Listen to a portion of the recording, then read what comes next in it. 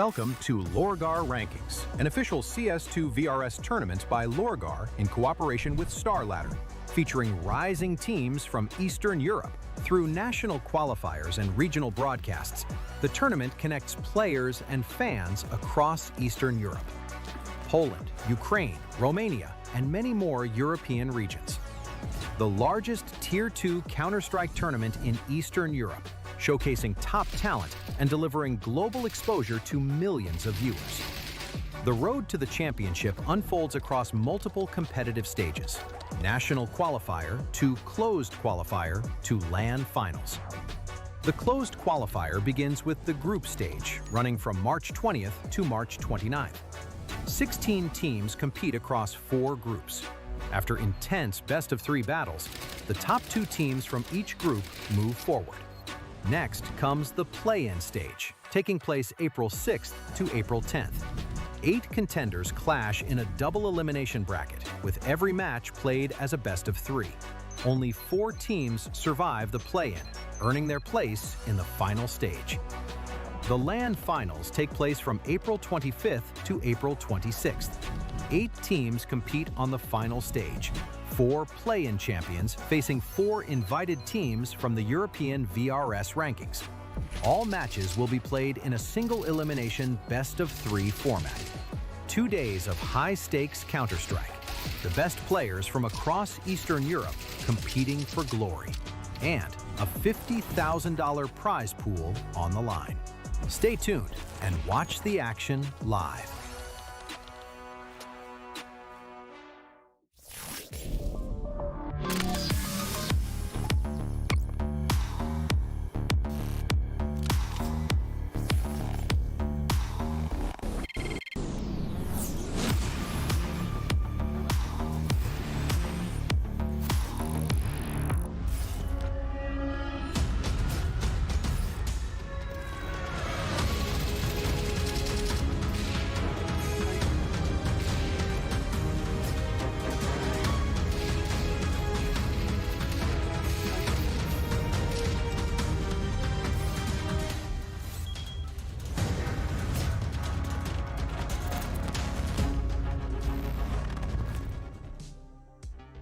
It's a new day and welcome back everyone to the LORGAR Rankings Close Qualifier, brought to you by StarLadder. An earlier start in comparison to all the other days that we've had so far in the competition, but this is because we've got 3 best-of-3s on offer today.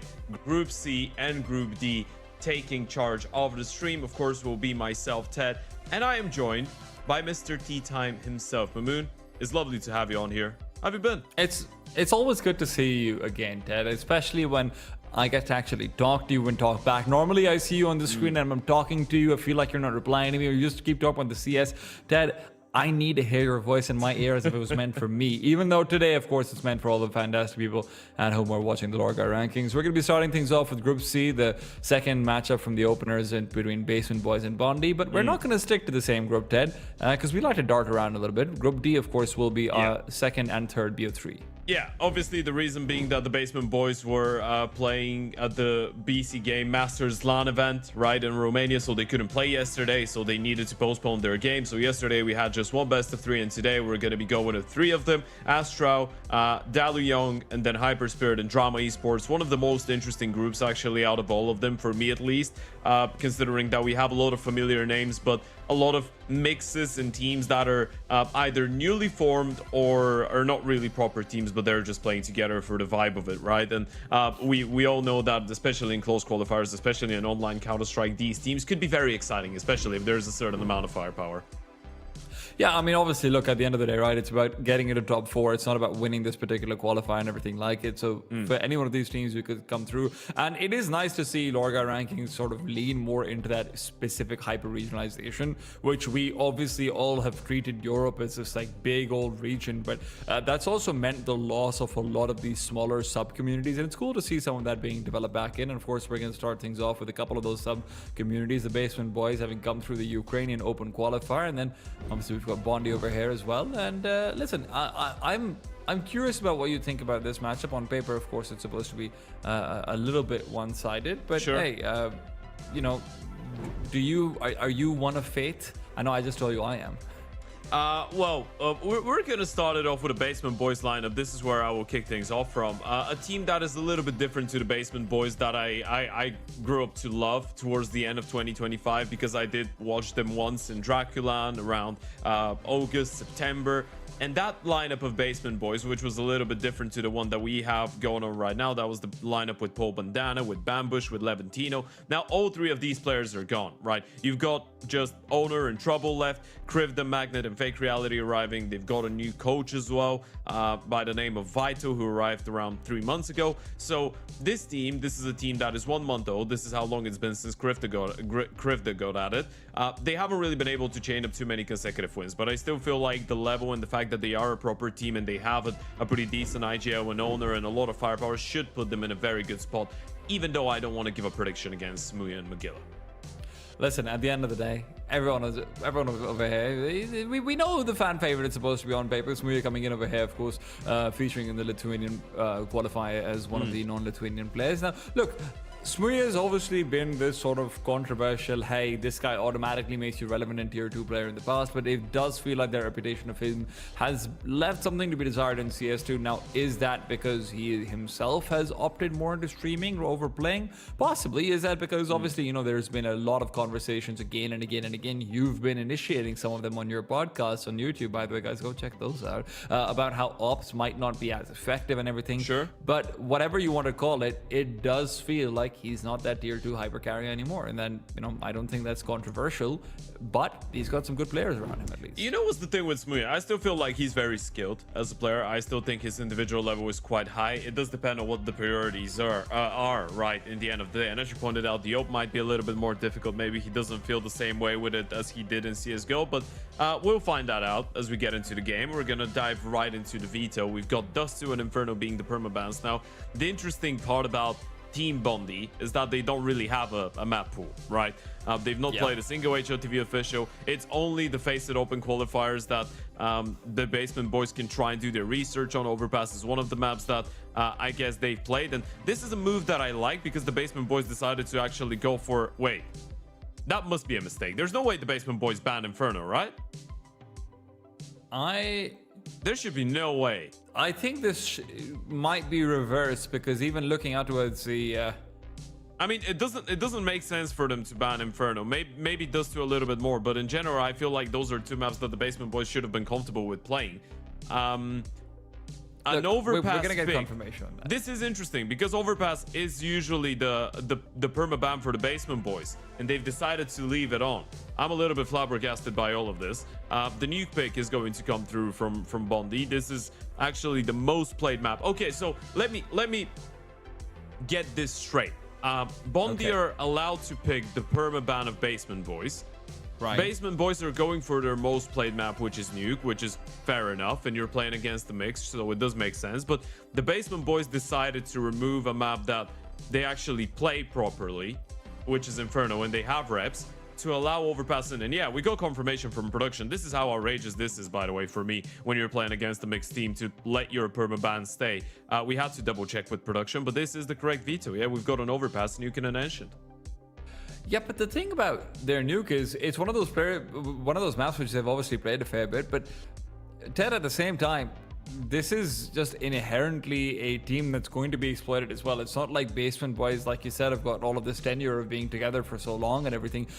They've been trying to build up their map pool with this newer core, and to be very frank, Nuke's been one of those maps where they've looked kind of mid at times, right? Because in a lot of these other maps, you're looking at them getting closer and everything, but Basement Boys, very often, if they come out against a team that has had good reps on this map, you know, you're looking out towards your Tricks of the world, you're taking out, so even, you know, the former sort of as your Tenacity core and everything, these guys are only getting wins over teams that they should probably be stomping. Their only really impressive map takeaway might be versus Brasilushkilos, and even that was like a triple overtime. You don't think Passion UA was good?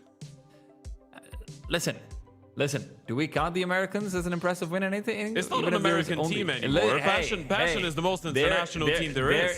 They're in the Americas RMR. Yeah, they can be in every single RMR. They can compete in all of them. Listen to me. I'm not going to take anything away from a team that's got Senzu in it, obviously. Yeah. Look, that's obviously very impressive. That's a big win for them to come out of here, but I still just think this is incredibly risky versus a team where quite literally, you don't really know what they're going to be doing at all. Sure. And yes, it's been a map that's been getting better for you, but equally on the other side, you've got overpass being played against you, which you don't have any reps on in officials over here either. It's a scary place to be in the map, Vito. Yeah, I feel like in general, this is a veto that is making this entire game look a little bit more interesting, right? You've got map number 1, which is the permaban for Basement Boys, has been allowed to stay in. Then you've got a nuke, which has been a little bit hot and cold at times. Now, for the side of Bondi, just for a quick introduction to who all the players are, because obviously everyone knows Smuya. Most people should know Magilla at this point. He was part of that Fingers Crossed lineup most recently, and he's a very versatile guy, right? He was known for playing on a lot of these mixes with Smuya even previously, but now he's gathered up a little bit of knowledge on how to play Team Counter-Strike a bit more. This is him on the screen looking at his own HLTV profile. And what maps he's best on. I guess this is what we all do. What happened on the couch? Look at that. Is that dog food? Listen, I'm just thinking back to the time when Flusha would have his MVP medals open in front of him inside the game client right before he went into a game. Is this sort of that equivalent? Is Magilla trying to like sort of Flusha himself into the game? Are we ignoring the dog food on the couch? Look, I don't want to shame the guy for having a messy dog, okay?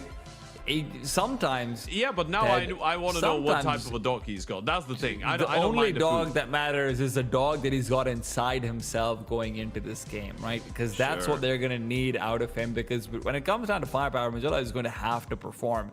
And let's be frank about it. Yes, he obviously has got more of a name than maybe a lot of these other players and whatnot. It's not that much. He's still a player who's definitely looking to make himself known. He's also getting into that place where, look, Counter-Strike's in a weird place right now where fewer and fewer players who are in their early 20s are being given like a legitimate chance unless it's like a gamble. And if you want to put yourself in a position to be gambled upon, it's qualifiers like this, it's tournaments like this, it's matches like this where on paper, Basement Boys is supposed to be a big favorite, but also they're still a relatively inexperienced team, so it's an impressive win if you're able to get it, but it's not an impossible one, which is what really matters. I don't think it is impossible. I think it all depends on the individuals showing up, right? Because obviously Magilla, having played on Fingers Crossed and before that on teams like Laser Cats, Copenhagen Wolves, Granny's Knockers, he's got a little bit of experience, and he's the type of a FACEIT demon that, especially in an open qualifier or close qualifier, is a very dangerous player to be against, even though he's a little bit more tamed now in comparison to a couple of years ago. And then you've got a bunch of people that have been playing professional Counter-Strike for a while but have not been that active. For example, you're looking at Preledon, I think it's supposed to be pronounced, the Latvian 27-year-old on the side of Bondi. He actually started his professional career back in 2017. He went through a whole lot of teams, played on teams called House Club, Revolt, Colion, but then he had a bit of a break between January of 2022 and March of 2025. Then he played for half a year between March and October, and ever since he's been a little bit inactive. You've got Streaken, 21-year-old, coming out of Lithuania. He played on Granny's Knockers as well, in that Lithuanian edition of Granny's Knockers after the Danes got out. And he's a pretty young guy without a lot of HOTV matches as well. And then you've got Rel, who's just 20, and he's got 3 maps, on HOTV. One of them with the Granny's Knockers in 2025, another one with a local team at the open qualifier for the PGL CS2 major in Copenhagen in 2024 against ESC. So all in all, this is a very inexperienced team. All in all, it's not a team of a lot of familiar names. But usually these teams, especially for me individually, should carry a little bit of firepower to them. I want to get excited about some of the younger guys.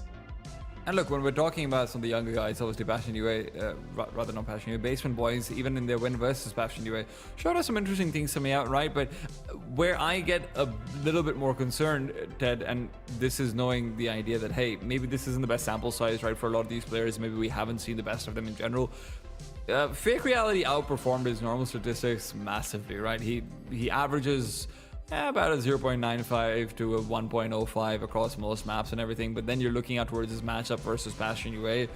Dude, he had a 147. He just had insane entry statistics coming into it. Felt like he was winning every deal that he needed to, getting out, critical kills and whatnot. So I do get a little bit worried if that's going to be sort of your path to success on a map that you're generally not that comfortable on, about whether it can be replicated. Also on the other side, by the way, can we just talk about the fact that JT top fragged versus them, right? He's not a player who's known for his fragging, to put it nicely. So obviously it's a team that's got a lot of potential, but realizing that can sometimes be the trickiest in matches you're supposed to win. That's not familiar territory to this team. I guess so. I think if we are talking basement boys, in all reality, I know we want to really build the case behind Bondi having an opportunity. In all reality, these players should be very comfortable playing online qualifiers. I mean, I know they've been losing to teams like X0 Tenacity, like Quentry, like Whitebird, like ASTRAL lately, but all of these teams are teams, right? This is the conversation we should be having here. We've got a proper team, regardless of being a 1-month-old team, with a bunch of guys that have played online Counter-Strike their entire life, playing against a couple familiar names and a couple people that have barely any experience in Tier 2 and Tier 3 online Counter-Strike. So all in all, a difficult one for Bondi. This one should be, but considering this is the first overpass the Basement Boys have played in the last 3 months, well, maybe there could be something to be said. However, starting on the CT side doesn't get more comfortable than that. And with 4 players over here on this B bomb side from the CTs, they're ready and waiting. Krivda, quick pick off. There's one, there's a few more. Turns out everyone's dead. 3 kills for Krivda to start things off. He's feeling good about himself. Yeah, that was a great flash coming out of the third player in towards heaven, right? You just waited for the sound cue, requested the flash, dually swing. The moment that you get the first kill is very easy because everybody else is kind of trapped inside of the pipe, right? So you can just go for the swing, mold him down. A triple kill for Krivda, 1 for Owner, 1 for Magnet, or Magant. How are we supposed to? I was so convinced it would be you're Magnet. you're gonna keep on changing that in your head every single time, just fixing it on your own. Maggent, the double G. Can we just call him double G? Sure, but my problem is that's a much cooler name that he's given himself. Yeah, I don't want to improve his branding until he's done something to deserve it. Makes me If he think picks about up a triple double kill. D from Ed and Eddie. Could be. Yeah, just the double G. Trouble comes through, and he is in some trouble, actually, with Magella picking up 1 and a second on top of it. They can recover maybe that weapon that was left behind. Bomb's also in a position where maybe you can find some isolated duels. Now, this is where overpass for the CT side can get a little bit scary. You want to push out, look for some information when you know the T still have the bomb. Otherwise, you could be isolated into consecutive 1v1s. And for the T side, getting even 1 more kill over here is going to be a big win. It should still be tough. No armors to work with, no utility. Magilla's low on HP. Push in towards T-spawn as well as in play coming out of Krivda. Now, you've left them a gap in towards connector down B, so Mr. Double G probably rotates down. That's a bit of a whiff out of fake reality, considering there was no armor on the other side. Probably should have been able to get at least 1 kill. Krivda should have been hurt. As well. Still a little bit tough to win that fight, right? You know the MP9 lands 1 bullet, you're dead. Down over here is really the biggest enemy. Double G comes in from the side, picks them both up and gets it done. Still, very expensive round over here for the CT side. They're going to want to make that next one a little bit more comfortable. Otherwise, you could be facing down a full reset. Yeah, at least they were able to recover that second M4, right? So you just lose the pharmacist in the MP9s, which is, I guess, somewhat of a silver lining, a consolidation prize, if you will, and you do get the 2-0 start. But it will be interesting to see what Bondi can do, especially on a map like Overpass. This is not usually a map that is that easy to control on the T side when you don't have some pre-made stuff, when you don't have a lot of experience playing as a 5. Maybe they do, man. We don't really know. Maybe they had a short boot camp before this. Maybe they pracked. Maybe Smoothie just had all of his strats from Big Clan saved up and he just links them with them like, hey guys. Hopefully not. Trust me. Trust me, bro. I'm telling you, this is gonna work. Yeah, trust Speaking me. of this is going to work. From 2019 is fantastic. Hey man, revisit the classics. Felt like they would have been able to find that kill over there on the Streakin, but despite the boost and the good damage, he stays alive. Now, he's not going to be able to do too much in this round. That's a separate conversation.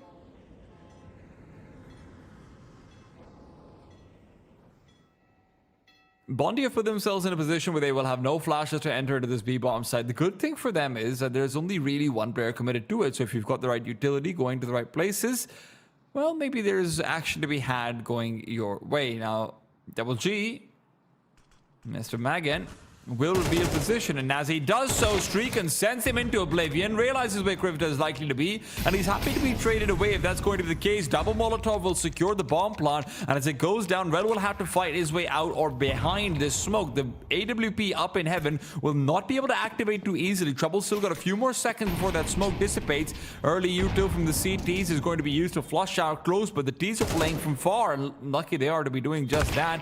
Rel peeks back out. That's a mistake. Trouble starts bringing the round back, but Smooya is waiting for him to push forward. He's really hoping to catch him out on the jump down.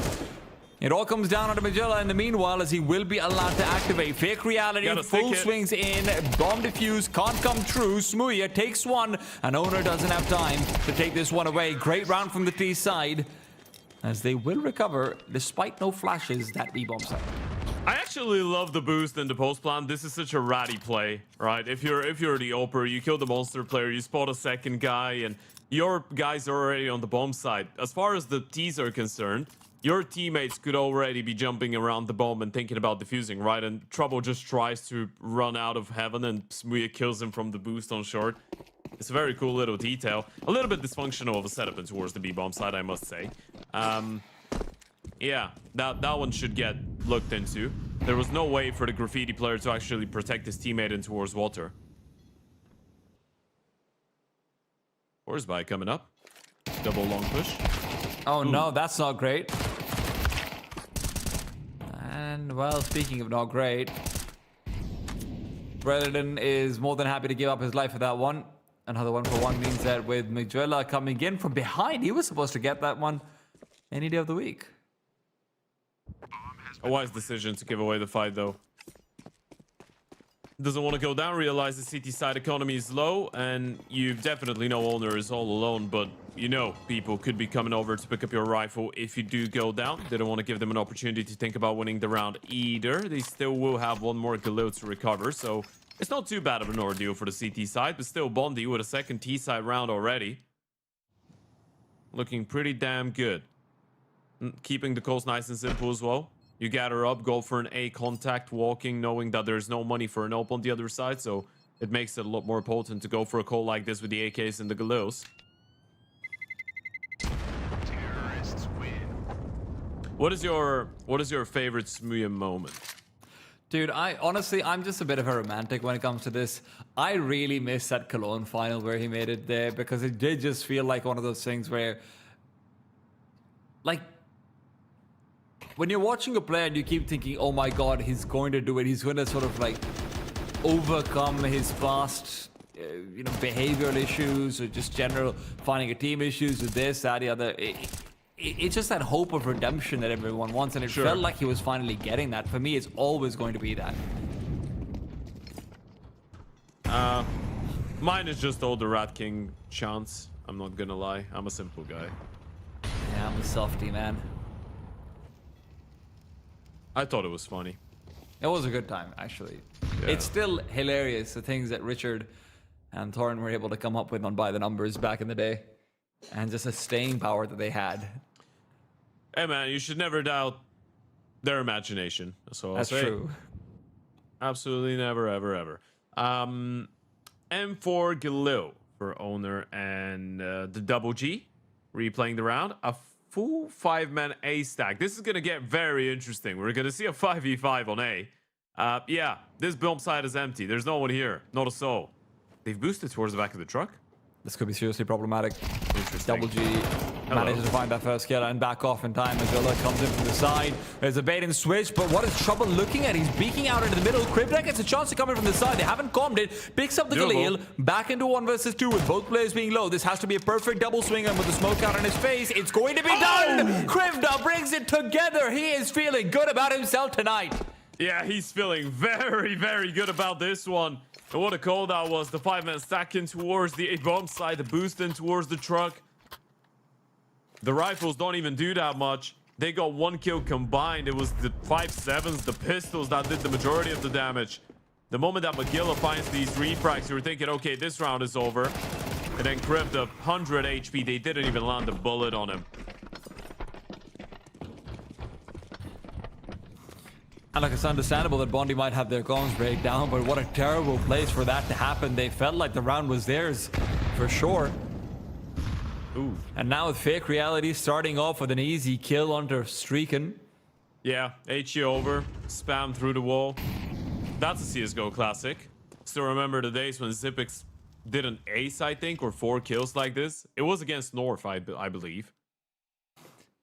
Ah, man, I forgot about North. Yeah, nade in, spammed them down. I even think I remember the event. It might have been... Ooh, it was either a major or it was DreamHack Stockholm. Couldn't have been DreamHack Stockholm. Astral's got 16-0 in DreamHack Stockholm by North. No, but it was 3 minutes. Fully blind. Overpass was and close. Double G is just looking so damn good right now, man. Wait, Astralis got 16-0 by North. You threw me in a bit of a... I don't think they did. That's the event where MSL got the MVP, right? No, They yeah, 16-0. DreamHack Masters Stockholm 2018. The third map was Overpass, and it was a close game that North won with a B-Rush. There wasn't a 16-0, I'm pretty sure. I think they played them once in the group stage as well. I Well, will check this right now. I am willing to bet a lot that North has never 16-0 Astralis, because I was a North fan, I would have remembered. See, if it's a 16-1 or a 16-2, maybe there's a possibility. 16-0, I don't think it's ever happened. AI says you're right.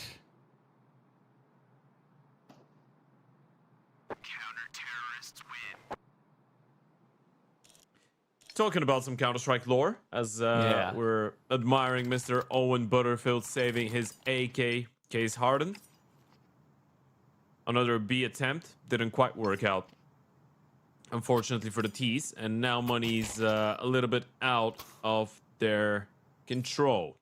Smooya's got an AK, everybody else is going to be rocking that full-on eco, so maybe it's time to roll back there, Smooya. Come on. It's a Smooya 1v5 with 4 pistols to support him. It's a donk type of round. Apparently, Astralis has never been 16-0 ever, according to AI, which I don't know if I believe, but hey, man, if that's true, then I just lied to you on multiple levels.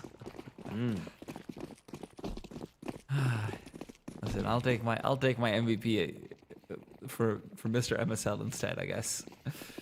Still one of the wildest events ever.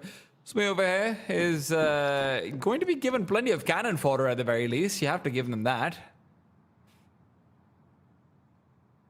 They know how to set a man up. Smee is playing oversight.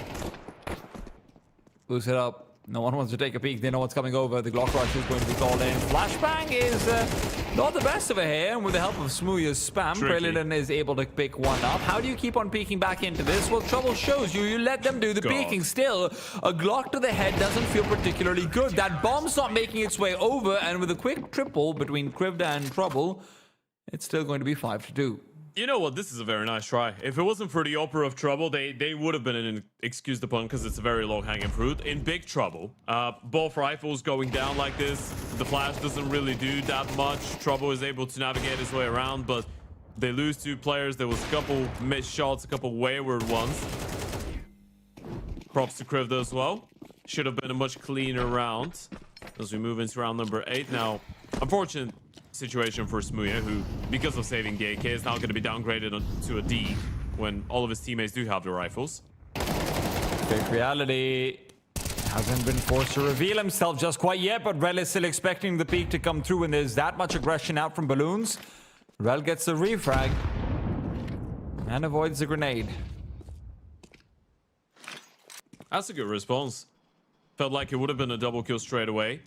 Issue is they haven't spotted the OP yet. Then you look at the util. Rel is the only one who's got a flash and a smoke, and that's about it. So if you're thinking about a potential execute, it's not happening. They are going towards the Oper without any util as well. So this is a great opportunity for Trouble. Issue is he's double scoped in towards long. There's no way he does this that. This is terrifying. He just gets taken down despite getting even the shot off streak, and fortunate to live over there. I mean, you see the upper push. This could mean two things, right? First, it could mean I'm all alone and I need to make a move. Secondly, it could mean we've stacked A and that's why I'm making a move. But even if you stack, it's probably not going to be the upper, it's going to be the rifles to make it, right? So, pretty simple for Bondi. Just walk into the bomb site, get the bomb planted, realize they're saving on the other side of the map, and they probably won't even bother coming around. Should be a third round. Even though the CTs do have money. Owner's low on HP though, so I guess that discourages them a little bit.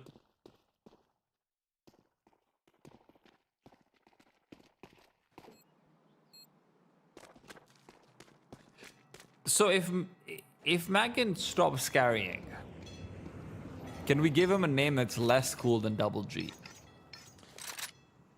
Ooh, let me think about it. Can I just like if Can we at any just point call Magan him chokes, MGT? if- MGT. if he chokes, can I just call him ENT because of the He's doctor? inting. Yeah. No, because of the doctor. Okay. Like, you know, the ear, nose, throat specialist that are supposed to like help you when you're choking. Sure. I was Might be thinking too much of something a like deep cut. MGT. Let me see if that has any meaning actually. If his name has any meaning. Sure, yeah, that might help. That's a good place to start. Yeah, let's not butcher someone's name. Yeah, I'll give it a. Sure. I'll give it a quick. While he does, Search. though, one thing to keep an eye out for is going to be Smoothie's AWP. Trouble showing us some good stuff with his own op, and even if that was largely in the anti-eco, look, around's around, and that was not a guaranteed one going in their favor. So it can Smoothie show us, you know, one of those around situations. He'll start things off playing it slow, watching out for any potential monster side plays. None of those will be coming in. So With a quick smoke out, it's not doing much. I've returned with some lore. Apparently, All right. Magent means mighty in Dutch, but he's Ukrainian, so that makes zero sense. Is he Dutch Ukrainian? I don't know. Maybe, but Okay. it means mighty. I could see that. Smooya, there you go. You can see Trouble getting taken down with a quick AWP peek as well. Smooya will unlock the entirety of Banana over here, and with that, Owner feels a lot of necessity to start pushing forward and maybe retaking it. If he doesn't do so, then you have to take long.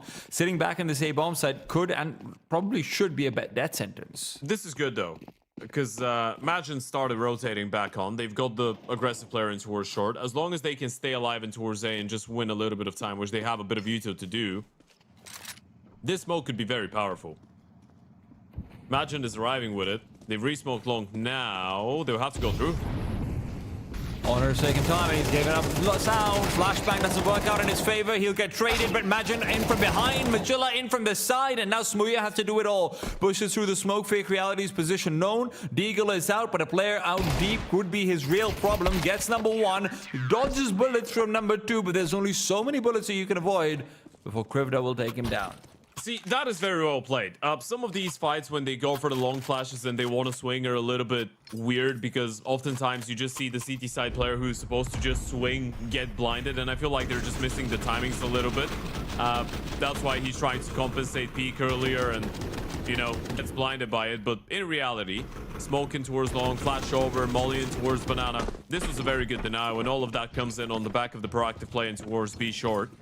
Of course, this entire event is presented to you by LORGAR.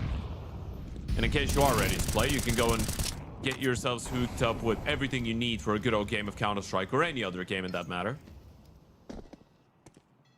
LORGAR has it in store. Or online. You get the idea. Yeah. And Smooya's getting all the ideas going his way. Look, opening kills, good for him. But conversion has been the problem for Bondi regardless.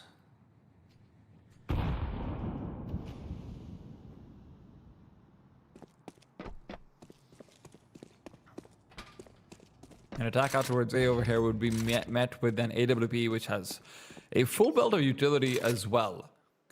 And with the amount of time that's actually left on the clock, Basement Boys can feel quite comfortable keeping these players over here out on B for quite a while. Now, pushing through the smoke would be a play. I'm not saying it would necessarily be a good one, but we're not going to be sure about that for a bit. So Utah starts sailing out. Trouble knows that this is going to be predominantly a mid-sided push through. It can't back off in time. Really have to question some of the decisions coming through over here from the CT opera. Yeah, it hasn't really been that solid, has it? I think it's... No. It is very telling that this is a map that they don't usually play. There are some things that look a little bit labored, a little bit dusty. Bondi have been doing a very good job taking advantage of it, though. I feel like they've realized that there is some issues with some of these A bomb side holds, right? And they really are abusing that A bomb side right now. B is not really working out as much. Obviously, you need to deal with Owner, Krivda, and the double G in most of these rounds, but Trouble has had a couple issues. Owner has been doing an all right job in towards A, in all fairness, but still, it does feel like it's not been really clean. These are some problematic exit kills. Problematic because the T-side economy is not great. So his job well done by Owner. Harmed him a little bit.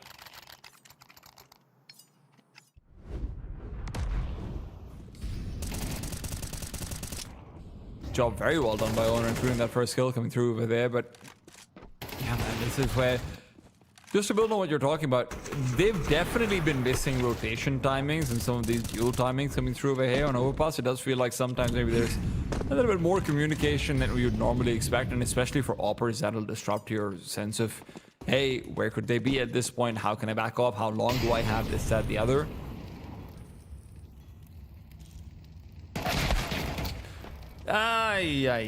Streak and just swings through, gets a bit of trouble when he's fully scoped in and ready to go. That is, again, one of those positions where we're not getting the best out of the Ukrainian opera.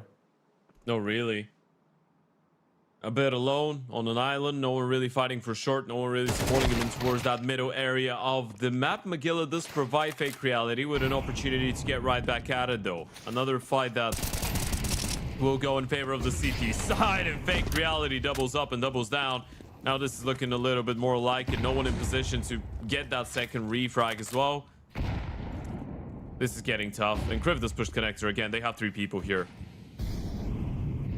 You have to ask yourself about how they're going to be able to move past. Even that HE grenade coming out from Fake Reality could be incredibly crucial to pop open a smoke, try and divert attention away, anything of the sort. Smokes are now down for the T side, and Fake Reality still in position. He's going to get one for free, and he wants to swing out. Smooya gets taken down by Owner coming in from the side, and Owner finishes them all regardless of that early kill onto the AWP. They're just not able to find any map control off of it. Bondi, one thing you have to say, Ted, across this entire T-side half, they've not really done anything with connector control whenever they've had it. We haven't seen a single rotation between bomb sites. We've not seen any sort of trickery or skullduggery added into the mix, and they're suffering for it. They got a little bit hard done by the smoke because they did smoke. Look at the way that it spreads right after Fake Reality gets the kill. But for the first 2-3 seconds, he has a gap. The idea is not too bad. If they want to smoke off the right-hand side and just fight long, fight behind ice and isolate the truck. But yeah, things didn't really work. 7-4 now, 3 rounds between them. This is actually quite an important one. If Bondi get 5 rounds on the T side of Overpass, it's a phenomenal job.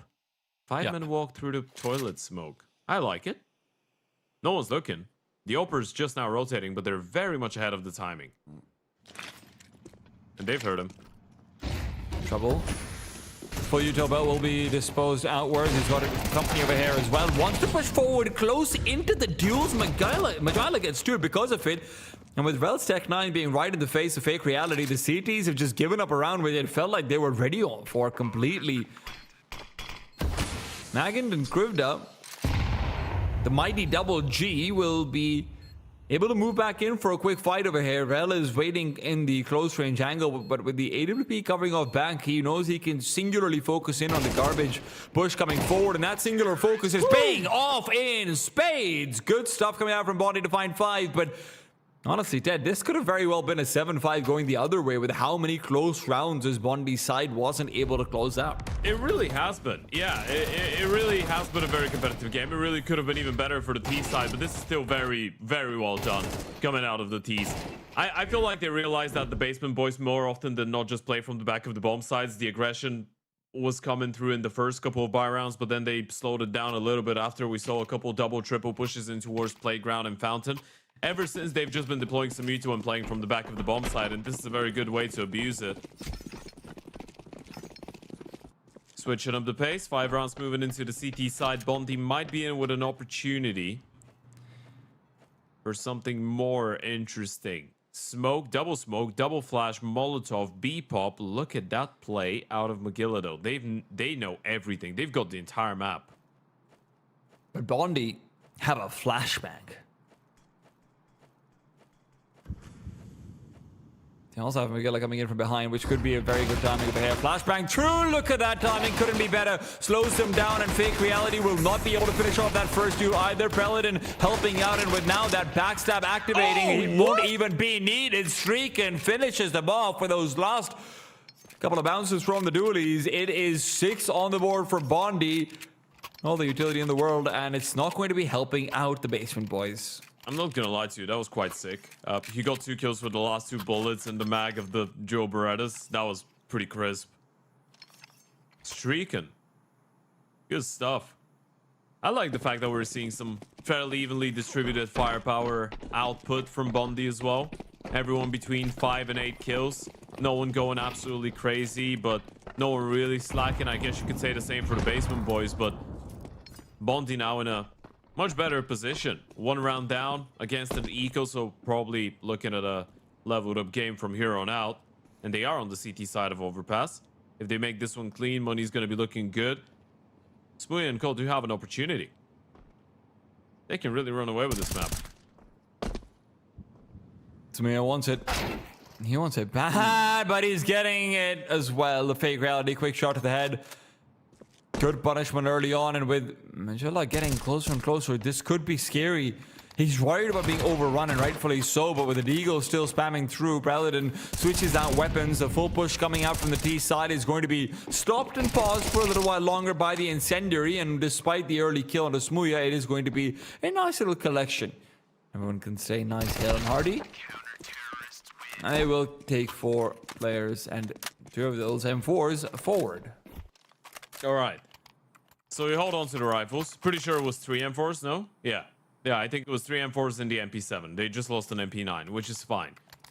You've got the rifles. You've got the money. Things are looking good. How do you want to play that first buy round, though? If you are Bondi on the CT side, I feel like at a certain point, maybe you just want to start hitting them hard. See if you can abuse that aggression in towards connector, and towards balloons, and towards middle. See how oppressive you can be against the Basement Boys. Speaking of it. Another boost coming out from Smooya. That's very good. 135. They've already helped the short player get full short control alone. That's Magilla. And they can back off before the T's had the timing to peek from balloons, so they had no clue what was going on. The only issue is the moment that smoke starts fading, Magilla's going to be in a pretty open position, but he decides to stick around. He's maybe lucky in a situation like this, but he also feels like he has to explore. Pushing forward, back into connector. He's got control over Banana because of that position. Preledin, careful now. Krivda's going to start to move into the B-bomb site, and you don't have anyone there. Preledin at some point is going to have to go back to reinforce. Yeah, that smoke into towards short kind of gives it away. So the T's should know there could be a lean in towards that A-bomb site. No one has been looking at Monster. No one is looking at Monster. Preledin should be thinking about the possibility of a walk at all times. Genuinely terrifying as a possibility, even. Owner, push forward. You felt like he was going to take that one away, but despite Red losing a lot of life, Heard the steps. we'll keep 18. He's heard him. And into the B-bomb side they go. 20 seconds. Time is low. Bomb hasn't crossed yet. Fake Reality with a quick drive-by will be able to put the bomb down, but with a Molotov rather than Incendiary going closer to the site than not. Trouble's the one defending it. Smooya's been caught with a nade out in his hand, and it's going to be just the 2 CTs left, and Rel's HP doesn't feel like he's going to be able to contribute anything to this retake. It's best case scenario to back off over here. Best case scenario is not going to be realized. Fake Reality comes through 3 big kills. See, this is a little bit upsetting if you're on the CT side, because you feel like you had the entire map. You feel like you had the right idea. You get the kill in towards A, your player in towards short, hears them running out monster. Rotations are coming in, you have so many people in towards the bomb side, but then things start falling apart. You can't win the first fight. Then Smooya's just walking out thinking his teammates got this covered, but he actually takes the left and goes to hug the wall. So Smooya was just exposed to the timing of the peak.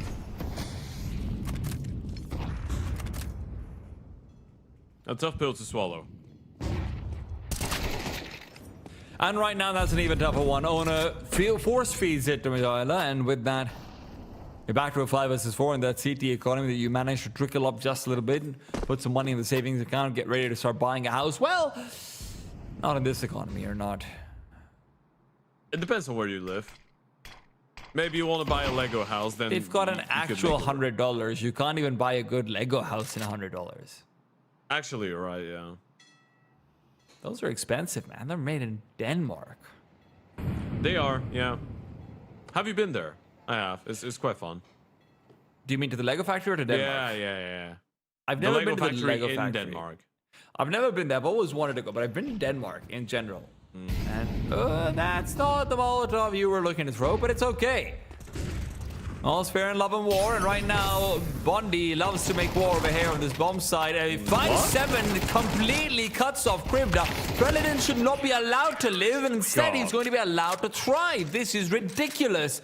Basement boys, somebody call a timeout. Vital needs to talk to them. Yeah. Okay, shall we try and explain everything that goes wrong with this BXEC? So, first of all, the Molotov Okay. you probably... Oh, also the Molotov, right? We all know that shouldn't have happened. Then the connector player is actually playing on time. I would argue that maybe he can delay himself a little bit more, right? As his teammates are not really getting contested in towards B. And then Krivda, who's supposed to clear out waters. You know you're up against the low buy. You've not seen anyone dildo. You've not seen anyone playing towards the barrows. Not anyone close monster. Peaks water with an 8 in hand for short. I think that's about One it. down. Relish just mowing them. And it is going to be 5 alive for the CTs over here. Ted, Yeah. this is worst case scenario over here when it comes to the mental side for the basement boys, right? Because now you don't have any preparation on this team. Your coach can't chime in with like, well, guys, listen, man. When it gets to late rounds, they like to stack out towards this side. No, there's none of that. What do you lean back on? You just lean back on you playing a little bit cleaner, right? I think if you are the basement boys, you don't need to crack the code. You don't need to come up with some kind of a next level otherworldly solution for what Bondi are doing. I think you just need to be a little bit more focused in the protocols that you're making, right? This is in general probably the mindset that a lot of teams would have when they are the favorites going into a matchup. Just focus on our own game is the trivial answer, but there is a lot of truth to that. And they will still get opportunities, but it's not like Bondi have not been putting up a fight. Playing pretty decent Counter-Strike, all in all. Quite cohesive as well, especially for a mix. Been surprised. I won't lie. And maybe they can continue to surprise you over here. I haven't even needed Smooya's op to necessarily be the starring factor over here. His rifle has been plenty good. And he's always had that in him. He always has. And now the game wants to ruin the op, so he's got an even bigger incentive to be playing the AK when he can. There you go. Thank you, Valve, for giving us more rifles, because that's what everyone wanted. Hell yeah. Caught out.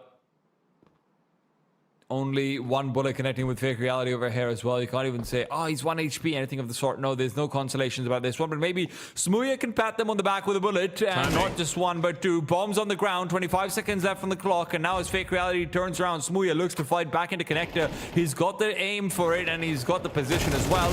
Reladen can't overrun fake reality, and now they've still managed to make their way onto the bomb site. There's plenty of kits en route. A Molotov shouldn't do much. Smooya is going to drop the bomb once again. Trouble, can he make his way over? It's dropped behind the dice, so it can be planted. Trouble in this 1v2 has been given maybe a longer lease on life than ever should have been allowed, and now has the opportunity to back off. Instead, it's going to be cut away from the bank, and as he peeks back in, Trouble's aim has been shaky for most of the game. Otherwise, his positioning was not bad. Turned that into consecutive 1v1s theoretically. It's just he lost out the first one.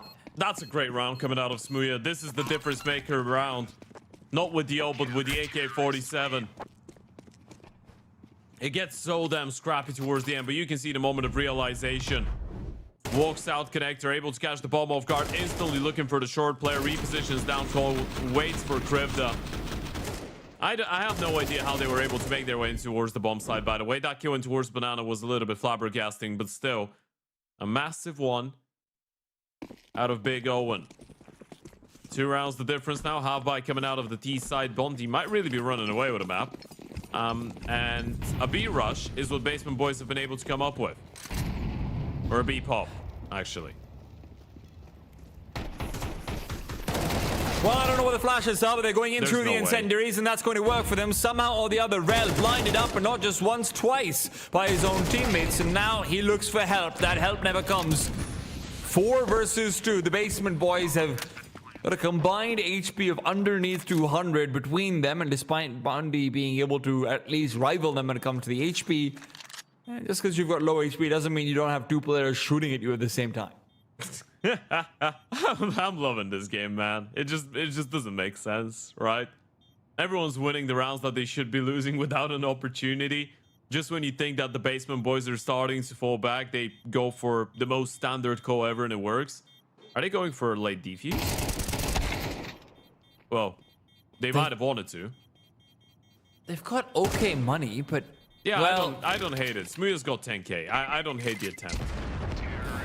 And you knew also that's some good information. I don't hate the play at all because you know you have a 2v4, but you know your teammates have tagged the 4 players, right? You know some of them are low, so you know they might want to start running away a little bit earlier from the bomb site. It's all right. They still have enough money for reinvestment. It's not the worst thing ever. Smooya, why not have that money in the next round? He's fully purchased into the AWP over here. CT side is where you expect to see it shine, but he's been looking so very good on the rifles as well that feels like a bit of a waste. Can he make me change my mind? Starts off for the boost early on. Opportunity over here to take down Krivda. Will be able to put it to use. That is excellent.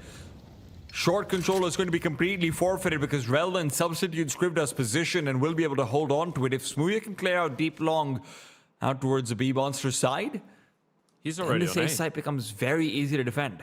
That's a very good rotation. The reason they're trying to take fast control in towards long without losing a lot of util is because they've seen Smooya in towards short. If they turn the angle, if they get overzealous, they might get caught off guard.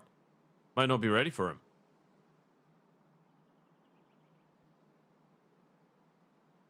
Time aplenty for the T side. But a drop down from trouble that would have surely been heard.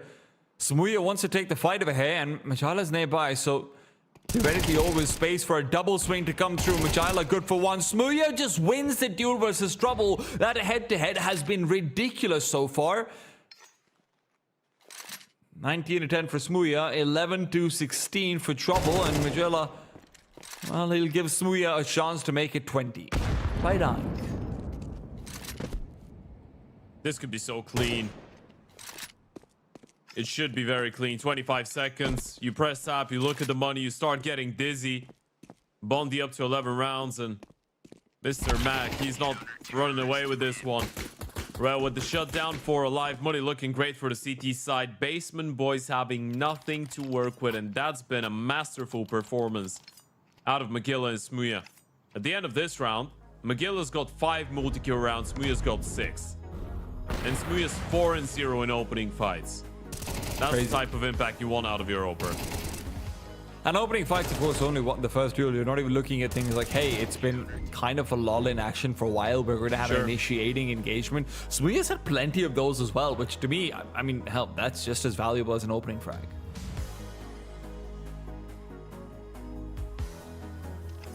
Tactical timeout. Might have been a little bit late for the first one. They've picked up 2 rounds only. Might not be the time to be looking at your Steam friend list. Yeah. Yeah. You've got other more urgent things on deck.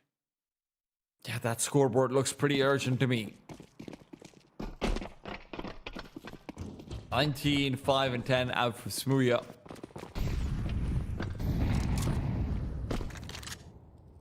Drop down plenty of players and hope for the best is going to be the name of the game for Basement Boys. Now, this is a bit tricky. Magilla doesn't have a Molotov, but Smooya's in a very good spot. If Magilla hears the steps and calls for it, this could get... Oh, that's a very well-placed molly. They're not going to go through this. That could have gone wrong there with the timing, but the smoke is actually... might give it away. Smooya should just turn around and hold in towards connector. That's probably what he will do. And Magilla's already pushed in towards T-spawn. If the B players can delay with Yuta, which they have a lot of, Magilla's going to be in a great position. Whether they use it or not is a separate question, though. They've been caught out with Util even in their hands at times, but look at the rotations coming in, man. All 5 players for the CT side are going to be ready to choke out anything that the Basement Boys have to offer. Magilla comes through, finds himself the first, and with Smooya picking up kill number 2, this is the CTs that are forcing Basement Boys to just fall apart. This B-side stack has paid off incredibly well, and you're going to see a 12-9 in favor of Bondi at the end of this first map.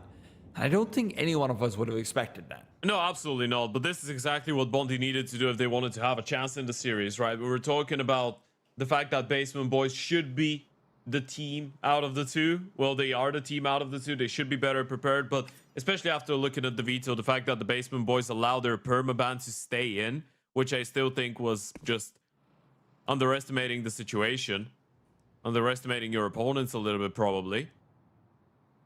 Bondi had to punish, and so far they have been. Magilla confirms that final kill. No bomb plant, meaning you're just going to be working with the loss bonus, which unfortunately for you is not even 3,400. You're looking at 29 per player bonus money. Ever good. And Very again, good man, proactive play. this is where Basement Boys, you contrast it out towards the T side for them, or the CT side for them. Look, they very often had rotations. They very often had people that looked like they're in the right position, and they just lose out on duels. They maybe get overwhelmed. They maybe miss out on timing, something like that. Some of that is showing up over here on T side as well, and that lack of play is going to be coming in. But with Magilla being traded out, Magent is going to be bringing this into a 4 versus 3. Now, Smooya pushing forward over here is going to be a serious consideration that they have to think about, because combine that with Streaken's position, and Smooya should get at least one over here. The bomb is also on the ground, which is certainly not going to help. Smooya caught it just in time. Owner doubles back in with fake reality, punching out Streaken's lights. This is suddenly a T side that is looking like they are putting themselves in more trouble than need be. Rel could finish off that kill with an HE grenade. Smokes are out and about. Man, there was 2 Molotovs, and he just ran through both of them. The eternal flame, it never ended. He's nearly dead, and he's... He just saw one guy that didn't land a bullet on him. Aw. That's romantic. Cute. Who's that? That's Preladin and Magilla, right? Yeah. How Yeah. sweet. Every night in my dreams. Alright, I think Flushes. it's fine. Yeah. But only in my dreams, unfortunately. Now, listen, he does have a kid, and he is starting to bring back this T side. So even if he can just get one more kill over here, that no wouldn't be way. bad. Magan is going to take the peak and get it done in time to not lose the op. And this T side, it's not insignificant that you're losing these guns. You could end up down on a little bit of utility here or there. I think they might even be losing out on an AK potentially. Yeah. That was a bit unfortunate. And if you're Smooya, you're probably thinking, why the hell is this guy moving like this? Because I just heard him go down connector. Now he's coming back. His teammate is also making steps. How do I know who's going to peek? Aggression works for the T side. Straight up, let's run through the mid smoke. Ooh, failed monster smoke. Ooh. Not on Good. purpose. The AWP coming up through the short. And attention potentially being divided between Monster and Short. This could be problematic. Streaken loses his life, and a deep incendiary is only going to push them back while Owner comes forward. Preladin thinks that he spotted out Owner, but Owner's getting a lot of real estate. He's pushing all the way up. He peeks back out, takes away Preladin, and you've lost out full B-bomb side control. How is this T side bringing it back? Smooya re-peeks back out into Magent, and again, look, say what you want about him, but Mr. Double G's been having a pretty decent game. Bar maybe a few rounds. This is not one of them. 11-12, and this time with A lot of numbers saved. Yeah, this is a little bit funky. Also, we did get some info in chat that apparently the Basement Boys are calling him MAGA. MAGA. MAGA. I feel like sometimes you shouldn't listen to players if that's true. Yeah. In the current political climate, I think I will stick to Magent. Sure. Who am I kidding? I love me some good MAGA. I don't really, you know what? I feel like I'm not getting where you're going with this. MAGA is the political slogan in America. All right. Oh yeah. Okay. This is what you're talking about. No, but when I hear MAGA, I'm just thinking something to do with a magician. You know. Yeah, magical. I guess. Yeah. Yeah, it sounds very anime. Yeah. Like the Magi or whatever that one old anime was called. God, brings you back to the young days. Crypto, he's living out his young days, well, youngish.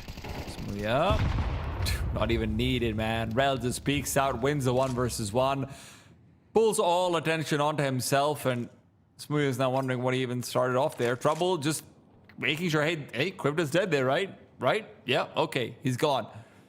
Megillah going to be a little bit unexpected of here. They will be able to spot him out, but that also gives Smoothie maybe a little bit of cover. Megillah will be able to keep scoped in. There are 2 AWPs out onto this A-bomb site. One of the best bomb sites to have 2 ops on, and Megillah will show off that secondary as well. Bondi, they've pulled out all the stops for this round, and with the double op being prioritized over a rifle for Prelidin, at least it's paid off initially. 5 versus 3. Man, there's no way they've just called, let's double up on A. Screw that. Let the FAMAs the 5-7 and the M4 play on B, and we're going to win us the round. And it is working.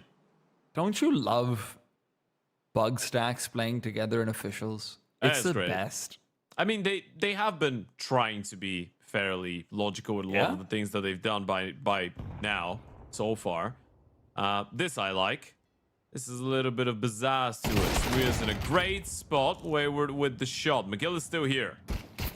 They've taken out one op, but there's still one more to go over there, and Megillah realizes there's more than one angles to cover as well. He's dodged out the flames, focuses in on long, the flashbang is good, the timing is not, and owner's spray transfer can't continue, but with Magent picking up one, it comes back to the farmers, and now maybe you start to wonder, now maybe you start to regret it, but maybe not. Streakin coming in from the side has been a question mark at times when Magent is the answer for Basement Boys.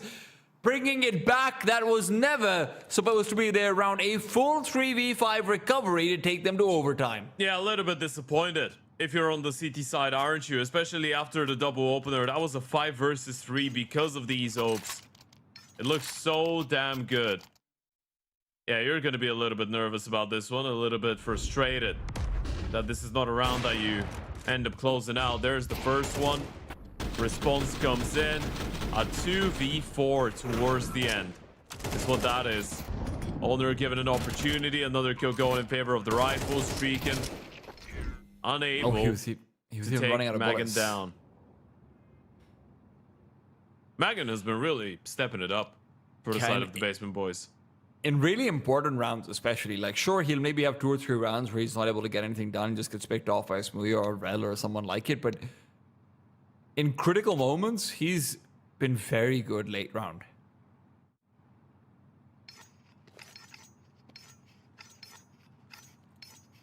Double op will be maintained from Bondi.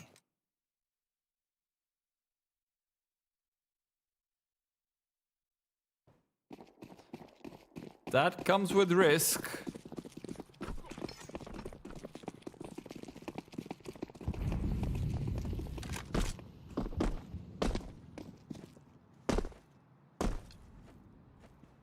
This is a tricky call for the Basement Boys. They've not necessarily had the best of luck out towards a B bomb site unless they're just finding a pick or something like it. Very often it's been aggression from Rel, a boost from Smooya, but Streakin takes their place instead.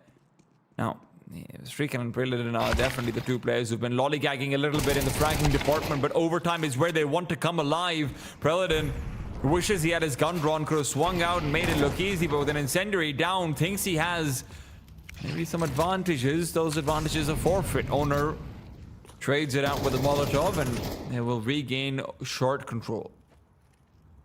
Or will Reboost in the they? middle of the round is cool. That's nice. They even had the flash from Rel. No. Nearly getting a double kill, but this is still a very sick play out of Bondi. Owner is a lucky man to be alive, but still doesn't really change the fact that this round feels a bit unwinnable for the T's. With that re-smoke out towards Monster over here as well. Fake Reality wants to push forward and through it. Predator knows that he's nearby. Fake Reality gets the adjustment but can't get the kill. Will be left with barely any HP. Owner, the same can be said for him, but as Preladin is going to have his biggest opposition dealt with, it's the one bullet battle between Owner and Preladin. Bondi, that 13th round that they've been hungering for, is going to be found quite quickly. All right. There's the one bullet. It's right through the skull. Nice shot coming out of Owner, but doesn't really have the time. And you're trying to get another kill. He's not winning the round, and I think he's now realized it, so time to get out of here. Yeah, he doesn't get spammed. If He's lucky it's an op. Yeah, that's what I was thinking. If Smoothie even pulls out like a USB, I mean, he must have obviously not realized it. The guy's on 2 HP. Also, it is a USB going through the wall, you know. No, I meant on the jump up. If he just scaling it. Oh, okay, yeah, sure.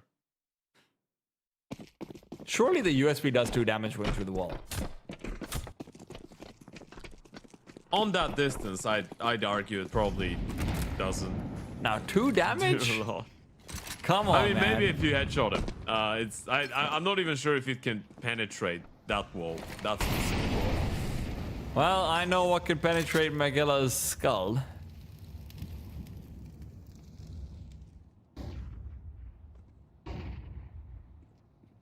Basement boys have not been looking like the team that should be able to clean up their opposition on paper. But, ooh. Again, drops down, resets back over. He's worried about having been spotted or at least heard as well. Full clear from Fake Reality, but over here as Rella's pushing forward back out to long. If he's able to come through and go for a late timing, this could be tricky. Basement boys are regathering back to B though, so Rel's not going to be the largest risk, if any at all. Yeah, Streaker needs to dump his Yuto right now. He's all alone. He's got a smoke and a Molotov. You need to do something. Molly Monster, smoke short, delay for the rotations to arrive. They'll try and help him out, but it might be too late. And then here he comes out. He's going to be able to keep himself alive with the smoke down to his side. But the question is, are they going to start pushing through it? They're certainly thinking about it. Quivda moves in. Dink for dink. And Quivda's is bigger. Preladin comes through. Recovers one. But there's a lot more where that came from. Especially with the deep smoke down. Allowing Owner to go for the crossover. A boost over here is asking for trouble. But Rel is delivering that trouble through the smoke. Smooya can't trace him. Rel coming in from the side. Inside the smoke. Pushing with barely any HP. Quivda comes in from the side. Preladin is able to take him down through the smoke while Smooya is boosting on his head. You're back to a 2 versus 2. Magnum's position is overrun. Preladin is still with the advantage against the Glock, but it will not matter. He didn't have head armor. They've not been purchasing head armor in overtime to save money because of the double offs that they've been going for. Oh, this is mental. This is absolutely mental. That's probably the most chaotic round you see all day long, folks. Opening kill out of the AWP. Quivda's able to get one back, and then the CT start fighting back. Rel with the kill from short. Trouble trying to keep them in. Preladin getting the kill through the smoke, winning a fight that he shouldn't have been, and then going down to a Glock headshot out of trouble. And Bondi might be in real trouble now.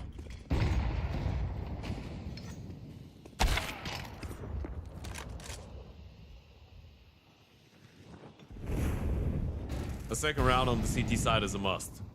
It is absolutely vital. And I'm not talking about Basement Boys' coach. Yes, goes back in. Owner is gone.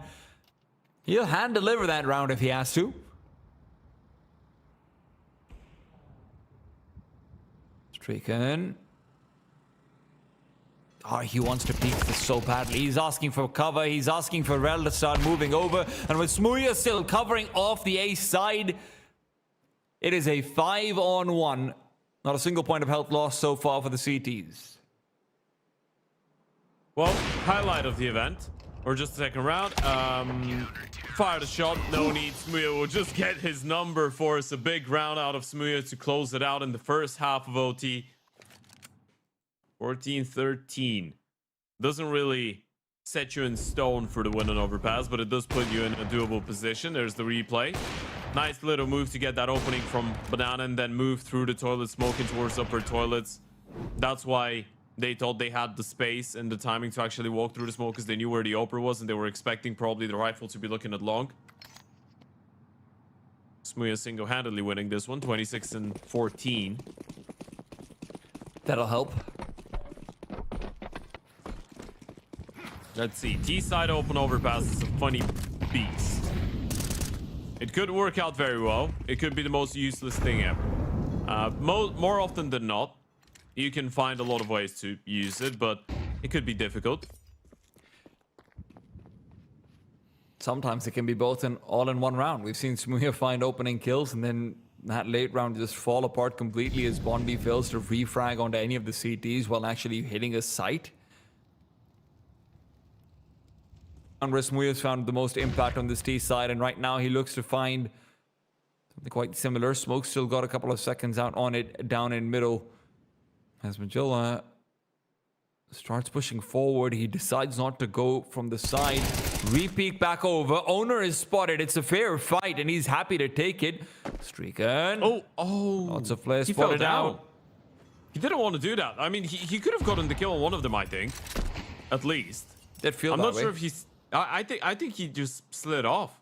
That's a bit unfortunate, because now they've heard him, and they don't see anything else in towards the A-bomb side, basement boys, so they know it's a B hit coming up. And the squeeze is coming out of here as well. Bondi barely any time left for them. It's a squeeze that they're all too familiar with, having delivered it themselves. Krivda taken down, early peek from Streaken is good, and Maggot is just completely caught off guard. What's going on over here, buddy? That smoke's not been blown apart. The trouble is backing away, and HE to his feet is certainly not going to help. He dodges most of the damage, and Owner back in the fray. It's a 2 versus 2. Owner with 3, looking for 4. Will find it. The ace on the line, and the round there with it. Streaken decides to deny. Streaken. I mean, what in the world is that second kill he gets? That's such a weird setup. Again, out of the basement boys. And we've seen that a couple of times in towards the B-bomb side, in regulation as well. But you're both playing the bomb side. One of you staring at Monster, the other one staring at Short. You're very stationary. You know the play is coming your way. The Oper's rotated. The first player dies. If you are the guy on the box, that was Magan in this situation, you just fall down water and you pray for your life. You stay alive and you wait. Your teammates are coming from short. The Oper is there. Him staying there and just waiting for the short peek is, yeah. It's a bit of a mismatch with how he should have approached it.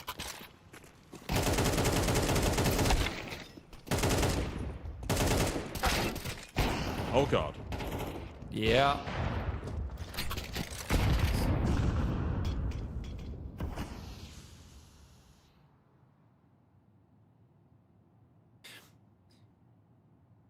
All on the line over here.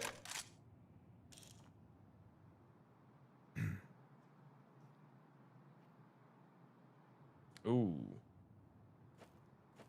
Heaven boost. Magilla will be there with the bomb. Drops that one back to Row. It's a good post-plant position all in all for Bondi. There's a good opportunity to close it out here and now. Krivda on 45. Trouble with the op. They do have 2 full belts of util, but Magilla in towards Heaven will be a massive spanner into the works. Big HE pack, but Trouble's just looking for a little bit more space. It's all he really wants. Magilla's gone. Krivda from above. No! That's never supposed to be allowed. Krivda moves out. He's just checking the side underneath him, and I mean, Magilla's just got completely off guard over there. Basement boy should not have had a chance in that post-plant situation. I might have misheard it, but I thought Krivda even made a step right before he got the kill. Magilla was looking in towards CT. Maybe they thought both of them were coming from the same place, and sure, it would have been a good call then. Or he thought he would just get ignored. Krivda just, yeah, he just sees him. He's like, whoa, there's 2 of them here and no one's looking at Heaven. Even the second kill is so messy. Well, there's a lot of ways to get a highlight round, Ted. That's one of the ways of all time. Boost up from Fake Reality. He's hoping to get a little bit of that Smooya action. Less so out towards short, a little bit more out for Connector and the play for it as Streakin dodges out any potential spam coming over. Now, Molotov from him. That's not sounding very good, but the Molotov actually gets slowed down. Owners lost so much life. Streakin ends up falling as they will get the call that, hey, he's probably low. We've heard the dings. Ready for the double OT, baby. Map 1 of the day. We've got 3 best of 3s on offer, but we don't really give a damn. Owner? This one might go forever No. unless they find their way back in. Owner does get called with his pants down. And now a third player will start rotating back into towards A. The CTs are quite ready, but this is still a 4v4. Troubles missed Big some of kill. these. It's good that he finally finds a head-to-head versus Smooya, where a lot of the times he's not even going to be able to get the bullet off in time. Miguela caught off from the side. Fake Reality sure takes his sweet time with it, but with that, Bondi will start to relocate back out towards the B-bomb side. There's only one player over here, but Krivda takes a good position. He's playing back pillar, will not be expected. Good for the first, and that's all he really needs. Rel can't be pulling this one off, but maybe he's got magic in his veins, not just ice. And indeed, listen, magic might be found, but overtime 2 is where the magic really happens. Yeah, this is a little bit scary if you're Bondi, by the way, because you do realize you could have even lost that if it wasn't for that one miraculous round that you win at the start with a very weird setup from the Basement Boys. But this has been a very exciting opening map of the series. We were really wondering whether Smooya, Magilla, and Co would be able to put up a fight against the Basement Boys. Well, they've been so close to running away with the map now, but both times they've been unable to get that final round. Owner, the IGL, is actually the only one individually that's provided some level of stability for the side of Basement Boys. And truthfully, he's a very proactive IGL. He's one that does play a lot of star positions, but eventually you need a little bit of support. Rather than asking for trouble.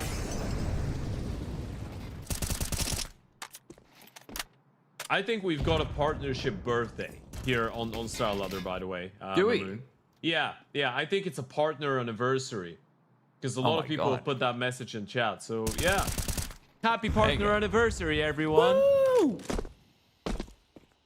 That was very, very cringe. But, yeah, happy partner anniversary to Star Was Ladder. my woo cringe or was your happy partner anniversary cringe? I think both. They just complimented each other in the worst way possible. Hey, I'll compliment you in the worst way possible anytime, Ted. Oh, God. Filthy. I like your eyebrows, Ted.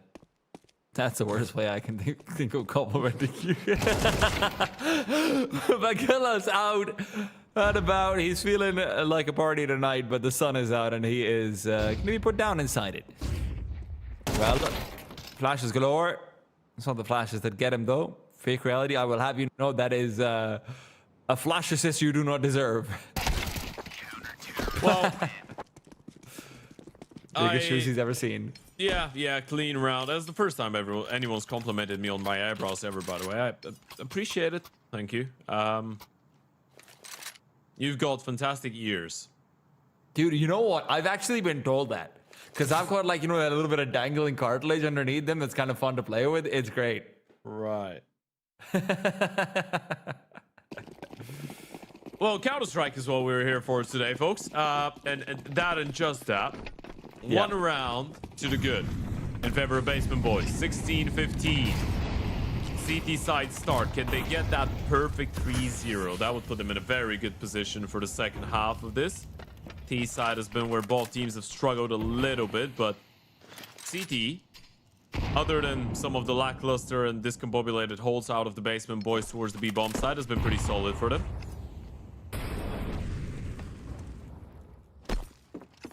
Good escape route out of Owner. Had no support in towards middle when he knew that they'd lost that part of the map. So, yeah. This With is T's very lingering slow around from balloons, Bondi. he just runs down con, up A, triple setup. And as you said, they are taking their time. And they're not going to find anything. This is a very straightforward call. It's one of those, you know, I can't believe I'm saying this, but it's one of those like old school, once upon a time Guardian Navi calls where it's like, hey, eventually he's going to get a kill, right? And look, he he shouldn't have that chance. Trouble was in a very good position. Krivda dies though, and that's when now CTs feel pressure. As they start to make a move, they won't have Ed Magala dropping down. A push through over here for the T side. It's fake reality versus Streaken. That's really what matters. And Streaken will come out on top. Trouble is going to be caught by Mikhaila, who crouches underneath that truck. Pushes forward. And now it's a 5 versus 2. 2v3. Turns out Zeus might be a genius, but it doesn't matter if you can't put the bomb down in time. Magan, a smoke down in front to just try and play distraction. It all comes down to Owner, and Owner is not getting down to much at all. Yeah, repositioning towards long is absolutely huge, though. Reo is not voting for it as of right now. Might get caught off guard. There goes the 2v2. Owner's found another one over here. Surely you can't lose this one. Smooya picks up the first kill. Knows where the second's coming in from. He's got every advantage in this position. AWP is trained. Doesn't fire out too early the first time over. But Magin is still able to get that through. Incendiary is missed. Magin, he can't believe it, but Smooya's going to end up walking back into the flames. It's still going to be Smooya to get the kill, but Magin from beyond the grave. God, that's just such a sequence of events. That's insane. This is insane. He had that one last bullet to save them. And of course, it will be Smooya to do it and pull it off. That was a 5 versus 2 in favor of Bondi, and they let this one slip in such a bad way. That was terrifying. Absolutely terrifying. It's such a close round, and Smooya misses a couple as well towards the end, but he's the one to save them. Look at that awful position. You missed the first, you try to go back, you're burning, you go for the repeat. 4 HP, 0, you get that kill on the quick scope. If you waited for just 2...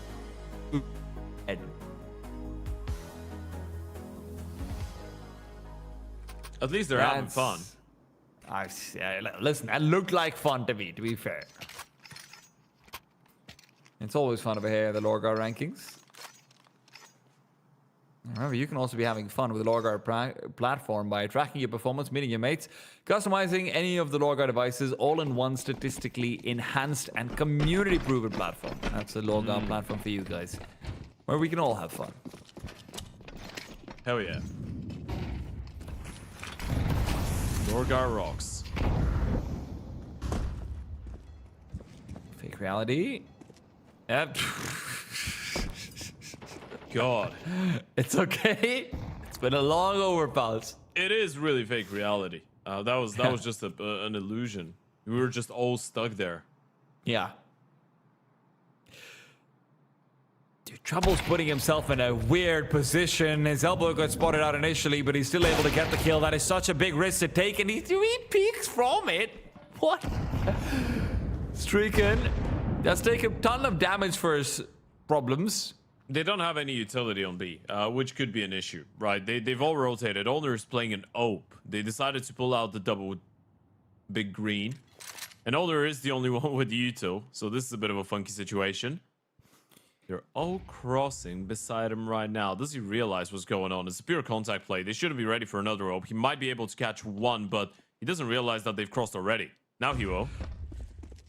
He heard that utility being deployed, but it's going to be an incredibly deep position from Streaken already. Smooya misses out on the chance for the AWP. Prelate and gets it done regardless. Plays distraction practically, but the bomb is still not down. Magin has room to make a move. A flash would certainly help, but they don't have one. They only have a smoke from Krivda, and he doesn't even have a lineup to land inside the middle of the site. Anything at all would have helped, but now a 1-on-3. And look, Bondi's been messy in a lot of these post plants in these late rounds, but no, not this messy. Krivda, ooh, beautiful shot from Paladin will put him to bed. Bondi, despite the early man disadvantage that Owner was, rather Trouble was happy to provide, still going to be able to bring it back. What a game. What a first map. Just to think about it, this is just map 1. We started this one an hour and 20 minutes ago, and this is just map 1. Just let that sink in. And especially if Bondi win that map, I mean, we already talked about the fact that Overpass should be their opportunity. We could be going all the way. This could be a very long series, but Bondi are really not letting go. So you better get ready, basement boys. You're not in for an easy 2-0 as you might have thought at the start of the day. Smooya's come to play. He's 29 kills, but Preladin, Magilla, and Rel were all helping out. Streaking as well. Smooya. No! Oh, Oh no. Ooh, that timing. And now he's scared. He's worried about a backstab. It's the worst case Fernandino. scenario. They've seen him and he hasn't been able to punish them for getting the info, right? He didn't even take a shot off. Dude, Mackin's going to be able to waste so much time over here as long as he stays alive. But Magilla, I mean, he gets one. Streakin is the one who brings the scales back in their favor. Fake Reality can't push forward. Smooya is waiting for it. Streakin, these refrags are absurd. He's low though. Crift, this is not a bad play by any stretch of the imagination.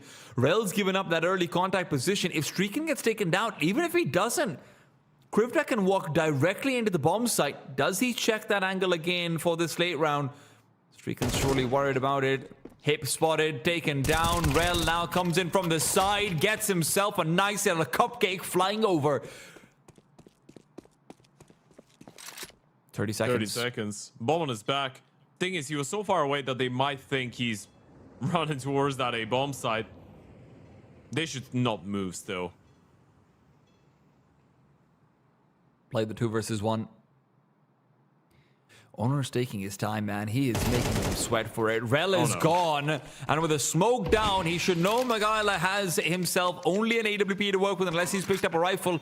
Sure, that's a possibility. No! Magilla expected to come over maybe from Bridge, maybe just later on in the round. It's good patience. It's going to be map point for Bondi once again.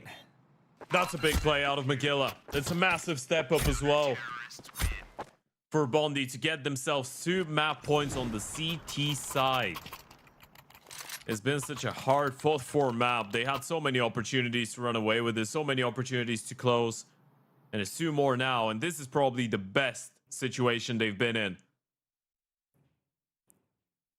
You have that open the hands of Smooya, you've got a couple of rifles, and again, it's such a team effort. Every single player between 21 kills and 29 kills is very impressive on the side of Bondi. Basement boys on the other side, we already pointed out that Owner has been trying his absolute damnness to carry through. And in all reality, they've been playing well as a team. Trouble maybe having some issues with the open times. Hey, even he's leveled up a little bit in these past few rounds. It feels like he's having impact much more often. Winning some of those head-to-head duels as well. They've tried a few of these boosts so far on the Basement Boys. It's not necessarily been giving them much to work with. He's in T-spawn already? Dude, he's gonna... he could be backstabbed regardless. Mackin spots him out. Mackin, get out of there, buddy. You're not winning with ladder and accuracy. It's like you wanted to make sure. Magilla will be able to walk out of here, which is a price big enough, by the way, because he spotted 2 people. And they know there was no one else anywhere, so the B players should be on high alert.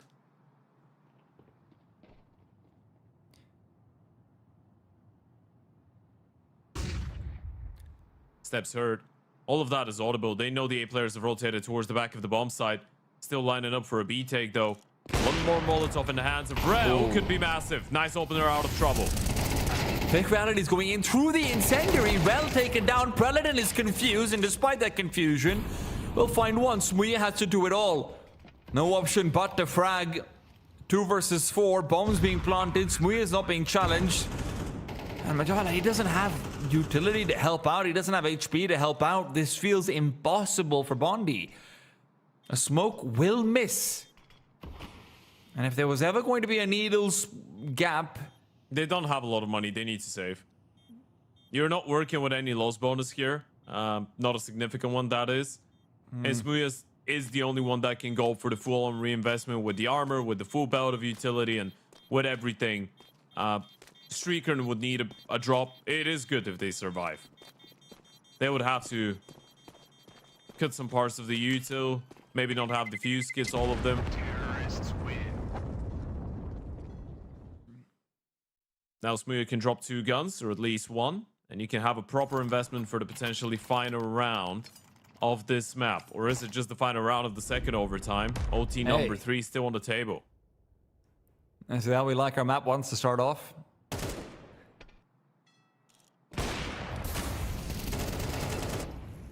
Dude, Trouble's been stepping up a lot actually in these past like 6-7 rounds. I'll pretend I didn't hear what you just said. I think people are just saying it subconsciously now. Oh no. It is happening. Oh, T3, Smooya. Yeah. He does live over there at the very least.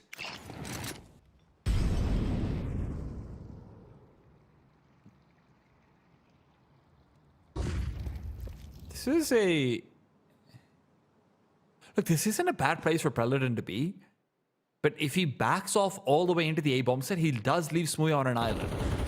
And maybe there's some swimming to be done for the CTs as they're still in a disadvantage, but Rel is giving them a good old freestyle performance. Incendiary forward to isolate away the Ts. They want to back out and reset in from this into this 4v4. But with Smooya finding another one with a push forward in through the toilets, he only has to worry about Owner. Owner's coming in from the side, and Smooya couldn't be more of a free meal. Take that, economists. It's still a tough round. Low HP on Magan. You do have the smoke for Heaven, the Molotov for Water, or the barrels grouping up for a B play, but are they going for a boost? This is so huge. This is massive so late into the round. An HE grenade goes in deep as well. Magan will eat it. Oh my goodness, he's having that for breakfast, lunch, and maybe even dinner. But it's night right now for the basement boys. As Rel comes in from the side, excitement on his face, and you can see why. Hard fought for Bondi, and that's a big win early on of a head-to-head. Overpass, gotta say, man, even when they were losing a couple of rounds, Bondi generally did look like the better team. Yeah, it was a very labored affair towards the end. I think for either one of these teams, it was a very, very tight game. But yeah, Bondi was the team that got more rounds to close out the map. Bondi was the team to, I guess, dominate in a lot of these situations. I felt like we did see the basement boys being a little bit lackluster and discombobulated in some of their setups and some of the finishers of the rounds. All in all, I felt like Bondi played good Counter-Strike. Smooya was lights out, but it wasn't a single man carry. The others were also pulling their weight. Rel had a very good performance as well. There was a couple good moments out of McGill, especially on that secondary open overtime. So in general, I would say that they did deserve to close it out with all the opportunities that they had. Yeah, I mean, even if you're looking out towards their T side and a lot of what they were able to accomplish, you know, the problems that they were having are understandably in post plants again and again. It's late round post plants where they're just kind of looking messy. Even when they started experimenting with things where, like, you know, like I said, maybe a little bit too slow for my liking, it still did end up working out and putting them in winning positions. Admittedly, that winning position ended up being a 5v2 that went down to a 1v1, and they barely won it by like half a tick or something like it. But the point is, early rounds looking pretty good for Bondi, and you know, maybe some of that work and playing all of these bugs together, playing all these open qualifiers together is paying off over here. Yeah, from here on out, we should be going back to the same old story that this is supposed to probably be a 3-mapper, with the permaban of the Basement Boys being the first map. Let's not forget, this is a map that they haven't played. Yeah, in 3 months. I'd be very surprised if going into Nuke, the Basement Boys look that lackluster at times, but all in all, I feel like this is a very big positive for Bondi, because now you've guaranteed to play at least 2 more maps in the series, and who knows, maybe on Nuke, maybe on Ancient, if Smooya has a good performance, if Makilla steps up, if the rest are able to pick up the slack again, maybe you could make one of the other 2 maps very competitive and steal it away as well. But yeah, this overpass has just opened up the game. Yeah, absolutely. And listen, whether or not they can close out the game is a separate question. Should this be a 3-map on paper? Probably yes, but we've seen enough of this paper being scrapped up and burnt away. Let's see whether it survives after a quick break.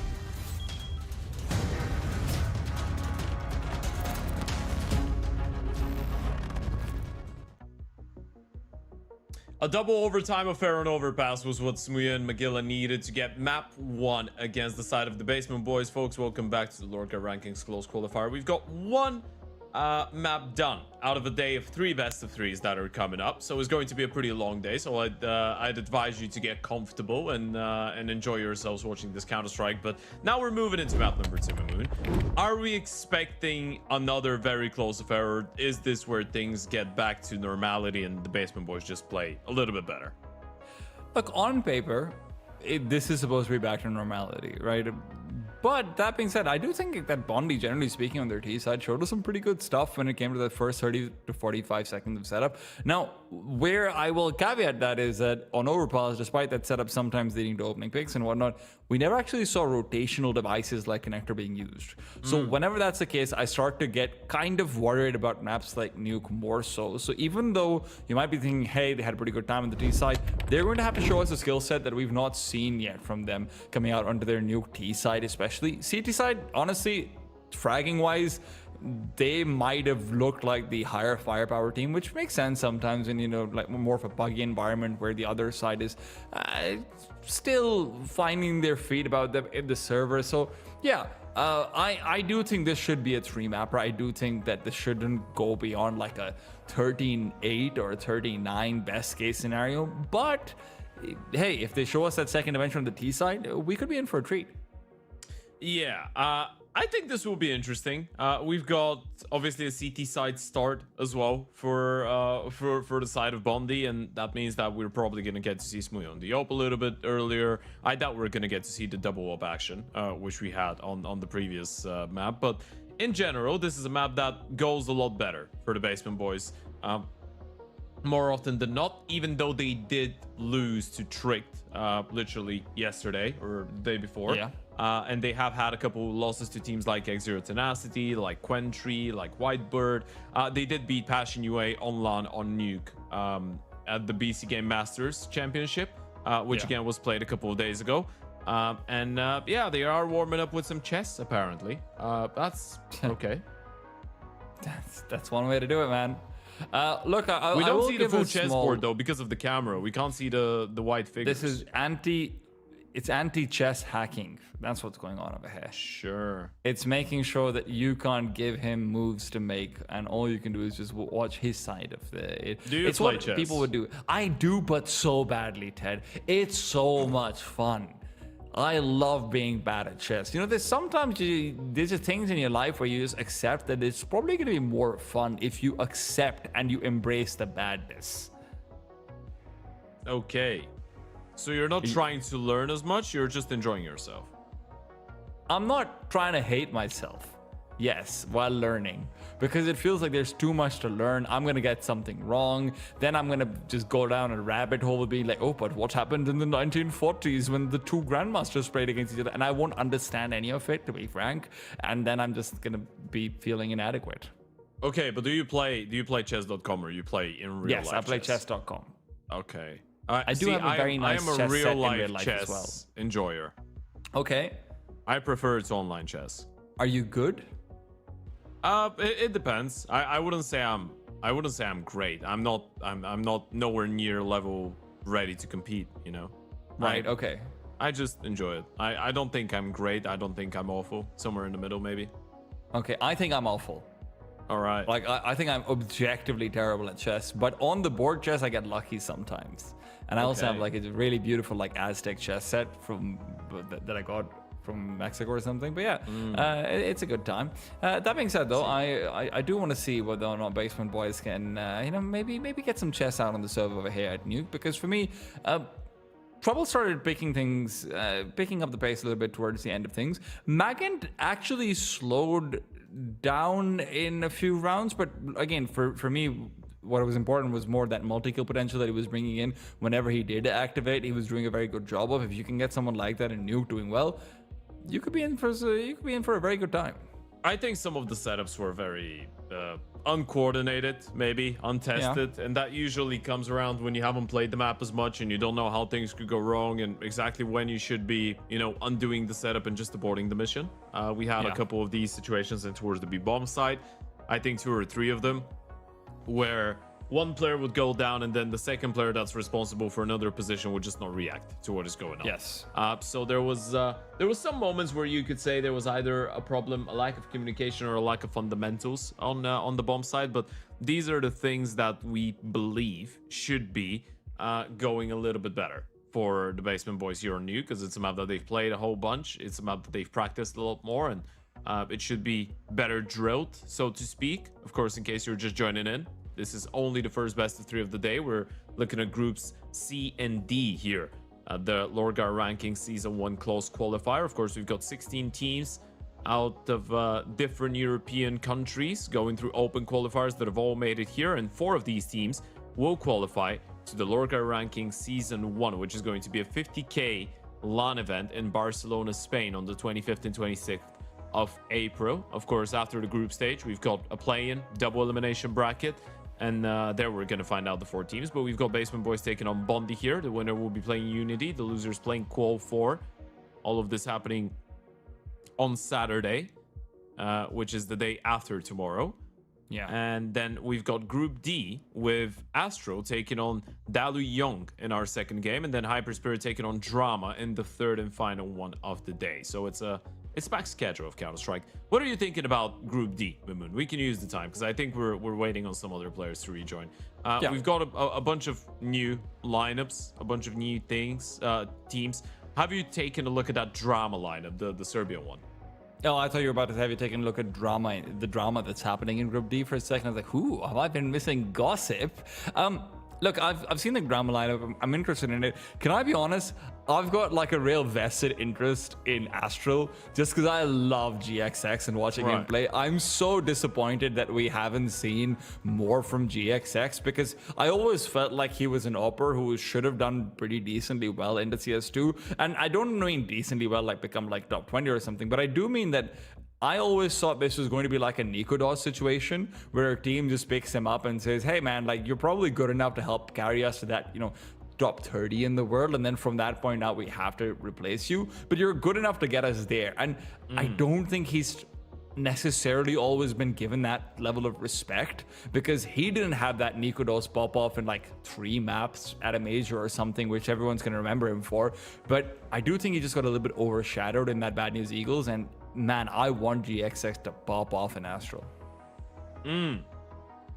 Right. So you're a GXX enjoyer. I am. They are playing against an interesting team. 8-Kit, Aaron, and Svedhead on the same lineup is something I didn't think I'd see. And then you've got a 20-year-old Hungarian with not a lot of games on HOTV, Nolan. Yeah. And then you've got Esor, who's 24 and also has just a number of games, and he's also Hungarian. It's a very interesting lineup, this DALUYONG lineup. Yeah. Yeah, it's gonna be interesting to see how exactly that one goes. That should be another one of those that is on paper should be a little bit more one-sided. But going back to that sort of drama team, look, man, I'm gonna need you to fill me in on this one a little bit more, right? Because for me, I think it's pretty obvious the place. I'm more familiar with. I know Vladin. I've seen a little bit of Doika because I was just kind of interested in the G2 Ares team because of Letney, the coach, but it didn't seem the most impressive to me. Beyond that, Choiv, I've maybe casted him twice. I'm missing context on this team for sure. Well, in general, this team is I would say in my eyes is like a 2.0 version of iNation from a couple of years ago, where Choiv just decides, you know what, I'm gonna pick up Vladan and a couple other people that I believe in, and I will create a team. Now, Deutsche, which is how you say it. It's the Balkan way, so I'm giving you a little bit of time to get used to it. Deutsche. Yes. So Deutsche, he was part of G2 Ares. I had a conversation with Choiv about him a couple of years ago, and he told me that Deutsche, in his opinion, is one of the brightest Serbian talents right now. He's just 20 years of age, and he's a bit of a star player. Even though the ratings are not showing it, but these are ratings that are over 2 maps in the last 3 months, so you can't really use that too much to, I guess, make up your mind. But he's a good player. Then you've got Choiv, Obviously, for those of you that don't know, he was a coach for a little while. He was a player before that. As a coach, he was the coach of Partizan. He coached Pompa as well for a little bit in 2021, but he was part of that iNation lineup in 2024, 2021, and 2023 as well. So he's played with guys like Kindo, like Dragon, like Vladen before. Played a whole lot in the Bulgarian scene as well, by the way. This is where I know him from. And he speaks fluent Bulgarian, not only Really? Serbian. Yeah, a lot of his countrymen actually do joke with him that he's more Bulgarian than he is Serbian, which is funny. And then outside of these three, so Vladen is very well known. I don't think we need to give any context there. Andrix, he's a very experienced guy. He's a little bit of an old school person, so I'm a bit surprised that I saw him on the lineup, to be fair. He's around 28 years old, and he was playing more actively between 2017 and let's say 2021. Then he had a bit of a break. He was on iNation for, I think, the better part of like a month or two in 2024, and then he's been away ever since. So I was a bit surprised to see him on the team, to be fair, because he's not really been playing as much. He's been standing in with different rosters, playing some local events, some Balkan tournaments, the A1 Adrias, and some lower tier events, but nothing on a higher level. And then you've got Mivu, who's coming in from Montenegro, and he's 21 years old. And in 2025, he just played for a team called Molo. So Mivu is one that I don't know a lot about either. He's got 6 maps in his entire career on HLTV. So I'm a bit unsure what to expect there. But yeah, in general, this is the team. It doesn't look that bad as in terms of potential for a local, team. One of the things that I'm a bit concerned about maybe is the oping situation, because I'm not sure if because Deutsche is oping on this team, right? Right. But he's got 16.67% op kills. I don't think, I might be wrong, but I'm pretty sure Mivu's not an oper. I'm pretty sure Andrix is not an oper, and I'm pretty sure Deutsche was a rifler for the better part of his time on G2 Ares, and he's a general rifler. So I don't really know what's the story there. Maybe it's best. Maybe it's best to have ourselves no oper on the server. Don't need to spend that money. Yeah, I do wish more teams would experiment with that on this level, though. And I know that there's probably a million reasons why that's not a great idea. And also, there's probably just a lot of more prospects who can op on this level than you'd think. But it does feel like with the kind of rifling prospects that we're getting, there's at least some value in saying, you know what, actually, maybe we sacrifice for a more reliable, stable rifler who will probably be able to translate things through into a higher level as well, and then we can figure things out for an opping status if we sort of make that top 50, top 60 mark. Again, speeding things up as Nuke will be getting underway. Streakin inside the hut is realizing I'm not supposed to be here. This is actually going to be a lower bomb site hit, not just a hit, a full plant that can come through before making any contact whatsoever. not going to be an easy retake. They don't have a kit, just one flash. And the dualies aren't necessarily always the best at retaking either, so it feels like a whole lot of wasted investment in that situation. And as the CTs start to make their way over, it's gooshes all over the shop and blood all over the floor. Preledon is spilling some of it, but Trouble and Fake Reality quick to fight back. Fake Reality running out of ammo. Crivden, same for him, but it will not matter. Quick little snap back, turn around, and it's a crackdown. And with two players outside behind Squeaky, they will get the better of Rel as well. Basement Boys start things off with a very comfortable T-side pistol. Yeah, unfortunate to not have a smoke in a kit. As you pointed out, the dual Berettas probably could have been better under different circumstances. Not really the easiest ones to bring out from an all-around ramp retake in towards the B-bomb side. But as we said, this is the map where we shouldn't really have massive expectations out of Bondi, especially considering the fact that they're a bit of a mixed team. So for my money, if they are able to make it a little bit closer, I'll be impressed. Straight up A-pop. Okay, so the Hold on. Actually, quick kills with 5-7s and Rel still alive. Owner in trouble as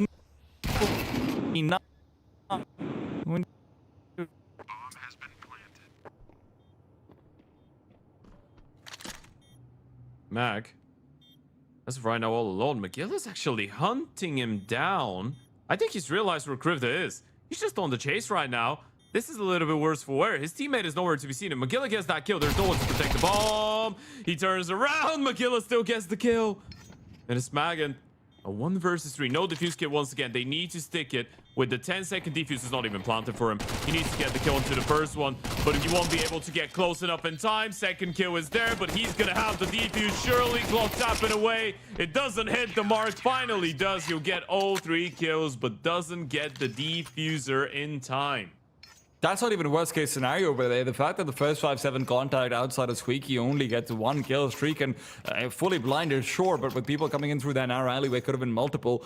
Smooya is there for the refrag as well. Rel, again, everyone's only getting 1 kill apiece, which is kind of what you can expect if spacing is bad. Basement Boys just not putting that first pistol round to use, and it's situations like this which cause you a whole lot of trouble on your T side. This is how this map could get very interesting. They get a bit overzealous, play some over-aggressive Counter-Strike, and you let some of the individuals on the CT side get going. Oh, Trouble's missed the vent. They both missed the vent. They were looking for the vent. They couldn't find it. Oh, no. One of them walked into Mini. The other one walked right of the vent. Oh, that's a disaster. I think there's a conversation to be had over here, Dad, where we... maybe downgrade Basement Boys as well to bug team status. It's going from bad to worse. All 5 alive, and Streakin picks up 2 with the MP9 as well. So money on the floor along with all of those dead bodies, and one of those will be picked up. That's hilarious. They just couldn't find a vent. Look at it on the replay. Look at that. That's Trouble looking for the vent, and that's Magan looking for the vent. CTs are going to be able to pull together potentially 2 rounds with at least 4 alive over here. But no, never mind. I'll bite my words. There is going to be some investment coming through, at the very least, from the Basement Boys. It's enough to cause questions and maybe even troubles. HE will not be popping open that smoke. I'm not sure if it was meant to, but all in the meanwhile, it's Smooya who's getting ready to come in from behind. The spam is enough initially. Owner moves in. Owner's not going to be expected. A headshot connects, and Streakin, well, rather Rel, the one under fire. Streakin's actually the one firing back. Rel will get taken down. Owner survives. He's playing cat and mouse, and he doesn't know which of the 2 he is right now. And right now, he's found out he is squeaking away after the afterlife. Yeah, bomb got dropped down B as well. So as of right now, you don't really have the opportunity to get that planted. Nice go out of Trouble. Low HP on the second player. There is somewhat of an opportunity. Smooth is already down the vent. Trouble still hasn't been tagged down. Does he hard clear him? Just gonna pick up the bomb. Walk away. No sound made. Smooth realizes he's on the hunt. He's not sniffed out the right position necessarily. Trouble could still get that first kill, but Magilla is really the problem man in this situation. He can jump down and go for the knife as well. And look, even if he doesn't go for the knife, the spam's going to be enough. Smooya finds trouble going back into him. 2 players only kept alive for the CTs, but they only lose the MP9s and the MP7s regardless. It's a good triple kill round out of Smooya. He did hesitate a little bit when he was peeking in towards Mini to try and kill the guy that was running his teammate down on side, right? And that could have cost his teammate's life, but all in all, very confident drops down the vent, so to speak, when you know that there's people that could have crossed downstairs. We've seen that twice now, where the MP9s are just jumping and getting kills for the CT, so they are getting left unpunished for some of these aggressive maneuvers, but it's working out. 3-1 up. The guns are out for the T side, though. Big Bandit, he's not in the best of positions. He's going to be taken down by Magilla, who doesn't even take a single point of damage. Oh, Streakin even manages to come through from behind. This is looking troublesome for the Basement Boys. Man disadvantage and Preledon to be challenged next. Krivda really was a saving grace in that last map in so many situations. Now it has to fall on Owner instead. Krivda finds a push through. 3 HP is all he's got left, but it's enough to at least be chaotic. That HE will chase him down, and Owner comes in from behind. 2 versus 2. Krivda is responsible for practically both of those kills there. Owner can even reset back in. The issue is Trouble has the bomb, and he's also got an op. There's no way for him to connect with his teammate. Preledon, it all comes down to him, and he is gone. Smooya is going to be spotted out up next. Tries to come out of the vent. Basement Boys should not have been given that opportunity, but losing track of Trouble of Owner and not finding the kill and the double push through from Squeaky. Yeah, that's a little bit unfortunate, right? I mean, they did get the refrag with the HE, but it's more so the fact that they did leave outside. They just didn't know there was a player that had crossed, right? They thought everyone was in towards the right-hand side and towards Secret because they didn't spot the first guy. The second guy was the one to get the kill and he got refragged. So it was a little bit weird maybe from their perspective to find out that there was someone in heaven. Still have enough money for another reinvestment. Still a lot of damage dealt to the CT side, or the T side, sorry. Very quick cross down Secret. Magilla seems to realize he just swings out and kills Fake Reality, and they seem to know there could be a player down B.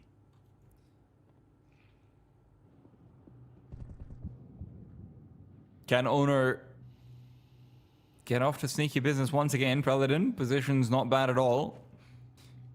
If they fail the flashbang in this position, Paladin will have very much the better of them. Smuya happy to take the pain underneath the Molotov. Paladin crosses over from the smoke. Owner comes in from behind, can't find the second kill.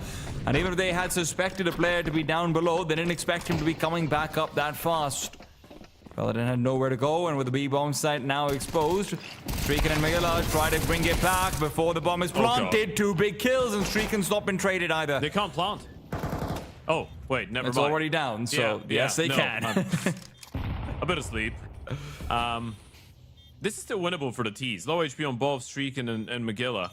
Rel will have to do the majority of the heavy lifting. Oh, Burr needs to hit the shot. Receives a little bit of help. Jumping knife out is Rel. And Magilla needs to get that 1v2 troubles. Making noise, and he's able to clutch it up with the Glock in hand. Oh, holy mother of chaos. What was that? Rel, I've got some questions to ask you, buddy. Why is he jumping knife out when he's the only full HP player? That smoke also wasn't that deep. Like, or rather that shallow that it would be blooming outside of Squeaky either.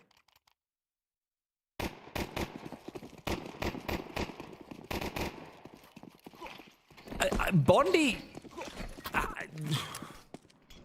had every opportunity to make this a 4-2 and have respectable money. Instead, they've been reset, and Basement Boys can now start to make that pathway out to at least a minimum 5 or 6 round half over here, if not more.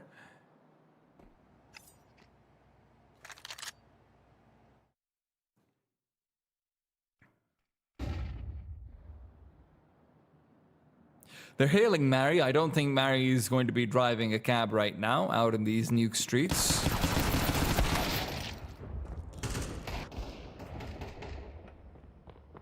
Ooh, there is a player on site. Yep. Well, there was a player inside. Never mind. Yeah. Listen, Rel's been having some questionable moments. It's okay. No shot. I love this game, Ted. I just like to let you know that. It's just great. Yeah, no, I get it. I get it. It's something. The vibes are fantastic. It is something. Yeah, vibes. That's where we should be going with this. They have been immaculate.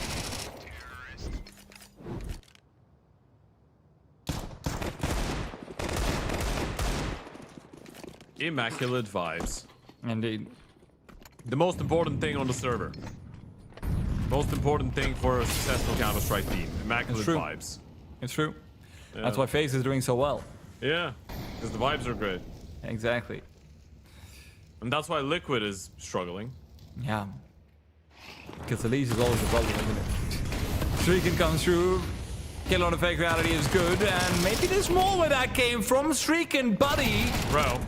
Get it done. Rel will make up for past errors, I suppose. But errors could still come through over here. I've seen struggles in 2v5s before from Bondi. Fortunately, it doesn't feel like this is going to be one of those shaky rounds. Yeah, that's a much better hold. Streaker gets a very important kill. The fact that he has the due diligence to play right in front of the smoke, get that kill, stop the first player going out of door, it just makes it so much more claustrophobic for all the other teams trying to run out of HUD. Makes it so much easier to defend. Rel doing a good job as well, deploying the smoke, buying time, getting a kill. They make sure the Oper doesn't stay alive too, which is going to force the T's into an extra investment. This could still be a respectable CT side for Bondi. If they are to get 7 or 8 rounds, this could still be up for grabs. Obviously, a lot more difficult than Overpass, but hey, you never know. With some of the things that have happened over here from both teams, you truly never know. Oh yeah, absolutely. It's just very difficult to predict. This isn't a terrible setup over here for the CT side if they maintain this double ramp, but the problem is Paladin's gotten back and away. They're worried about a player down lower. Refresh on the smoke, but there is a world of time for them to wait for if they want to. Pushing out from the smoke at this point is a little bit wild, but Paladin should be able to get the better of Trouble if Trouble is feeling frisky. Rel is the one who's really playing for distraction, but the double swing while he's fully wide open. Rel even loses his duel as well. Paladin, good for one more, and Smuya in the meanwhile gets another one, so the CTs can have a conversation about contesting this, but that conversation is going to end. Astrican dies. Even if he doesn't, he's low. He is low, but they can switch guns. Smuya can carry this round on the rifle if they really want to give it a go. Although I think they're already calling in the save. Especially with the 19 HP, as you pointed out. Yeah, they're backing off. One more kill out of the M4 towards that lower bomb site. One kill out of the ramp player as well. So many things could have changed the outcome of this round. In the end of the day, it's going to be 5 on the T side, making it already a sufficient enough number for them to feel pretty good about it. Not too bad of an idea. Standard outside smokes, especially with how much presence there has been, and into a ramp pop. Also, they had that one player that crossed down B, so it was a bit of a split. Both players with Rel in their name are struggling, Ted. Is it a coincidence? Yes. No. It's also not a coincidence that we've got you some fantastic stuff coming out from the LORGAR guys. Remember, if it's streaming, gaming, or sim racing, you've got one solution, LORGAR, ready to play. Check it out, especially with all of our different partners across Europe, which we'll tell you more about later on in the map.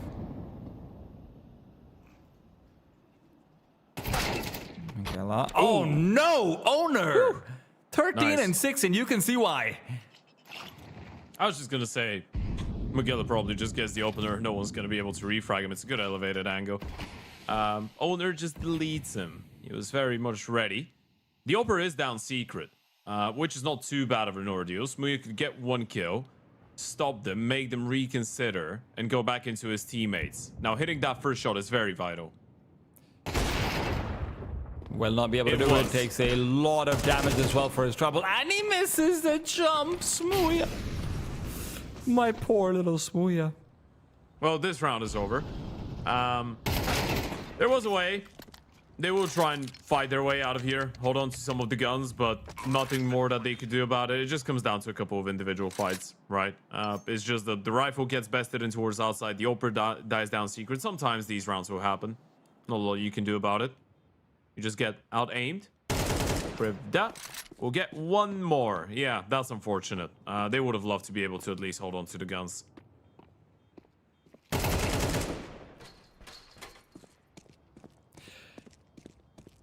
Look, sometimes those rounds can happen, but you're down 4 to 5. You need 6 on the board as bare minimum. And I don't think you're getting them now. I mean, it's a map that you weren't supposed to win on paper to begin with, right? So you're not really losing too much. You can still give it a go. I don't think it should be too discouraging, but I'd say this is things going in the expected direction. Yeah, this is a bit painful. Not a single AK saved up. Not a single rifle.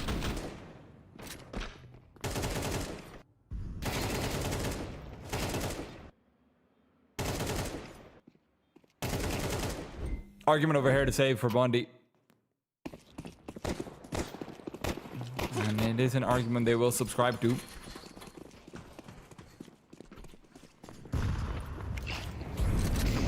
This is where they do it. I'm telling you. I know They will pick up the how by with the 5.57s. No, it's 4.57s in the Deagle for Smuya. If they didn't have that Deagle, I would be with you. Just watch and believe. I will watch him believe indeed.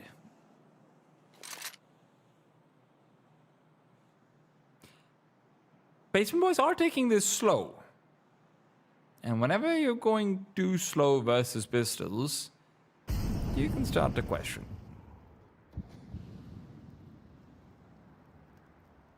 Trouble could still be rewarded over here. Magilla has no reason to expose himself, but impatience will do a lot to a young man.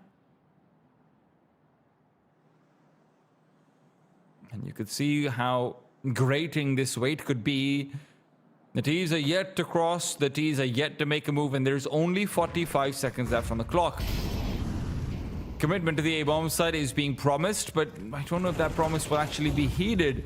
Over here, Fake Reality finds himself the first streak and unable to find a frag, and with Magilla coming in from behind, this could be big. One is a guaranteed, two could come over as well. Smooya now frags out with a deagle. It's all coming together, Ted, but Smooya kills himself, and the drop down. Rel will come through, the blood sacrifice has been made good of, and Trouble's caught with only a Glock in his hands. Bondi. I mean... Ted, this is why you were hired at the major. I'll just let you know. I'm telling you, man, these are the most important rounds. These are the most difficult rounds to win. 4, 5, 7s in a deke. Even when Smooya decides, this is how easy the round was for them. He was just like, YOLO, I'm just gonna give myself up to the Lord. I don't really care about it. Like, Rel, I know you've been having a bad game. Go ham, baby, go ham. You know what's the thing with Rel? It's obvious that he has very, very clean mechanics. Is more often than not, I think the decision making is a little bit difficult. And it's understandable on Nuke, yeah, especially. Exactly. And he's an inexperienced guy, right? This is something that we need to bear in mind. But in terms of pure mechanics, when he knows where they're coming from, he knows where he should be looking at, he's good at taking them down. And that's what Bondi are doing in this round as well. M4 combo, 3v5. And I said they needed 6 minimum, and it feels like they are good at doing just the bare minimum in this situation. 5 alive, best round from Bondi that we've seen in a while. 6-6 at the turn of the half. All right. Well, have we seen a T-sided nuke today? Not yet, but that might be the one. Can Bondi 2-0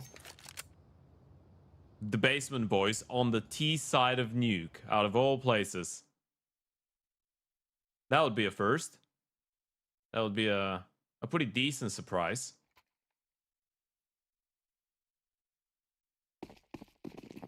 I wouldn't say the biggest surprise so far of the event, because we did have ESC lose to Bob Inner Circle Academy and Mix KS in 2 consecutive days. But this would definitely be up there. It could have been up there. It's done. Or maybe not. It's still up there.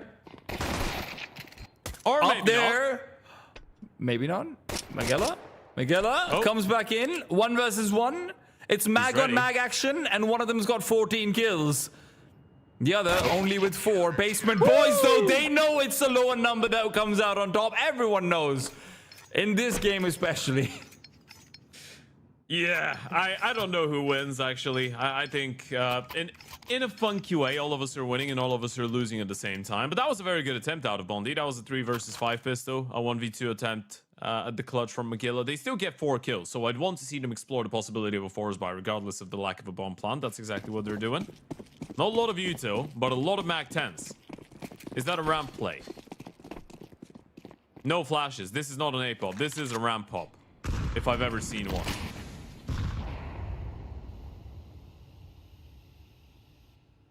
Encrypt is alone. They are running him down over here.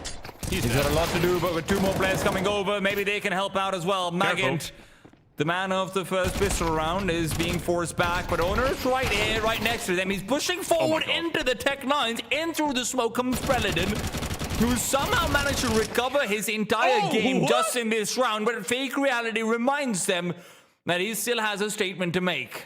This is such a scrappy game of Counter-Strike. And they came so close, by the way. Every single time the Basement Boys would get a kill, there would be a refrag coming through.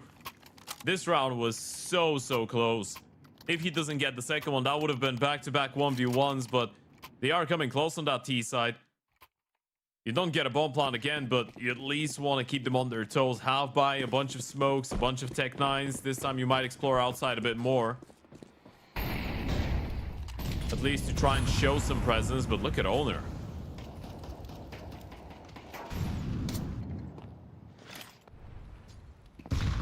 HE pop through to play distraction. Owner comes in, but he's going to be backstabbed. Owner's even missing the movement. my He turns God. around and just gets the kill. Owner, why are you playing with my feelings so like this? Yeah. I'm still trying to be Rowe's lawyer and defend him at some points, but he really is making it difficult for me. Honorable judge. My client kind of sucked that round, actually. He's guilty of that one. Oh gosh. Yeah. This is what happens sometimes, folks. These are the early stages of close qualifiers. This is what we're going through, but this is entertainment at its finest. You'll have to see it.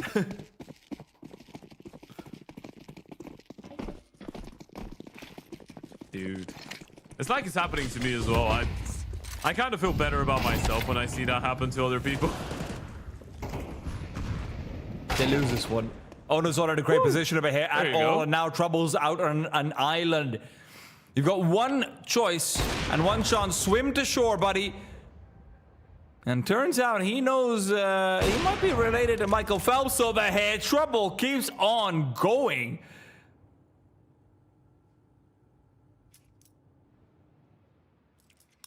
This is terrifying. Going back to get the bomb. Got to be careful about the Oper still sticking around like a hungry shark. That is trouble. But Rowe has found a bit of a timing, and the bomb has been successfully recovered. Now, where do you want to go with this? Magant is playing this one like an absolute Chad. Look at him. He's just not moving. If they want to go down B, they can do that. Krivda's already there. If they want to climb up heaven, Magant gets at least one kill on that off angle. Woo. Keep it funky fresh, boys. That's like his rap album cover. Yeah. One kill, Magant. Straight out of CT, Magant God, he's might be taken down over here before he gets that one kill. They fake out the audio cue. They've got 28 seconds left. Both CTs are split a man apiece, but the T's aren't feeling healthy at all. A bomb plant over here is going to make this a 1 versus 1. Krivda needs to find the skill, will find it. Preledin, he's had a struggle so far, and that struggle will not end. 10-6, the basement boys, they can let out a sigh of relief.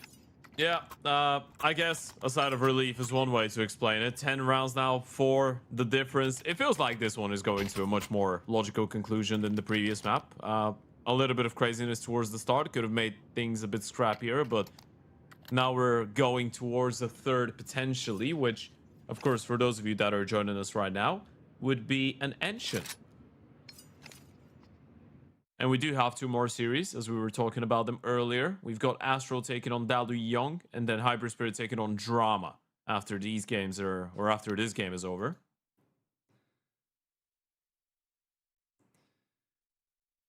You know what I decided? I've decided that sometimes communicating with the chat is actually important for us. Okay. Moon.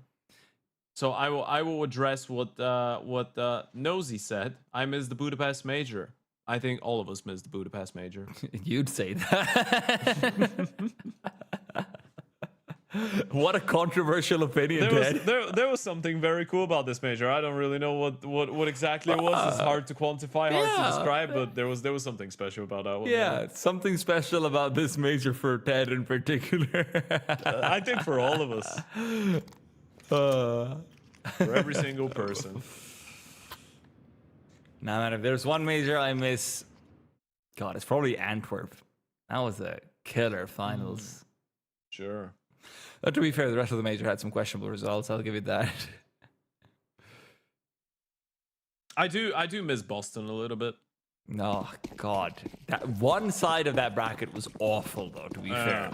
Everyone forgets that because they remember the Cloud9 run. That was a horrible bracket with the Quantum Bellet of Fire and everything.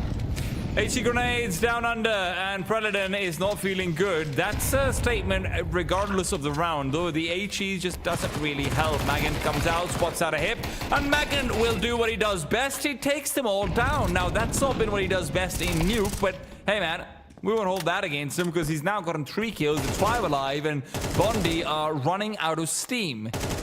They have not found a single T round so far. But maybe the ace clutch is what Smooya can do something with. Almost gets a chance at it. But Fake Reality will recover. Yeah, this is looking a lot more like it now for the Basement Boys. This is looking like the Basement Boys that has been the nightmare of a lot of teams at these Draculans and other VRS LAN events. This is looking like the Basement Boys playing a map that they actually play in comparison to their permaban. Who would have figured? But now it's much better. Magan showing us some glimpses of that impact that we talked about on map number 1. Lovely holding towards the A-bomb side. Krivda, owner having a good time. Trouble with that big round with double kill on that outside aggression as well, coming alive.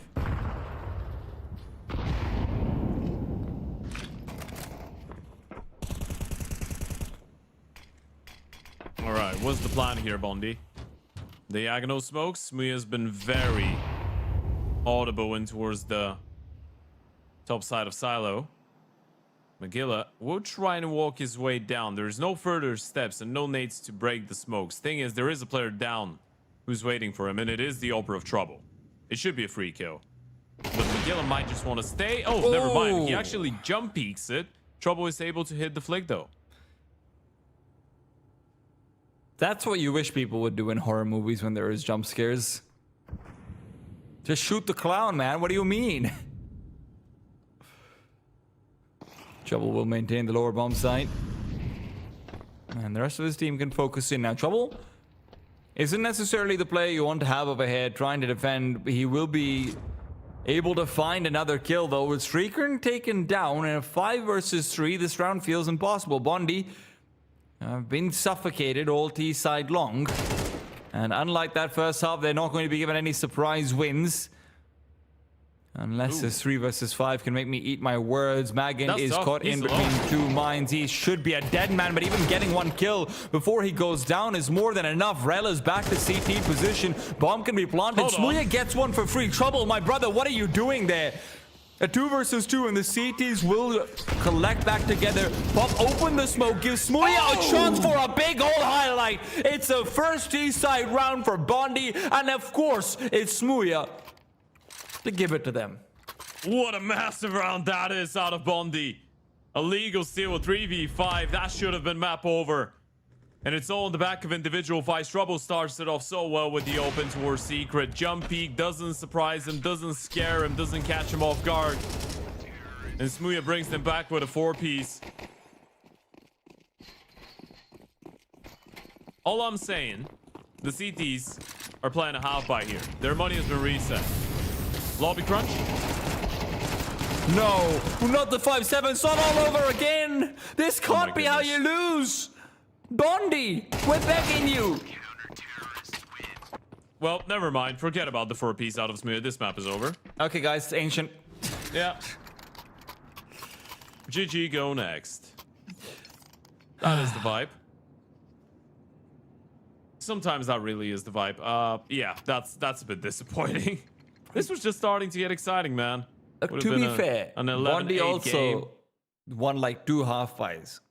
Or 4 spies in that first half, right? To be fair. That being said, I hate being fair. Yeah, but they are the underdog as well, so you kind of hate it, right? A-pop coming out. Potentially the final round of you.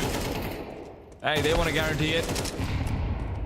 Cake is baked, and all we need is a cherry to put on top. Smooya, you're looking mighty fine. Are you red, round, and ready to be put on top of a slice of gâteau? Yes, you are.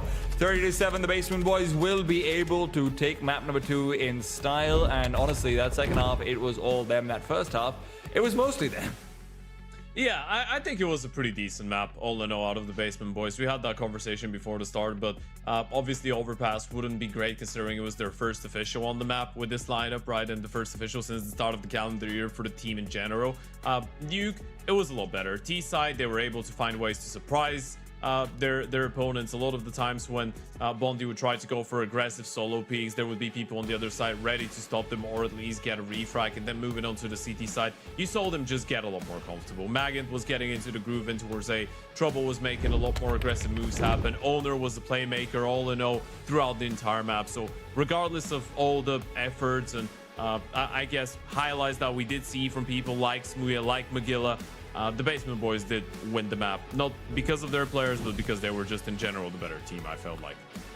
Yeah, look, there was definitely some question marks over there coming out from, I mean, I don't want to be bragging on them again and again, but Rel and Predator really just didn't do enough, especially on that CT side. When it came to the T side, it just felt like the entire team fell apart more than anything else. But yeah, man, Streaking, a couple of really important kills with the 5-7s coming through, which is what gives them so many of those round opportunities. But when you look at the amount of times Bondi gets given like the biggest gift possible, be it a 4-spy win, be it like a 5 versus 3, be it a lot of these positions where they still manage to lose around.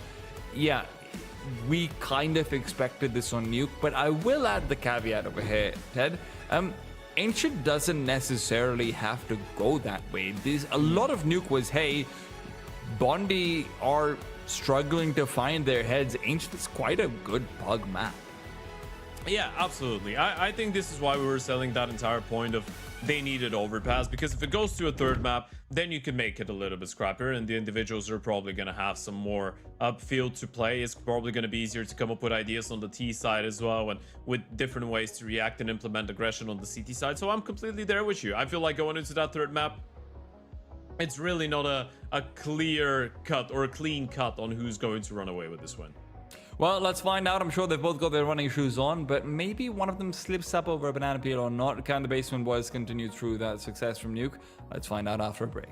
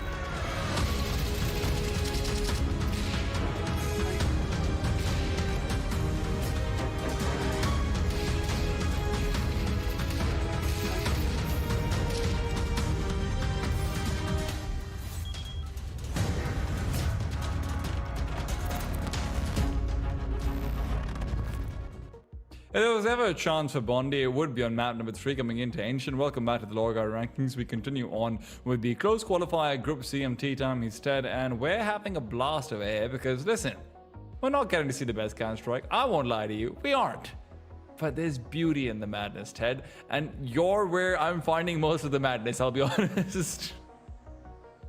Right. I don't know what to make out of Ted, this, you, but yeah, you sound like you're gonna go crazy at some point in this map. I'm just letting you know about that one. Okay, that's what you mean. Yeah, I was getting a little bit lost with this for a second. I was quite close to it, and that's what I love about Counter-Strike. Sometimes it brings the best of us. Sometimes it shows us that we can find ourselves in a mental asylum before the age of 80. And I have some of these moments throughout Overpass and Nuke. I feel like this game in general has been a little bit wild, but this is a very good way to get us going into a very long day of action, right? Overpass obviously going in favor of Bondi after a double OT, and then Basement Boys closing this Nuke out in a 13-7 fashion. Even though they had a 7-1 CT side in the second half, they still needed a little bit of a miraculous round or two to go their way in order to run away with it. So all in all, I would say that it's very difficult to say who's going to win this series. It's been much more competitive and even than maybe what we anticipated. Yeah, especially if you look out towards only the first half of Nuke more than anything else. But I will say, where I came out of Overpass saying, hey, maybe there's actually more firepower on Bondi's side, right? Like maybe this is a team that comes through and shoots better, actually. That wasn't the case in Nuke, right? There was a very clear discrepancy that was being created. Owner was having a very good time from minute 1, basically. No one on the Basement Boys was having too many issues, bar maybe trouble having 1 or 2 rounds where you're asking yourself, you know, what the hell is going on over here? But everyone had those moments in that particular game. For Bondi, I think it's sort of become stable, right? It's Smuya, it's Streak, and it's Magilla who are getting their frags out, and we don't know if that's going to be necessarily enough going into Ancient. We are going to have to see a very all-round performance again from them. Yeah, I think all in all, it's been difficult to quantify exactly what it comes down to for the Basement Boys to perform well. Owner maybe has been the only very, very solid, stable player throughout the entire course of the series for them. With Bondi, Smuya, and Magilla. It's a very obvious answer. Streakin has actually had a lot of good moments as well, I feel like. Even though if you look at a straight up KD for the series so far for him is not that high, I think he's been able to step up in very important moments.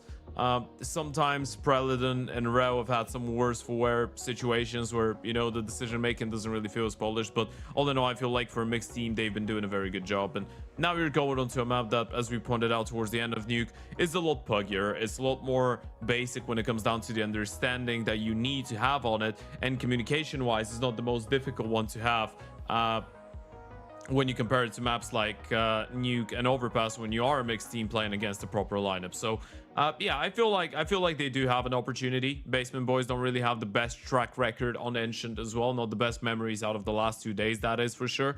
They lost it to both Tricked and Bestia in Bucharest during the BC Game Masters Championship, so you are catching them in a bit of a bad streak on this map. This could provide you with some opportunities. We are watching the knife round through the screens of the players, which is cool. Kind of a vibe. Yeah, it is a vibe. Especially with every player having different line. You know what I was actually very pleasantly surprised by? I quite like the fact that we actually seem to have a lot of players who are playing with all of the natural light coming into their room, you know, which isn't necessarily the best for things like reflection on your screen and everything, but it just looks so much healthier than what I'm normally used to setups being, where I'm just ultra zoomed in onto someone's back or someone's forehead, and it's just gloomy, mildly depressing lighting going on over there while they're fiending out on an Ancient map or something. Yeah, good to see. Good to see healthier habits coming up from younger players as well. Then again, you also got a big old boot camp with LEDs everywhere, which is also kind of fire. Yeah, I think it might be somewhere in Romania as well, because they were there literally yesterday or the day before, right? So it could be a place that they've rented. I am guessing. Well, Basement Boys are going to be guessing that this might end up being a B-side hit over here with the 3 players coming through, but that guess would not necessarily be right. Early smoke has been deployed by Streaken. Rel is out and about, trying to go all the way into A. And Magent has made quick work of them. Fake Reality is doubled up as well. Magent would really like to find one more, but with only 2 bullets in the magazine, Smooya is going to at least get some consolation. Smooya and Streaken can collect back together, take this 2v2 head on, and that's exactly what they do. Streaken starting things off very nicely. All right. That's exactly what you're hoping for. A T-side pistol round under the belt. Double kill coming out of Smooya. You get him fired up early on. You could be in a very, very good position. All rifles for the T's straight away. A decent amount of util as well. Full eco, so Bondi will get that instant good start, looking like a mid-A split to begin with. There is a 4-man pushing towards A main going on. This could get messy. I'm banking on it. Pika comes in and we should think of a hey. Quivda doubles up. Magilla is playing containment, and you know what? He's played it well. Only one player will be falling. Unlikely for Fake Reality to find another kill over here either. Pull it in. Give him the opportunity. And he won't.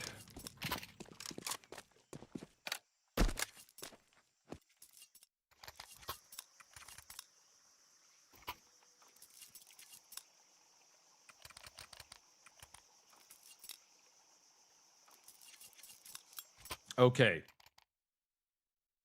It's time for the game to begin, really. First round. Oh, okay. They actually haven't fully bought into this one. It's a bit of a half buy with the 4 MP9s and the M4 for Fake Reality. I don't mind this, you know.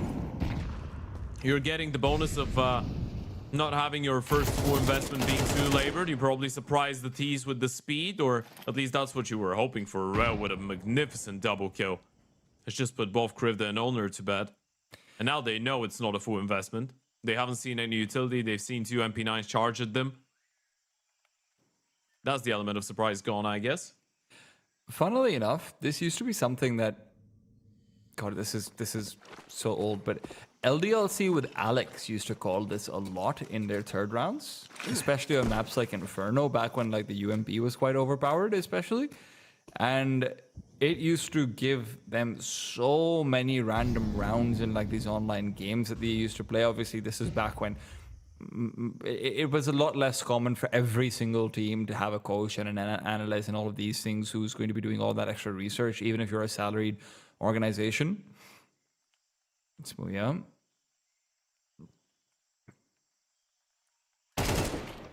Will be able to get the better of trouble and shall not lose that AK.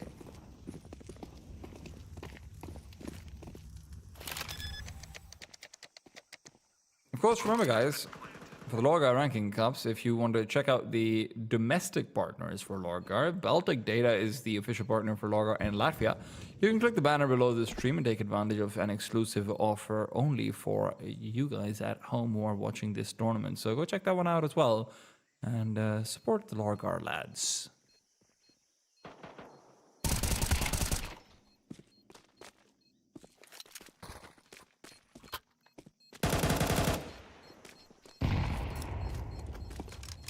Good recovery of that AK, making sure that it can't be picked up. Yep, they might even get the M4 out of the hands of Magan. Clear comes in. Big kill out of Preledon. No rifles held on to after this one. Not that they wouldn't have the money. Obviously, we did break down that entire, you know, investment part. But now that means that one of their players won't have a rifle, which wouldn't have been the case. So they do get a bit of a handicap for their first proper investment, but this is very well done by Bondi. Good kills.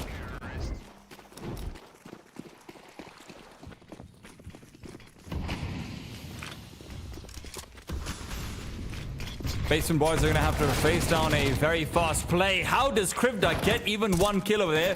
Rel's not the one going in with a Mac 10. That would have been ideal. Owner and Trouble have not been blocked off by utility. And as Fake Reality starts to push forward in through the smoke, it's going to be brought back to a 2 versus 3. CTs might have given up what should have been an immutable advantage.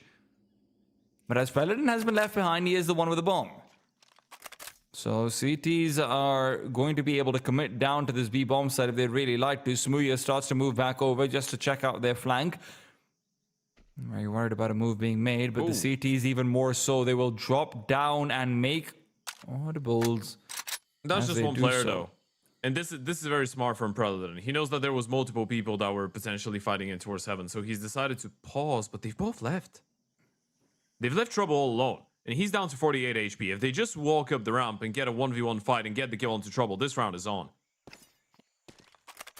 Trouble's been able to spot them out though. Good jump spot, and by the time that Trouble asks for his teammates to come over, this bomb will already be planted. 2 versus 3 post plant with the smoke for Preladon as well. Smooya takes out that first peek. He's not expecting the players to be coming in from behind. Now they're unsure about where to deploy that utility. Deep grenade will do nothing. Trouble still very healthy. Smooya hoping to play distraction. Nothing else that he can do. Molotov does go down, but it's all too late. They've already lost out Preladon as well, as Trouble just spams him away through the smoke. That smoke provides no cover whatsoever. God. That was a little bit scrappy there in the post plan. They're still able to make it very doable. If that Molotov towards the ramp comes in a little bit earlier, then this gets very hairy. All that utility that they were able to pick up from the ground as well before that. Still getting a bomb plant under the circumstances is not too bad of an ordeal for the T side. You do a little bit of damage. Money still insufficient for the CTs to get that big green out. And we get to see what the basement boys will be trying to do, right? They will try to fight for middle, apparently, early on. Try and establish control. Bondi switching things up with a bit of a B lead here. Might be a straight up pop. This will be quick. Smooya's being boosted up. They really want to let him be the player to take contact. Flashbang is perfectly timed, though, and Smooya reveals his position. They know that there's a man on the boost, but Crypta keeps on getting his 1 kill, and Trouble's been set up for success. Owner right there next to him as well. I mean, this is just basement boys coming through with a picture-perfect CT side setup. That overpass can be forgotten if they keep on playing like this. Yeah, there's no way they're gonna let him just pick up the bomb like this. Smoke on top, wishful thinking. Magilla left with a finger in his mouth, trying to, I guess, come up with an explanation to what's happened to all of his teammates. They just get absolutely mowed down. 1 kill would be good enough job. There was an opportunity for the spray transfer. That would have been wild. Probably doesn't get the round, even if he does get the double kill there. And it's a good defense out of the basement boys. Lovely B triple setup. Lack of presence in towards middle very quickly communicated. You see the first player out in the open. Crypta gets a kill. Refract comes, and then the cave guy takes contact. This is what the second long player needed. Ted, why would Magilla be caught with a finger in his mouth? What is that?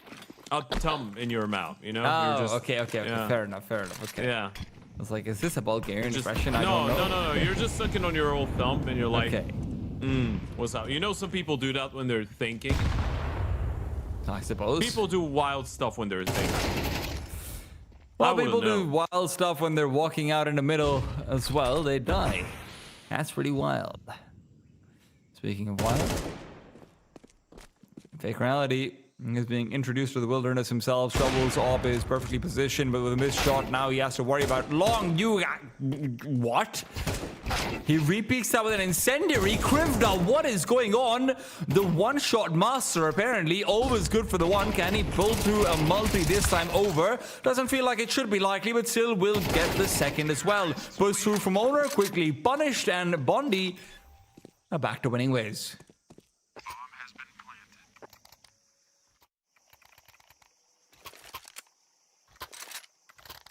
I have a feeling about this map. I think this will be rather quick.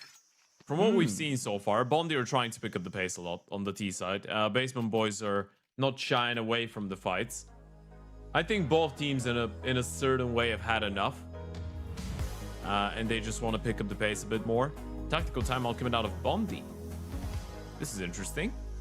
You know, the CT side economy is low. You know, you have a good opportunity to control the game. The interesting part about this is that Basement Boys get 2 in a row, they lose 1, and they're down to a half buy. And again, they're not forcing the issue with an investment. That has been a reoccurring topic. And I wonder if Bondi will be anticipating this now that it's happened once towards the start. Obviously here, it's a bit more difficult to see it coming. Because you know they had players that survived. You know they could drop over guns if they really wanted to. But they don't want to. No, they don't.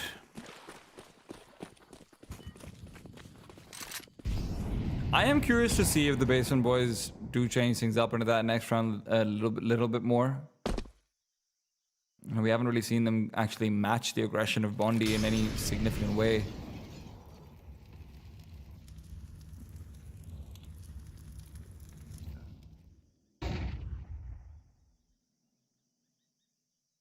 Boost up for Honor. Oopsies. One spotted. Actually does land the headshot onto Streaken, but doesn't get the kill.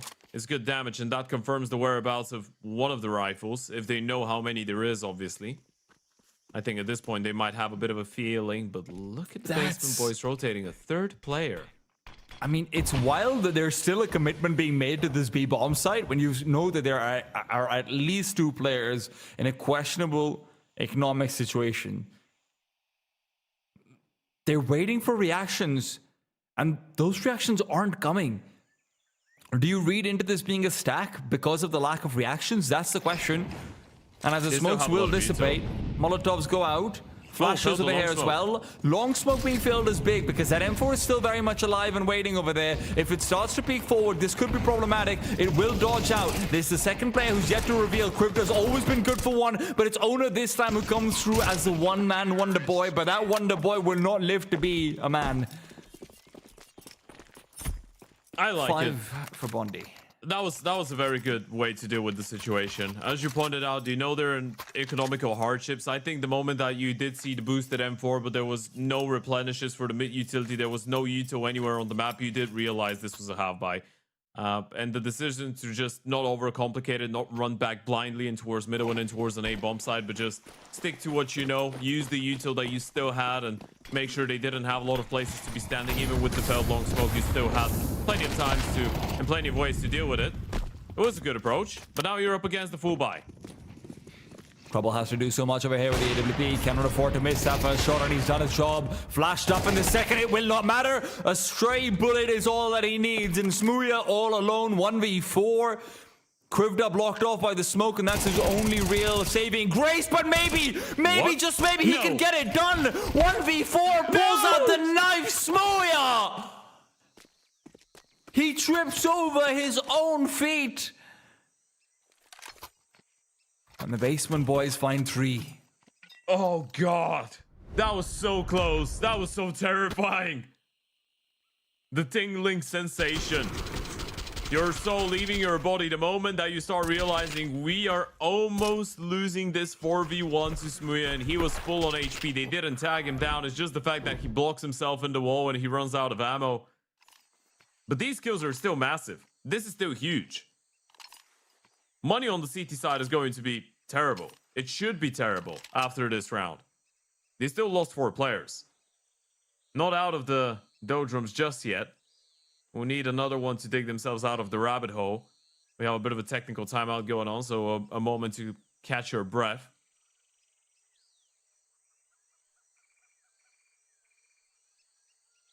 God, these guys are permanently flashbanged, Ted. Yeah. Oh, God. That's not a good sight, man.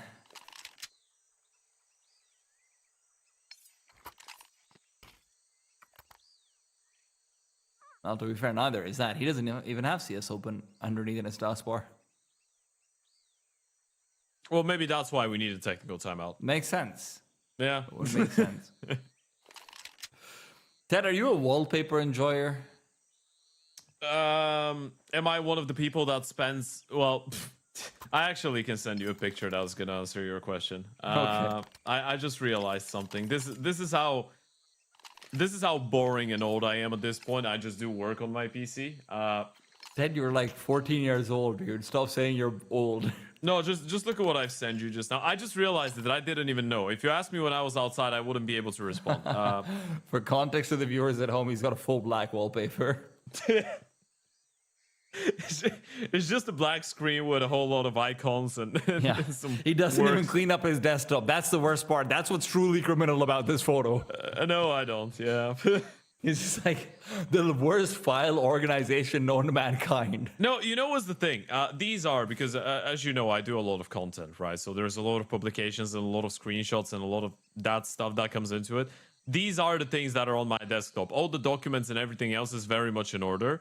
But these things that I just use once and I forget to delete just stay here.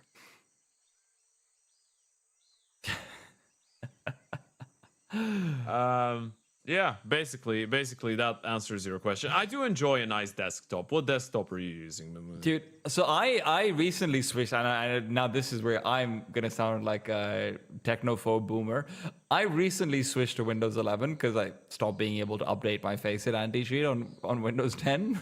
So you get an automatically generated wallpaper from Microsoft, which changes like every few hours, and you can just click on an icon and learn more about the photo. So you just get to like see these really beautiful pictures. Like I don't know if you've ever used a Chromecaster, but you know how Chromecast has all of these like really beautiful photos. It's the same thing, but if you click on the icon, then you can actually read more about, hey, where is this? What's going on over here? Is this like Okay, yeah, I've seen that. I think I've seen that. I it's know pretty what you're fire talking about. actually. Yeah. Like I'll tell you what I have right now. I have a let's see, what is this? I have a green-headed tanager bird actually right now. Green-headed tanager. Tanager is Tanager. Yeah, and it's pretty, man. It's pretty. It's like a teenager, but just with an A and not the double E. So nothing like a teenager because it's I'm also non-native. I'm a work non-native. of- It it's helps me also to a work make of art. Oh And my everyone god, knows teenagers aren't. This is a beautiful bird. It's really nice, you. Wow, I'm impressed. It almost doesn't look. It looks not real. It looks like man. it's DJI or AI or whatever. Yeah. It's like I like having just being showered with random beautiful scenery points and being able to learn more about them. Bondi right now, they thought 5-2 was a pretty beautiful scenic point. Unfortunately, they paused at the wrong time, right after they lost out a 1 versus 4 that they almost won. Yeah. Good news. We're right back at the game. So yeah, no more delays. But as we said, money on the CT side is almost shattered. So you've got a bunch of SMGs. Magnet actually running down middle through the Molotov, playing up close with the MP9. The T seem to be aware of the possibility. Money's pretty bad for both these teams, so whoever loses this round is going to be in a bit of a tough spot. Got to be careful. Late mid retake. They've heard the steps, but Streaken has been shut down in towards B in the meantime. Owner trades back. Ooh. And Magan gets himself a little bit of extra on the side. Is this another one of those rounds where I start to wonder if the MP9 is better? And the M4, I think it might be. They're getting much more proactive, but Smuya Hold your wants to make horses. up for that last round loss. This is still doable. Smuya's got that kill. He's lost only 25 HP. He still has an AK, so does Preladon.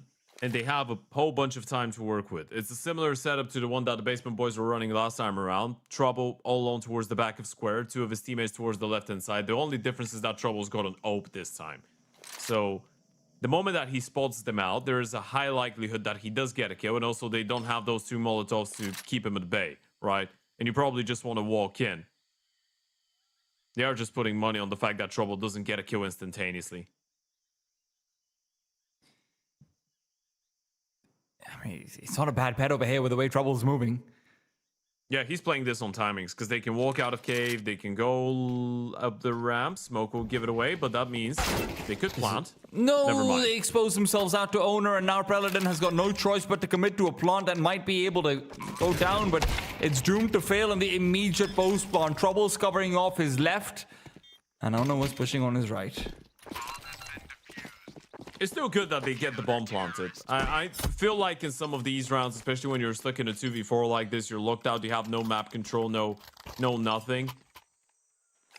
Getting the bonus money is good, because now they're not forced to go for the full investment. They can just have a bit of a half buy, and it's not going to be the lightest eco ever, so you can potentially still get a bunch of kills. And even if you don't, you have a full-on buy at 5 apiece.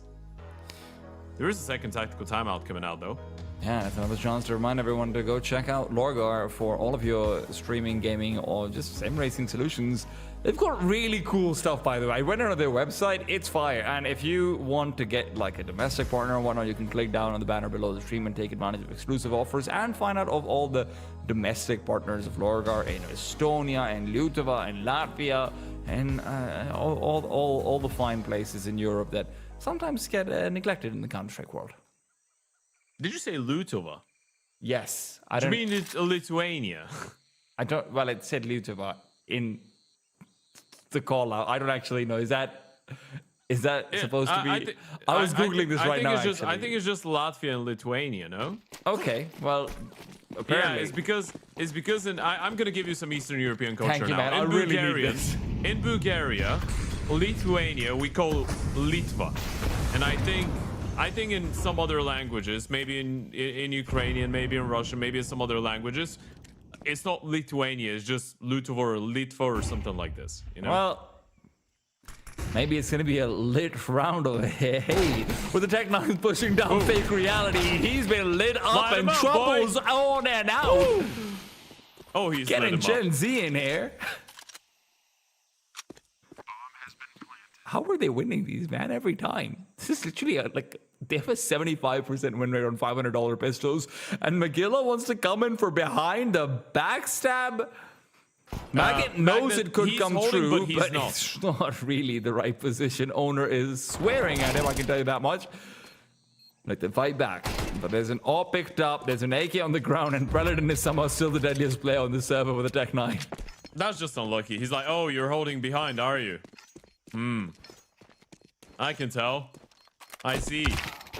And at this point, this is why the bomb plant makes a difference, by the way, Moon. A serious conversation. If they didn't get the bomb planted in the previous round, they wouldn't have had the Halbai, they wouldn't have had the Util, they wouldn't have had the Tech9s and the armors, and they wouldn't have been able to win this round.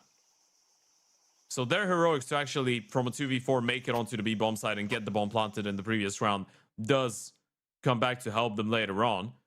And now Bondi might actually be looking at 8 rounds even on that T side. Look at the investment out of the basement boys. You win here, they're going to have nothing, zilch, left for the final round of the first half.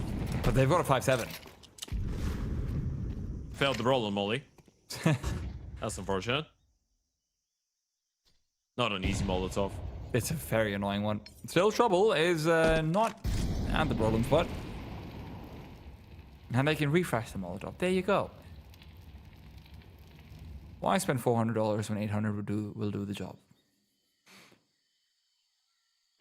Trouble repeaking over here is just, I mean, that is ill-advised. Quivda's got the deadliest weapon on the server right now. But an HE will pepper him up. That doesn't do as much damage as I thought it would. Floats above his head and shrapnel will be dodged. Well, spots out Quivda. Starts to back off. They will explore into the A-bomb side. They're very worried about a B stack after having confirmed 2 players there, even if one of them is dead on the ground. Smuya is putting himself in a very risky position, but risk is being taken by Magan more than anyone else. The grenade will finish him off, and a crossover, but Ona, good position. MP9 boosts it up, doesn't shoot in time for the second one, and Fake Reality misses what should have been a sitter. CTs would have been in this. But a couple of shots that you have to ask questions about. Hey man, I'm not asking any questions. All I'm saying is Smuya's back in 2026 and he is beating the basement boys. He's going into the winners matchup of the group. He's making it into the play-in. And he's qualifying for Barcelona. Here I said it. Everyone ride on that hype train. Or decide not to be delusional. It's your choice. It's much more fun on this side of it. Yeah, I'll let you know, being delusional is the best. Just it is very objectively. Good, yeah. Objectively now, is great. Let me explain to you about how Carrigan's about to make another major final. In this season. Okay. One day I'll have an argument, Ted. Just not today. That is fine. I'm sorry, my Latvian prince. Right? Magila out and about. And just out, actually. He's not necessarily had the best of times defending middle, but at least Paladin can feel a bit more successful about himself. Smoothie's putting himself in a very bad position, but with the Tech 9 out, it's a great one. He is truly back. He really is. 15 and 6. He's been a menace all series long. Owner will try and make his way back in towards the A-bomb side, which is not even the correct option right now. The bomb is still just waiting in front of B, waiting for him to make a move. Get that info. Even if he does get the kill onto the AK, it's just a signal. Boom, B's open. Make your way onto the bomb side, get the bomb planted, secure the round. This is going to be an 8-4 T side unless Owner's got something special for all of us. Smoothie just Molotov himself off. This is going to be a 1 versus 1. If he can take the fight now, this is certainly possible. This is consecutive 1v1s. Streakin can't back off out of the bomb site too easily. He has to commit into it. He's chucking out utility as well, looking for the duel. A flashbang that will help him at least to stay alive for a while longer. Smoothie will not be able to get the cross in time. There were possibilities there, but fortunately for Bondi, those are not explored. An 8-4 first half is a great result for Bondi. Just think about it at the start of the day. You're looking at this group and you're probably thinking, okay, it's Unity and Basement Boys that are the two teams. Which one of Bondi and Qual 4? Bondi will probably win that losers matchup. And then which one is Bondi playing in the decider game? But definitely Basement Boys and Unity make it through, right? Well, guess what? It's not a guarantee anymore. Doesn't feel like one. Bondi in a great position, and this is the Basement Boys being together as well, which is supposed to give you a little bit of a buff. You're playing on the same servers, but you're all together. Communication should be better. Getting in the right space of mind should be a little bit better. Maybe it's a nerf. Because it's so much easier to look down the line and see that look of hatred on your teammate's face when you lose the 1v1. But in the same time, this is a conversation that I think is older than time itself. At the same time, some players are not on 100% when they're playing from home, right? There's some distractions. Yeah. Maybe you're not living alone. Maybe you're thinking about some other stuff. When you're at a boot camp or somewhere where your teammates and you're playing a game, you're only thinking about the game. And I think some people is more focused. I think some people would argue that the problem is sometimes people playing from home are giving their 180% TED. Sometimes they're giving more than they should humanly be able to. Right. Yeah, no, let's not go down that route. But enough about my premier matches back at home in my 3K elo. The only 3K I'll ever get. You know, I actually met someone recently in real life who plays CS as well, and I was like, "Oh, hey, what's your elo?" Because you know I'm just used to everyone being on FACEIT. He's like, "Oh, dude, I'm not that high. I'm just like 2,500." I was like, "Yo, that's really good. Why are you being humble about this?" And then I realized he's talking about Premier. Feels strange to meet people who play Counter-Strike for fun and only for fun.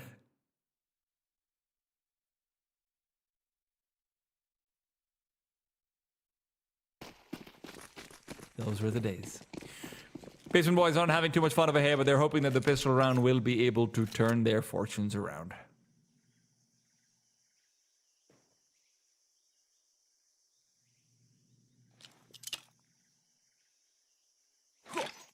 Smoke primed and prepped for the A side. It's going to be a commitment out through main. Streakin has got company. Paladin is nearby. He's relying on the lack of Molotovs in this round. Great flashbang. Streakin's not the one to get a kill, and Magilla is.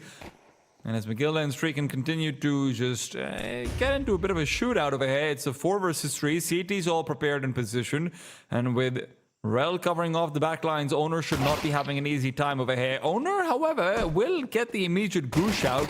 Rel stays alive, but it feels like a temporary measure. Smooya kills him just for good measure. That doesn't feel the best. Oh, fake reality drops. Magan turns around to see if he can maybe get one. 69 HP. This is a sign. He's winning this one, Mamoon.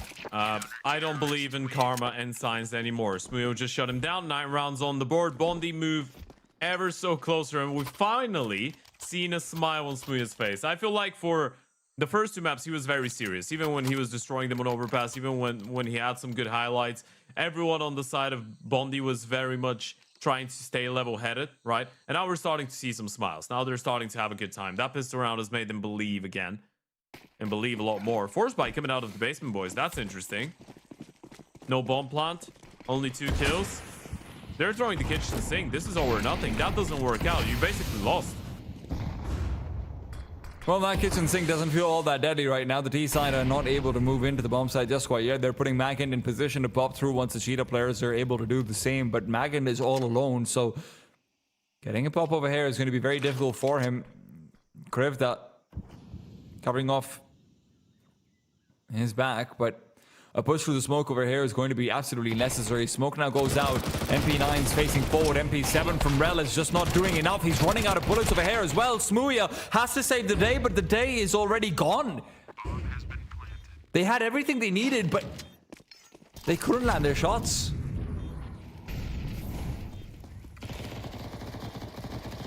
Game is still on.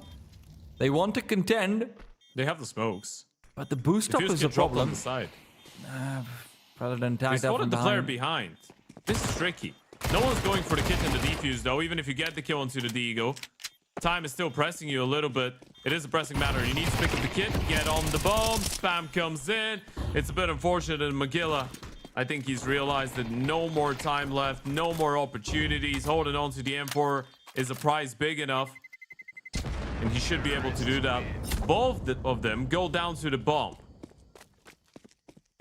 Still an interesting way that the events turn. Still an interesting way that this round goes. The one surviving player is from the CT side, so T's won't have a lot of money. It's definitely going to be a better investment than the previous, but there's still something to be said about this.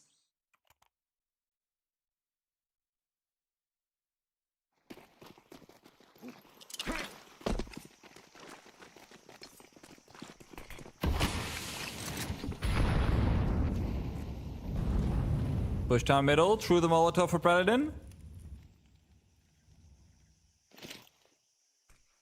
Fake Reality is very concerned, and the safe side hit is feeling a little bit half-hearted. Magand is the only one left behind. Refresh on the smoke over here. That might give up the Drake for the CTs. This 4-man B aggression that Smooya is hoping to headline with the M4 is going to be now left without a lead singer. Smooya has taken his mic and ran away from the stage. Over to A he goes, or at least to try and check out mid.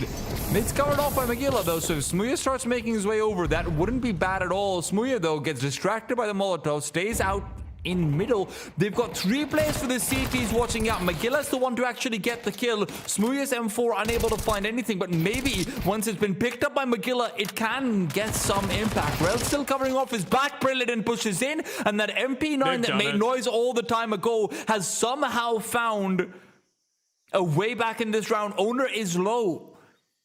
There's a crossfire over here. You can't get past it. This is insane. This is so insane. This game is unpredictable, undeniable. Beyond evaluation or fabrication. It's so unique. You cannot do it again. You couldn't write it down, but Bondi have done it. And look at the finances on the T side. You thought the first force buy was a miracle? Well, let's talk about this one.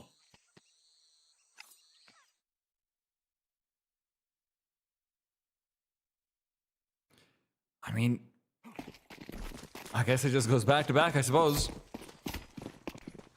2 smokes, 3 flashes, 2 Deagles, and 3 Tech 9s. 2 Tech 9s. Tech 9s continue to be one of the most deadly weapons in this match, along with the 5.7. Yeah, as long as you can go somewhere without a singular flash, because this is what you have to do. Both the flashes were utilized in towards middle, so you do have 2 smokes, and that's it. It does scream, we just smoke long, smoke short, go B, hope something happens. Which, to be fair, for the CT side is very often the right move.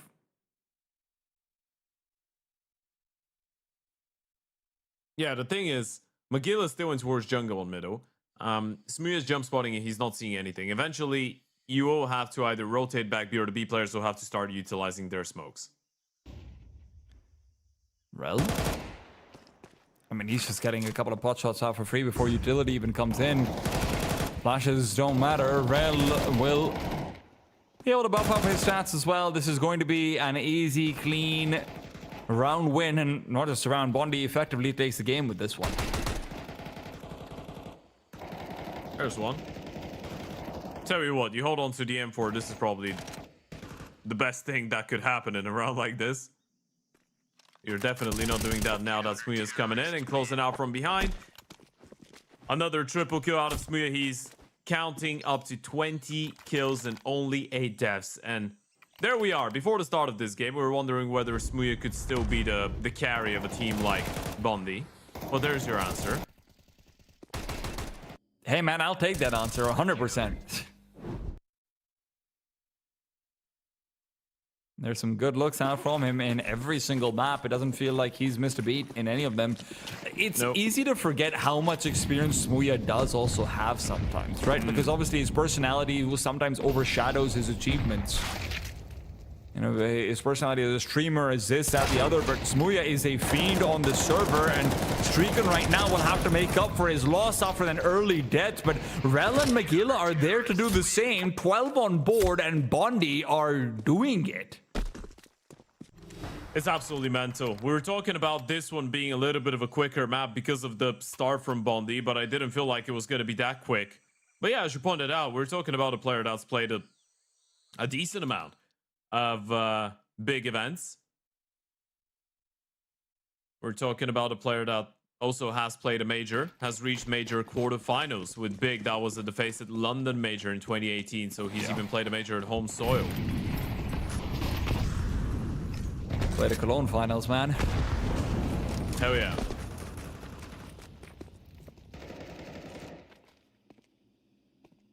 And now he's dominating the basement, boys. There you go. A full circle of life.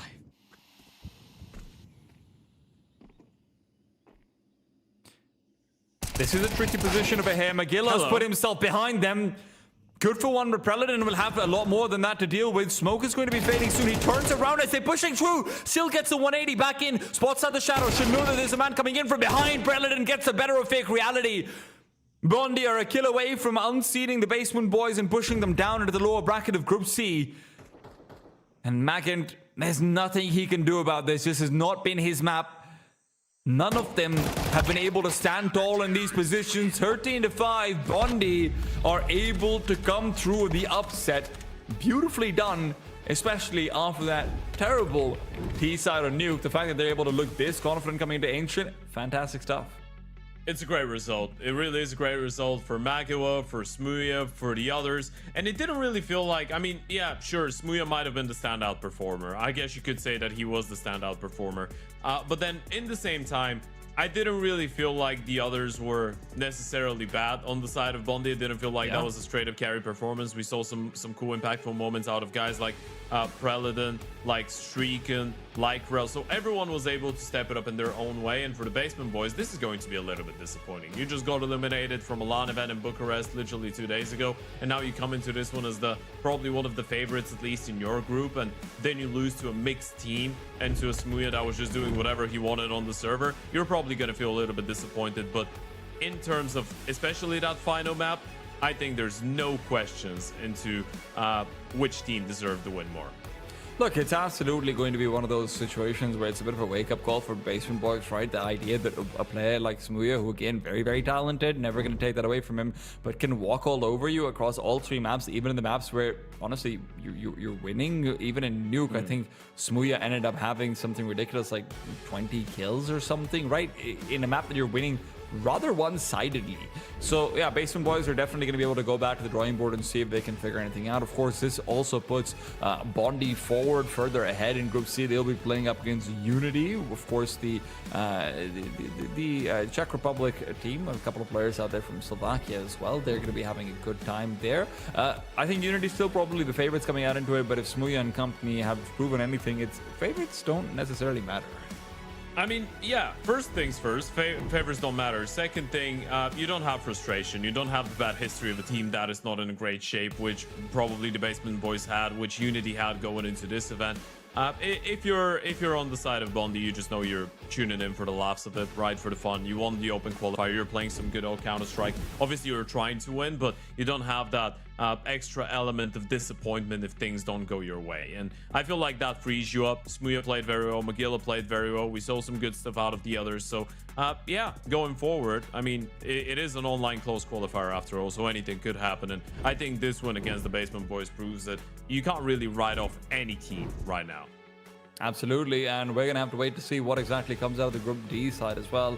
Astral versus DALUYONG will be. I'm gonna butcher that a lot of times, Ted. I'm just letting you know right now. Astral versus DALUYONG will be coming up next, followed up by HYPERSPIRIT versus Drama Esports. Today, of course, is going to be that 3 best of 3 days, which, listen, we've all been excited for and looking forward to. But Group C over here, like we said, it'll be Unity versus Bondi. Elimination matchup. Quick word on that from you, Ted. It's Qual4 versus the Basement Boys. I feel like the Basement Boys should be the favorites. Qual4 is a very young Romanian team that's playing in ESEA main, is in its 7-7 there. So if the Basement Boys lose to Bondi, it's one thing. If they lose to these youngsters that don't have a single experienced player, then it's a bit of an abomination. So yeah, I think that one should be pretty straightforward. But honestly, I'm hoping Qual4 will be able to put up a fight. Absolutely, I'm sure we all are. But coming up next, of course, like we said, is going to be Astral and DALUYONG. Astral, of course, we already talked about them a little bit. If you aren't excited about them, let me give you a reason, man. GXX has been having a good time there. For DALUYONG, a couple of familiar faces over there as well. 8kid and Sved ahead, so make sure you're tuning in for all of that quick little fire-up matchup between the two of them. They're going to be back, though, after a quick break to get on with it. Guys, this is going to be fun.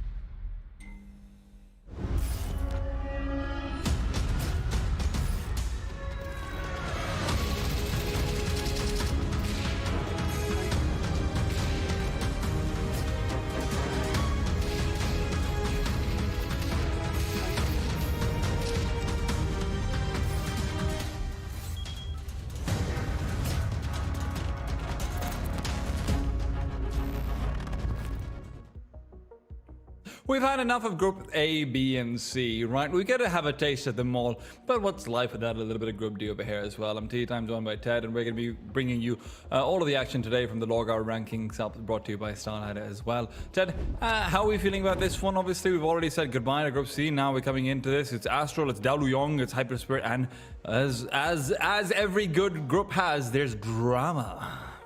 Yeah, there is a lot of drama, and this one comes in from the Balkan scene, so it's even better drama. Oh, yeah. You know, Balkan Counter-Strike drama is better than all the other drama, in case you didn't know. But yeah, I'm very excited for this group, to be fair, because I feel like out of all the other groups, even though we've had some surprises, I think when initially you look at Group A, you're like, well, Kaleshi and Rottweilers probably make it through, which they did. You look at Group B and you're like, well, it's probably going to be ESC and somebody else. Well, they didn't. Inner Circle Academy and Mix did it, but you still have these one or two teams that you're valuing a little bit higher than all the others. And then with Group C, you have the Basement Boys and Unity. And again, that doesn't really come to play with the results. But Group D, I feel like we have 4 teams that are very evenly matched up. Yeah, and I will also say over here, Ray 5, man, what's going on? He's got the most beautiful eyes I've seen in any Counter-Strike player. And yeah, other than that, they are all very evenly matched up. This is why I'm glad that he's not on LAN already, because he's got to be tested before he can look distracting in person, right? That's something you got to keep an eye out for.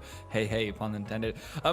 I think you're right about this being relatively even, but also there are still clear favorites, right? ASTRAL over here is a team that has still been performing reasonably well in the online circuit. They've been getting some decent wins out and whatnot. They've actually been making it to a lot of these LANs as well. I think they've run into a slightly worse streak of form recently, but when it comes to DALUYONG, a lot of these players are players who are looking to revive themselves more than anything else. Yeah, absolutely. I think when you're looking at this lineup, you're looking at obviously the 2 young Hungarians, Nolan and Essor, as the players that you're probably not too familiar with. Other than that, pretty familiar names.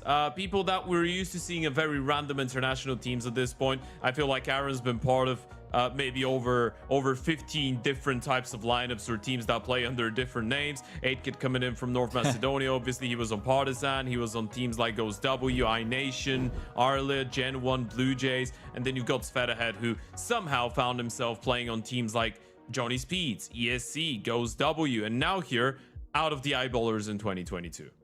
You forgot about 8kid's most successful stint. That's obviously Alter Ego, man. What are you talking about? That was a good days.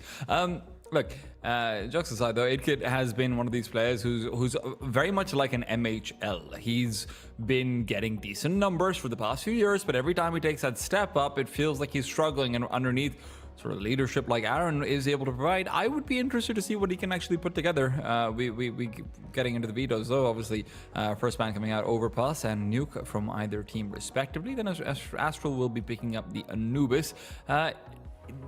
I know Anubis has been getting a little bit more favor recently, but I still just sometimes forget that, hey, we've still got Anubis in the map pool over Train. It feels like it's such a short exit from the scene, probably one of the smallest amount of times any map spent outside of the pool right after it's been taken out. Yeah, but I like it. I think Anubis has a place in the map pool. I feel like it's a very balanced map now. It's gone a little bit more interesting, especially with the open window, and it's a map that, you know, brings in that type of a vibe that is a little bit more casual to play on a lower level, but then on a high level you could experiment with it. It's a bit more simplified and it's easy to get used to, which is good. You know, you need to have these types of maps. You need to have these types of maps that rely on, you know, grouping up playing execs and relying a little bit more on the aim. You have the tactical maps, the rotation-based heavy maps in the pool as well. So I like Anubis being in here, and I like it being in the veto. We're going to see a Mirage coming in as well, and then a third and final one of Dust2. So we are getting a very puggy veto, in case you were wondering what type of a game we were after. Well, this is exactly what we end up with. For DALUYONG, I don't feel like it's surprising. For the side of ASTRAL, again, you get a comfortable pick, which is your Anubis, which has looked pretty decent. Mirage has always looked very good for this group of players as well. So I think ASTRAL are getting basically all their best maps, maybe bar Ancient and Nuke, but in general, Anubis and Mirage, pretty happy with it. Absolutely, but what's even happier is that we get all 3 non-gloomy maps in the pool. We'll get some sunlight out. We can have some vitamin D on the server. Yeah, man, I love it. It's also going to be good to see some of these bugger maps in general, because I don't want to have that one-sided affair like we did on Nuke in that previous series, where clearly one team just isn't all that prepared for a map and they just aren't very comfortable on an individual level, not just a team macro level. Anubis, look, I know it's execute heavy and this and that, but it does feel like it's some of those most rehearsed executes that we actually have in the game outside of a Mirage. So it's good to see that, at the very least, I can freely say that, hey, whichever team wins, this isn't just an experience gap. This isn't just like a knowledge gap from maybe one team being together for longer, the other not being so much so. And that's always a nice ability to be able to remove the caveat in a tournament like this. Yeah, I think it is. In general, though, if you had to point out towards the favorite, you'd probably be looking at the ASTRAL guys, right? A lineup that has been actually playing a lot of officials since the start of this year. Bar, Swizz, and GXX, that are the newest additions, obviously. The rest, they've played around 88 maps on HLTV in 2026 only, which is a very respectful number. And for those of you that are a little bit more unfamiliar with the team, just to go through a bit of a raw introduction to what we could be expecting. So in terms of pure rating, you're probably looking at Swizz and GXX to be the main carries of the team, and then you have Ray5, who's kind of like that third guy coming out of Lithuania. It is a very international team, 5 different countries. You've got Swizz, who's Polish, interestingly enough. GXX, who's coming out of Kosovo. You've got Ray5 from Lithuania. You've got Neki from Estonia, and then you've got Meow Pop from Latvia. In terms of roles, you've got Neki, who's the entry, the soldier. Swizz is the second type of aggressive rifle on these T sides. He's the guy that goes in, on a refrag sometimes, a bit of a pack player, but he's going to make his own moves as well. GXX is obviously an oper, so there isn't a lot going in there. And then when it comes down to the CT side, GXX is the one taking the most amount of responsibility and initiative. Neki is the second, so he's not only the entry on the T side, but the star player on the CT side. And then Swizz, Ray5, and Meow actually have distributed some of the CT side roles very evenly between each other on different maps, right? So you're not going to see a defined second guy that initiates the most amount of entries or opening fights as a rifler on the CT side after Neki. It's pretty balanced. Now, I will also point out over here that, when we are starting to sort of get into those roles, Ted, I do want to ask you, because this is a conversation I just like having. Second entry is traditionally seen as like the best role in Counter-Strike in terms of you should probably have the highest rating, especially now that ops aren't as powerful as they were once upon a time. First entry's been getting a lot of love ever since we're having IGLs like Apex and whatnot who have been first entries themselves in the past and actually just feel like they know how to do it better. Are we due for like a bit of a reevaluation situation? I think nowadays the way that things have shifted is that everyone has their entry, but everyone has their soldier as well. The soldier is the guy that runs in first when no one else wants to, when your sole purpose is to just die, You're just running in, and a miracle needs to happen for you to stay alive. In terms of first entries, it really does depend, right? Because if you ask people who's the entry on Vitality, they would obviously say Flamesy, right? Yeah. But then who is the guy that sometimes goes for wild plays and dies so he can open up space for his teammates? Well, Apex does that as well a lot, right? So most teams do have 2 people. Spirit were like that with Donk. A lot of the times, even when Donk was the best entry fragger in the world, he was on a big portion of the rounds that Spirit would play, not actually the first one to go in. It would be Chopper or it would be Magix on the odd iteration. So it does really depend on what's the vibe that you want to, what is the idea that you want to go with, not the vibe, but the idea, the ideology. Do you want your entry fragger to be the guy that just goes in on every single round? I think Counter-Strike's evolved a lot, and that hasn't been the case in many years. You have different rounds. Sometimes the extremity players on T sides are going in first. Sometimes you might be playing spawn-based Counter-Strike and the first person in line is the first person in line. Sometimes it depends on the money. So it is a lot more freed up nowadays than I think it was back in the days. Well, let's see whether or not that freedom will be found over here on these streams as well. It can sometimes still be nice to base your team on like older frameworks when you're trying to come up and sort of go through that evolution of Counter-Strike in real time. It feels kind of weird to put it like that, but can be good to see. DALUYONG on the other side, I mean, you talked about how, well, who knows how Svedje had ended up onto these different teams. Svedje had, to me, has always been like the spiritual successor of Disco Dublin, funnily enough. I mean, I'm sure you remember him from once upon a time where everyone's talking about how, hey, man, this guy's really good, but there just isn't a Swedish team that's got a home for him, this, that, the other. And then sort of goes around the block and everywhere and hasn't quite made it through. Svedjehead, though, his skills have always been there. It's just that it doesn't feel like he's ever found that Goldilocks situation where it's, you know, just quite right for him. Yeah, I think I've never been able to really understand what has been going on with Svedjehead's career, right? Because he's been part of so many different lineups, and I think at a certain point he did just go for a massive curveball when he joined AGO, but that was the international AGO with Depression, Dementor, Tak, and Delhi. This is where I started kind of losing track of where this was going. Did he want to play on a Swedish team? Did he want to play on an international team? Then he went back to Joni Speeds, and I was like, okay, he's right back on track. Maybe things are gonna work out. But I think he's really struggled to show a level of consistency and stay on a team for a longer period of time. I'm still waiting for the moment to see him on a stable project that just keeps on functioning. Okay, we're back to us for a second, and you did see that I am leaning towards my screen. The reason I was leaning towards my screen, folks, is because we've started and I'm hyper-focused, laser-focused.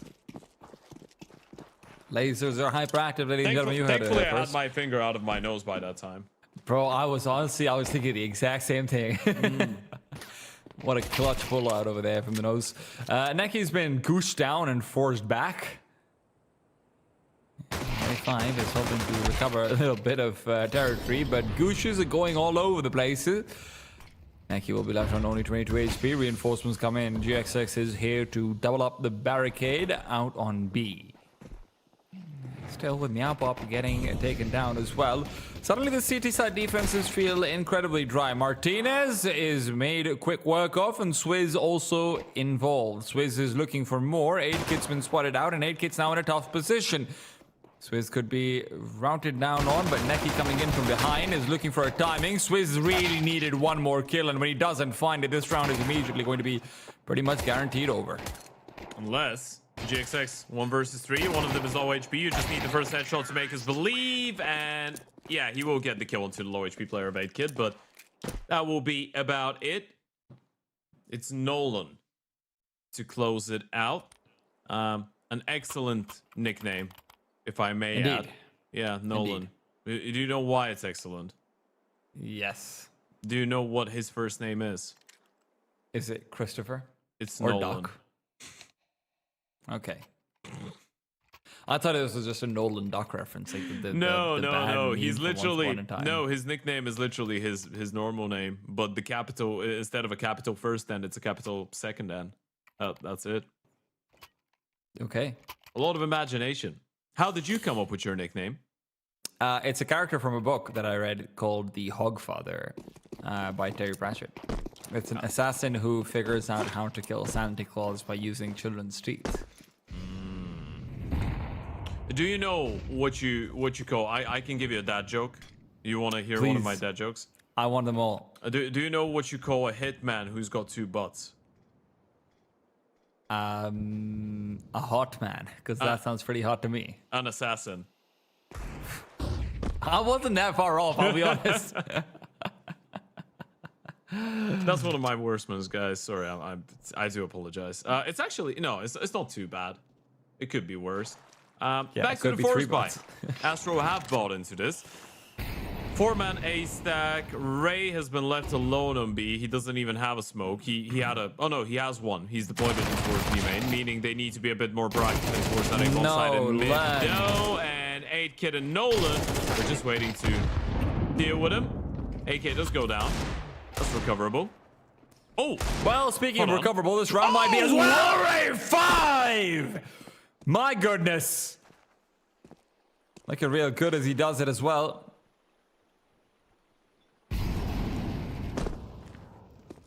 They've got themselves a smoke to get this bomb down, but with 30 seconds, they're going to have to get a move on it. They can't really just clear out everything all that easily. eSort pushing forward is going to be a bit of a death sentence. Neki can just uncrouch, doesn't even need to, expects him to push all the way through, and Nolan.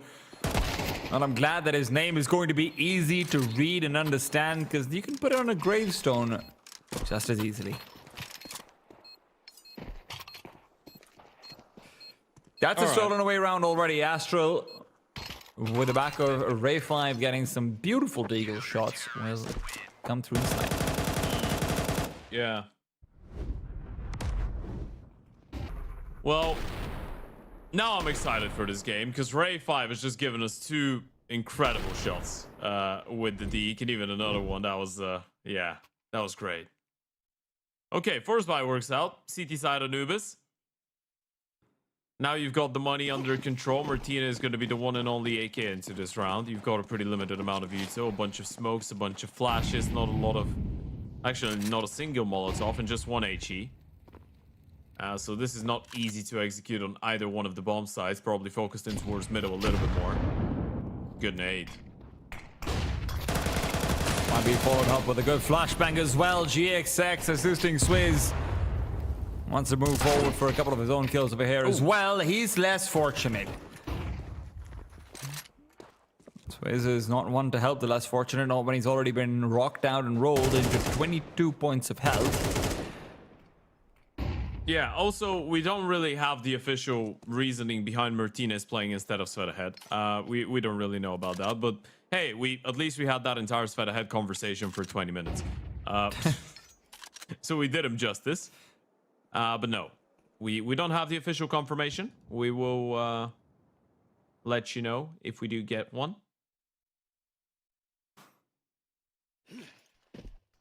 But yeah, it's Martinez. Another Hungarian player. 22 years of age. Played on teams called Glitch, Tech, and Wild in 2025. And he also played on that Honvet mix. Which is the Hungarian mix where he played with Aaron, Corey, Nolan, and Camion. Of course, he's played with Camion. Everyone's played with Camion. Of course. So such a charmer, that man. Meow Pop, though, in the meanwhile, is waiting for these Tech 9s to close the distance. Esor will take him out immediately. When there's a force by one way, it can swing the other very quickly.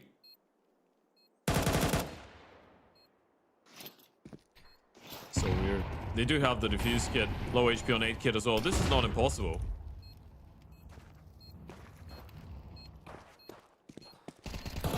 Might not be impossible with the way teams are playing it. It might certainly end out that way very quickly. DALUYONG are being very good about just making sure they're treating every situation as winnable, and the idea that starts off with, you know, a big grenade, a quick kill over there as well. GXX then just comes out middle hunting for eco frags, and is the cascading effect of a domino. That is falling all too quickly. That was a little bit unfortunate because they did deal with the middle situation very well. As the smoke was opening up in towards the window, they peeked with the flash. They got a 5 versus 3. Then GXX gets peppered by the Tech 9 of 8 kit, and all of that just transpires into a round. Now in towards A they go. Meow. Time to deploy that smoke, but this is just a bait. Not quite the full commitment out of the T side. Someone needs to find a clip of Ted just saying meow. No, please don't do it. That's it. His nickname is literally Meow Pop. Please tweet it to me. Just one word from Ted. Meow. Push forward for the CTs is where they're hoping to maybe find some success, but with these I hate this so much, man. Nearby, a flashbang in his face that he's fortunately able to turn himself away from. Neki playing up top. Down below, of course, is the 5-7 wielding now. And he's not feeling particularly catty over here. Esort is just on fire. Those 6 and 2, he's done so much for his team in these last few rounds, and he wants to continue. Will be taken down by GXX finally, but the CTs have already lost hope, and frankly, this round. Yeah, MP9 good for the single. And the first buy wars have officially been lost. Ray 5 has made some steps. Oh, what? Sorry? Not again. Excuse you, Ray 5. Do they have a defuse kit? Answers no, but I think they want to give it a go. Collateral Deagle. One shot. Time is running out. Surely you can't win the round. Surely you can't get on the defuse and protect your teammate as well. Tap on the bomb. They need to stick it. Aaron's going for it, and Ray can't win the fight with the rifle. Swiss goes down as well to 8 kids, so the round won't go their way, but golly, was that a spectacular shot. Dude, somebody needs to just tell Ray 5 to buy the Eagles every single round, no matter what happens. He should just play the Eagle. Yeah, this is not the I mean, this is like a Lecro situation, right? It's like, hey, have you considered not buying weapons? To be fair, yo, it's just so so insane. perfect. Actually, look at this shot, man. Oh.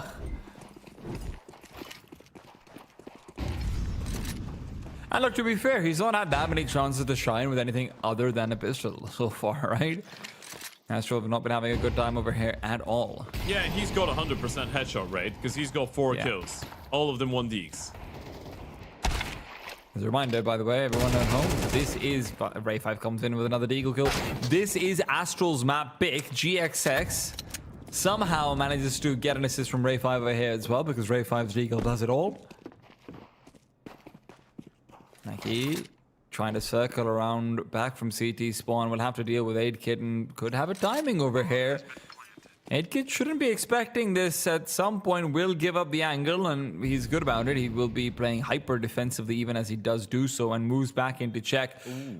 Again, there is an angle over here. There's a world where 8-Kit can be overrun. Unfortunately, we don't live in it. 8-Kit will be able to keep himself alive, and with 12 HP, long range AK, that's no time. Save the pretty much AKs. best case scenario. Well, you say that, but with Molotov on a dead body, at least they're providing cremation services. GXX finds himself another kill, and kills are all he'll find. Astral lose out yet another round, but at least they take an AK forward. They are going to have a full buy in the next one regardless. It's a weird situation, right? Because in a 3 versus 3, you feel like you want to give it a go, and you probably felt like you could have had an opportunity, but no diffuse kit, no utility. You have the 2 AKs. Damage is good because you do get 4 kills and you hold on to 1 AK, and that's an eco round, so it's NTs in the end of the day either way. But it is still around on the board for DALUYONG. Now, this is a 4-1 lead. Of course, CT side Anubis is what we're talking about here with Astral, so even mere 3-4 rounds could sometimes be enough. 5 is more than enough, and this is when they finally get all the guns out, including that open the hands of GXX.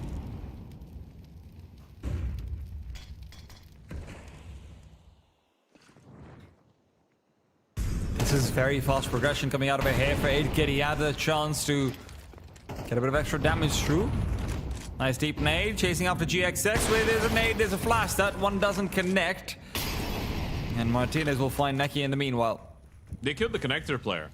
That's an issue. They know Ray is going to be alone. They know exactly where the Oprah is, and they know that the 8 player is alive. Another big pickup coming out of Ray. 100% headshot rate still. This time not with the D, but with the M4. But the A player has rotated, which could be an issue.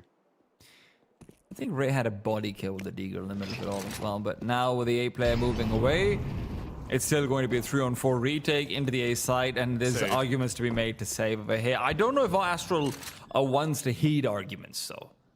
Bomb has been planted. Meow screwed himself up. Yeah. That's not a go-to angle, boss. I mean, it's not that bad if a single player is walking at you, but in a 4 versus 3 like this, you're probably not getting the solo peek there. And he couldn't really get out of dodge. He was just left there, stuck, forced to fight until the very end. That's exactly what he did. Unfortunately, it wasn't a pretty end, so he's lost his rifle. Ray and GXX, the last 2 left. And I don't really want to see DALUYONG go for the hunt here. I mean, you can see the counter argument. You know, if you get the rifles out of the hands of the CTs, is very good for you. But you keep all 4 alive here. Now you look at the money going into the next. From here on out, you start hunting. Because you're 5-1 up. The CTs have been struggling to put up consecutive rounds on the board. Ghost, they've been struggling to put up rounds on the board. And now, with the money behind you, you could make sure that in the next rounds that you win, they don't hold on to anything, or at least try to make sure of it. First tactical timeout coming out of the CTs. It is starting to get a little bit worrying. Not too much, but a little bit. I don't know, man. If you lose this round, this half is not feeling particularly recoverable, and right now we are seeing some very good shooting coming out from the DALUYONG side. They have not been tested enough for me to say that, hey, they've needed all of these super heavy tactical CS plays. You know, if you're challenging Neki in Connector, for example, and you're just getting the kill outright by baiting him into a duel with you, you're unlocking so much of the map there. And then, you know, the A side player running away, of course, that's partially due to the utility they're throwing out in the middle and everything as well. But ASTRAL are also allowing DALUYONG to walk over them without even needing to show their best versions.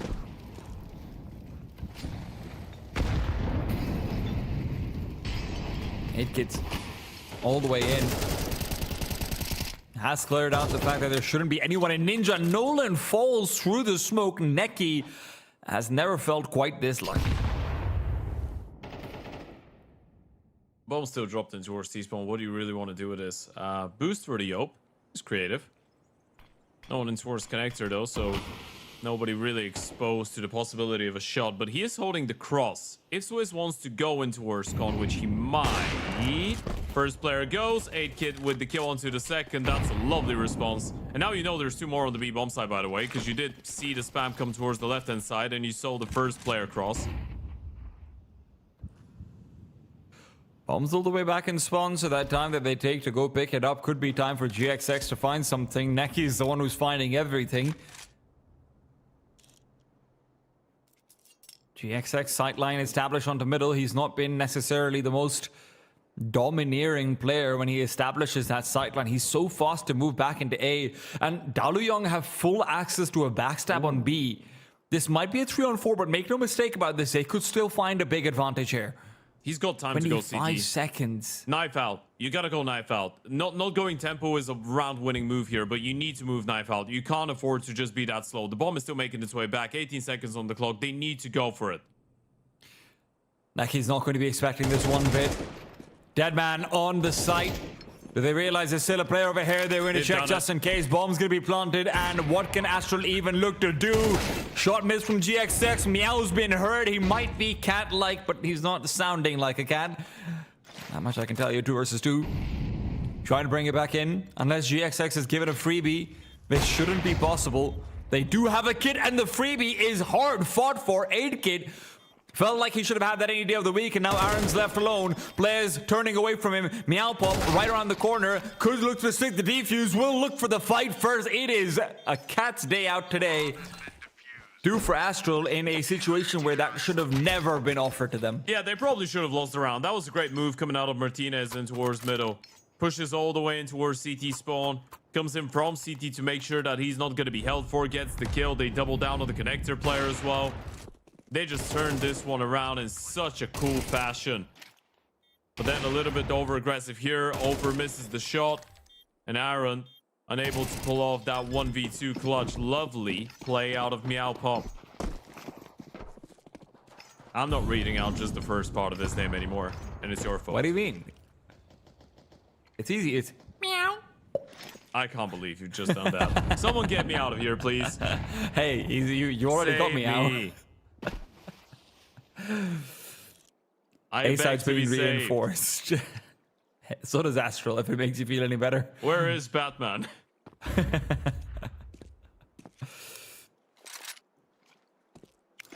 But trying to establish a lane control of a head, Molotov is not where it's supposed to be. Trying to establish a lane control over here for the CTs is very risky. They are completely giving up B-side reinforcements, and GXX will just fall. eSword has been so good on this A side. Every deal he takes, he wins. Neki's been left alone.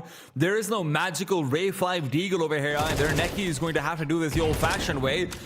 And with eSword having pressure put onto his shoulders, they don't have confirmed damage on him, so they can't even chase him down. Losing a player as the CTs would be tantamount to losing the round. Neki's done a great job of holding down the line, but he's running out of bullets. A quick grenade, which is supposed to give him time to reload, and where there's a grenade, there's a second incendiary as well. Rave 5, meanwhile, pushes through, and you might not have his deagle. You sure as hell still have his MP9. And Nolan, Mr. First Name, has been left alone. And this 1v3 that there's not even a reason to attempt. Ray has been so impactful. I've absolutely loved some of the kills that he's getting. He's getting them in a very impressive manner as well, by the way. Look good individually. And Astral are finally picking things up. Nolan saving a glue. Not the prettiest thing ever. Definitely doesn't make him too much of a happy man, but his team finances require it for the next. He is in a tough spot.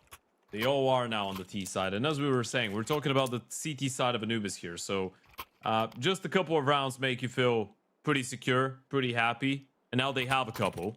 They've got 2 in a row. No money for the T's. Potential 4s by. You win here, you're looking at a 5-4, potentially 5-5 score. That changes everything.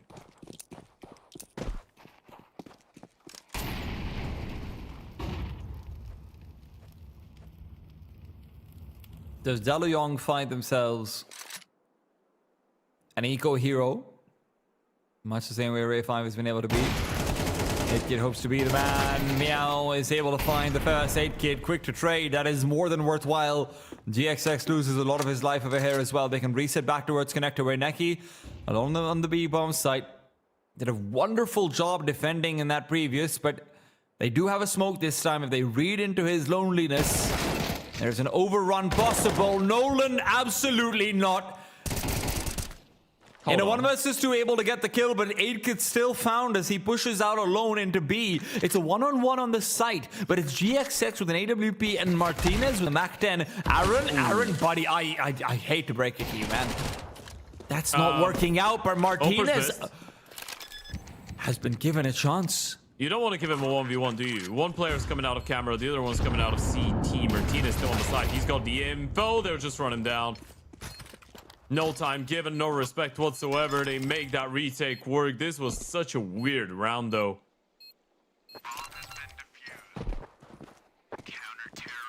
I guess they're still going to be happy with picking up another one on the CT side, but this has been very chaotic to say the least. Bomb plan makes the T's a bit more satisfied. Tactical timeout coming out, and you can pull up a pretty decent half-eye.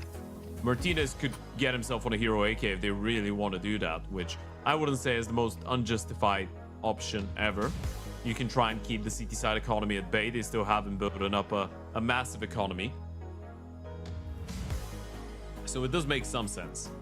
And I think Mido has been not working out too badly for them on the T side as well. They've been able to find some gaps. Even when they've been dealt with, responding has not been an issue. So maybe an avenue worth exploring. Connector and B have definitely been a little bit more problematic. Yeah. I mean, Neki's just getting these great single frags again and again. And listen, Astral, they might not have been feeling good a couple of rounds ago, but they always have the consolation of knowing that they've got some fantastic LORGAR PCs that they're using right now. I mean, we see them on the screen again and again, and they look good, man. Get your streaming setup, your sim racing setup, whatever you need set up. But right now, the setup that they need is over here on this B bomb site. They need to get their asses set up and getting ready to frag. Swizz is able to force 8kid back into a shot from GXX, who's now looking for an overrun with a wallbang. And look, they will recover, but man, things get scary for a second. They did get scary, and it's the arrival of the Opera of GXX that gets the kill of the player fighting Tempo that saves the day, right? If you get that kill into the Tempo rifle, you push in, that's another gun that you can pick up, and you have a 3v2 post plant. That would have been doable, pretty doable. But as we said, CT side Anubis, and things are not looking bad. I know you could look at some of these holds and be like, well, they're only getting one player and then they get refragged. At least they are getting the one on a B-pop, and the rotations have been very quick for ASTRAL. I feel like some of the reactions are good. They've been solid. Pretty decent CT side is what we're seeing here. And this is without GXX hitting the top form performance that we know he could. Ooh, gotta be careful with this. Look at him taking random shots with an orb through the smoke, regardless of the bullets someday. Yeah. He doesn't care. Big man with a big gun, man. Big gun with not a lot of bullets. GX6 is holding the same gun, but he's not being flashed off. Swizz never was at risk of being flashed off. Incendiary down. GX6 loses his life, and maybe we can see where in the world has that kill come from. Aaron traces him out on the earlier. Damage is going to be more than sufficient. Nolan finds Neki. And there's a backstab getting set up from eSort as well.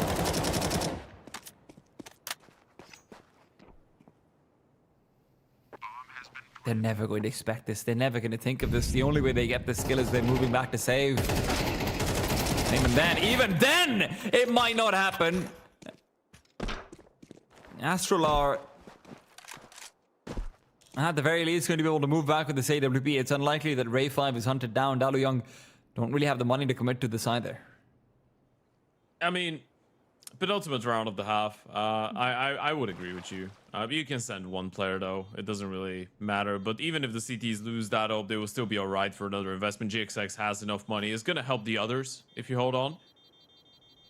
But this is more of a story of DALUYONG needs to get 7 rounds. And even then, it's not a guarantee that they will have great opportunities to pick up the map. ASTRAL should be happy enough already. And you can see the right turn from Nolan. He was thinking about challenging the ult, decided against it. Wise enough to do so. And as we said, finance is not really troubled for either side going into this final round of the first half. It's been a back and forth game. Back and forth streaks, you could say. First, DALUYONG start 5-1 up. Then ASTRAL get 4 in a row. And now DALUYONG are trying to get 2 in a row to close. Look at the aggression though. Swizz going forward. He's been seen. He's been more than just seen. He's been hurt. God.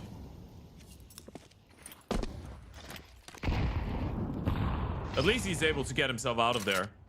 Gets blinded, naded, mollied. Traumatized by now. Yet alive. And that's what matters at the end of the day. ASTRAL are getting ready for a B-site push. That's what it feels like. Either that or they are very convinced about this being a finish of A on the secondary site. It is good that they're being proactive in towards the extremities at the same time, because they did leave middle, right? They have A main, they'll push B lobby. It's a good 1-for-1, but that gives away the fact that you have 2 more players here. And now the T's probably look for a gap in towards mid and A. GXX has had his fair share of misses, but a peak that easy? Nah, he'll take that. That 30 kinda gives it away. seconds and disadvantage. Yeah, they also boosted up the bombs. If you drop down with that, 8 is just going to be heard. Neki will give out the cue to start rotating over. Neki turns from a flashbang. Ample time to collect his requisite 1. 6-6 is basically guaranteed. And quiet as a cat's heartbeat. Meow Pop will come through with what should pretty much seal the deal of a bomb's not even being planted by 8 He's looking for the stats. I have to say, I am a disapproving man. I think he wanted to tap, get the kill and plant on 4 seconds. So I respect it. I don't think he was just saying, you know what, I know I don't have the time, I'm gonna get the kill. It was more of a, what if I on 6 seconds tap the bomb, get the next kill in 1 second, and then land it in the last millisecond, and then I have a winnable 1v2. Just think about it. You've convinced me. Yeah? He's a goat. Yeah. He just imagined himself going crazy. Don't we all, to be fair? I don't have to imagine. Yeah, you go crazy watching that previous match of Counter-Strike. Hell yeah. And I loved it. B-Rush, Bombay. You love to see it. eSort doesn't love to see it. He's blind. There's no way that's their pistol, man. There's no way their pistol is let's rush B and outplant A. GX, like, bro, don't worry, I got you. I got the mid rotate. Bro, I'm telling you, they can't rotate mid. They can't move away from me, bro. They got nothing on me. They're on me. They're on me. Bro, they're running after me. What do? We're doing 5. This isn't working. Ray? He's getting it done. Mr. Pistol is in the building and he is bringing it down. 1-on-2 turns around and eSort has to be the one to save the day. My goodness. God damn, dude. The saying is pure cinema, isn't it? I'm beyond confused with how they're able to get 3 kills and plant the bomb with that type of a call. That is insane. That is pure entertainment, folks. It's the good old matchmaking classic. I think, in all realness, okay, let's try and think about it. Okay, we're not going to see the entire round on the replay. I'm trying to think if there was some method to the madness, because I think one of the CTs pushed middle. So they had one guy that was holding mid and that was supposed to play later towards mid. Maybe they wanted to just smoke B, show themselves, and run con towards A. Maybe that was the play. But they just got stopped. Or maybe it's a little bit more simple than that.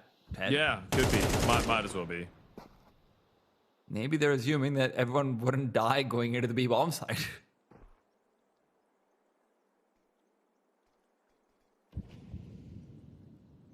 Because like, if they even get 1, maybe 2 kills, that was a different round. Good flashbang. He's being chased down. Meowpop is running right after him. He's not stopping either.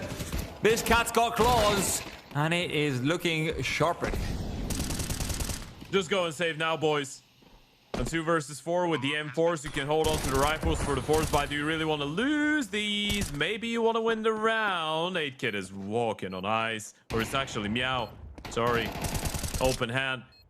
Jumping up, Nolan, a 1 versus 3 clutch. First kill secured. He knows where the Opera is. He seems to know where the rifle is playing from as well. Is there a drop defuse kit somewhere around the bomb site? Answer is no.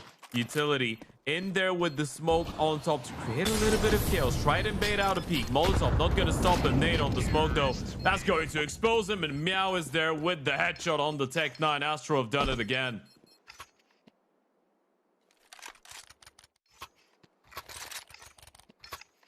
They can't keep getting away with this.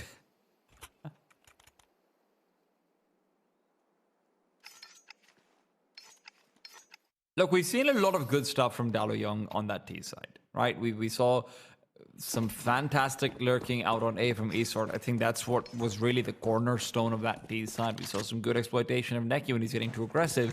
We actually saw some decent receipts of the B side pushes as well from DALUYONG. I don't know how well that translates through to the CT side. And that's a big question to ask.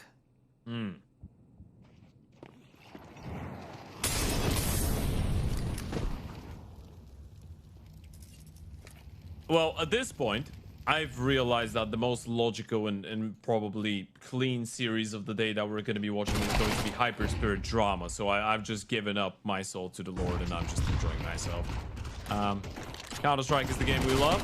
It's what we enjoy. Never mind. Astro are actually making very clean work out of this. This is what an anti-force should look like. Look at how methodical, nice, well-placed utility. That was great. That was beautiful.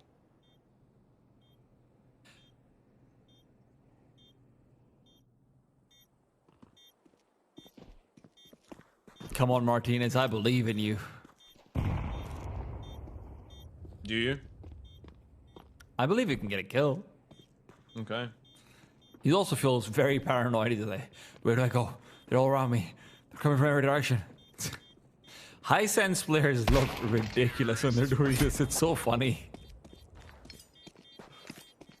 What sense do you play on? I don't even remember, dude.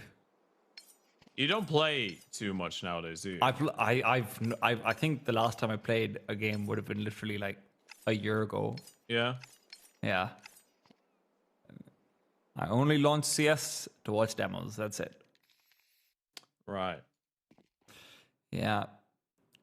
It's hard to find time to sit down and play like 4 or 5 games in a row, and I just don't have fun if I'm only playing one. Sure.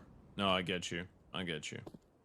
Especially because normally I get all the boys together. You know, we're all just sort of sitting in 5-man queuing, and then it just feels like if you're bringing everyone together and you leave after one game, you feel like you're kind of a disappointment. Yeah. Yeah. No. Why go through the work of messaging so many people and gathering them up if you're just gonna do one map? Yeah, exactly. So that's why you just don't sleep. You play until 4 a.m. You play like 8 pugs. The good old times. Dead. You are married, though. No, I get it. I know. There's only one other time you said something that sounds so erotic to my ears, and that was 15 minutes ago when you said, "Meow." Why Astral should be able to settle this? for a comfortable 9th round. No, you can't just here. change the topic now. You can't just change the eSort topic. and 8K don't have much hope with their USPs. Astral take the lead comfortably on the T side of Anubis. Yeah, they do. Their own map pick. Yeah, 3 in a row. Having a very, very fun and calm time on this map. First buy coming out of the CTs. We've got the 5 M4s with the smokes, the flashes. In general, going to be interesting to see how aggressive they want to be. The stair smoke is coming up. Do they want to fight canals? Do they want to see what the T's are going to do and play more reactively? That's what it feels like. Connector peak coming out, but a lot of speed behind that taken towards A main.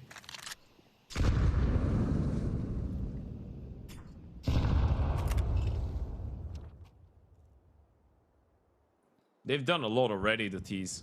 They have full control of B lobby. They have canals. They have A lobby as well. Oh, who? And all they had to do was give up 50 HP on Swizz to a random spam.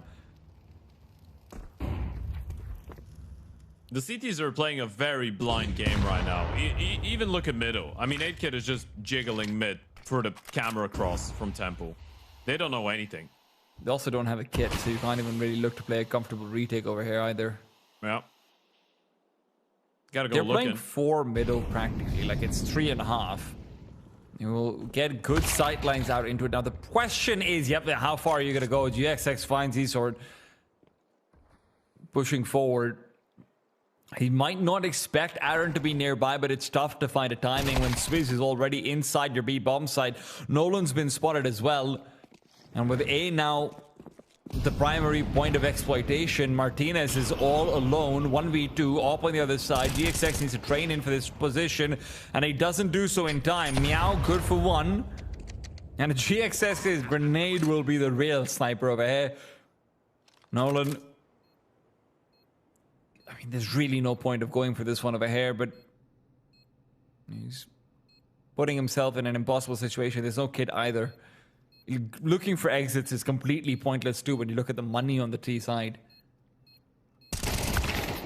Too committed. Gonna get cleared out, and this is a big loss. No rifle saved up.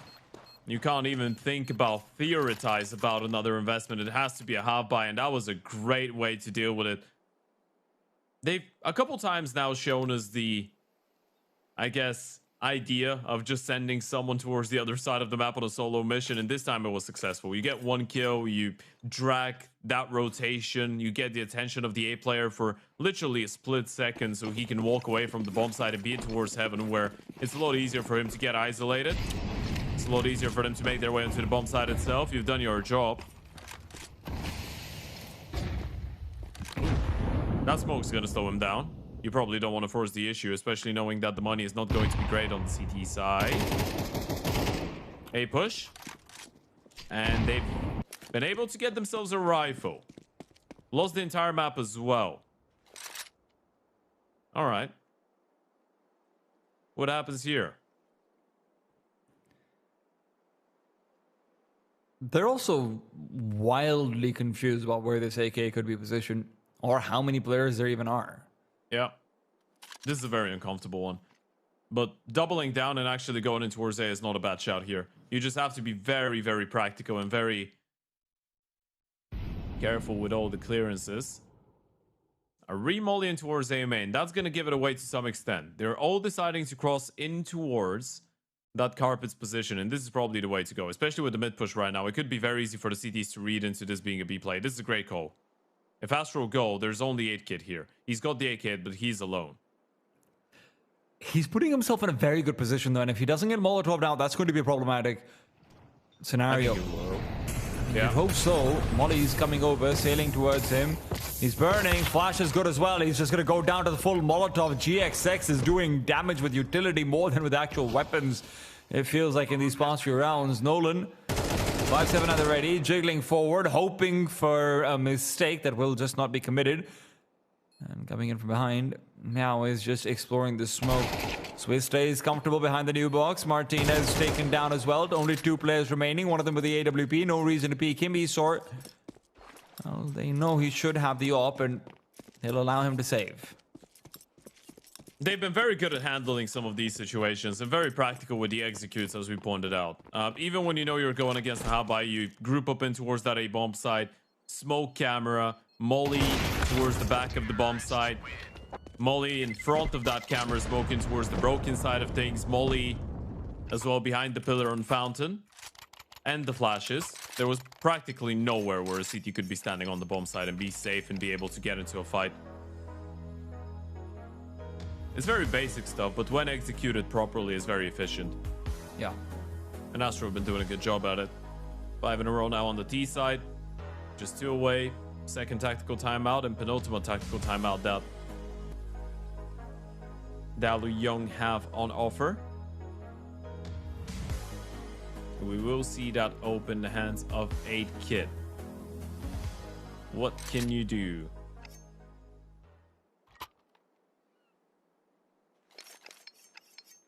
What do you want to do?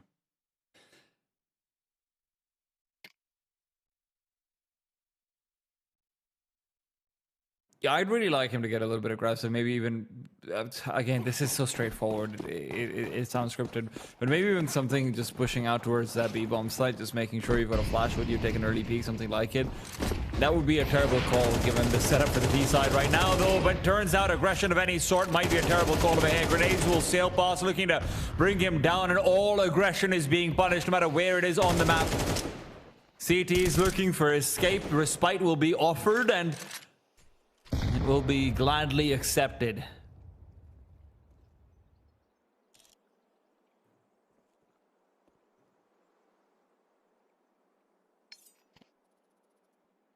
Now you slow it down. You get that early opening. You've got a couple players tagged down low as well, but a man advantage in such a pivotal round, you need to be careful. And they're going back to the same mold. And you can't really blame them in all honesty. The execution was so clean last time around, but DALUYONG might be one step ahead. A 4-man stacking towards A, but that means they will get a bit more aggressive. And with that Molotov, they might think that the T's are making their way towards canals. They'll keep moving forward. Swizz and Ray 5 will be the first ones to make contact. A flashbang over here would be the perfect play, but will it come? CTs themselves are not holding for utility. Nothing of the sort will be coming over. Aaron should have been able to spot out Ray 5, and not just spot him out, but take him down as well. GXX gone to the expect play number 3. Well, now they do. Neki, come on, buddy. You can't do that. You can't pull out your knife in that situation. They don't know, you know what's going through. Yeah, you know what's going through Swizz's head. Surely they don't have everyone here. 8kit was on B early on. We know this. Oh my god. And now you don't. Bombs on the ground. Both players are low. But Meow doesn't have information of that. He doesn't have time. Yeah. He has another Molotov. Out. He has another Molotov. 8kit could go down because of that. Beautifully played. Picks up that second molly. And where 8kit thought that he had safety and security behind the cake, turns out he really doesn't. He's being burnt alive. If you're 8kit, the moment that Meow mollies in towards the entry of that A bomb site, you're just thinking I've won the round. He's mollied himself off. He thinks I'm playing much more aggressively than I actually am. I'm just going to play this one passively. I'll just stay behind. This sound of Nick is crazy, especially considering the second player was making noise. That should have been a winnable for ASTRAL, but they still powered through. They powered through every single player in this stack. They get 12 rounds now. A golden opportunity, a golden ticket to run away without Anubis, get that first map of the series. This is your map pick after all. And go over to Mirage, where at this point it's very difficult to say what our expectations will be. It's not generally a bad map for the side of ASTRAL. Although they've not played it with GXX yet. The last time they did play it, they were still playing with Rich and Aster. So it's both GXX and Swizz making their Mirage debut in just a little bit.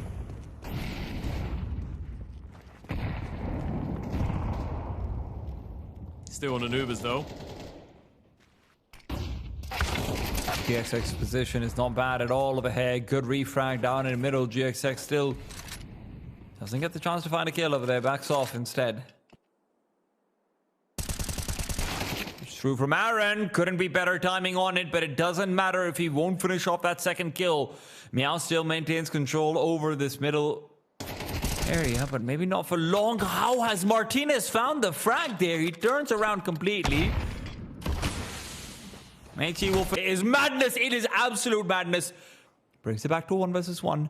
Ray 5 is looking for the circle. It is madness. It is absolute madness. Brings it back to 1 versus 1. Ray 5 is looking for the circle around. He has to go back from despawn. Surely he doesn't just stay here. Is he waiting for the smoke to diffuse? He will. And Ezra is crossed in towards deep middle. He seems to realize where Ray is coming from. He knows he's somewhere around that A-bomb side, but where is he going to come from? Camera? Middle? Does he just pick up the bomb and go in towards B? This is just a game of timings right now. It doesn't look like Ezra is going to win it. Oh. Oh, maybe he does. Maybe he does. It looked like he might have just made the crossover in time, but DALUYONG will be given that 8th round. And what a way to do it. Just hit him hard. We're going to see the replay from the previous round. There's the push. A lot of mid-round pushes and a lot of aggression they've tried DALUYONG to disturb the T's. And I feel like this is the way to go. That was a nice backflip. I'd give it an 8.4 out of 10, maybe.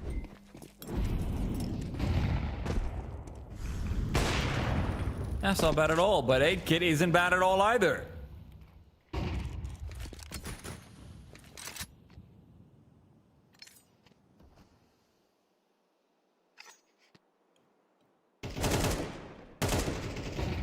Scary for Aaron. Because here, it's Ray 5 to find the second as well. So 4 versus 3. Despite DALUYONG having an early advantage courtesy of 8-Kit.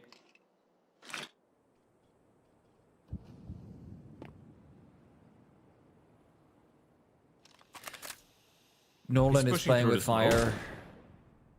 Well, that's crazy. Nolan thinks that he might have been given some assistance, but instead Meow is just going to have a Molotov. It's Molly on Molly action. Meow will be forced to smoke himself off. He's just buying time for the rest of his team to make their way over. And he realizes that smoke actually helps me. I can go for a swing out, and Meow's got it done. Lovely double peek. Made it sound like he's just going to run away. In reality, he was just waiting for the bomb carrier to get closer. And Martinez, the last second stand-in instead of Svetahead, needs to clutch it up in a 1v3 or this map is done.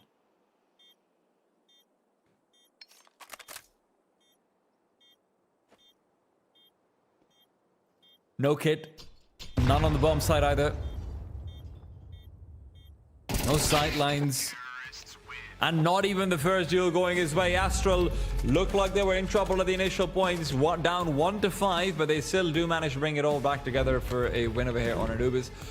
I don't think we got to see the best out of Astral. GXX still did look a little bit uncomfortable coming into this matchup. We definitely didn't see his best performance. But on the other side, DALUYONG, when eSports stopped being able to carry them through a couple of these difficult rounds and whatnot, yes, 8-Kit had a moment or two, but they did feel a little bit dry on a plan B there. Yeah, I think we are seeing the difference between the team and the mix, even when the team is not on 100%, as you pointed out, right? It was a little bit shaky at times and maybe insufficient from Astral, but in the end of the day, they get it done. The D side was good enough. They go on a 6-round winning streak. The moment that they lose the pistol, they react very well to all of that, and they needed a couple shenanigan rounds to get out of there in time. And obviously, I think GXX didn't play his best, but he didn't play his worst either. And it is good news that we had some pop-out performances out of Ray 5, some good moments out of Meow Pop, out of Neki, out of Swizz. I feel like everyone charmed in for that win here for Astro. And in the end of the day, you win your map pick, you're going into another map that you like playing. I think they will be going into that Mirage with their heads held high. It's also just good to see, because obviously for GXX, going into a map like Mirage is probably going to be a lot more comfortable for him. It's always been one of his best maps where he's able to get so much done. I mean, you look back towards his more sort of, maybe not iconic, but much more well-known plays coming down into these aggressive pushes down middle, playing around the connector smokes and everything that he likes. the idea that you could have that guy showing up in the next map, it's scary stuff for DALUYONG, who even right now are struggling to find their feet at times. I mean, eSort, again, great numbers on him.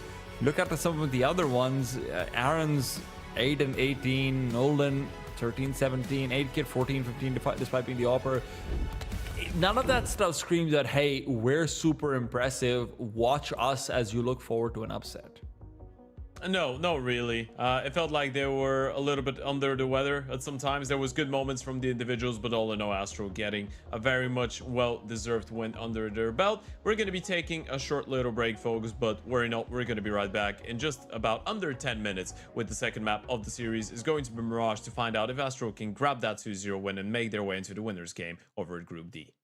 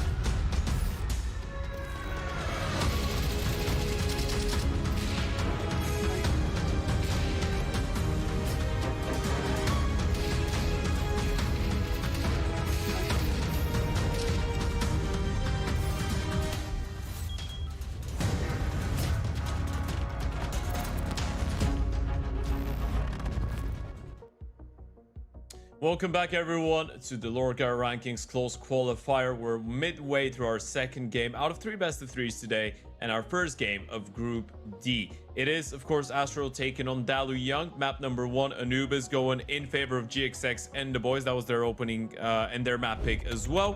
Going forward, Mamoon, we've got Mirage coming up, which is obviously the map that DALUYONG brought into the equation.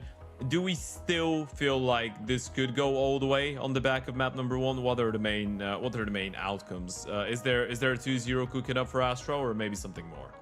I didn't feel like they could take us all the way even before the first map started, to be fair, but I'll speak in the favor of DALUYONG. I think they did impress me actually quite a bit in a couple of those moments. And one thing where, look, for me, Ted, one of the most important things is always translatability, right?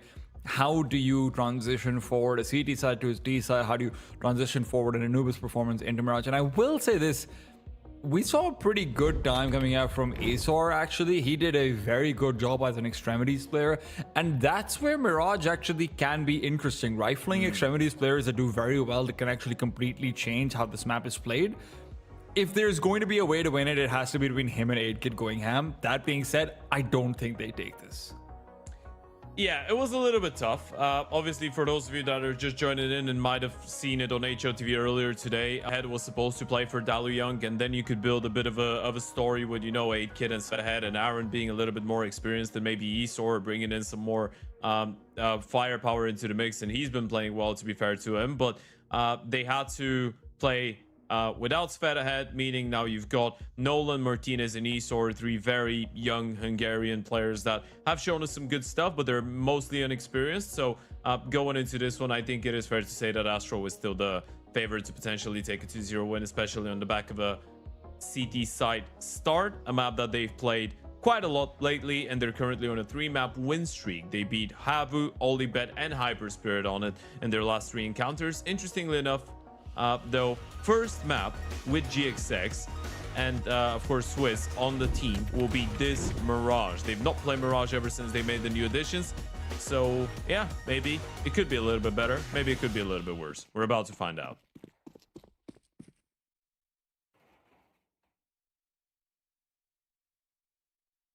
Now Pop will be starting things off with a couple of flashbangs and a defuse kit. Well, DALUYONG is looking to make this a quick A-side commitment.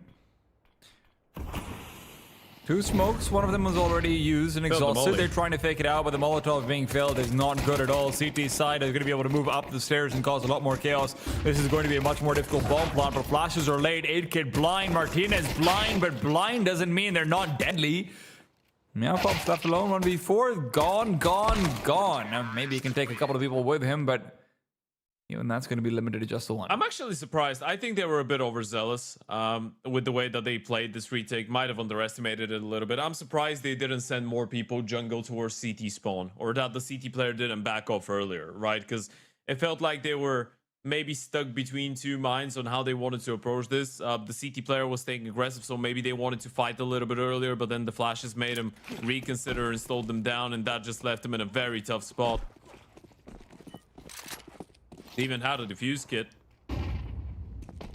Another fist round going in favor of DALUYONG. It's not been too bad when it comes down to it.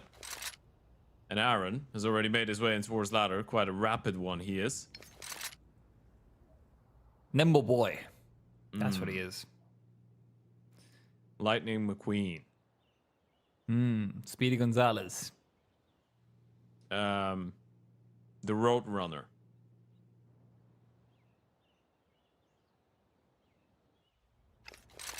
Brad Pitt in F1.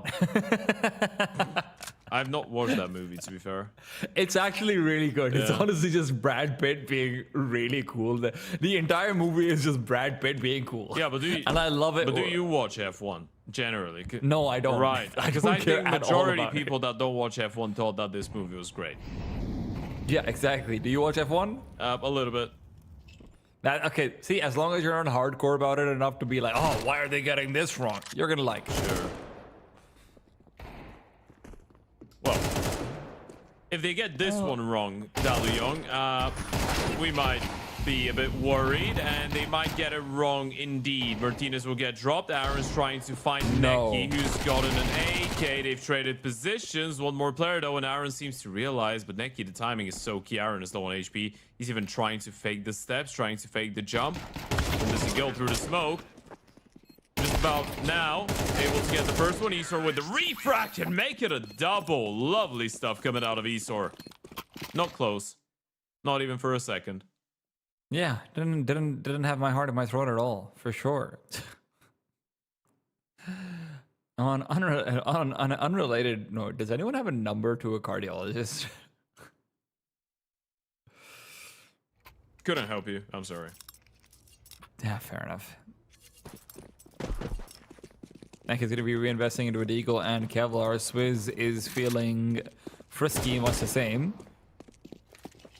And of course, if you want to be reinvesting into a new setup, you can always check out the LORGAR platform, where there's there's something for you no matter what you need. Be it streaming, gaming, sim racing, you've got one solution. It's LORGAR. It's ready to play. Why waste your time with a build when you can waste your time on the game? Martinez was playing anti-flash. GXX just walks in and sees someone hugging the wall. Oh, that would have been a fun kill. Yes, it would have. Unfortunately, it wasn't. A bit sad now. B stack confirmed for the CTs, meaning you're just walking onto an empty bomb site here if you're DALUYONG, so you get that 3-0 right out the bat. Before the first buy of the CTs, that is, of course, so no panic station just yet. It's early doors, but they are making us anticipate these buy rounds a little bit more.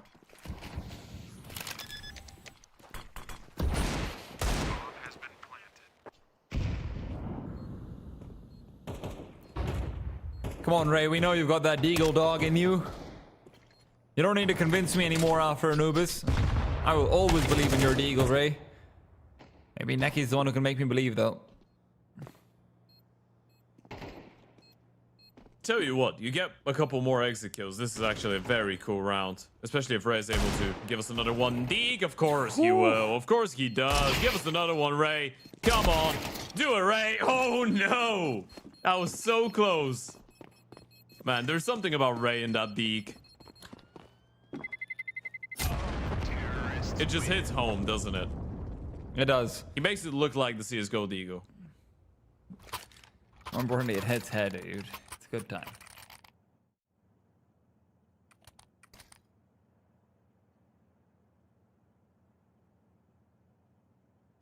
Now, I think the question over here is going to be, for this gun round, how does GXX want to play this? Because we didn't see the most impressive version of him coming out onto Anubis. They've now invested into the AWP and waited for it quite a bit too. They don't have kits on any of their players other than Raid 5, who... listen, one kit's fine, but Garage is a big map. Very quickly, that one kit can prove to be a little bit useless if the wrong area of the map is attacked. Palace Wall. Ray's gonna get tested. Fell asleep a little bit, still able to get away with one. And Neki, in the nick of time, gets past the angle. So they get that man advantage. Neki's low on HP, however, so you have to be careful.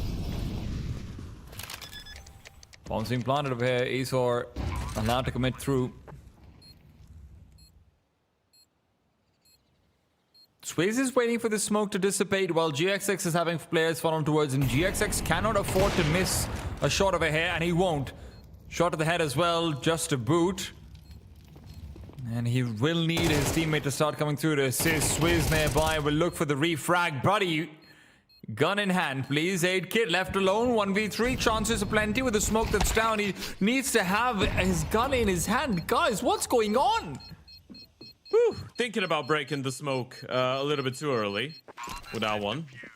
They didn't even have the defuse kit on the bomb, so it could have gotten a little bit ugly there if he was successful indeed with that nade break and spam endeavor. But as you said, a little bit difficult for him to dream of something like this. This was the key one, right? If Swiss is unable to get his gun out in time and goes down, this is a very doable round for the T's to hold on to. But first buy round, first round on the board for ASTRAL. A bit of a technical timeout. Hopefully everything's all right.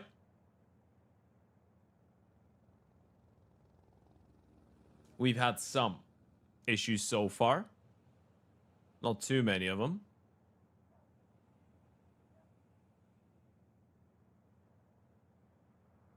Are you... You just told me that you don't really play as much Counter-Strike anymore, but are you someone that plays in a room when the lights are on, or are you a lights off cave type of person? I always have my lights on, dude. I'm super like, hey, I like my natural light. I like things looking like it's daytime. Oh, that's lovely. He's from the LORGAR. He's from the village hidden in the LORGAR. Yeah. Yeah. The LORGAR Hokage. What would the LORGAR, the LORKage? Yeah, that's him. What kind of eyes would a LORGAR Hokage have? Like, you know how Naruto has all of those different eyes? What do you think the LORGAR eye would do? Well, I'm gonna give you some lore now. So it's the clan. It's not the place you're from. It's not the country you're from. So you could be from the land of fire. Yeah, it's a bloodline. Yes, exactly. It's just the bloodline. Yeah, I've seen Naruto. Like you, sorry for context. I read Naruto, the manga, while it was still coming out. Right. Like I've been, I'm unnecessarily into so these so things we're once upon a saying time. if it was the LORGAR clan, what type? Yes. Okay. What kind of eyes would they have? Purple. I know what the answer is. It would be no, not the color. Like, what would the power be? The answer is pretty clear. It would be eyes that allows everything around them to be slowed down, then hyper processed very quickly because their brain processes things so fast. Because everyone knows the normal human eye can only see things in 24 frames per second, while LORGAR eyes will be able to see things like Counter-Strike in 600 frames per second. All right. So it kind of be like you have the time to control, or you have the power to control time. No, you just don't lag in your games and have a very good gaming experience. Yeah, you don't lag in life in general. Yeah. Everything's running in 4K. There you go. God. I'm great at plugs, guys.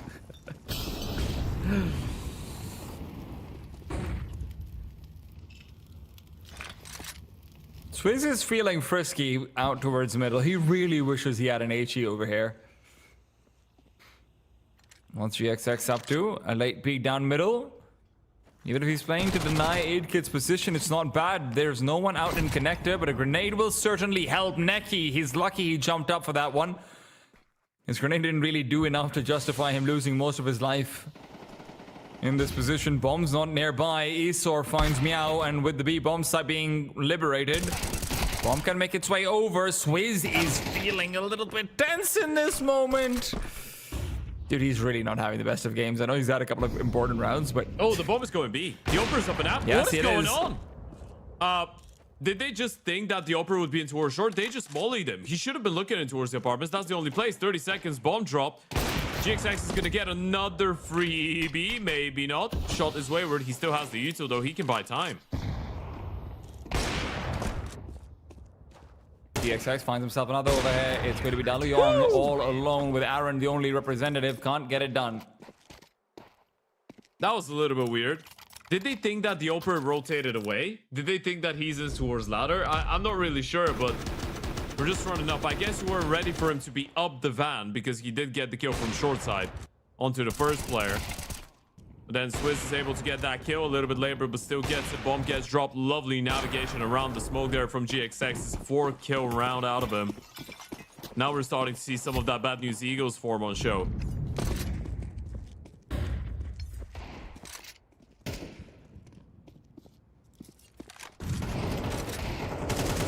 Ray 5. Neki, all right. Quick little cleanup crew down middle. Neki wants to be a little bit extra helpful. He might end up slipping over his own mob. Fortunately, the rest of the crew is really quite able. 8kid won't be able to find anything with the picked up Deagle either. Astral will equalize.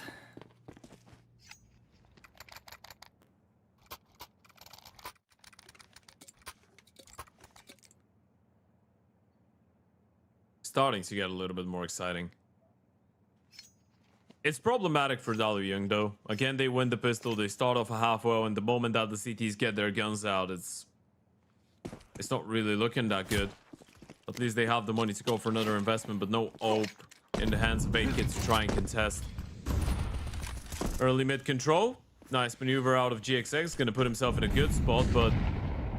Oh, they felt the top mid molly, actually. GXX will have to replenish. Nice flash. He smoke down over here. That does threaten the idea of him pushing through 8K. No, he does get avenged by Nolan. The spam through the smoke is going to be useful for this, but look at what Ray 5 is up to. He wants to start pushing forward into A main. If he can get a deep position over here, then the CTs can recommit back to B, but that's not where the bomb is going.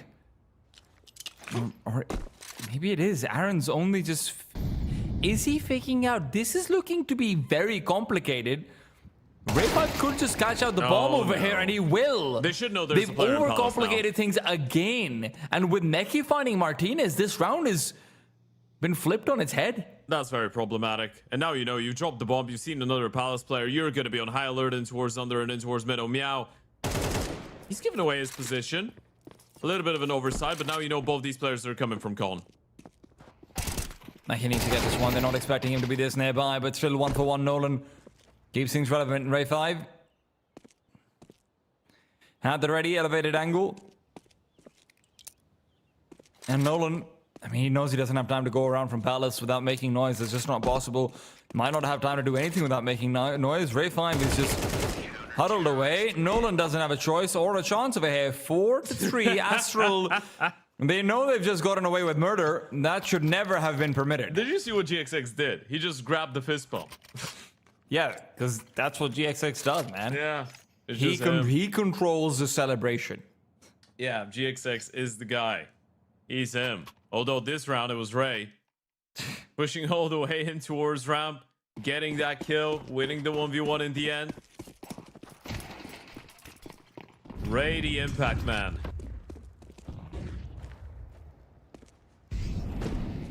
Alright. Second try with the A-pop. With the jungle smoke and the stairs molly. Okay, it smokes for both this time. Probably better. Martinez is down, and they've got opportunities for more. Maybe they bit off more than they can chew with that grenade popping things open. Bomb will be... Lava is denied. Ray 5 able to come through with a quick one, and DALUYONG will not even find the plant, which was very necessary given how much they invested into this round, to be fair. Ray is a menace. I like the way that he's playing with a lot of confidence, this guy. You see the way that they're stuck in a 4v2, he's like, yeah, you're gonna try and stick the bomb plant, are you not? I'm just gonna jump through the smoke and deny you. Just spam a little bit. He goes for the 1Ds, goes for the cheeky off angles. I'm really liking Ray right now. It's my first time watching Ray play, but I want more of it.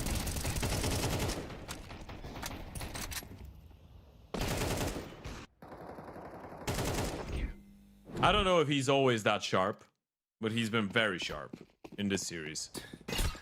He's someone to watch out for, that's for sure. It's either this or DALUYONG are definitely not someone to watch out for. It's one of the two. I mean, I think it might be a bit of both sometimes. But 8Kid is keeping an eye out for himself. If you won't watch him, well, he's fine with it. He's gonna be a ninja. Sneaky beaky. That was very quick. GXX was holding. He knows his angles around Palace, 8Kid. You gotta convert this one, though, if you're on the T side. That's always been the problem. Conversion after an advantage has not necessarily been their forte. This is their map pick, don't forget. Going back over to A is... It's not an easy site to take. GXX might be gone, but you still have potentially 3 players within quick rotation territory, especially if you're going to be coming in through connector. Ray's position is not the best, and maybe that's going to be their one real solace. Neki, though, picks up a kill, and no, he gets 2. Oh. Ray, fortunately, for the DALUYONG side, will not even get 1. That rotation back into the middle of the site is going to be heavily punished, and with Meowpop dying, his difficult game will continue to be just that. Swizz alone, 1v3. A lot to do and very little to do it with. 8Kid taking a peek over here would be the end of the round, and he's guaranteed. I think Ray was surprised by the multi-kill that his teammate gets, and that's why he swings, right? He wanted to try and help him save his life. He tried to be a little bit too helpful, though. Probably should have let him die, you know? Just play for the round yourself. Neki did a fantastic job getting those 2 kills. This is where Ray is already swinging. He's like, I'm gonna help you. You're getting into a fight. You get the first 2 kills. I'll try and catch them in a bit of a crossfire. It was too late for that, I'm afraid. He read the attempt. It just didn't work. DALUYONG get a fort on the board.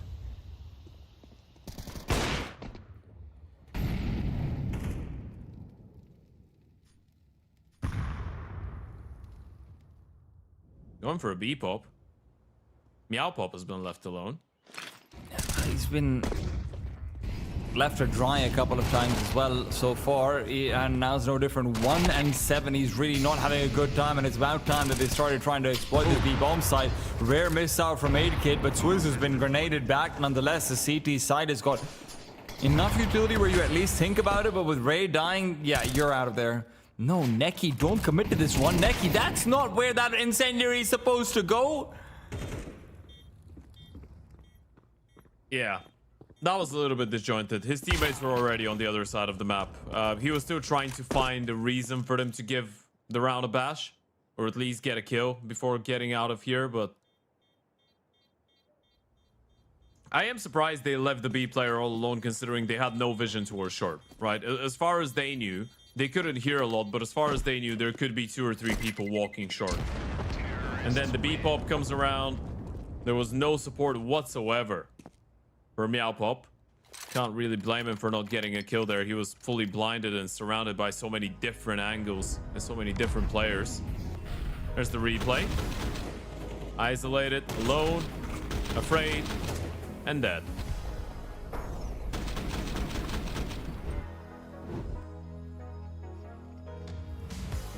A great round out of Aaron. We're talking Hungarian Counter-Strike. Aaron is probably one of the main people that come to mind. Ever since 2017, teams like My Revenge, Pixel, Budapest 5 later on, he's been part of the majority of the very successful Hungarian teams, including that Salamander lineup with people like Coolio, like Corey, Torji, Bodito. Quite interesting how all of these people that were not in-game leaders became IGLs, right? Or coaches. Yeah. You've got Flashy and Coolio that played on Salamander and Budapest 5 that are now coaches.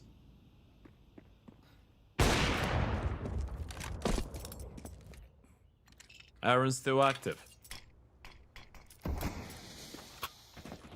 I think he might make it there. Eventually. He's just making sure that when he does, he's taking everything he possibly can.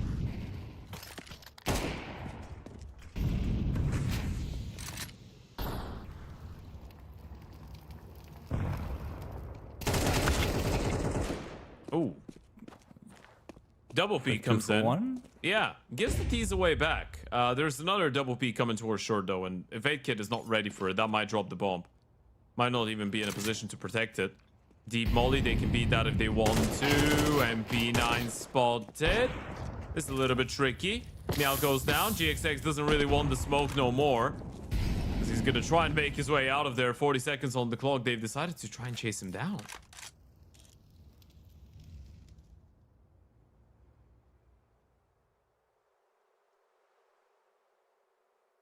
GXX. Esports is gone.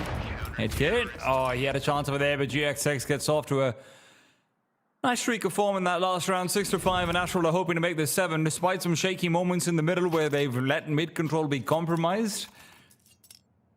They will, at the very least, be able to guarantee the bare minimum. I respect the fact that 8kid is still playing Black Bars in 2026, by the way. He's played Black Bars, I think, all his life. There's very few professional players that still do this. Yeah, I hate it. I've I always did found play, the Black Bars thing. I played Black Bars in CSGO for a bit. I've always found the black bars thing kind of pretentious, but 8-Kit, listen, man, if that's the kind of performance you're putting up where you're straight up out-opping the other side on T side as a first pick in the last round of the half, baby, you do what you want. Yeah. I mean, Shiro's still playing black bars. Tessus is playing black bars as well, I think. I'm thinking of others. Simplias is playing black bars, that's for sure. There's a couple.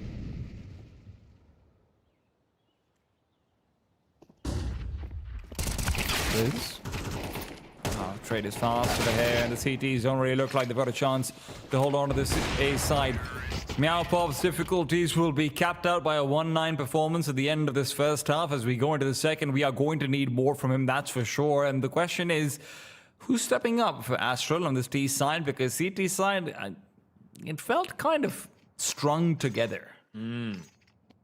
Yeah. Still not the worst result ever, considering they did lose the pistol and start a half 0-3. They get a tied score towards the end. Could have been worse. It is a good moment to pick up the pistol if you want to, in the end of the day, 2-0 this one. Of course, we do have another series coming right after this one. That's going to be HYPERSPIRIT taking on Drama in a bit of a Balkan derby.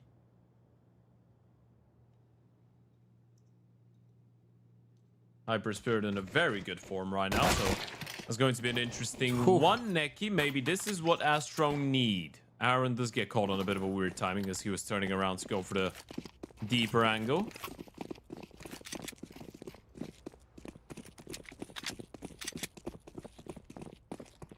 Swizz is just playing safeguard over here. His only job is to make sure that they can be completely unworried about Palace presence as they execute over here onto this A-bomb site. The smoke's going to be well placed. I think a top connected smoke should be making things a bit more difficult for eSports, but he beats past it. Will be looking for the early peak. Martinez doubles up with him. Beautiful stuff for the dualies. Martinez, come on! Somebody check him. He's looking too damn good. Hands in the air and waving him like he just don't care. Aaron doesn't believe what he's just seen out of Martinez, by the way. That's the stand-in. That's the guy that came in favor of Svet ahead instead of him. And he's just stepped up in such a big way. That's both pistol rounds now going in favor of DALUYONG here on Mirage. And that's with the opening. Look at that from the Julies. 1, 2, 3. Goes up the ladder, gets a fourth.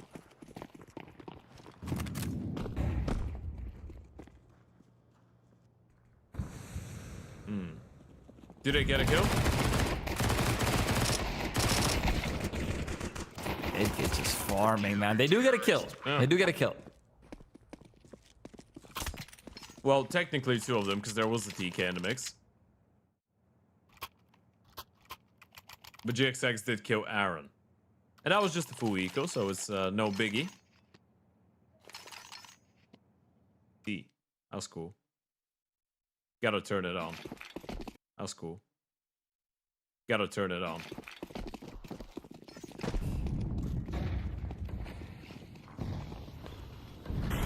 DALUYONG is not in the best of positions over here for this round with the MP9s, but listen, man, if you can take this round away, ooh, money is gonna be pouring from this guy.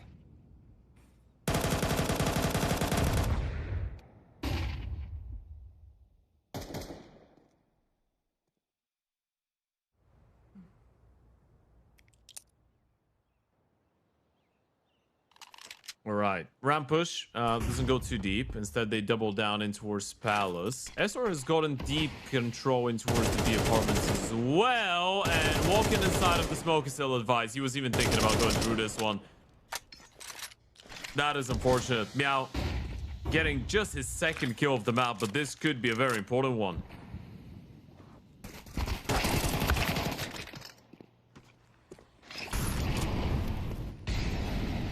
B is fully free. It's fully open. They can just run.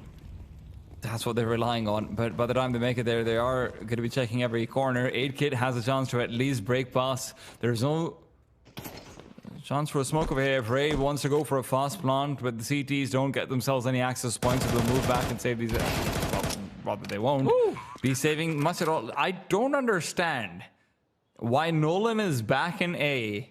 If you're going for a double jump to cat, like what's going on here, man? I can transcribe that for you. This is a very typical case of it is the right thing to save, but we want to get into a good position quickly, try and get some kills, and maybe go for the round. It could be miscommunication. It could be people being greedy for kills. It could be people disagreeing whether they should try or they should not try to go for the round.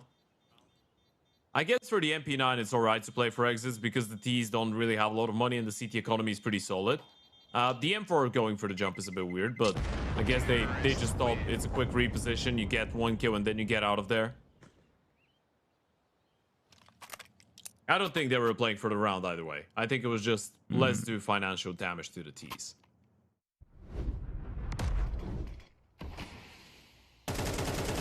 This is the real head scratcher.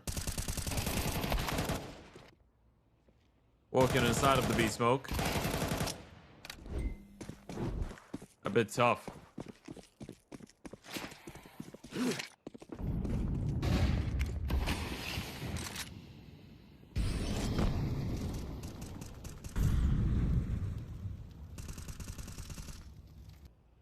Meow is going to be put into an awkward position of A if Nolan wants to keep pushing forward. It does feel like one of those positions where we saw so much exploitation of him out towards the B bomb side in about 3 different rounds in that first half that if DALUYONG are able to suss out how he wants to play, there might be a way for them to prevent ASTRAL's equalizing. Unless maybe they just end up enabling his comeback into the game. Nice opener. That's the under player of Nick as well. 8kid goes a little bit deeper on that aggression. Much needed considering the lack of utility on the CT side as well. Ooh, Nealon has to be very careful. Ray has seen him. Wallbang, good enough for the kill. It's actually Meowpop to get the kill through the smoke. He's looking for more of a hit. Will not be able to double up. Martinez somehow is able to find 2 in a row very quickly. Swizz needs to make his way back over, but with possession of the bomb, the CTs are feeling particularly comfortable. Shooting a dead body is not going to help you, Swizz. That's a war crime. Martinez right now might be committing some over there as well, and that looks illegal the way he's able to find 3 kills. Turret mode activated. It felt like they opened up the round very well, but it's the second player towards the back of default that throws a massive spanner into the works. Meowpop gets the opening kill. Then you have Ray fighting for Palace, and he was able to actually kill the jungle player as well. It's that one side player that they were unable to deal with, though. Good hold in towards the A bomb side on the back of that boost that opened towards the apartments. They had the extra bodies on A.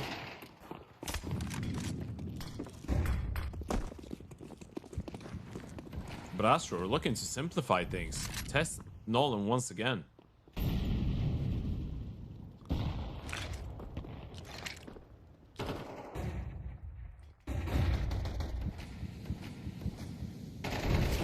Nolan's in a okay, never mind. I was gonna say Nolan's in a tricky position, but ASTRAL doesn't care about his tricks. Aaron's the one who's really pulling off disappearing acts, but he's making them disappear. Still 3 versus 2 with the bomb being planted. Refresh on the smoke back in CT, and with both players coming in from CT, there's an op that's asking them, please save me. I don't know why the op sounds so fickle, but will they heed its voice?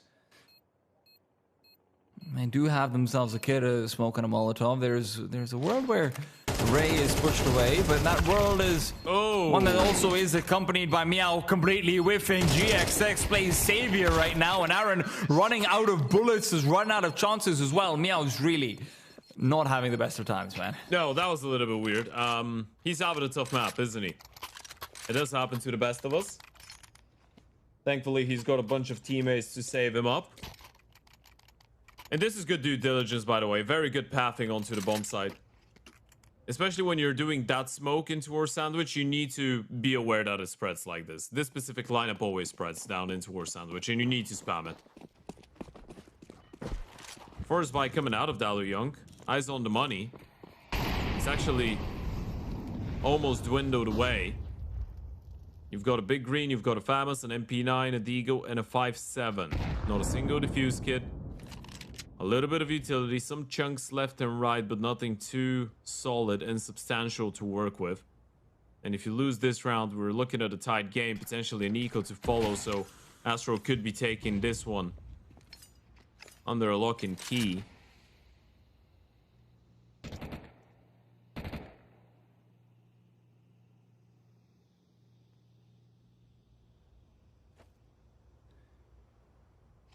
It gets feeling like he's in an incredibly dangerous position over there. When the smoke runs out on CT, he does end up abandoning Ticket, but he's got so much to do and he knows it as well. Neki, you're gonna be caught out of it here, Neki. Negligent in middle. And 8kit can suddenly give up the angle. He only needs to make sure that they cannot push him down in CT. eSports got a flash. If there is any way to activate, that would be it. The smoke and jungle might actually end up helping out the CTs, but they don't realize it's there, so they won't be pushing forward and trying to set up behind it. 30 seconds on the clock, and as the plant goes out, Swizz is only good for one. 8kit's reposition is good, but the flash does nothing to GXX. He's worried about what's coming in from behind, but there's nothing there. It's only the sound of ghosts. Well, there won't be any ghosts on the A side if no one's hitting bullets. GXX needs to reset and move back in, and if the CTs are hoping to take advantage of this moment, he's left alone. 1 versus 2. 8kit coming out from up above. AK in hand, ready and waiting for the peak. Diffuse is not being stuck. GXX believes in himself, but the re-peak will be coming through from 8kit, holding on for dear life, looking to keep on getting aggressive. 10-second defuse, and GXX cannot land a shot to save his own life. And although he's going to peek out after that first kill, he realizes it's just too late. It's just too many missed shots. This one goes down to the wire. GXX could have won it there and then. Such a difficult spot for the operator. They didn't even have a defuse kit.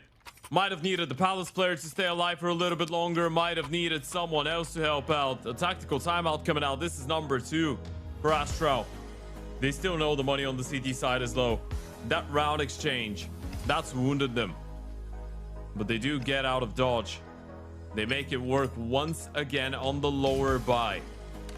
And it feels like it's Anubis all over again, but the first half of Anubis where these teams are just exchanging blows. This time DALUYONG a little bit closer to running away with it. And the scary part is whoever loses 2 in a row first is just going to be left in financial misery. Hey, I've been in that position before. How was it? Well, it's got misery in the name for a reason. It's not ironic.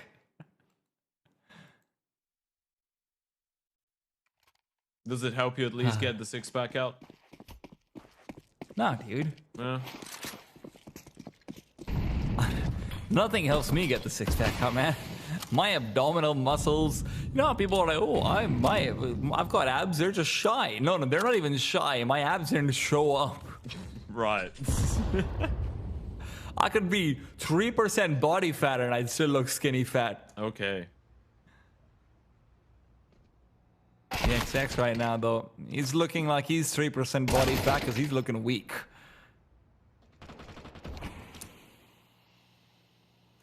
He's had some great rounds in that first half especially, but I think he's only gotten 2 kills in the second half, despite being in positions to do so. It's been a tough one. They did fail to jump once, so they undo the boost. Neki needs to be careful about the swings from short or window. He's all alone here, and he's gonna die any moment now. Does he get another one with him? Answer, yes. And 8kit is actually fighting this one with his teammate, playing a little bit more defensively, holding towards A. I can't believe they've allowed Neki to get out of here.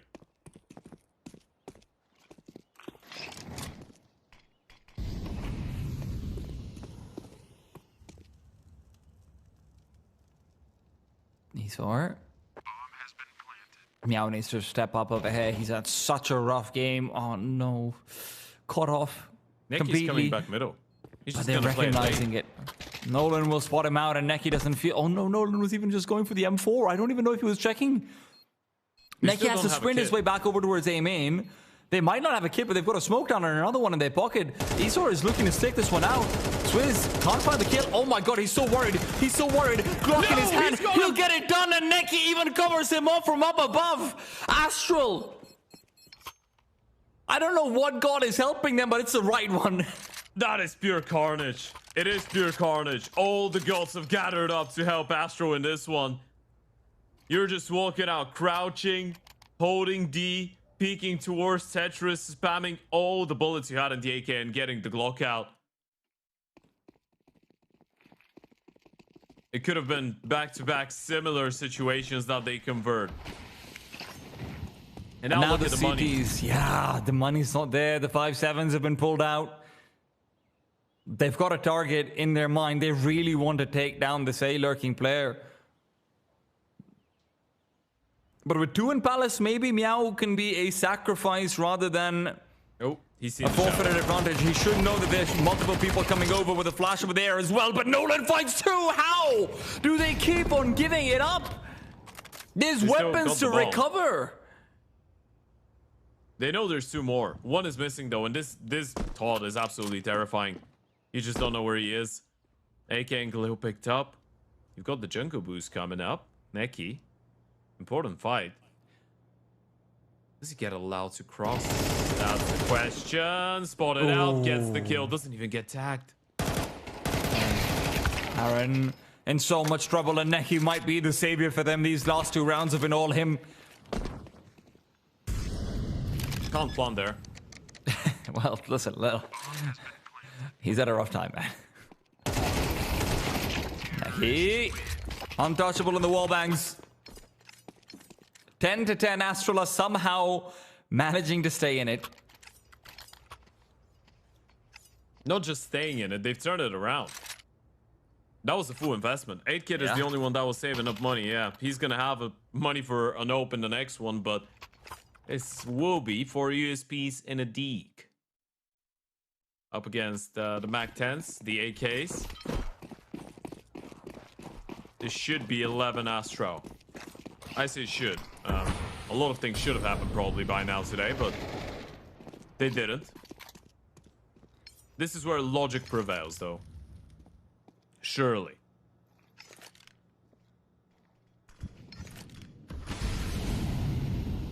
You think so? Kid? Oh, goodness. Threads the needle, ends up going out between both T-Sign players. That's leaving Meow Pop to farm up a little bit of damage where he can. For the T side, getting a few of these kills with the MAC-10 is not unimportant, to be fair. If you lose out the next round, I think you still have a buy, but maybe you're missing out on like an AK goes out to a Galil, something like it. That's sort of worst case scenario.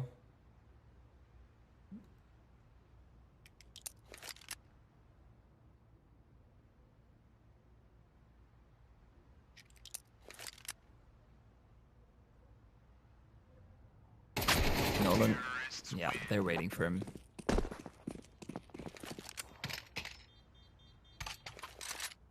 (11 to 10). I'm finding it hard to believe that Astral are in a lead over here. It's sort of the opposite situation of Anubis. It does feel like they've had so many opportunities they've let slip.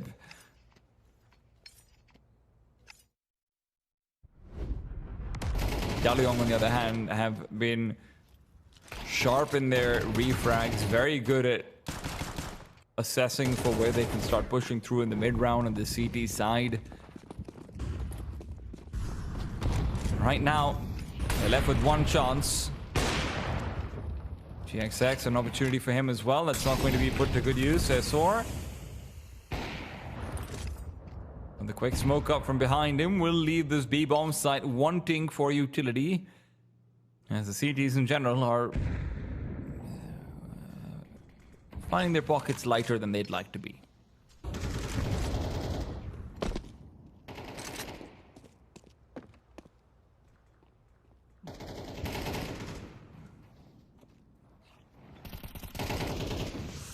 Boost up. Aaron. He just commits even further out into the boost to push himself forward. And DALUYONG, that's the window they were looking for. Neki could, however, still refrag. Neki's been a savior for them, but not this time. Not this time. A source swing gives Aaron the opportunity to get the better of him. Now 5 versus 3.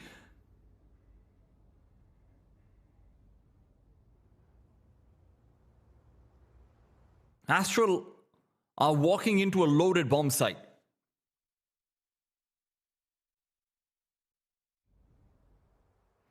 He's alright. He's low. As in way. And the flashbang certainly doesn't help over here either. There is isolated back in Kent, right? 8kid, it's a rare miss, but how do you give him a chance for another one? 8kid, no! Man. 15 seconds, no bomb. GXX can't even save. Dude, I hate to say this, Ted. I hate to be the one to rag on a player, man, but Meow Pop. Yeah, it's been tough. Yeah.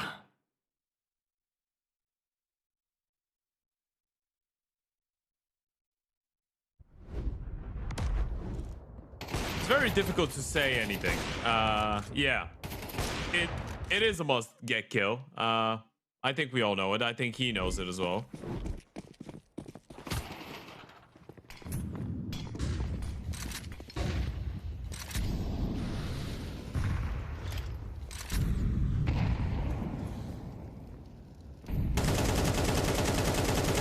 It does just feel like might be a little bit of a case of spiraling, and Astral needs someone to break them out of it. Sure, they've brought it back time and time again, but rounds like that are going to be incredibly disheartening to lose.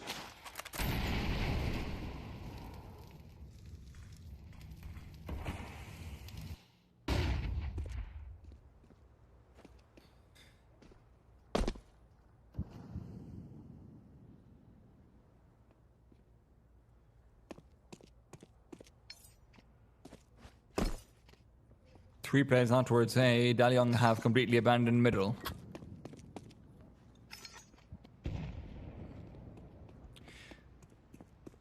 They're putting the eggs in one basket, but that might make for a damn good omelet. Nolan backs away from the smoke, looking to refresh it, but 35 seconds on the clock. This couldn't be better. But the T side, they're pushing through. Flashes will not be helping them, but the double swing short as hell will. Martinez forced forward by a Molotov and forced back by the flash. That little yo-yo activity is going to be accompanied by demolition, but he's dropped the bomb. They're going to turn the corner, take him down, but what can they do to recover this bomb? 8kid is playing oversight, and with ESO revealing position, that might be too much. Bomb will be picked up. HE makes his way over. It's 8kid to go down. Neki, has he given them that 12th round? It feels like he might have. Aaron cannot get involved. He felt like he was in position to maybe look to deny the plant, but it was planted perfectly. And now Aaron, while blind, through the wall, will find the one kill, but two more where it came from. Neki swings out. GXX is the one to kill Neki. He still gets it done. Astral, you've got to be kidding me. This is pure chaos. There's nothing that makes sense. All of these rounds, so many situations, so many things going down to the wire. Are we going to be able to get the bomb planted? Is someone going to land a nade on us? Is the bullet going to connect? So many rounds going down to pure carnage. But they're making it work. And the GXX is Neki. Those two have been the heroes of the last couple of rounds, and GXX getting the kill was on his own teammate initially. But able to confirm with the one on Aaron. 12-11. Last tactical timeout of regulation. That's a sure thing to say. Do we get to see another attack until the end of this map or until the end of this game? That's the ultimate question. Astral with a map and match point.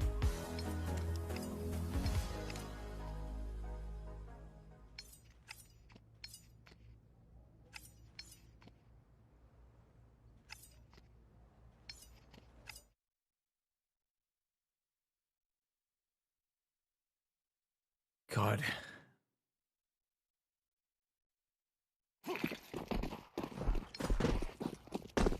What's it going to be, Astral?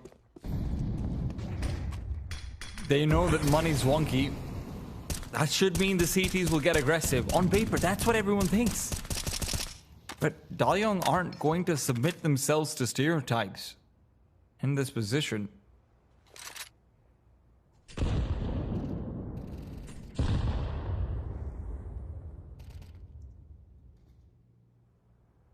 Neki waits.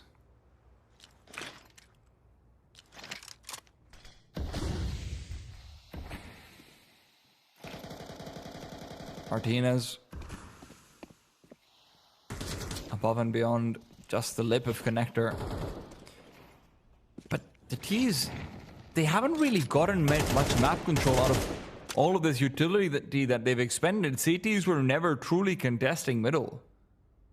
And if it's going to be an A-side hit, ESOR's move could be what gives them a chance of a flashbang forward. ESOR could get them both! No the way. MP9 double, and they get the bomb as well! And now it's all that carnage, all that chaos coming through, materializing in the hands of DALUYONG. Overtime. is guaranteed unless Neki pulls together a 30-second miracle.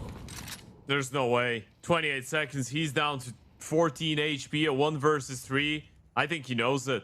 This is impossible. No matter how much of an impact on a good map he's had, 8kid will just shoot him down. This one's going OT. This one's going extra time. And 8kid can't believe it. What an exhausting game that has been for all of these players. What a play. What a call to push forward with that MP9. 50 seconds on the clock. Knowing how much util the T side still has left, DALUYONG activate the least likely point of attack.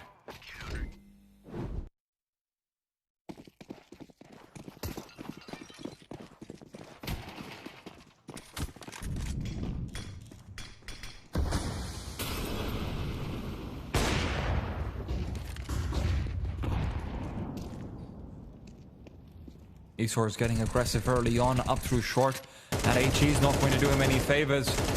Neki spots out Martinez, tickles his toes as he goes out, but it's real tickling coming through middle with the smoke being broken, but Swizz doubles up. GXX goodbye.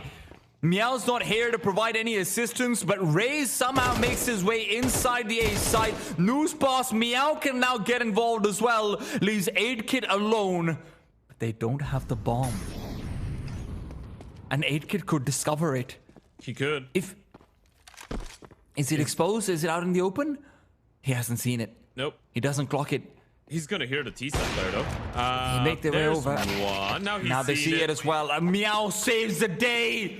He's had such a tough time, but breaking into overtime with a big kill and a big win. They absolutely needed this. T-side rounds are very important going into overtime, and Meow is finally able to find his groove. It's not about how slow of a start you've got. It's all about keeping a presence of mind and stepping up when you're needed the most. That's exactly what he does in this 1v1. And you can see it by the reaction of 8kid. That has been a very tiring game for both these teams, right? We've been going for, I'd say, 2 hours and a half now with this series, maybe a little bit more, and we're just on map 2. It's not been the most rapid one. There's been a lot of crazy moments. A lot of turnarounds.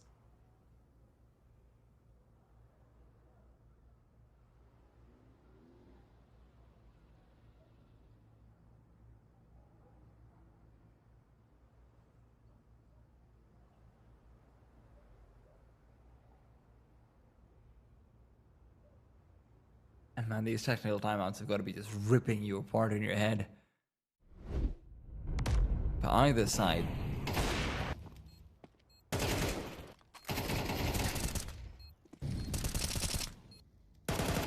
Just the amount of rounds that you're visiting back, and look, we're getting highlights, they're getting flashbacks. That's the difference. I'm getting flashbacks as well.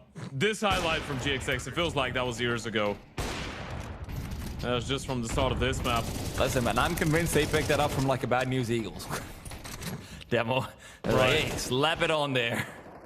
It's actually 2022. It is the Antwerp Major. This isn't even CS2 actually, bro. This is CSGO. What do you mean? Yeah, we're just running the replay on a different engine. Yeah, we ever since Valve released the old engine again, we can actually do this. God.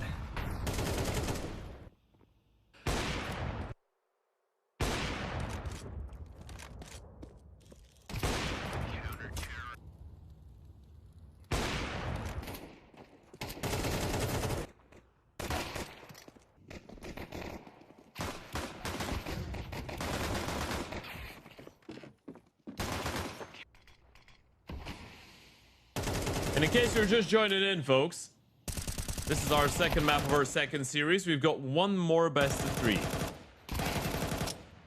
Right after this.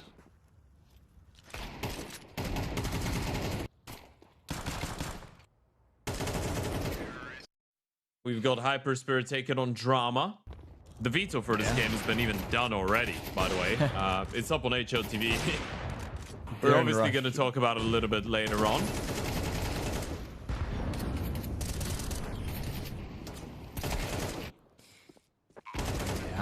We already talked about how HYPERSPIRIT's been having a good run of form, of course. Does Bulgaria have any interesting VRS lands? I mean, you don't have to say the name, but like, is that a thing in Bulgaria? No, I wish, no. Why not? Because I feel like every other country in Europe has them now. Yeah, I could give you a whole bunch of reasons. Okay. Maybe sometime, some other time. All right. Fair enough. Yeah. There was an opportunity. And there probably will be some opportunities in the future, but not any that I know of for now. Hey, listen, hey guys, the boys over at LORGAR rankings, listen, you've been doing a fantastic job, giving a lot to CS. Maybe check out Bulgaria, you know? Maybe. Now listen, Ted did have his electricity go out right before we came on air. I'm sorry if I'm not supposed to mention but you this, know Ted, what? but you know what? Technically, it doesn't really happen too often. That's why I was very surprised. And Bulgaria has one of the best internets in the entirety of Europe.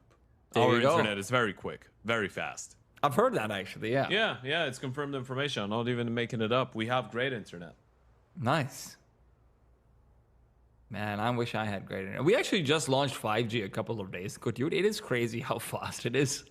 Now I feel jealous because my fiber optic doesn't give me as much speed as my 5G does, and I don't know if that's like I don't actually know if that's a phenomena around the world, but yeah. Okay, that's rock paper scissors. All right, I got confused for a second. Right. I thought he was worshipping the LORGAR computer that he's got in front of him because obviously it's fantastic. Oh yeah. Passion and LORGAR. Passion. It's true. That's what it's all about. It is. And look, we've got a lot of distributors in a lot of UA region. logo. Look at it. Oh yeah, that's true. Yeah, it is the Passion. I thought it was just, Is this, passion they're passionate about LORGAR. Yeah. But apparently it's a collab. Yeah, that's cool. Well, listen, if you guys want to check out any of the LORGAR things, then you can go and look out towards the top centrals for Lithuania. You can check out Click for Estonia, Baltic Data for Latvia, and I'm sure there's a lot more where that came from. So go check out their website by clicking the banner down below.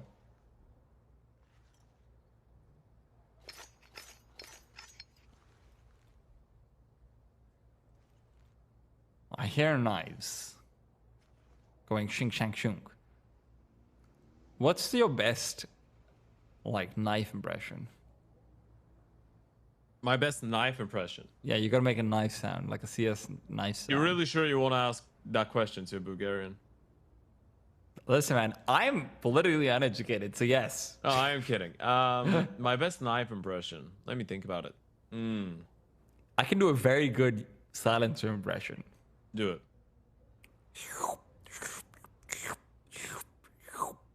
I'm not sure that's silencer. I really doubt. I thought I was putting the silencer back on, man. You know when it goes Knife impression. Let me try. Maybe something like Ching. No. That just sounded like okay. No, I can't do it. Okay. I'm trying to think, but literally a knife doesn't sound like anything, you know? It's a knife. Oh, Ted. Was it you who did the really good Zeus death impression? Or was that Zerfer? A very good who impression? Like, you know, when you die to a Zeus, the lightning. No, that was me. That was me. I'm not doing that again. All right, that's a shame.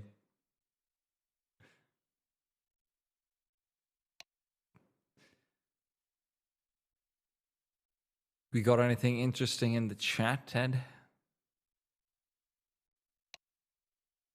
Not really. No, we just have someone that wished us a happy partner anniversary in Polish. Hey, can you read Polish? How close is it to like Bulgarian? No, I cannot, but I can identify the language. Okay. Yeah. Because like I can identify French, but that's just because it just sounds like hon hon hon. So yeah.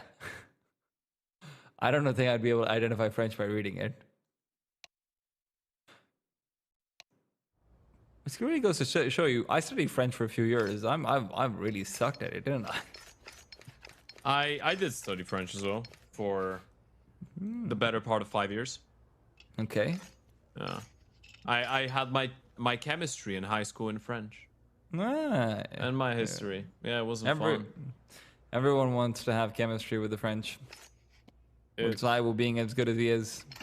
Jesus Christ. What do you mean? wasn't Do you want to fun. be playing with the best Counter-Strike player in the world? That's what I'll Or tell second you. best? It wasn't fun. No. Well, I see people spamming crouch on the server. And the timer is going down. So we should be able to re-enter over time. Pause has been cancelled. For now. Look at these LORGAR chairs. They're so sexy. Dude, they've got chairs too? Actually, they do. That's insane. Whew. They look very good. Indeed, they do. Tableau plan coming up from DALUYONG, and they are hoping to look just as good as LORGAR. We know that's not possible though, but maybe they can get close.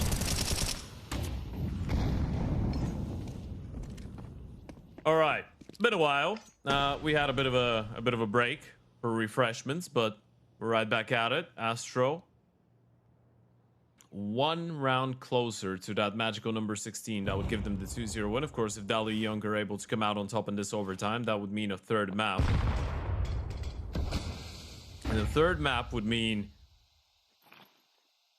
Counter-Strike up until very late.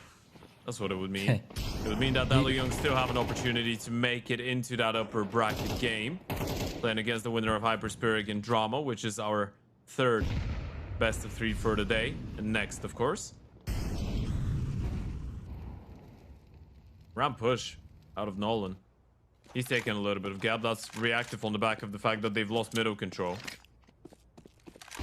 Quick flashbang through for Neki, but he's not going to find anyone there. Plants himself down firmly.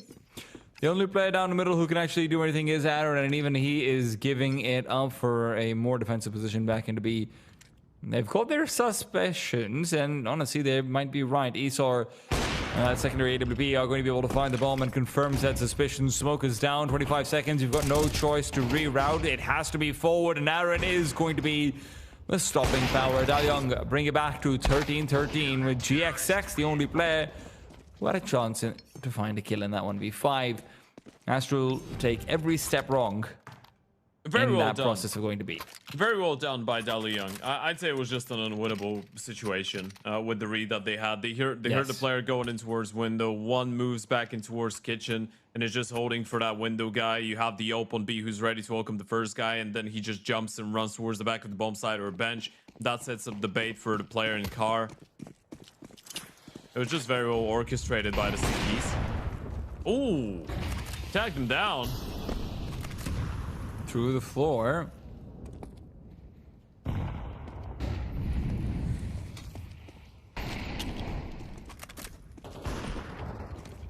Idkits found himself Neki over here as well. DALUYONG are really using that reset from the technical the only way they could. Just forgetting everything back and trying to get back in the flow state. If not for hero moments from Neki, predominantly, this would be a very different game. But Ray5 and GXX want to bring back those heroes into the limelight. Massive kill out of the Palace player. Swizz will go down in towards connector, but the bomb is already making its way back towards the B bomb side. They should know there's an AWP here. It's all about how quiet he could be. Jump, that's going to give away his position. Tough spot now. Esor needs to step it up. First kill confirmed. Low on HP. GXX needs to try and run him down. Bait of the shot is good. Refrag goes in. 45 seconds. He's all alone. First opportunity missed. He's the one with the ball. Needs to wait for Ray to come in from short. Just scoped in, worried about a player coming in and wrapping around from the side. It's Ray5 who's going to be given task to deal with that, but as GXX makes his way over, this feels like a losing battle for the T side. The CTs only have to stay true to their aim, and that's exactly what they're going to do. GXX though is relocated, coming in from the side. Are they keeping an eye out for this? Nolan certainly is. Nolan gets it done. GXX, it's a hero's attempt, but it's not enough at all. I mean, Swizz dying like that in connector, giving up the 4 versus 3 without any flash, without any help. He's so sure about the rotate despite not showing any presence. I don't know if that's a reaction to the consistent A main pushes that DALUYONG has gone for quite a few times, but just doesn't work for them there. No, it doesn't. And JXX is going to be hitting himself after this as well, because he had a couple opportunities to get a kill in towards the B-bomb side. The AWP simply did not connect. Now we're moving on to the CT side of things. This is where you need to do the job, and DALUYONG keeping this one very simple. That's going to be a straight up plane towards the A-bomb side. Ray needs to be very careful.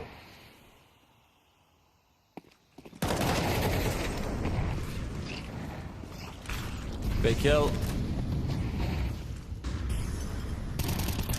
Swizz. Oh, he's been raided down over here as well.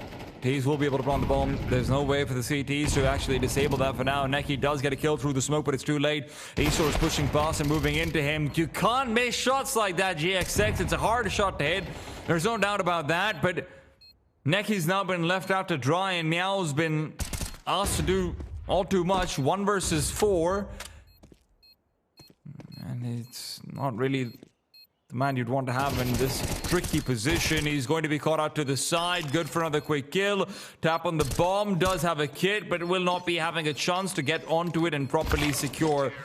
Trying to move back and save that rifle into the next round will also not work for him.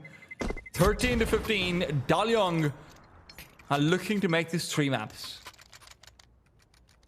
And they might as well do it. It's been such a hard fought for battle between the two teams. DALUYONG have really gone far and beyond. And ASTRAL had their chances. They haven't really been able to capitalize, though. It's been a very difficult map for them to get into. GXX, short jump out of the open, mid presence. GXX is able to provide that 1-for-1. Kid.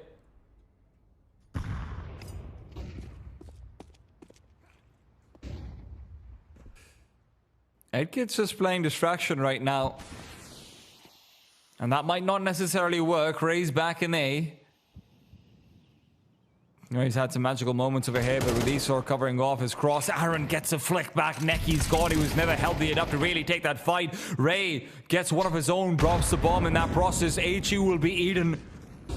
But as his teammates will take their sweet time to make their way over, it's a backstab that they'll always have to be worried about. 8kid is coming in. DALUYONG is buying time and space. They're rerouting back to B, and GXX looks to interrupt. Meow, his only job is to stay alive. Will he be able to do so over here? Big yes, kill. he can. Does even more than that. Quick kill found, and with 8kid dying in his route to A, they recognize that that's likely where the bomb will go as well. A Molotov down under, allowing for the relocate, but a smoke down will give them the opportunity to plant. Ray's on the move, coming in from behind. Bomb yet to be planted, but it will be tapped. Dazers being dialed, and GXX to lead. Meow playing for the trade. Esor playing up close, will be tagged up. Meow gets the headshot as well. Martinez knows there's one more where that came from, but will he ever expect Ray coming in from behind, pushing through? Ray gets the timing. It's going to be 14 for ASTRAL. What a big round. And once again, it's Meow Pop that gets that so important kill. He needed to win that fight against the jungle player, against the kitchen player, sorry.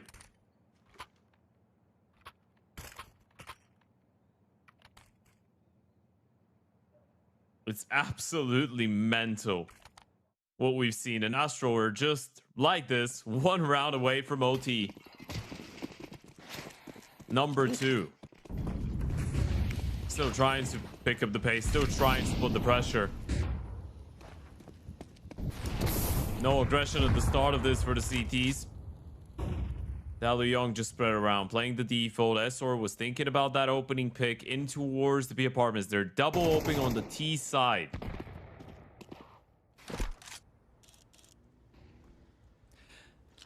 Never fun.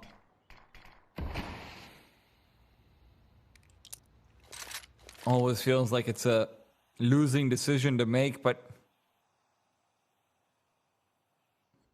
is there an AK for Esor to move back and pick up? I think that's a big question.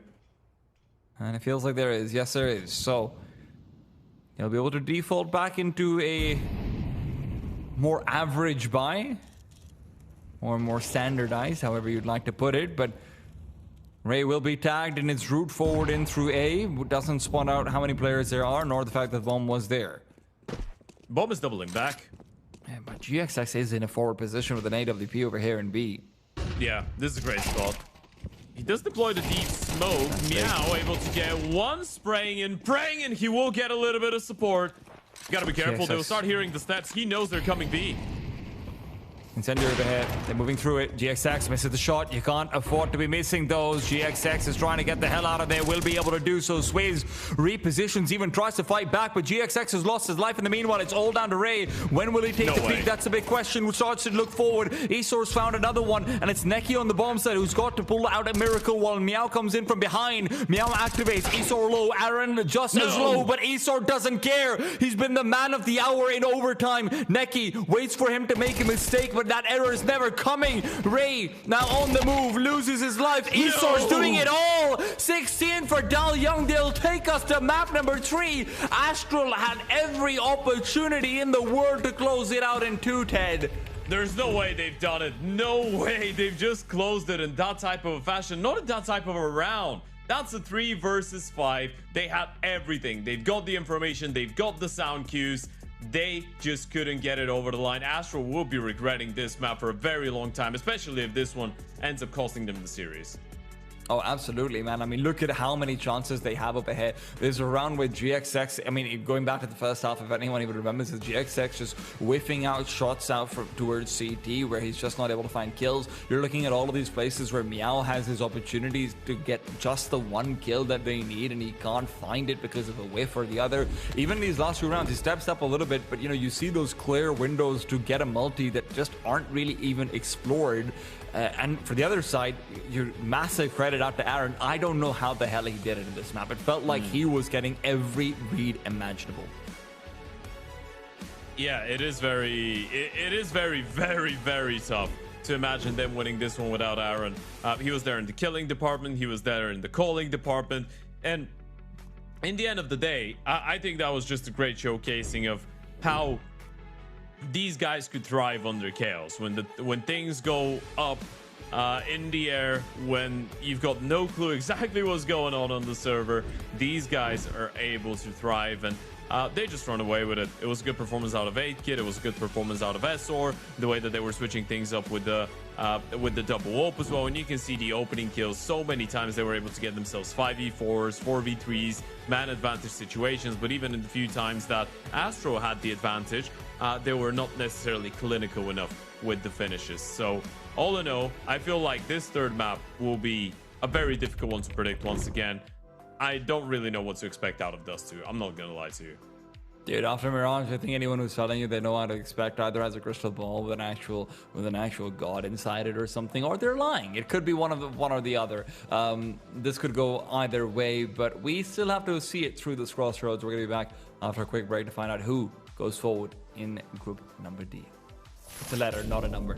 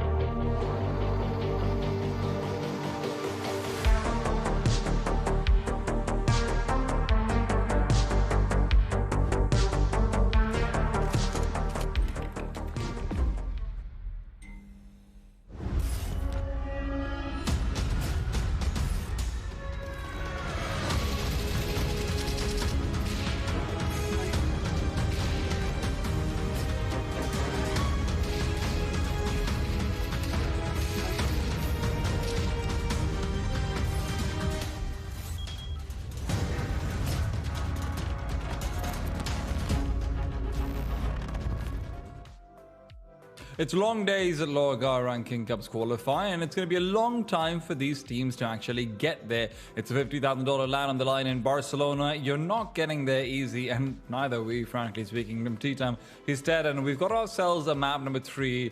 And listen, Matt, map number 2, the way it went, Ted, walk me through this one. How exactly does ASTRAL versus DALUYONG get to map 3 here? I think the only explanation is that this has been a very close game. Round for round, highlight for highlight, big play for a big play, mistake for a mistake. And all in all, it's been very difficult to draw a line between those two teams. ASTRAL was probably the team that was in the better position. They probably should have been able to close out this Mirage. I feel like they probably think it's the same story, right? They probably feel the same way. But in the end of the day, DALUYONG were able to capitalize on the mistakes that ASTRAL made, which I guess at some points they were lacking that element of just being able to finish things off, right? They were lacking assertiveness in some situations. There was some weird moments where pressure maybe got to them, and this is how we find ourselves here. All in all, it's been a very chaotic game. Has it been the cleanest type of Counter-Strike? Probably not. Will Dust 2 be a lot cleaner? I'm not really sure. We don't really know what to expect. This is a map that ASTRAL have played 4 times with this lineup, and they've lost 3 of them to Ursa, Rebels, and Leo. They've beaten AM, but all these games were pretty close. And the main question here now is, what will the level out of DALUYONG be when it comes down to that 3rd and final map? I think this is going to be where, I mean, I don't even know if that's my main question. I think my main question is, hey, are we going to have ASTRAL showing up the way they did in Anubis, or are we having them showing up the way that they did in Mirage? Because both are exciting and both have a lot of firepower. But one of those I look at and say, okay, they're probably not going to miss every shot in a 2 versus 2 for 3 rounds in a row. The other, less so. And when you're looking out towards a map like Dust 2, the further away we go from structure, the more we go out towards bugging and having to make these spur of the moment individual outplays. Yeah, I have more questions for ASTRAL than I do, funnily enough, for DALUYONG. For DALUYONG, Esser's proven himself being able to step up in difficult times. I think 8Kit's been reasonably consistent when he's given all of his resources. And Aaron, man, I mean, if Aaron shows up the way he did in map number 2, they're in for a good time.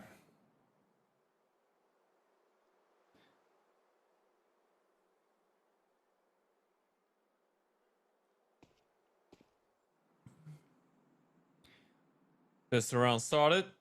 Double flash for Meow Pop. Smoke in towards the B split. Flash is up. Aaron will open things up. eSports should be a dead man walking by the Glocks, and Swizz will run him down. 2 more players towards the back of the B bomb side, but both of them with a very tough task at hand. 8Kit! Oh my god! He's found all 3 of them somehow all alone on an island. Doesn't really bother him too much. That's a statement start to things for your Opera in Dust 2. I think that's a pretty good way to let people know that you're going to be having a good time over here. If AK doesn't get these kills, I mean, you're looking at a very quick pistol round loss for DALUYONG. Beautiful on every one of them. Full eco coming out from ASTRAL. They don't want to be taking any risks about this. They want to move into the next one with AKs on AKs.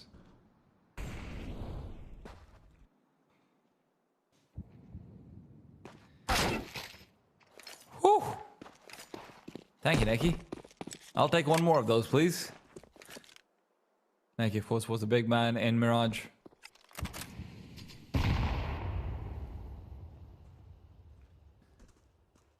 A lot of good moments coming out from him there.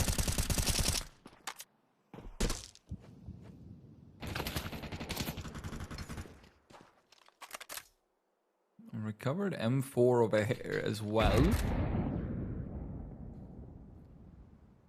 Not many ways you can set this one up for success. You've only got that one flashbang. GXX, the one to have it in his pocket. Martinez forced back into his USP, and he's reminding them the pistol rounds. Well, pistol and pistols can still find success over here. 8Kit, what he did with the USP, he looks to replicate this time with the silenced M4. Ray moves forward with the bomb to try and plant, and that attempt goes by. No, 2 kills and a full eco. Not bad at all.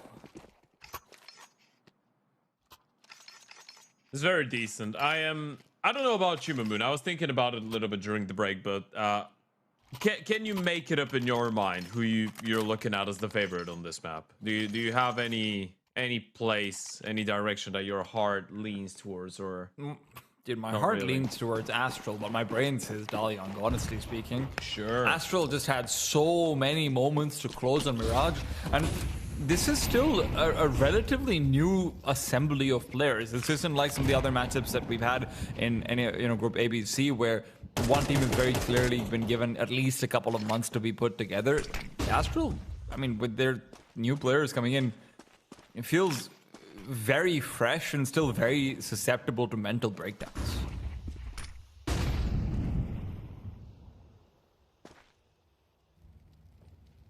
Just like me, for real, for real. Ah, Ted.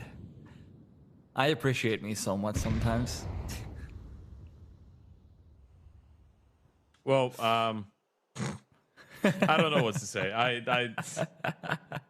The only thing I will say is that when you say for real, my brain just wants to turn off. I don't think I'm ready for this. I don't think I have the mental strength. No But cap? hey, you know what? The young generation. Oh, good peek. They say goodbye.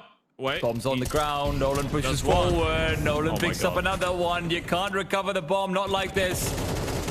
Nolan's on the move. He's hightailing it back for long. I don't know if Ray's heard him over here either.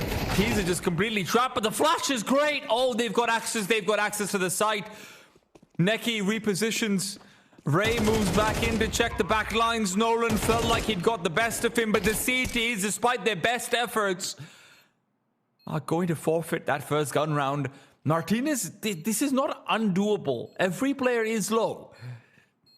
He's all alone though. So many different angles to be worried about.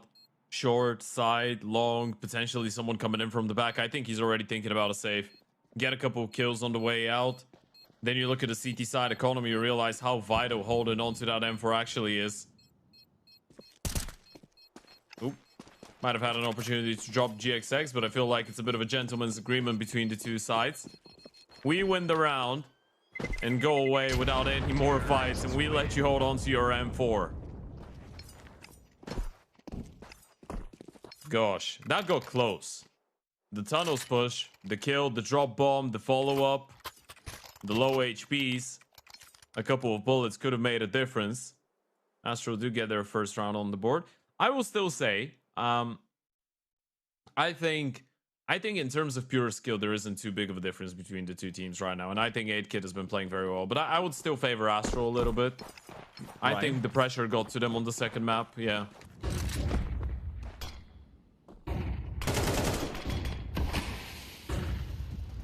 I mean, look, there's certainly an argument to be made for that.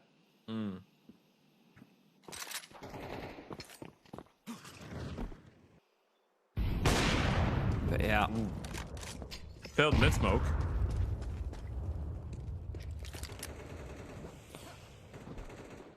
The stack out towards the A bomb side is going to be critically assisted with Nolan's 5-7. If they want to get any sort of mid access, Nolan's supposed to be the player to guarantee at least one kill. That's his job. Because this is certainly a winnable round. The longer this goes, the more likely it is that it goes wrong for Astral.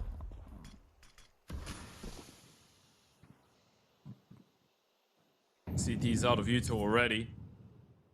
Is Martinez it wants just a mid? Whoa, the bait will be good enough. Oh, the 5-7 has given away his position. This is perfect case scenario for the T side. Ray has shut down the aggression in towards long. They're starting to deal with this. Low HP on two of the players, though. Where do you go? 40 seconds. You need to make a commitment. Back out towards A, where 8kid lies with the AWP. You've got flashes galore, so at the very least, there's no excuse to not be able to scale up, and those flashes are far, far away.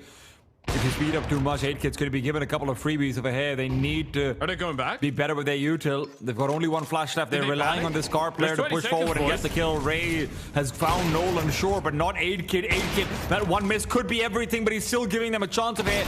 Waiting for the push forward. Refaces through. 8 seconds on the clock, and the CTs are left in a one-on-one. Oh! GXX comes out on top in every way of the word. Even What a getting his recovery. hands on the OP, he realized he just needed to get that one kill. The moment that you're left in a 1v1 and you know exactly where the last CT is and he's right in front of you, the task just changes from planting the bomb. You just need to go for his head.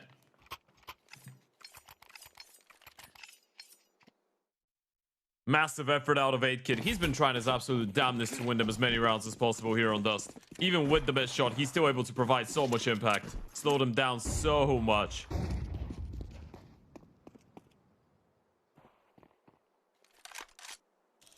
They finally have been reset. The CTs, that is. And ASTRAL might start taking control of this one. At this point, it's fair to assume. Remember how 1 hour ago we had the veto for HYPERSPIRIT and Drama ready? Yeah. It's easy to assume that these players are also watching this game and just being in a bit of a waiting party.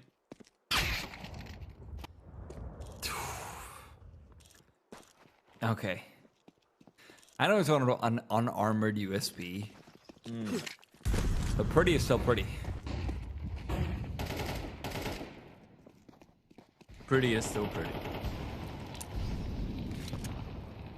You know, these are the kills that give you satisfaction and confidence as a player. You get a couple nice one-taps and a couple nice pickups. It doesn't really matter if it's a gun or a pistol on the other side. You just start feeling the game more. Yeah. Yeah. Or you miss 2 shots and get the kill on the 3rd. Well, you've still done the job, but you realize how bad you are at it. I am exhibit A of that. Right. What are we thinking about eSports combo? The Vice and the free hand. Dude, the heroic sticker kind of sells it for me. Oh, you're Like talking about the glitter? USB? Yeah, I mean with the. I was talking about the knife and the Oh, I gloves. was talking about the USB gloves combo. I mean, the USB gloves is fine, because there's pink on both. Yeah, and the glitter is like sells it for me. What was the knife? Is it the purple one? No, it was a free hand. I mean, it has some purple on it. Yeah, isn't the free hand the purple one? It's not fully purple. Yeah, but it's got like the purple writing on it, right? Yeah, yeah. It's got a little nah. bit of it. I think a free hand knives are generally kind of ugly. I'd agree.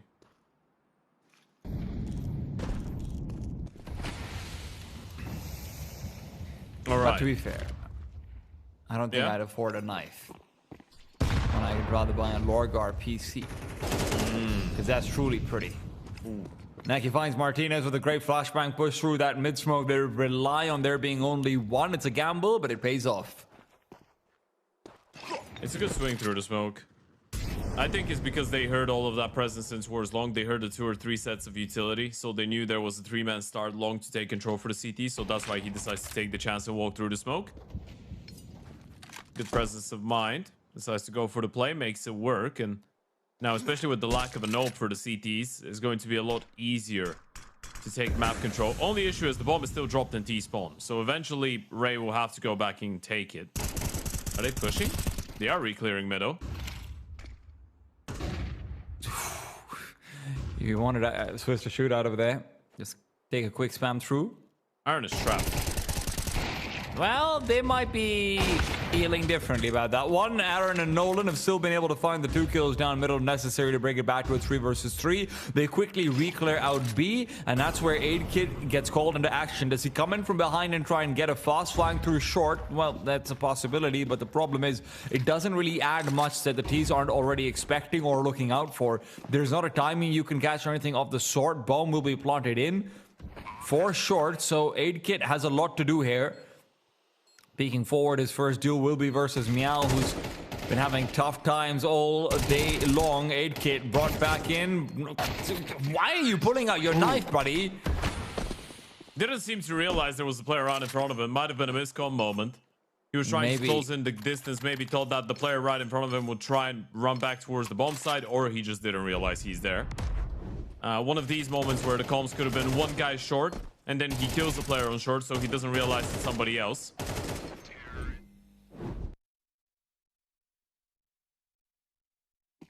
Dan, has rounds anyone on ever the told board. you you're a master of miscommunication? Me? Yeah, because that made Why a lot of so? sense to me. Yeah. I mean, you're good at understanding miscommunication. I have played the game. It has happened to me a bunch. I've been yelled at for that call, actually. You can always count on a Bulgarian to explain to you why a specific round got screwed up, you know? What went wrong? Who had the big F up, you know? We're very good at this. Come on, man. Come on, man. There's no explanation for that. Well, oh god. Martinez. Oh god, he's dinked another one. You know what? If Nolan wasn't starting his journey from South Africa to arrive here, I would have believed that they could pick up the round. 8kit's even got a defuse kit. No armor, but defuse kit is there. It works. So yeah, that would have been nice, but Nolan's already holding on to the AK. 8kit could give this ninja a go. I really want to see him do it. He's got a smoke, he's got a kit, he doesn't have the armor, nothing to lose. Just go. Do it. He needs to get the skill on the Ray first. Nah, I can't find it. Nice try. I rate it. I rate the attempt. Imagine if Ray just decides to jump down CT or runs long with his teammates. It could have worked. Yeah. But Ray won't let that happen. Yeah. By the way, Yes. you want to hear something funny? I mean, I feel like we've just really done me out dirty over here with that replay. Sure, let's distract the people. Man, I feel you, dude. Okay, I feel never mind. you. Never mind. We can focus on that. I won't do it. He's just not having a good day right now. That's all. No, no, no. That is the universal of sign of, man, what am I doing? Please. Please make my hands work. It's just one of these days, you know? Yeah. CS2 is that type of a game. One day you're going to go in and it's going to feel like it's the most responsive, best thing you've played ever, and all the bullets will connect. Some other days you'll just go in and the bullets won't want to go in. That's how it goes. Ooh, bullets want to go in into 8kit's head there, that's for sure. There's the support out of Meow Pop. He might not be able to get the kills, but that flash was great. That's the flash that sets them up with the opening. Repake back from GXX. He is playing with fire and it is burning him. He's set again with 2 players out and short necky, buddy. You're kidding me. That is illegal. Why is Nicky alive? He's so low on HP. He got a They don't kill. have the bomb. Ray drops Martinez. They should know there's another player in tour short. Nicky knows it. Just jiggling, just spamming. Oper down CT. This is such a weird round. They don't have the bomb. What? eSort can still win this. Is the bomb in T-spawn? Yes, it's in T-spawn. Oh my god. eSort can win this. There's 30 seconds left. If he finds the kill on the Necky, this round could very well be gone. They don't have smokes for the cross. And at what point does eSort start to think,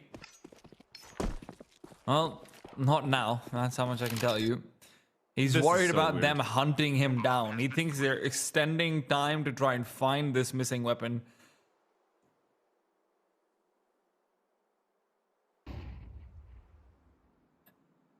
Still lose it. He might still lose it. eSort finally takes out Necky. Yeah, needed that kill. That's going to be the old salvage for the next round. It is very weird how many times we've seen them just leave the bomb in T-spawn and having to go back and recover it later on.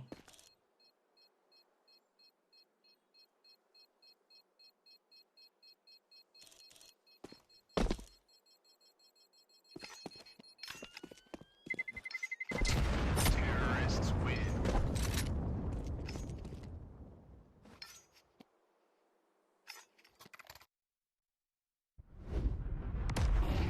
All right. Nice opener coming out of Necky. Good flash from Meow, and 8kit is... Ooh, he's very furious. Very unhappy with it.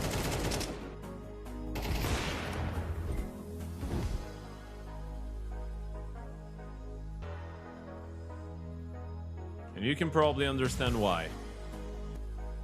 Aaron, again, doing the majority of the talking in the pause. trying to come up with somewhat of a solution. So far, this has been the most comfortable map we've seen in the series. For the sake of ASTRAL, I guess this is a good thing.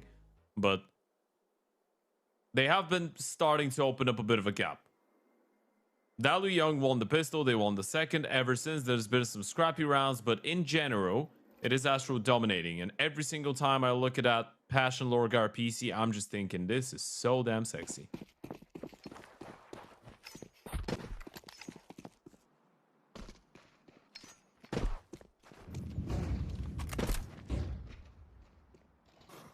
GXX. Oh. Thought for a second Aaron wanted to take a gander, but it's Nolan instead who will take the grave.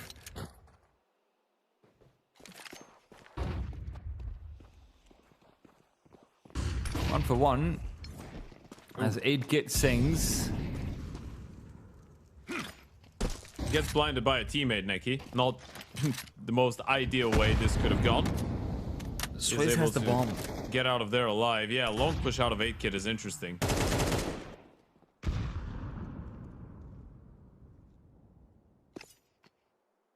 This is really dangerous. Swizz realizes it as well. GXX has been told, hey, can you please cover off long? But they want to retake it. They don't have the double swing weapons that you want to have in this situation. 8-Kit has the advantage, shadow advantage, weapon advantage, even in the 1v2. Oh, good peek from Swizz, beautifully done. Jiggles it out, and now Aaron at least has knowledge of the bomb, but GXX is the one with the quick hands, lightning fast on that kill. That was such a big kill onto 8-Kit. This could get so damn scrappy if he wins the fight against the rifle. When you were spot on, you've got the Opera with the bomb on his back trying to go for a refrac on that type of angle where he's going to spot the shadow with the AK. And if you're remembering 8-Kit's reaction to the previous round, well, just wait to see his reaction to losing that fight. He didn't in particularly do anything wrong. Swizz just beat him in the 1v1. And eSor will actually peek into the op of GXX and win the fight. Issue is now they know exactly where he is. They should prioritize probably holding on to GXX soap. But the hunt might be on. It's not a sure thing eSor survives. He will get surrounded by a couple of players any moment now. Flash comes in, low HP player doesn't peek. They seem to realize exactly where he's off to. Now they've seen him, there goes one, and the kill coming in. Now this is a little bit problematic. 8-Kit won't really have that dropped op. I think they should have enough money to put him on one though, and yeah, he's gonna go and instantly purchase it. But this is starting to slowly run away from them. And it's good to see ASTRAL stabilizing things. 7 in a row now. DALUYONG have not been able to find anything as far as the gun rounds are concerned. There's been a lot of really close moments for them, but close moments aren't enough. Aaron getting ready for what looks like a faster play out for the T side. If you want to get some faster plays, you can get your sim racing gear and more from LORGAR. Check them out, our partners who are making this entire tournament possible with the help of LORGAR.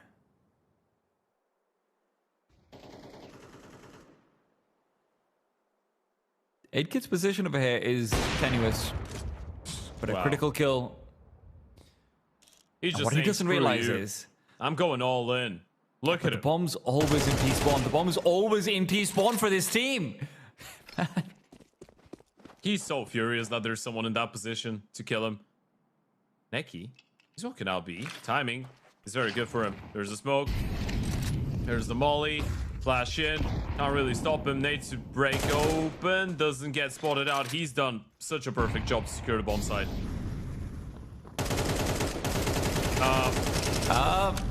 What? He just swung the smoke. I know you can't see me, but I am scratching my head quite literally. Neki was even trying to dodge a flash because he's thinking, okay, even if they want to swing the smoke, surely there's going to be a flash. There was no flash. It was just a random swing through the smoke. And he nearly died because he started spamming it. That would have been funny. He's down to 2 HP. But that's 8 rounds on the T side already for ASTRAL. And Martinez, the one man left, holding on to the Ope. Ray is on the hunt. And I'm afraid this time around, if you do end up losing that big green, you won't really have one in the next round. So this kill was quite important out of Martinez. I've heard that people called that way are quite decent with the gun. Yeah, for a while. Oh, he's still doing all right. It's okay. He'll be playing a major. Who isn't these days? Hey, man. You were saying that? I don't care. Is it a major? It is a major. No. Of course, it's very impressive what Martinez has been able to do. No, I just need to defend the point that majors are majors because Rainwaker's about to play one, you know? Ah, yes. Yeah. Like I said, who isn't these days? Ray's gone and Aaron is the one to put him in the grave. Astral is losing numbers. And DALUYONG is gaining hope. It's a trickle, not a torrent. And It's they've got torment. audible. Oh. That's very philosophical of you. Aaron, ay, buddy. That doesn't work. Not Sure, fantastic, but push. Nolan coming in from behind is going to at least give them a fight back. Swizz, one-on-one on the bomb side itself. You bring this one back, and you've got a real shot at making this a bomb plant 1v2, but with no kills found, it's going to be 3 for DALUYONG secured. Yeah, much needed. I mean, I would say at this point they need 4 just in order to stay remotely relevant going forward, but they just take anything that they can. It has been very tough. It has been very, very tough on those two, and this is with the pistol round going their way as well. They started off the half strong, looking to finish strong again. A bit of a long pop coming out of the T side, but a later one. Ray. This smoke is a little bit too deep, so he can just jump out with a flash, and Nolan is alone. He's all alone. Oh, that's big. Quick little cha-cha slide from Ray.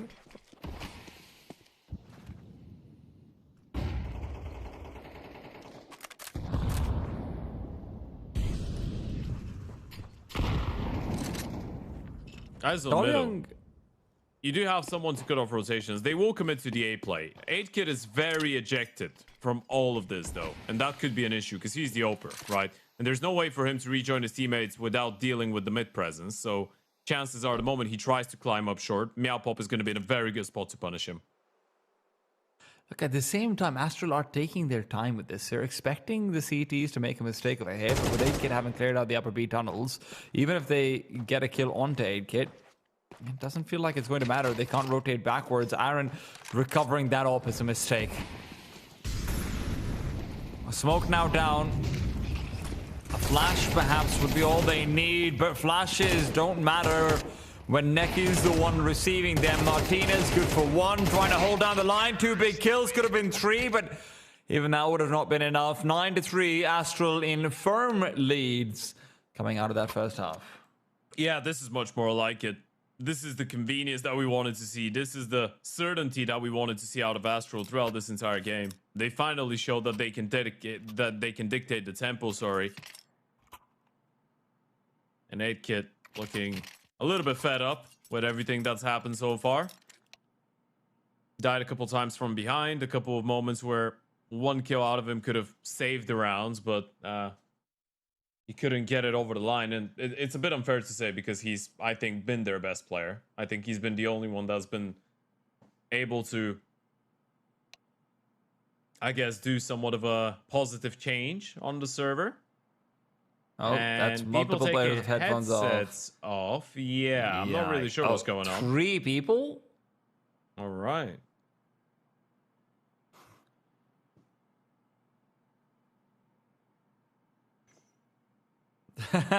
Hey, listen.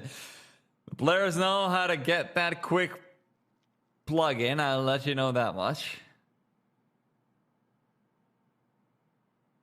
And in case you were wondering, LORGAR, the best headsets, the best PCs, the best chairs, desks, and everything for gaming and esports. LORGAR. Anger management? Bro, they've got anger management? Yo, I need that in my life.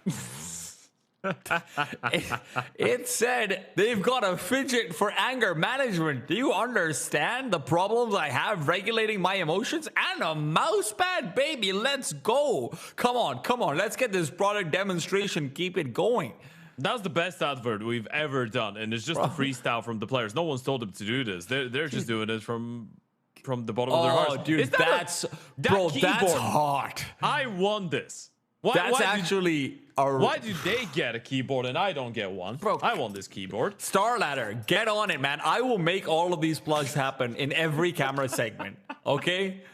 I will live and die by the LORGAR name if they've got keyboards that look like that. Sure. Bro, LORGAR European kings, the king's gotta have some peasants. Can't I be the peasant?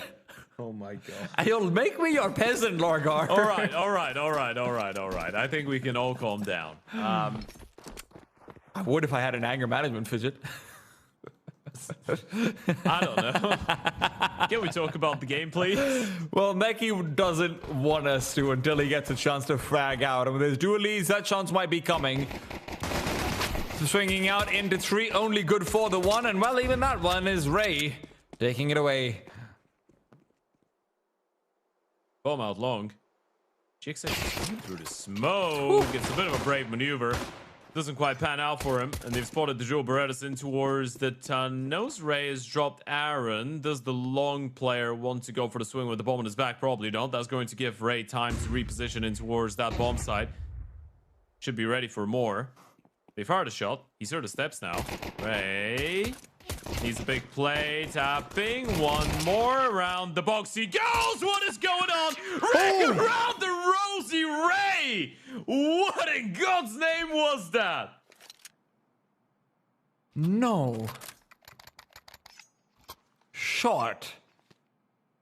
Bissell King up. Ray. Shut up. He just didn't do that. Oh my god, please. He didn't. Please. Bing. And there's a bang. And then there's a boom. And that was an ooh, let me quit. Things that anger management will do for you. He looks cool under pressure. 8Kid has been doing a very good job at managing his anger, I want to say. He's been playing very well, but it's been a very unfortunate game from his perspective. So, yeah, he's been doing all right. Speaking of unfortunate. Yeah, it was actually an eco, not even a half investment. They didn't get the bomb planted. So that doesn't lead to a lot. 11 rounds on the CT side. Astro, 2 more rounds to close this series. Of course, this is our penultimate series of the day. We still have 1 more game to go, and it's going to be in the same group, Group D that is. We've got HYPERSPIRIT taking on Drama right after this one's done. And the winner of this one is going to be playing the winner of the next.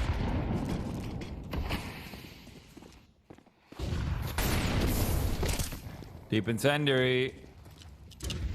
Aaron's able to escape.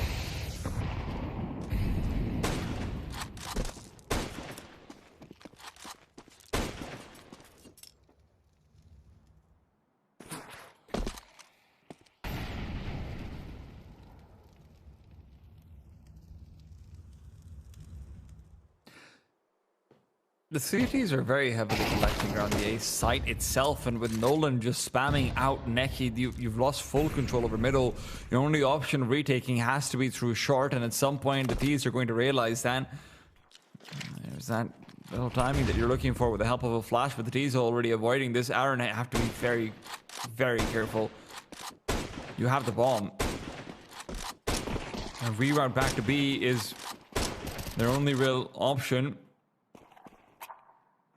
Ray's offering out a boost for GXX. Meow finds himself just the one, but they do pick up another with the help of GXX, and now pushing forward. It's Aaron and 8kid. 8kid is with a scout, and Aaron is without too much HP at all.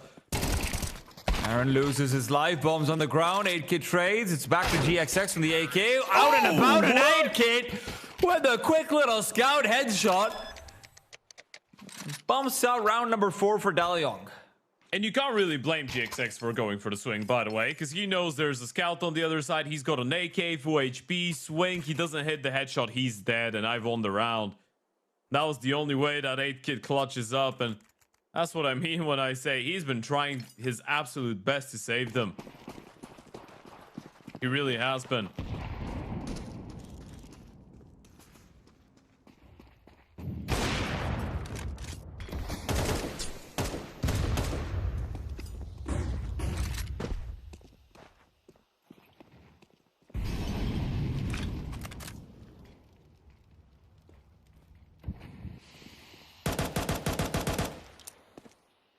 Push out from Astral into the B tunnels is going to be inevitable. Martinez, chance to pick up a few, but a 1-for-1 Neki has more than done his job. That forces them to go long. And the CTs should know this. The moment that you get a kill onto Martinez like this and they've pushed you away from long, you re-clear a middle. If you don't see anyone, this is going to be a long play, but the T's are still backing off towards T-spawn. They're hoping that the timing works for them rather than the actual position. I mean, Refresh back out into mid-smoke. It is very difficult to get the right read if you're Astral right now. They've left the B-bomb site fully. Neki should go back, and he's got a Molotov and an HE. Oh, he's lost out the HE, but they've also lost out 8kid. With this, they can feel a lot more comfortable. Neki, Util making its way over. Drops out the incendiary. That's not going to do anything to the players coming over, but at least Aaron dies after... He's already got the kill, so advantage will be maintained. Sways tries to push forward, but it's GXX to trade. 1-for-1, and now GXX is the one who's low. Again, a 1-on-1. They all lined up in front of the smoke, did they? Because one player tried to walk out. He was the one that got spotted, and then 2 bullets just got a double kill. That's a bit of a mishap coming out of ASTRAL. Actually, all 3 were there because the Opera was able to get the refrag. All of them were just staring at the gap.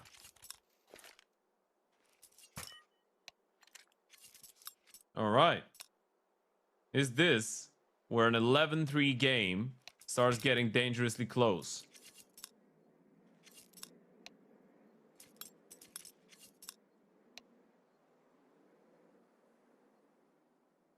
Another technical timeout, I think.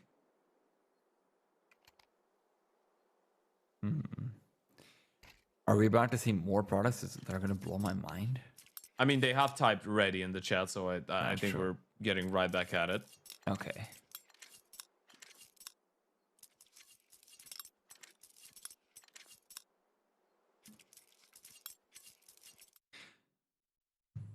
I've also been taking a look at, we've seen actually quite a few different kinds of drinks, like health drinks. Like we've seen vitamin water, we've seen vitamin B plus specific drinks and whatnot as well. Yeah, it's interesting.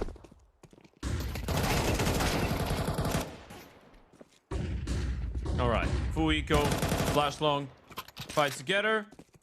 1 kill confirmed. Not much more. This is going to be 6 on the board for DALUYONG. 5 rounds the difference. I think he's the one looking for something with that deke. He's heard the steps of the player in the middle. That is Aaron, and he will be able to tag him, not quite frag him. Let's get okay. 6-11 for DALUYONG, 1 gun round away, maybe 2 gun rounds away from maybe convincing yourself there's a prospect of relevance.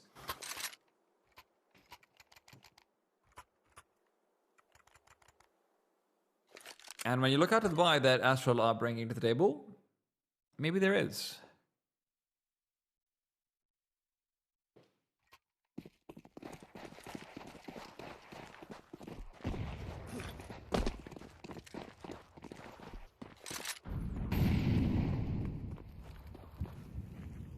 Maybe there is. Aaron's getting exploratory. B-bomb site play over here is not really what you want. Neki and Meow are so hyper committed out into the site. Aaron does find Ray, but that's what means that the B side have a little bit of freedom out in the map. Aaron needs war. Aaron will find it. Massive kill. And it leaves everything No onto GXX, way. who's just not been getting that critical frag that he's been looking for every single round. How has he done that? He's down to 18 HP. They're just getting all the headshots. Suddenly, the energy around this map has just changed in such a massive way. Just a couple of minutes ago, I could swear that this was just going to be a 13-3 in favor of ASTRAL. Now DALUYONG, I think they're making everyone believe that they can do it. Aaron just ran out short and got a triple kill. And that's called calling. Terrorists win.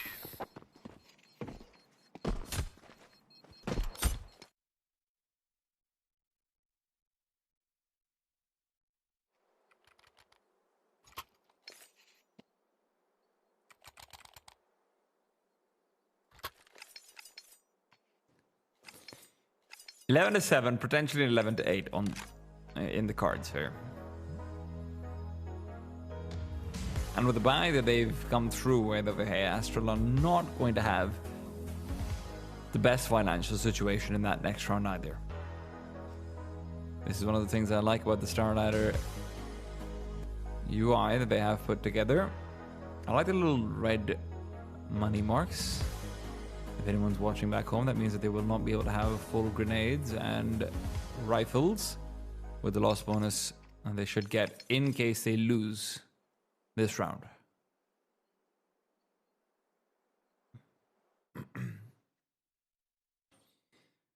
And with the kind of investment ASTRAL are putting in, they will be left wanting in the next round unless they get a few kills here.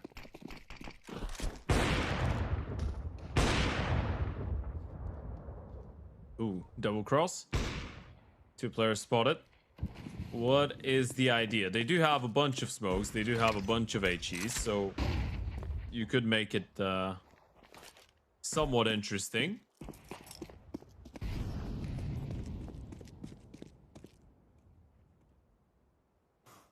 The T is not really taking any chances, though. Spreading around the map. Very protocol U2 in place. CT re-smoke middle, but the T's have pushed away in towards short. Tunnels control still in there, looking like a bit of an A split potentially. Could be a B split as well, actually. They do have all possibilities out.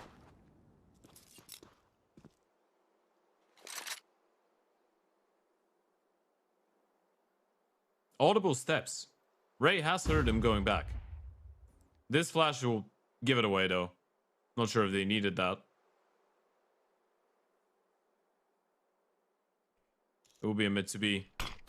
Neki and Meow. Time to step it up. They do have a smoke. Neki's gone down though, and Meow, he needs something special. Well, Aaron's pretty special. I don't know if that's quite what you meant, though. There is value in saving these 3 Kevlars, if I'm honest. With the money where it is, rather 2 Kevlars, GXX can throw his life away.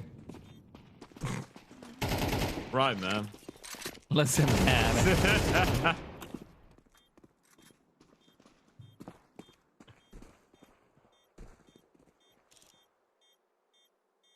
They've not gotten a single kill so far. And with Swizz on 1200, Meow and Neki on 1500, well, so I'm glad Ray gets something done at the very least, but this is not going to feel good.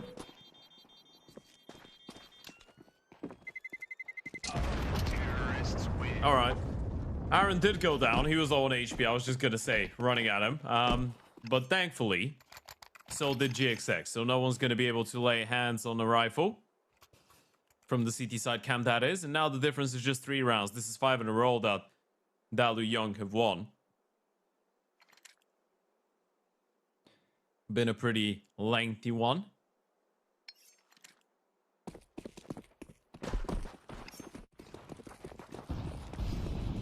Well, it's not terrible from Astral, but they are giving up on a couple of kits, maybe some flashes as well. They won't have the extra flashes on the ground that you love to have in Dust 2. And right now it's Ray trying to survive. He's going to lose the only kit that the CT's purchased out deep into long. It automatically becomes an objective that you're going to try and retake should this be a late round situation. Swizz gets lucky with one. GXX is getting unlucky with his. 4 on 3. As DALUYONG are going to put Astral in a position where they are fully crippled. There is no reason Gotta save. to try and contend this. Gotta call this one off. Hope's not been able to connect for a little while. Ray 5 goes down. Bomb will get planted eventually, but I think at this point DALUYONG know exactly what the call is for Astral. And the call is they are getting nervous, boys. They can feel this map slip right through their fingertips.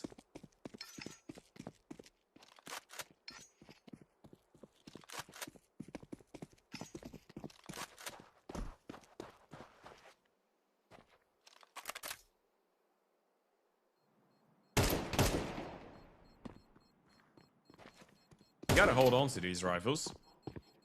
A bit of a must right now. Yeah.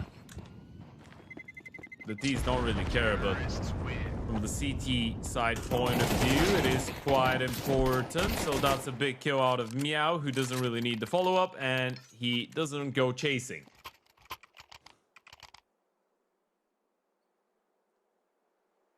Can they really pull it off? A 3-9 comeback. The first half looked very, very dire for the side of DALUYONG. Now they've brought it back. There's consecutive 1v1s on the B-bomb set that they had to beat as BGXX in as well. And let's not forget about that. Astral would have, by all rights, already won this map. Yeah.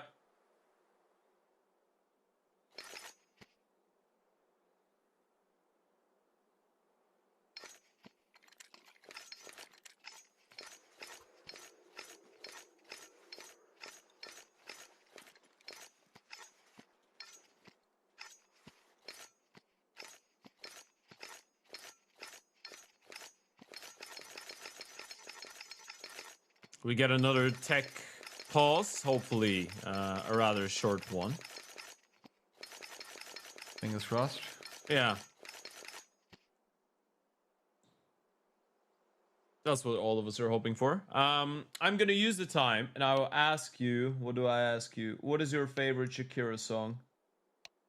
Oh. Yo. Excellent.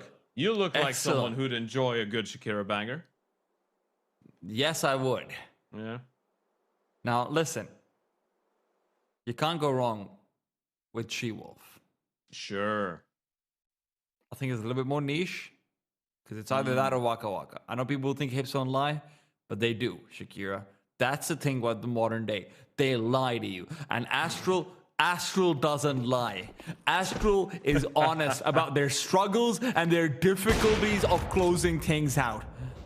I'm sorry. Ass might lie, but Astral doesn't. Right. Well, thank you for the response. Technical timeout's over, guys, so we can get back into what that is. You should know better. Aaron's walked short again. And this time he's not going to be able to get a kill. Although this time there's no AWP on the other side of things. Not enough money for Astral to facilitate one.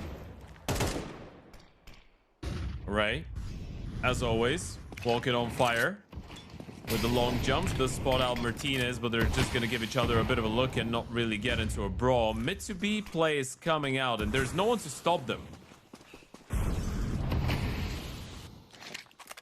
Out and about. Deep into B. Neki is blind. Meow and Neki both lose their lives immediately. This B-bomb side opened up, cracked out. And it's Astral who will once again be on saving protocols. Ray's made so much noise. Yo, Aaron. He must have been calming out to his teams. There's no other way he doesn't hear those footsteps coming over to him. Yeah. Aaron might have been singing Hips Don't Lie, you know, just having a good time. Some White Girl music to enjoy the comeback, because they really have been sprinting towards that number 11. And for those of you that are just joining in, maybe because you're tuning in towards the final series of the day, which will start off right after this one's over, we've got DALUYONG that were down 3-11 at one point. And now, there's only one round between those two teams. So yeah, that's spot on. They've won 7 in a row, and they're really bringing this one back. A lot of it has to do with 8kit. A lot of it has to do with Aaron. It's almost impossible to imagine that 8kit actually has a smile on his face now. Not seen that one in a while.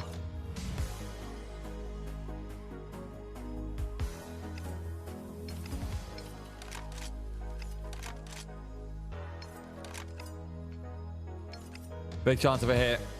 Astral, it's their last opportunity to stop this seemingly inevitable train from running them over.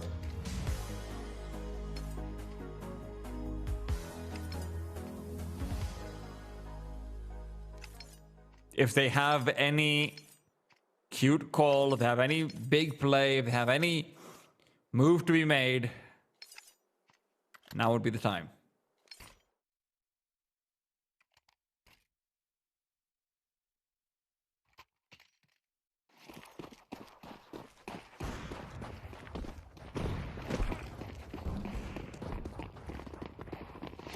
They smoke out towards that B bomb site. It's looking to be a faster play. Aaron is out and about. Into B he goes. They've gone out. Oh. They're not extinguishing the incendiary. Meow just gets 2 for free. And as Neki turns around, knowing that there's still 2 players here, 8kit has a flash still right past him, where DALUYONG's been doing so well. And now they crumble in a call that just doesn't work. But maybe there's still room for them to bring things back in with. No Swiss way. is gone. This can't be how. God. This can't be how Astral let go for another round. That's a 3v5. That's a Mirage flashback as well. They had one of these opportunities on Mirage to close out the series, and they couldn't. Now they could do it again. Down to 3 versus 3. Long player doesn't even get tagged down. Nolan just gets a double kill, and he's got 73 HP to work with in the 3v5. That's a bargain. That's the best deal you could get. And they still have 45 seconds to work with. Looking at the util, smoke, flash, double flash actually, double molly, HE. They can do whatever they want, but the mid walk might be the best option ever. No one's holding for this. They don't even need a utility. They can just walk all the way towards B.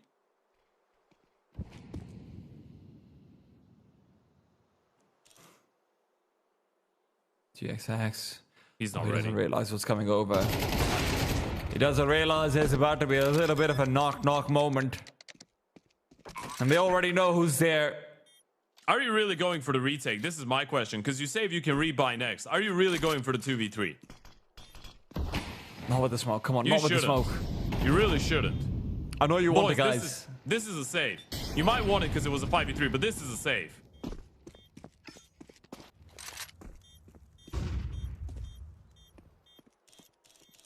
It's 11-11. How many 1v1s have they lost? Now, how have they let go of this 5 versus 3? How many shots have been missed from Astral in this quest to close?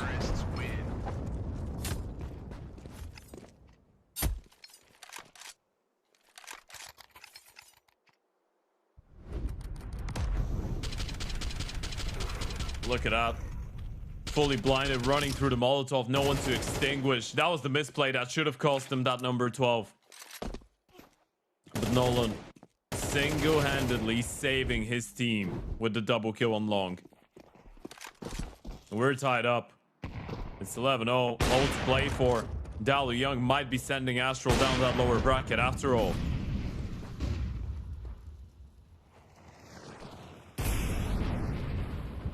Swizz is hiding away, worried about 8kit. 8kit's got money for a tech 9, and you know that means he's got a threat even if he doesn't have his main weapon. Just run him down. They're going long though. Ray, 8kit should blind him. Oh, they're That's not what he's going worried with a about. flash. They're just walking down. That's scary. That's very scary. They turn the corner, but they still lose 2. It's even. It's Astral in another XVX. It's Astral and another chance to bring it back, but they simply cannot read what is being written down by the pen of DALUYONG. It's invisible ink, but it's also the invisible man, Meow, has not shown up in these past 2 games. Bomb has been planted. And now he's needed. Saving feels inconsequential. We've already saved so much, but can you save their lives? Can you save this chance? Flashes exchanged. Nobody blind. DALUYONG on 12 on series point after being down 3-11. And being down in a 3v5 in the previous. Look at a streak of consecutive rounds. That's absolutely insane. 9 rounds in a row, and number 10 would be the end of ASTRAL. They've put so much effort into this. Nolan, 8kid, Aaron, and they're looking to finish it off with a B play. It's a straight up rush. Not again. It didn't work for them last time over, but they had recovery elsewhere. Meowpop is looking for the ace. It's 8kid who goes down next. 12-12. ASTRAL finally do it. They will give themselves a chance to fight in overtime. That is pure cinema, man. They just go with the B rush. Oh, God. They tried to brute force their way through. ASTRAL didn't win a round for 9 in a row, and then at the last final hurdle, Meowpop just mows them down. You know what they say? Nobody beats me 10 rounds in a row. Sure.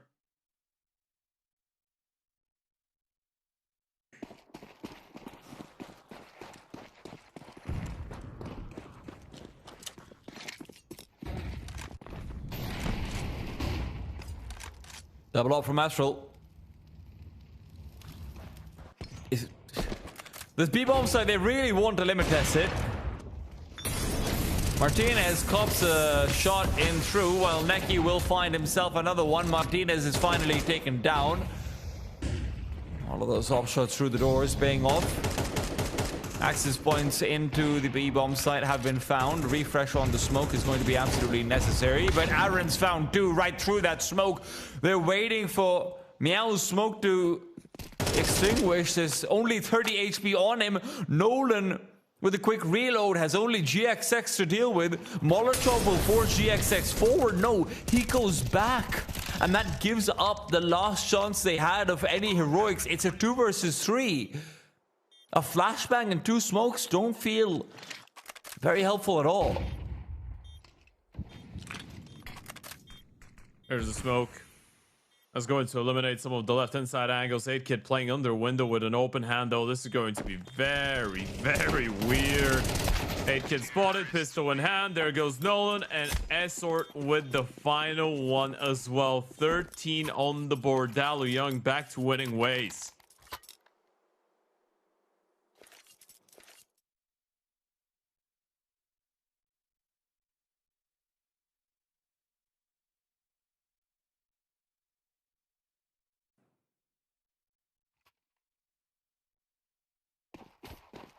Shockingly hard to believe this is the way the game has gone,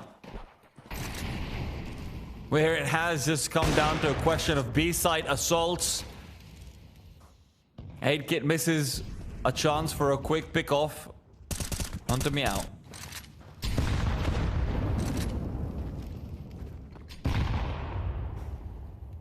Needs to break the smoke. Doesn't expose anyone for now. B split looking like one of the possibilities, especially with the bomb still lingering in towards that upper tons.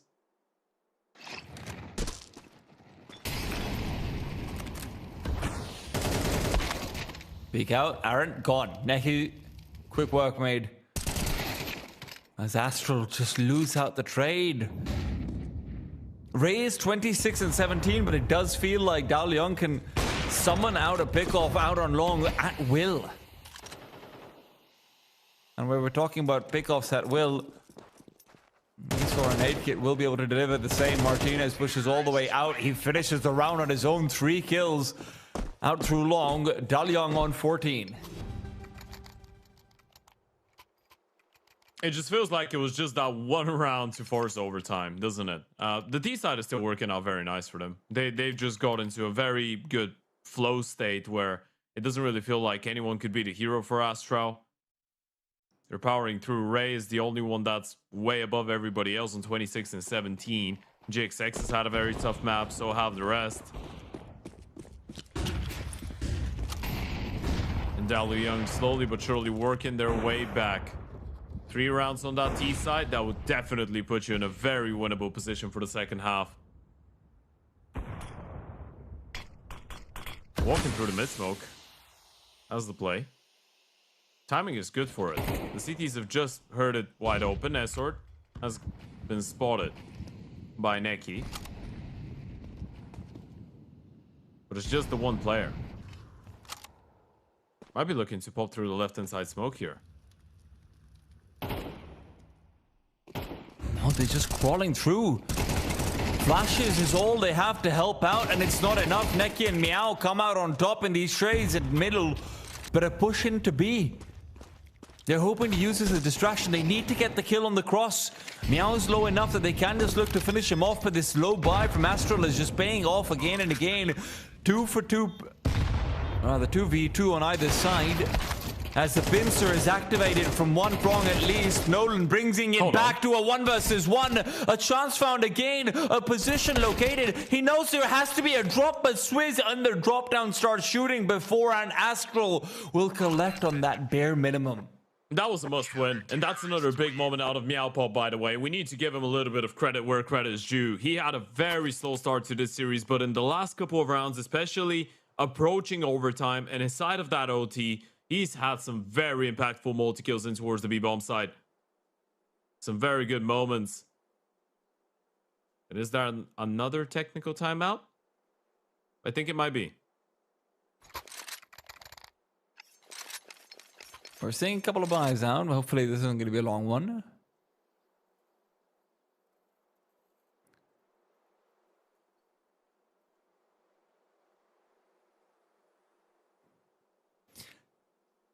You think any executives at Astralis are just sitting here being like,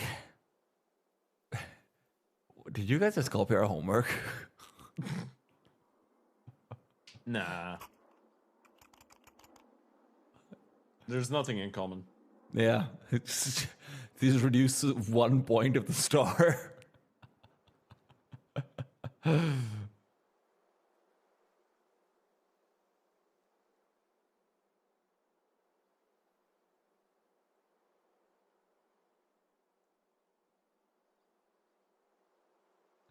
All right, guys, at some point you're going to have to resume this.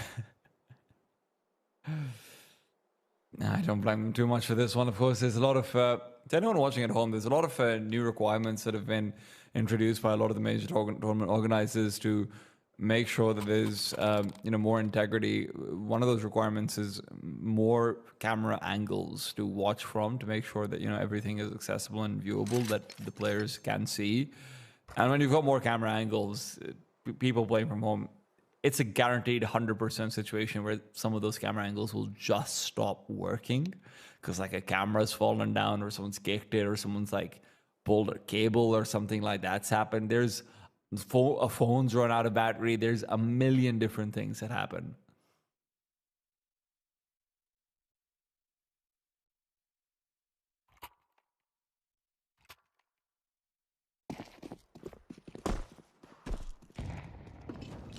All right. We're back into it. 14-13. The magical number 16. 15 apiece. We go again. It wouldn't be the first OT of the day. We did already have one at the start with, of course, Bondi and the Basement Boys. That was Overpass 1917. And we had one on Mirage here, where DALUYONG were able to come out on top in a 16-14 fashion. So this is the 4th overtime. As of right now, and we keep the count going. Double pushing towards long. Ray has been spotted out, but so has the pushing rifler. Nolan, tagged down, decides to back off.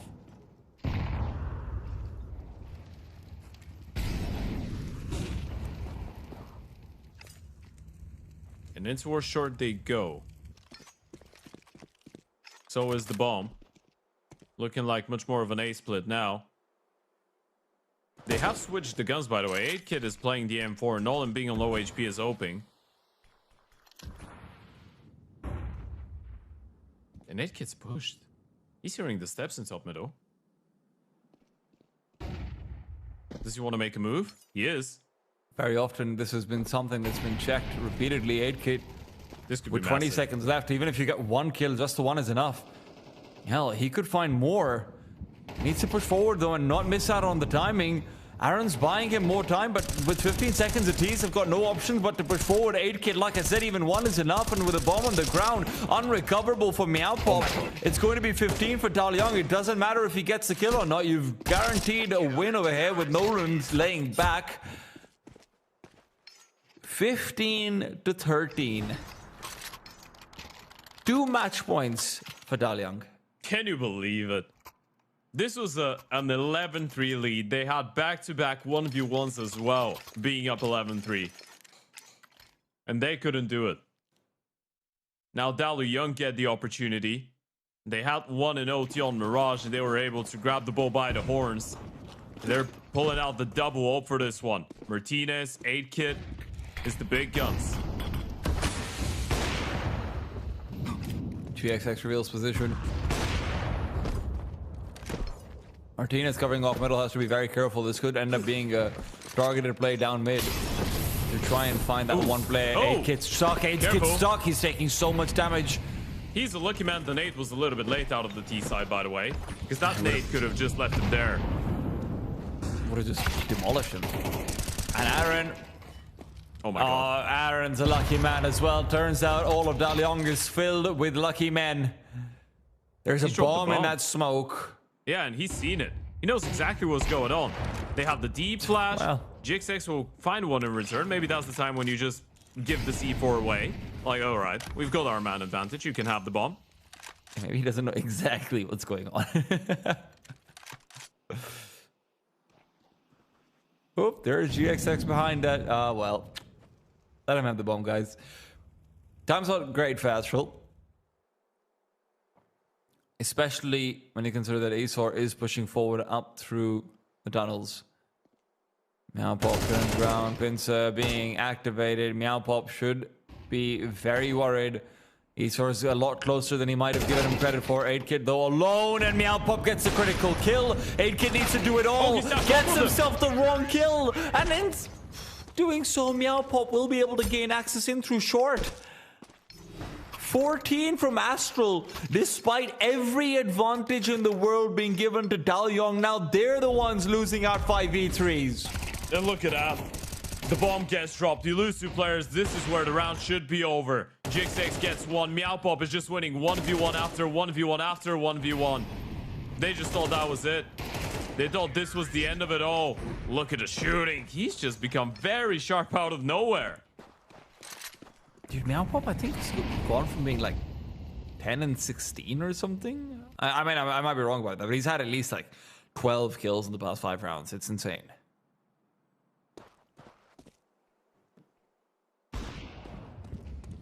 Feels like the only reason why they're even relevant in overtime.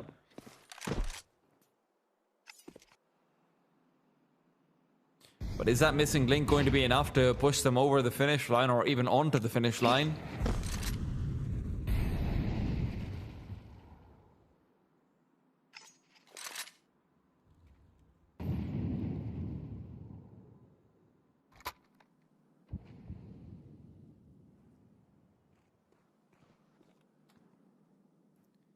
Ray is reinitiating back out from long. Oh, Necky's losing his head. And she's still splashed. Yep. yeah. No one on the CT side gets tagged down. And both Necky and Swiss are already low. Oh, about long missed shot. 8kid is thinking about a repeat, and that's a little bit of wishful thinking.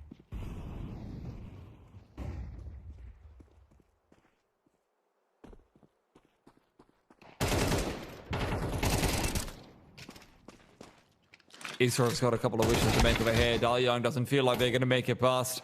Unless Martinez has got a massive kill to offer up, Ray will take his life away while the bomb's being planted. eSort tries to move up. GXX is there to close 15-15. Astral's not letting go of this match, not like this. No, they're not. They really aren't. They needed such a long time to get back into it. And both these teams have been struggling so much when it comes down to the CT side. But T side is where Astral bring it back. 8kid can't believe it.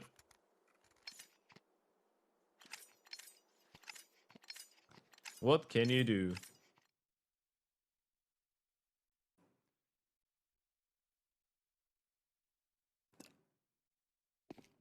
Can you believe we've got another best of 3 out of this?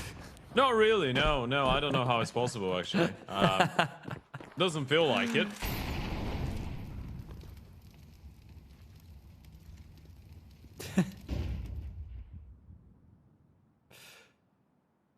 GXX lies in wait. Just hoping and asking for a mistake to be made. Flashbang doesn't really land. eSort is going for the conservative jump spot. There's a world where GXX moves forward. I think he's been spotted now, though.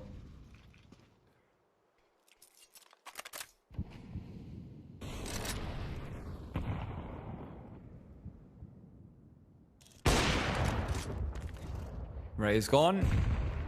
Martinez. He's been picked apart next. Flashes through as the bush is being planted to be eSort sent home. And while 8kid hides himself away in the back of the bomb site, this isn't going to be one of those pistol round situations, if you can remember those from all of those years back. Aaron now in a position where he is definitely going to be moving back to save.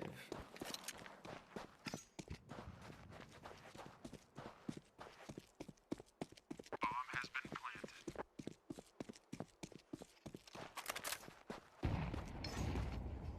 Back to winning ways for Astro, I guess.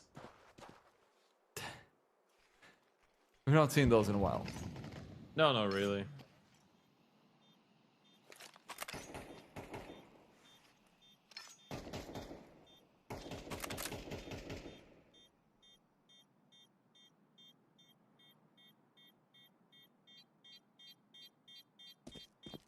Aren't going out for this ninja. Well, I mean, hey, it might work moments. He was thinking about it. Terrorists win.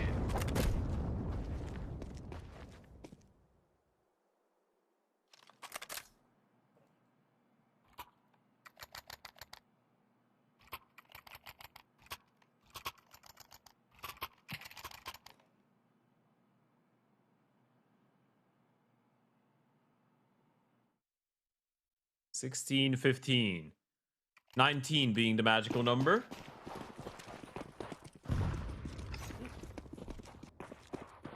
Magical because it would get all the players out of the server, which I think at this point they might feel like they're hostages because this game has been going for a very long time. eSort opening things up. Meow Pop keeping it going in towards B-bomb side. They know exactly where the second player is. Volleyed out, and Meow Pop keeps them coming.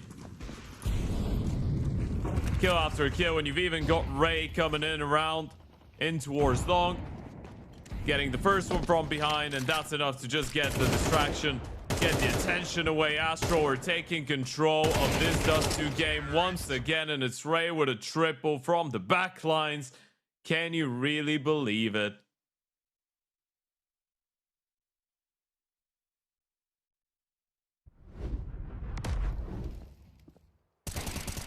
At this point, Ted, I can believe anything. That much I can guarantee you. Terrorists win.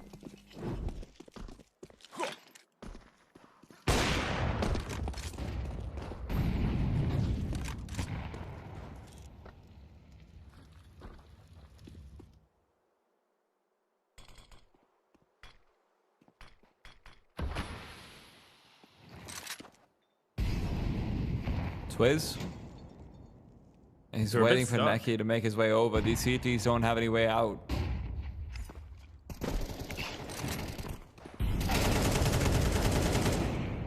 Martinez is gone. Nolan up next, and these CTs have realized they've just walked into a mousetrap. Now, the good for them is that Astral, as always, has left the bomb in P1. Bad for them is it might not matter. It's absolutely crazy. They decide to run the setup, and this is the one round where Astral just have everyone around middle, and they re-clear it later on so slowly, so methodically. They just crushed them. 8kit. Still left on long with the op. Not really going to be in a position to provide a lot of support, unfortunately, for him. They've already made their way out the B-bomb side. The doors have been smoked off. Molly, window, Aaron might have to just throw in a Hail Mary. Hope for the best. A 2 versus 4 retake onto the B-bomb side of Dust 2. At the best of times, wishful thinking. Meowpop with another headshot, and he's now on 25 kills. 8kit goes down. 18-15, a clean T side for the side of Astro. 3 more chances to put an end to this game.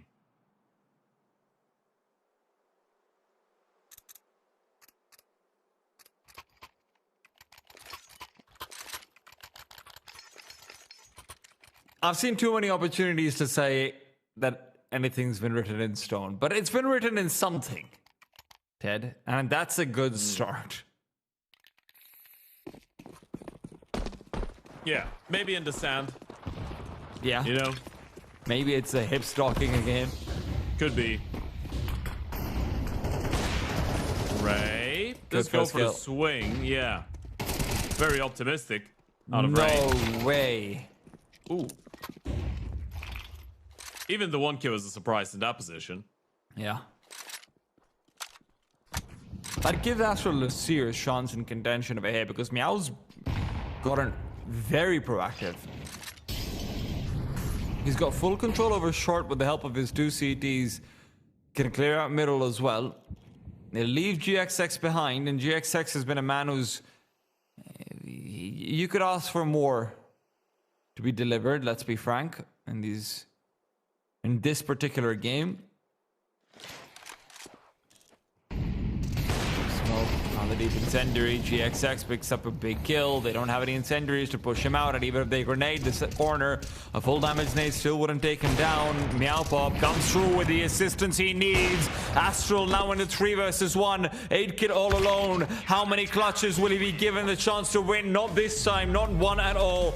19-15, Astral finally get it done, Ted. This feels like it was a long time coming. Then it was a long time going. Then it was a long time coming again. And then, yeah.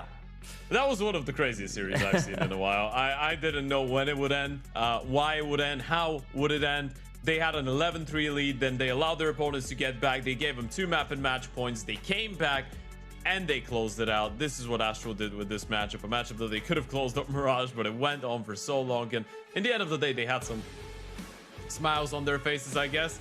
I'm not sure this is the type of a game that you're going to be rewatching and saying, well, we're really proud of our performance. You could rewatch it and say, we are proud that we were able to come back and close it out after giving it away. Look, this is definitely one of those positions that you look back on as a team building exercise, right? That's what I can guarantee for sure. Everyone coming through over here had some big numbers. 8kit obviously talked him to death, but Meowpop, the fact that he's been able to come out onto one of our best KDRs and ADRs after the abysmal start that he had to the series overall, very impressive. Had they've been able to bring it back, then Meowpop, I mean, listen, Meowpop was in the process of bringing it back was incredibly important. But you look at these opening kills, you look at Aaron, you look at 8kit, you look at what these guys are bringing to the table. It is fantastic stuff.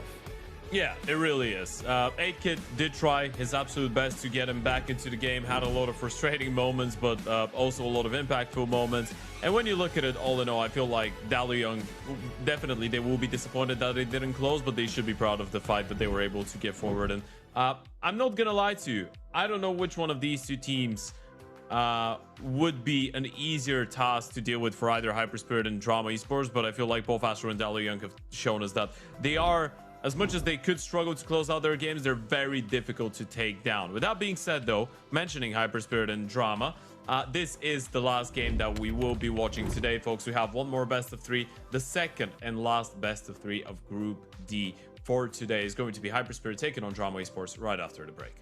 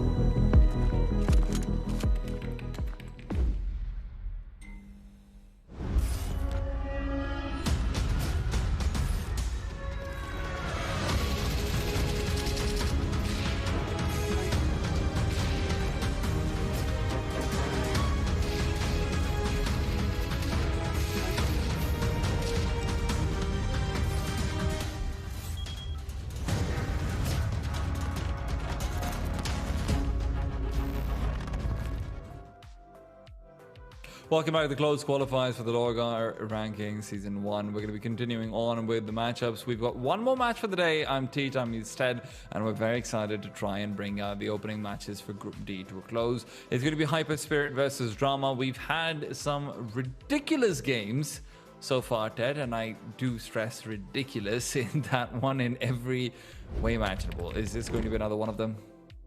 I have no clue. I think, all jokes aside, so far today, this is probably one of the cleaner matchups that we're expecting to see. Yeah, HYPERSPIRIT, Chokerdao, Raga star players, Dima and Adron, in very, very good shape. When it comes down to the way that they're entering this game. They've won a lot of series leading up to this. You're looking at wins against teams like Ecstatic, like Eternal Fire, and they have been playing against very high level opposition when it comes down to the online circuit, so I feel like it's difficult to get consecutive wins, but definitely coming in with a lot more background in comparison to this newly created Serbian lineup of Drama. Look, the Serbian lineup you've talked about a lot over here, right? You've also given me a pronunciation which I won't lie to you, I have completely forgotten by now, but it's been a long day. I hope you can forgive me. What I do see is that we don't have Vladen featured in this lineup, which is I'm a little bit surprised about. We've got Nopsy coming in instead. But before that, why don't we talk about the video as well, Ted? Yeah, we can do that. HYPERSPIRIT, I feel like going into this one, the only obvious one that we can identify is that we're not going to be watching an Inferno. Permaban for the side of Drama, at least from the one HLTV game that they've played, is Mirage. So we should see those two go away. Now, Drama will switch things up, and they will ban Anubis, which is interesting because that leaves the Mirage opportunity open for HYPERSPIRIT. And this is a map that they usually like quite a lot. Dust 2 is where we'll start things off. It's where we left off with the previous series. And it does make a little bit of sense. The Serbian Counter-Strike, it's always been very famous and unanimous with the very good protocols on Dust 2. It's just a map that these guys have always been comfortable with playing.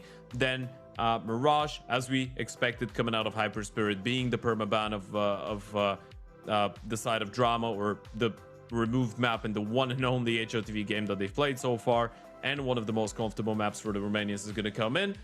When it comes down to the third, I'm leaning a couple ways. I feel like an Ancient makes a lot of sense because Drama did already play one Ancient, and they show that they're all right with going there, and it's still a very good map for the Romanians. So if you're a Drama, you probably would go for a map that you're a little bit more comfortable with. It's the map that they picked against YN Gods when they played in the CCT Contenders Europe just a couple of days ago.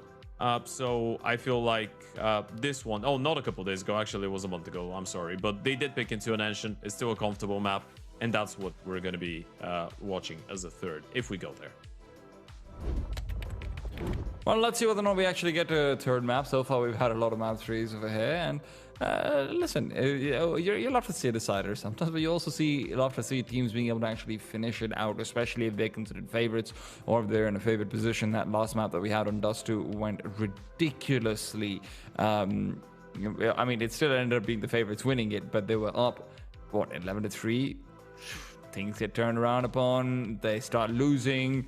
They give up match point at a couple of places as well, and then they make it a comeback somehow after having been fully comebacked as well. Sometimes you just want to see people close out matches, Ted. And you're saying that this should be on paper a match that should be closed out. Ted, you want to talk to me through a little bit about Nopsy versus Vladen, because we don't have Vladen featured in any of the good-looking posters that are put up in the beginning of the game. Yeah, we don't. Well, Vladen, I feel like when we're talking about a complete player, Vladen is the closest one to a complete player on this side of Drama, right? He's one of these people that a couple of years ago I could swear would just make their way into the tier 1.5 circuit at least, you know, get picked up by a team like Fnatic, ENCE, OG, that type of vibe, Heroic maybe. I think he's always been a very solid anchor. He's always been very reliable, one of the highest quality players that have come out of Serbia in the last couple of months, maybe in the last couple of years as well. Unfortunately, he hasn't really been able to land himself on a very stable project for a longer period of time. But that being said, though, now he's on Drama, and now they are on Dust 2. Opening kill already going in favor of Mivu, and out long they go.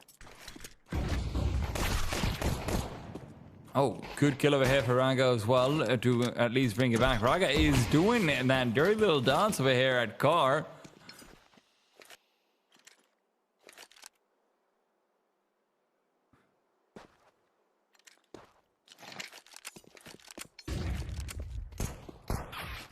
And while the smoke over towards Kari will continue to bloom overhead, it's Shoaib left alone 1 versus 3.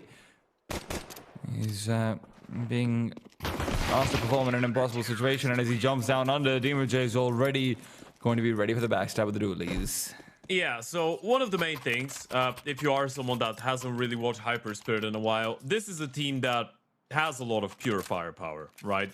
We could be expecting the side of Drama to be trying to play a little bit cleaner, maybe tactical Counter-Strike. HYPERSPIRIT are not playing bad, though, and they do have a lot of very, very sharp players. So Adron, obviously, is the IGL. Raga, who used to be on Nexus, is oping here.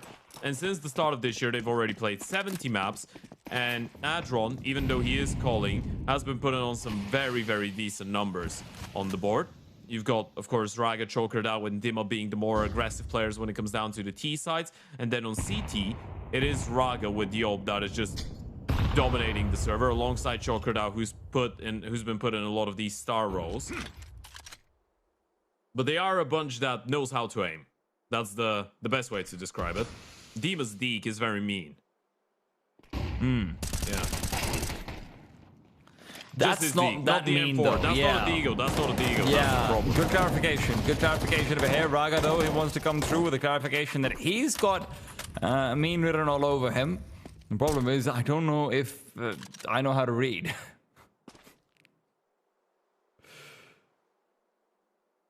Choiv is the only healthy player remaining for Drama. He's the one unaffected by the Gauss. And unafraid of the T.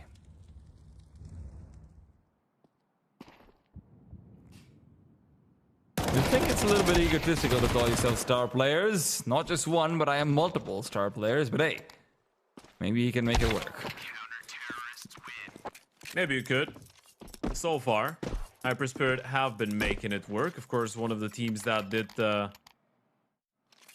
participate in the BC Game Masters Championship. They got a 2-1 win over Ecstatic. Wins on Mirage and Anubis, lost to Nuke, and they played a 3-mapper against the Gentlemates, which was interesting.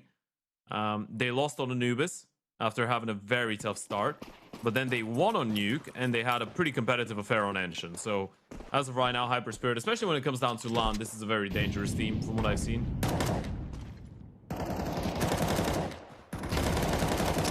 Deep grenade. There's one, there's two, but Shoaib is delivering a couple of quick deagles as well.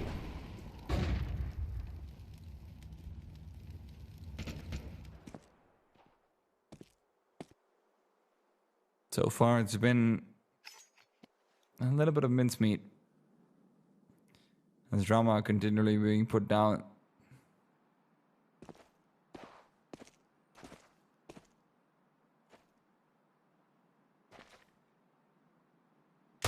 Ricardo. Receiving a fair bit of damage with that deagle, has to be very careful. Look, Miwo still has a chance over here if he had got that frag onto Dima. 4-star rotations back to A from Adron as well. This would have been a done deal, pretty much. Now instead he is relying on a losing battle where Dima gets a chance to peek in whenever he wants. And Adron returns back to B.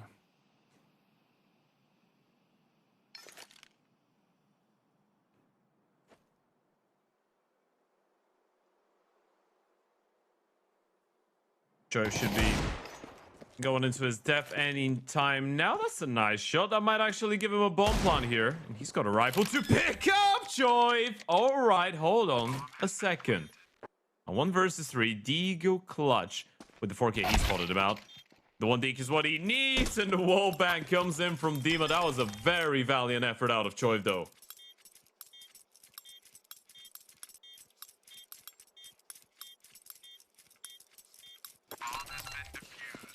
It's moments like this which make you think back to that previous map of Dust 2, and you realize how many ways things can still go wrong for the favorite team.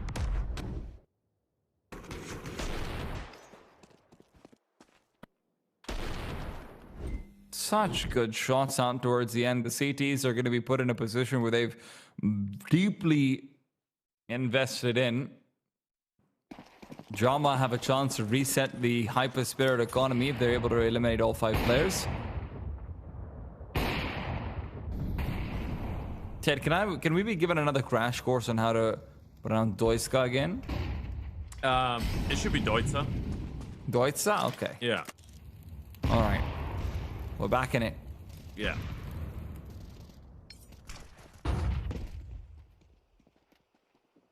Deutsche.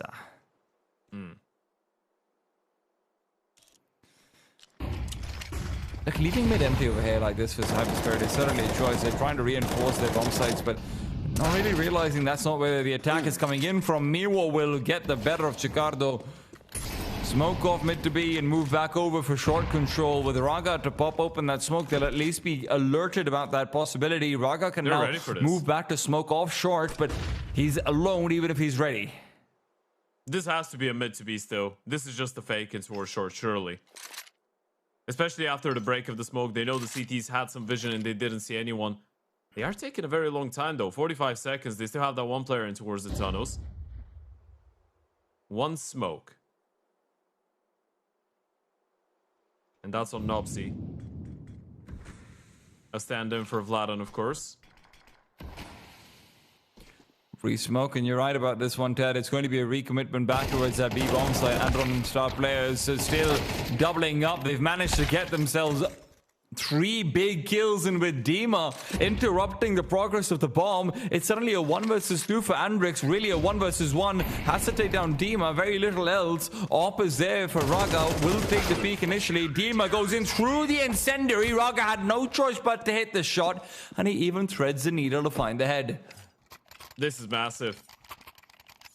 This is absolutely massive out of HYPERSPIRIT. This is probably a round that they shouldn't have won. The contact out middle doesn't work. You have the high-low. Everyone's hitting their shots. It doesn't really feel like Drama are calling a bad T side, right? But it feels like they're getting out-skilled in some of these moments. Just getting out-aimed. Also, the fact that you're not playing with Vladan. You have the stand-in of Nobsy. That's also a bit of a handicap. Yeah. Of course, Nobsy actually now updated part of the team. Oh, on HLTV. Yeah, interesting. yeah. Question marks perhaps. I mean, some, that's for sure. He was playing on Algo before that, but apparently Vladan's not here anymore. I guess there is drama after all. Oh. Or he got picked up by another team. That's very dramatic. Oh yeah. Drama doesn't have to be between people. It can also just be the dramatic buildup of a legend in the making. Sure.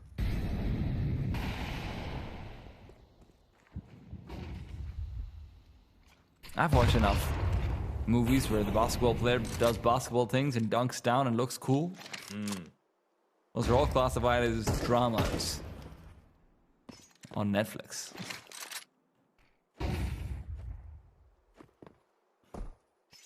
Jump up into short for Miwo. He'll find this a little bit contested from a deep line that Raga is holding. Raga's been impressive so far, 6-1, immutable. Molotov gives the cover that Miwo was really looking for. Raga, almost gets taken out of there. Cute play from Shoaib, actually, not Miwo. Maybe it was Miwo, but it's a cute play regardless. Spots out the scalps again and again. Is it going to be enough? HYPERSPIRIT. Chicardo's covering off the cross. He'd love to have a flashbang to help, but instead he's going to do it old-fashioned. Big damage out onto Deutsche as well, and with 2 players out towards the B-bomb side, that's big. Yeah, it's absolutely massive, and Adron, he's going to be able to finish off what Joker now started. Star players with another one. Adron finally goes down, but they still have star players to worry about in towards the card, and it's a straight-up 1v1, and it's one that's the star players win. Choiv, another 1 versus 3, this time with an AK in hand, but he's been left without teammates. And Dima's just toying with him, finally shut down, but with 15 seconds, it's all about the save. He might try and sprint in towards that short part of the map, but there's already a player here. It's Raga with the Ultra. He doesn't have the time for a bomb plant, even if he was to get the kill. Never a good moment when you're forced to save an AK. while the rest of your team is left without the money necessary to buy up in the next round. 0 to 5 start of a half a drama. And the fact that this is, if I'm not wrong, their own map pick, Dead, it's not particularly reassuring.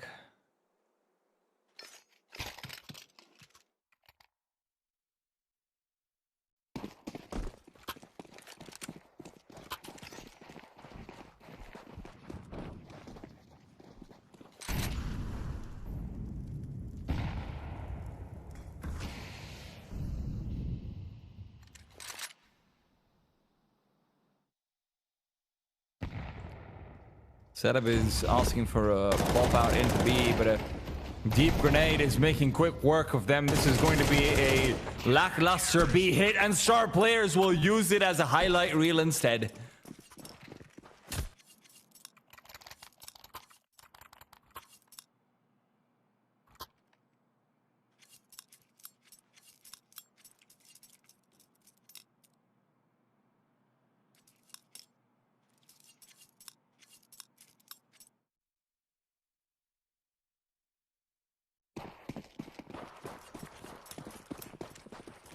All right.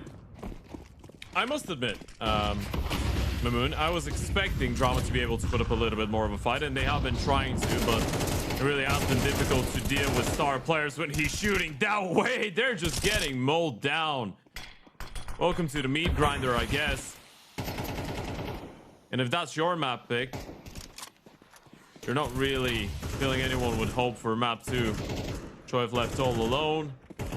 It feels like these rounds are just starting and being ended so quickly. And Star players will put an end to it. That was a full investment coming out of the Serbian side. Couldn't get a single kill, sadly. Is someone watching? That's what I'm really confused about that second screen. You're like, what's going on? That was a... I'm pretty sure that was a bagel, like a croissant advert. And it's... I know it because it's... I think it is a croissant that we have in Bulgaria as well, and they have it in Romania too.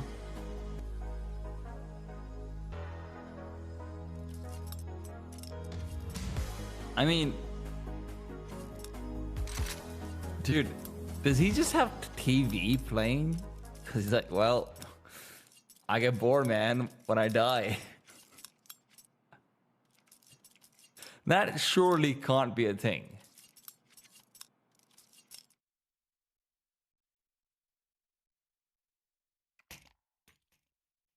I have no clue. Maybe he doesn't live alone, and you know, he's playing in And someone just like tuning in from the other room, just watching through a window with earphones on or something ridiculous. Possible. I don't know. That would be wild. Well,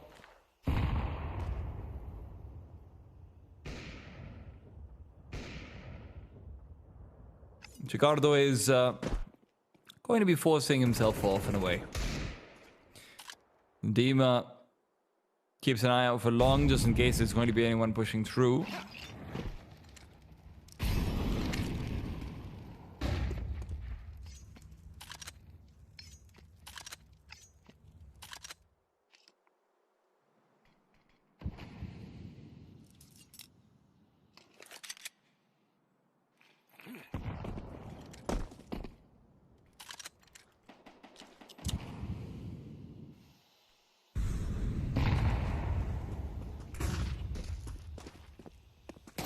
Pop out on the smoke as they're going to start to reroute back to B.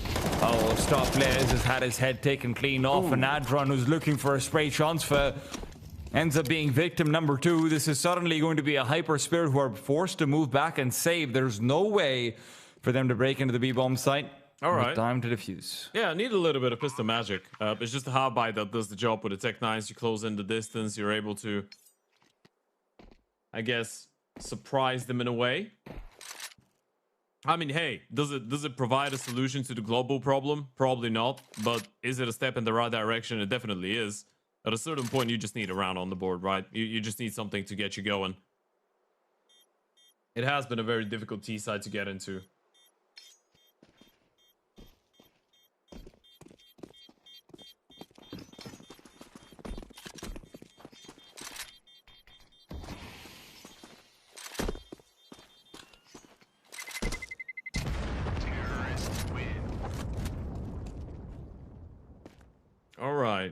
How many rounds can you get on that T side drama to make the finish a little bit more dramatic? That was a very much low-hanging fruit. It's okay. Drama's been looking for low-hanging fruit all game long and they can't find it, Ted. This is the first time they've found it. And to be fair, it's a force by win, so I don't even know if I'd classify that as a particularly low hang. Turns out now HYPERSPIRIT there's have a got some pretty shampoo big treats. advert in the background. What is going on? Bro, it's insane. Like, is this like the equivalent of, you know how for your generation people just put on like random video games and things so that you actually keep attention? This is not for my generation. Just to Ted, you're let you know. 22. This is for the next generation. No, I'm not 20. I'm 24. I'm turning I'm sorry, 20. I'm Ted. turning 25 this year, Moon. Big man, Ted. Big man. I'm entering unk status. Ted, I by that classification, I've been on status for a very long time now. Don't laugh with pity. You're going to be one of us. Just so you know, I've never been a TikTok guy. That's why I'm saying it's not my generation. I don't embrace that.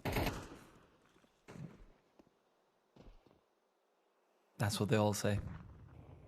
That is true. We do like lying through our teeth. Yes. Drama have a bit of an issue right now. All 5 of them are out long. The CTs have the entirety of the map. They know exactly what's going on, and they have a little bit of view to even delay them. Dima's playing ahead of the smoke. Needs to be careful not to get spammed through, or for the smoke not to get broken. There is an Ope as well looking for something. Dima.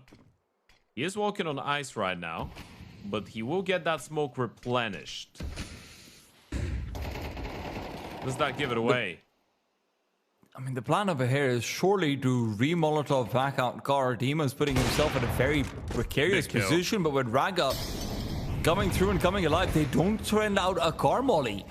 Dima's in the perfect spot over here, picks up one, hides himself away, no reason to peek back in, and when he does it, Andrix gets a chance to come back into this round. It's still a 2 versus 4 though, and with star players setting up for the flank and a double peek from the CTs with verticality involved, it's 8-1 for HYPERSPIRIT. They're feeling comfy.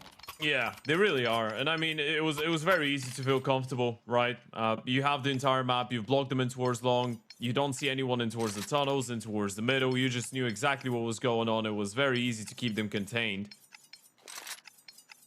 A bit of lack of creativity out of the T side, it feels like. Maybe picking up the pace, trying something a bit quicker could be the way to go. Raga. He's thinking about it. Really is. When does he go? Well, he's just gonna wait for Deutsche to run down right into his crosshair.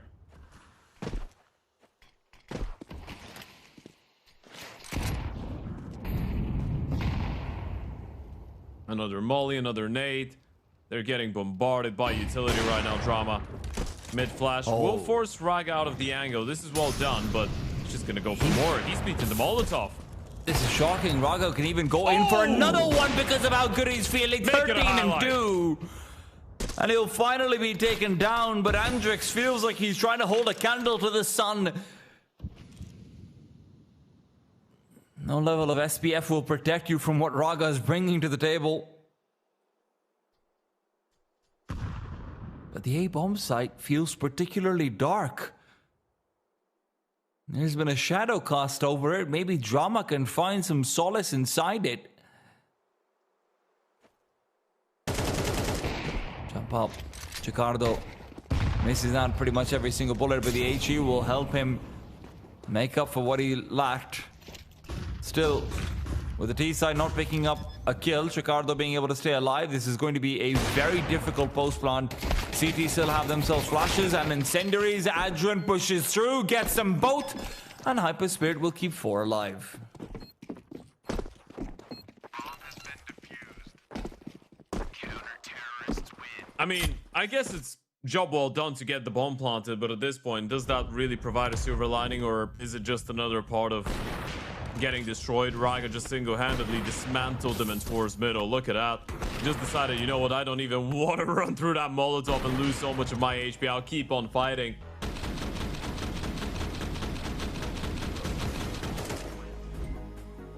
Didn't realize Atron didn't stop spraying. It's actually quite impressive. He's able to get the second kill with a headshot. 9 rounds on the CT side. It feels a little bit weird seeing that type of a one-sided matchup, doesn't it? Because we've had such close maps and games all day long, and HYPERSPIRIT are just running over drama right now.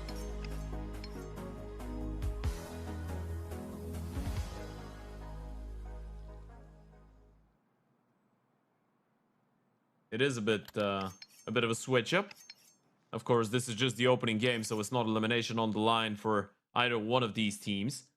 ASTRAL is waiting for them in the winners matchup for Group D. That's going to be played on Friday, and we did get official confirmation on a change for the schedule for tomorrow, meaning we're going to have 3 best-of-3s again on the 27th.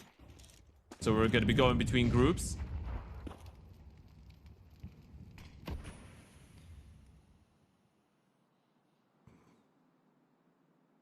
Star players waiting for a push that seems inevitable. So the Molotov to displace him. Deutzer has forced him back into a smoke, which he'll barely get away from. It was even his own players trying to pop open the smoke to get a sight line out on the top middle. And that could have been risky. But Dima and Sicardo are going to be the players called upon. Good kill over here from both star players and LORGAR. You've got to be joking me. HYPERSPIRIT are looking untouchable.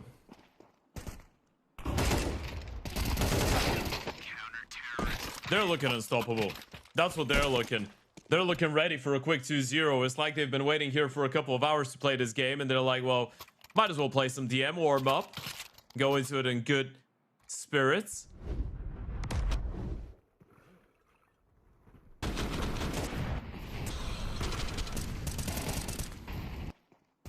And they really are in good spirits right now. Drama barely able to put up a fight. You've got what, 9, 16, 21 kills in 11 rounds over your entire team. Yeah. It's not ideal.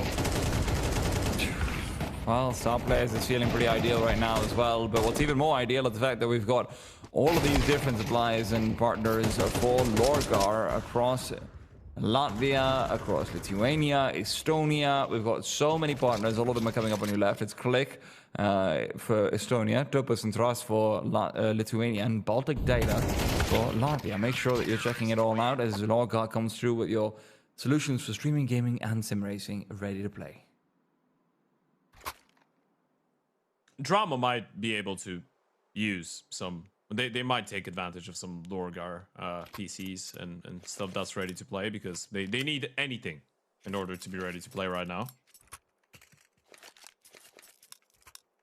Listen, man, LORGAR gives FPS, not miracles. Hey, man, sometimes all you need is FPS, you know? Maybe it helps. It's It didn't true. help me. It didn't help me. That's a lie. I mean, it did to some extent. And to be fair, they've got anger management things as well, like we saw earlier on, so yeah. Yeah.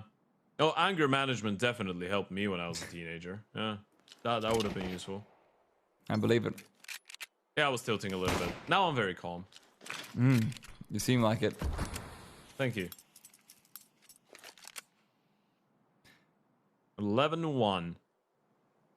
First round converted. We can have a... Yeah, it's pretty cool. 1-1-1. Aesthetic. Nice! All right, Deutzer. This is probably the first time we've seen some kind of life out of a player of drama. It's okay. That We don't used to address it. double kill. Yeah. Where's Henry when you need him the most to just say, he finally does something? He's finally done it. Finally. Joyve. Surely they win the round. Deutzer put up such an effort. Such a shift with the double middle. Oh no. With boys. the mid to B smoke, Miro Boys. starts to move out of position. Boys. Don't say boys, it's Shoiv, and he's not going to be one of the boys at all over here. 3 versus 2 while the bomb's being planted. Nopsy coming in from perhaps the most expected angle over here. He's got no other choice in the matter. Reconvening from the T side, peeking him down. Adron will be traded. Andrix left alone 1 versus 1. Dima has been impeccable. 12-1 for HYPERSPIRIT. And have we found a scoreline that seems impossible to contest? Yeah. It should be irreversible, should be inevitable. Although I've said that already today, and I've come to regret it. I don't think there is a possibility to be proven wrong with this. They really need a pharmacy right now, Drama. I don't think that one's open. Doesn't seem like it. Maybe that's why they picked us too, to try and find a quick band-aid. But it feels like they'll need a tourniquet instead. Yeah, it feels like all their hopes have been turned to dust. Hey. Woohoo. Or like a boohoo. HYPERSPIRIT. Just running them over, and it's not even their map pick. It's not even the map that they wanted to play into this one. And they have been getting away with basically anything. Mid control established. B lurk smoke deployed, putting some pressure onto the B player, making sure that Deutsche will have that to the back of his mind. Scal does go for a bit of a cheeky peek. He's got another player in towards middle. That's going to be Mevo playing behind the doors. He's going to get mollied out. Not a good day to be cooked alive for Mevo. At least he's alive, but the short play is coming. Troy, you done messed up in that last one. Right now, he's got a chance to make up instead of mess up, and 3 quick kills with a 5-7 will certainly give you that access point. Remember, 2 players are still low. Troy and Deutsche aren't feeling particularly good, and Dima's been the man who has been particularly great. 5 HP, rather 2 HP, is hardly a recipe for success though, and Deutsche jumping scout, no scope kills him. 12-2 is Drama will find his second round off of a second force by win. That was well done by Choif and the player in towards long right. The IGL just hidden towards the back of the box, waiting for the first contact to be taken by Nopsy. Then he goes for the peek and claims a double. Even the third towards the end, going absolutely nuclear with the 5-7 Choif.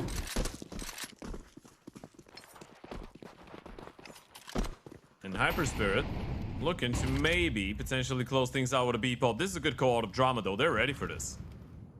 We've got 3 players here.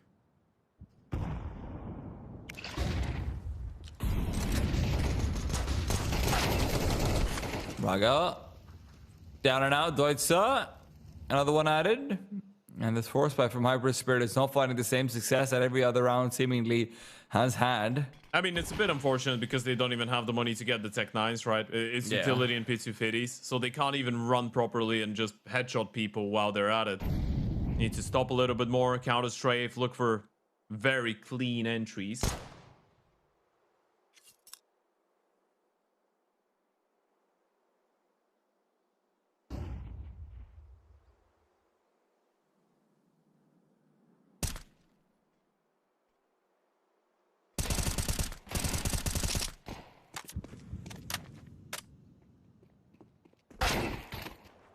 Ooh.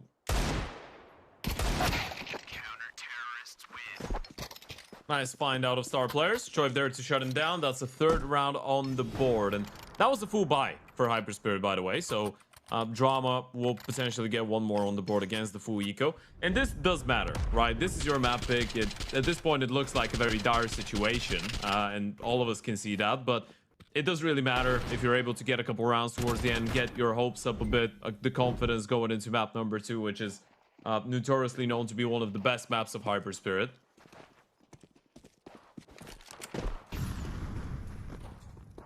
It's something to talk about at the very least.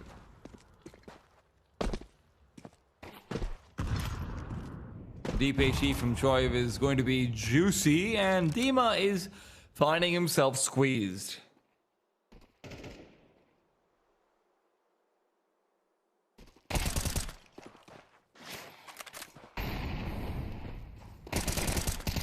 Incendiary will divorce Raga and star players, but at the very least they're able to get 1 kill between the 2 of them before separation. Now overrunning is Chucardo. Picks up the M4, full HP. Man coming in from behind. If he can get a quick kill, then that'll be all the more value, but flashbang will never be used unless it's a quick double dink, which it's not. Deutsche was always going to get the better of him.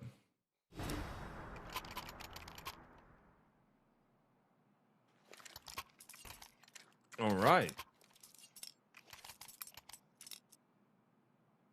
I've just realized they are boot camping Drama.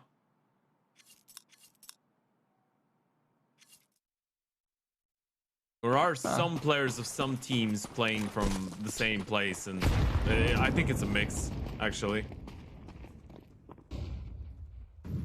Ooh, look at the lower push. Right, was waiting for it. Choiv and Mibu. Oh, Choiv is gone. Mibu's spotted out as well. Feels like inevitable death coming through for him, and he's realized that as well. With 3 players on the other side, he was hoping for a maximum of 2.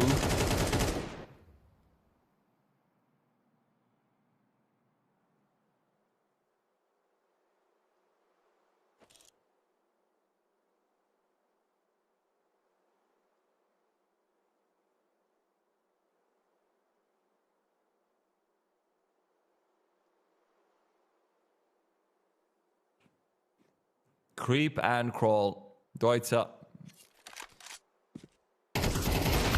Spots out the leg. It's not on time, and Rygar will get the better of him. Trade is there. Nopsy doubles. Bomb on the ground. 2v2. Adron looking for a player he assumed would be closer to the door than not. That window thoroughly unexpected. That smoke nearly... Yeah, that smoke was almost baller. It actually did make Nopsy turn around. They did gather up and towards middle because of that smoke, because it makes it look like he was thinking about doing something around there. Dima might be able to cross towards the bomb side. Even better. Oh. Without getting spotted. Andrix, seen him. Gotta be careful. That was risky. I was just gonna say, if Andrix goes down to Dima, he was the high HP player. That could have been dangerous, but instead, it's Drama to win a 5th round. I mean, even if Andrix doesn't go down, if Dima's able to get the spot cross through and the blunt, that would have been very dangerous as well.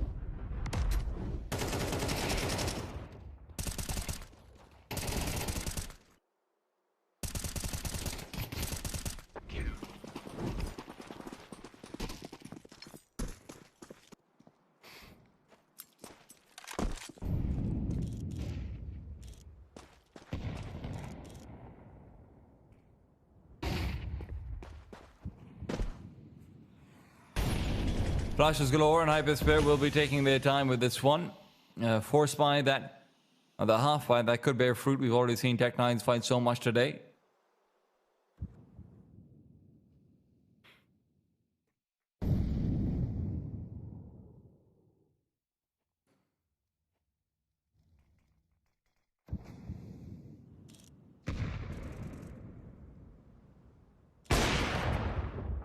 Ooh. Oh, missed shot from Deutzer.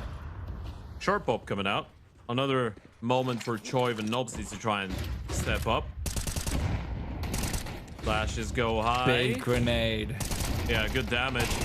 Still, the Tech9s are closing in on the distance. You gotta be careful. We need a multi-kill out of someone, and you have lost Choiv. Nopsy's out of ammo, and he's gone down. They're running through the smoke. They're just getting blasted by the Tech9s. And it's Deutzer in a 1v4. Home to the USB, to the O, back again. Missed shot, star players with a punish. And it's HYPERSPIRIT to put an end to that, thus to a 13-5. It is the pistols out of all weapons to put insult to injury. Look, maybe to be expected after the way things were going. Most of the wins coming out for the drama side as well came off the back of pistols. So hey, what's another pistol going the other way around as well? That's of course map number 1, but the idea that map number 1 was also not DALUYONG. God, that was such a long game. I've got them still stuck in my head. I'm telling you. It was Drama's map pick. Yeah, so I'm gonna have flashbacks though. But yeah, Drama picking up that map, but still looking really quite lackluster there. Raga, man. What a revelation coming through. The kind of performance he's putting up over there, just looking so comfortable in every single peak.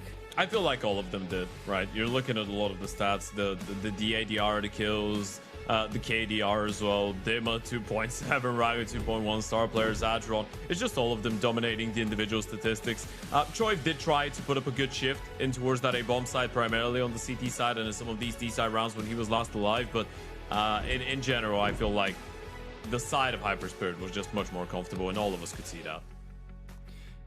Look, this is where we're going to have to wait to see whether or not they can actually make things back over there on the other side. Pajama, look, there were moments towards the end of things, and if they can recollect with that and say, hey, Mirage, Another map where, sure, it might be one of HYPERSPIRIT's best positions to be in, especially given the kind of numbers that Dima and Raga are putting up. Yes, it's all fine and well, but that's the only opportunity you have to bring it back into it. Otherwise, it's going to be a bit of an embarrassing end to what was supposed to be a relatively even matchup with the way the day has been going, even if that's not what the seedings would be saying. But seedings be damned. Mirage comes up next. Let's find out whether or not HYPERSPIRIT can continue to just demolish everything Drama has to offer.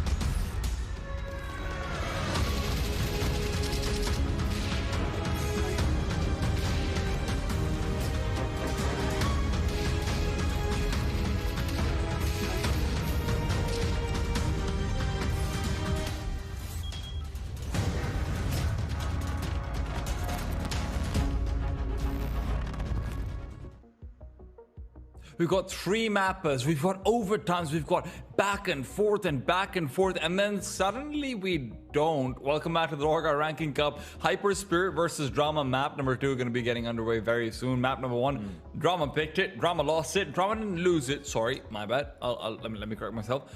Sure. Drama got demolished on it. 5-13, Ted. Yeah, it wasn't pretty, was it? I think we were all anticipating this to be a very interesting Balkan derby between the Serbians and the Romanians, a bunch of very familiar names, a bunch of people that have been playing Counter-Strike for a very long time.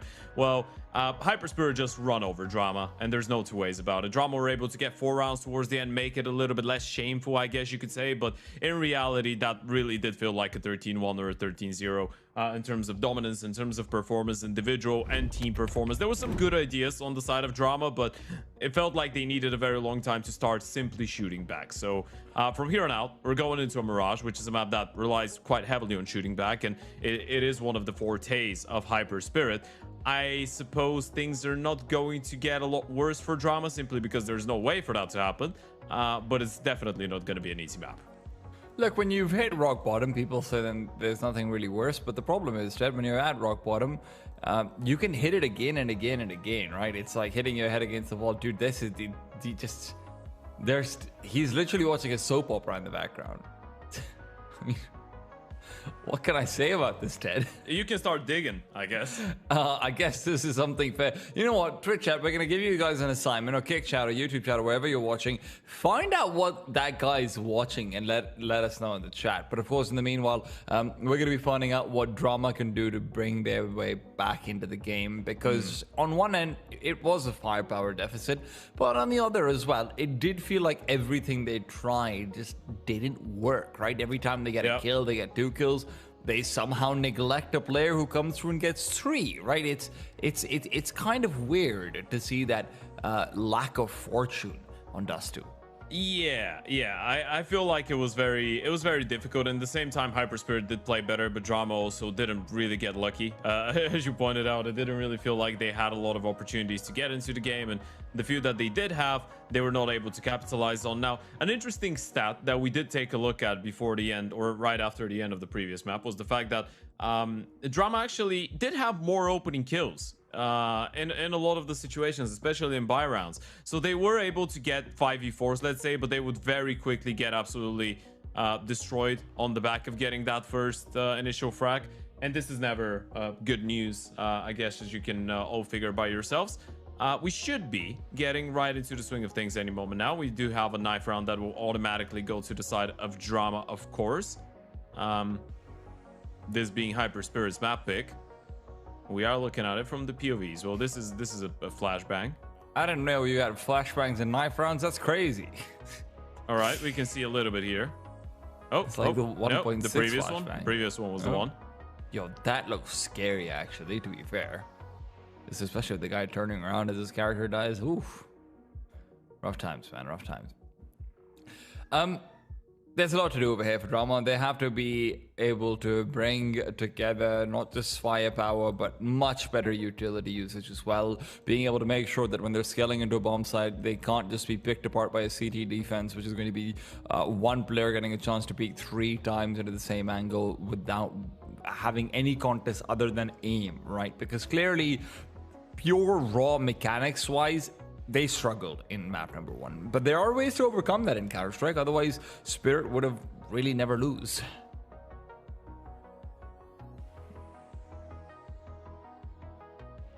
Now, well, my question is, what are those ways? Because I don't know them. I'd say, so are we talking hypotheticals behind a potential Drama win here in Mirage? Yes, exactly. Win the pistol, both halves, win conversions, start well, and have Deutze and Andrix pop off alongside Mivu. Now, I think Choiv played a decent game considering he's the in-game leader. I think we did see some potential from Andrix, Deutze, and Mivu, but we didn't see it go the full way, to full extent, right? And this is what you need a little bit more of if you are to win.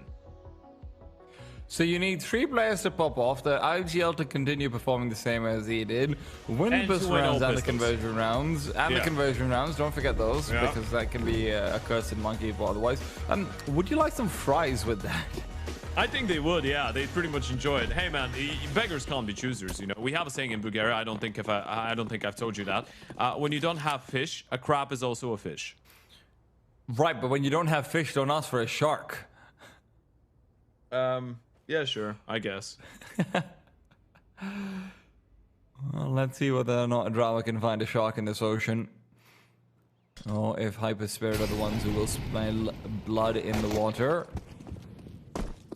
First one through, Raga gets taken down. Nopsy quick on the kill, and Miwo does the same. Nopsy is feeling himself coming into Mirage.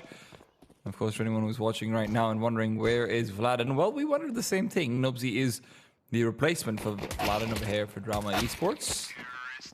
All right. Step Just one. around secured. Deutz is smiling, which is, I guess, a positive sign. At least someone is having fun on the side of Drama. Uiko coming out for HYPERSPIRIT. As we said, it's been a bit of a mixed rally on Mirage for HYPERSPIRIT lately. They did beat Ecstatic 13-10, but before that they played Ecstatic Aim Club, CS Delete, and they lost to all of them. There was a 13-8 win over Aim Club. Before that again, losses to Ecstatic, ASTRAL, FlyQuest, and Eternal Fire. Now a lot of these games on LAN and a lot of these games to pretty decent teams. They've only this year played over 18 Mirage maps. 18 is actually the exact number. This is number 19. A lot of Mirages. A lot of them. A lot of illusions.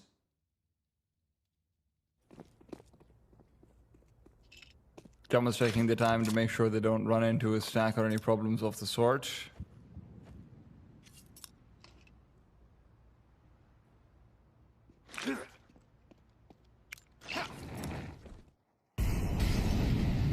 Full execute out onto the A-bomb site will feel painfully like a dry run. Felt the jungle smoke. And maybe, listen, this is what dry runs are for. Sure. Now they know. Yeah. Who forgot the jungle smoke, guys? Come on. Oh, it was Deutzer. Yeah, he was the one that was throwing the Yuto. We know that. Terrorists win. Do you know which player it is who's watching the soap operas? Who's watching the what? The soap operas on his second TV. All right. Yeah, it's Star Players. Okay. Yeah, but the TV's out now. He's turned Is it it? off. Okay, I didn't see. Okay, I didn't see that. All right. All right, guys, we lost 2 rounds. I gotta play serious now. Yeah. Ted, do you know if players are allowed to listen turn off to your music? telenovela.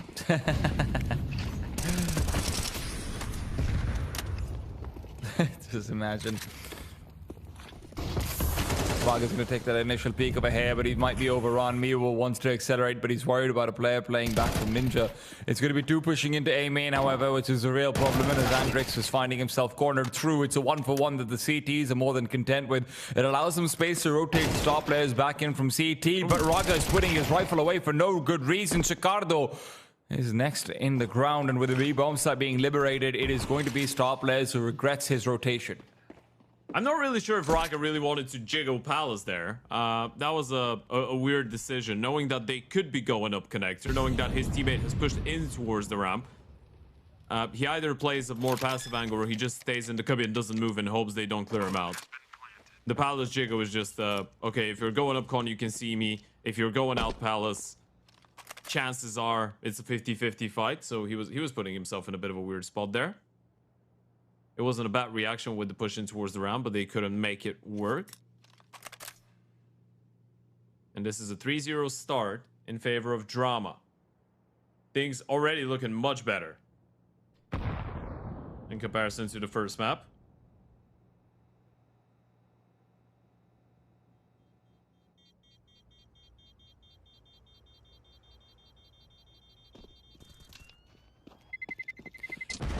Which isn't saying much, but it's a promising start for sure.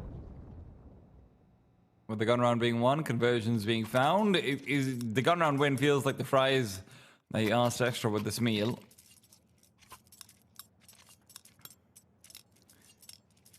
This is likely going to end up being a 4-0 start, maybe even 5 if HYPERSPIRIT make mistakes with their economy over here.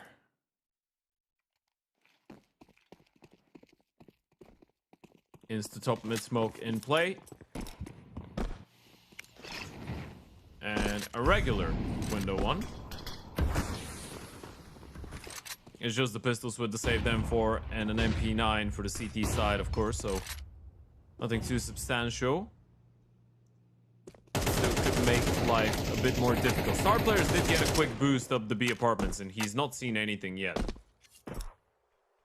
This allows him to stay a little bit more mobile. Now, bad news, the bomb could be going back towards B, and he doesn't really know of it.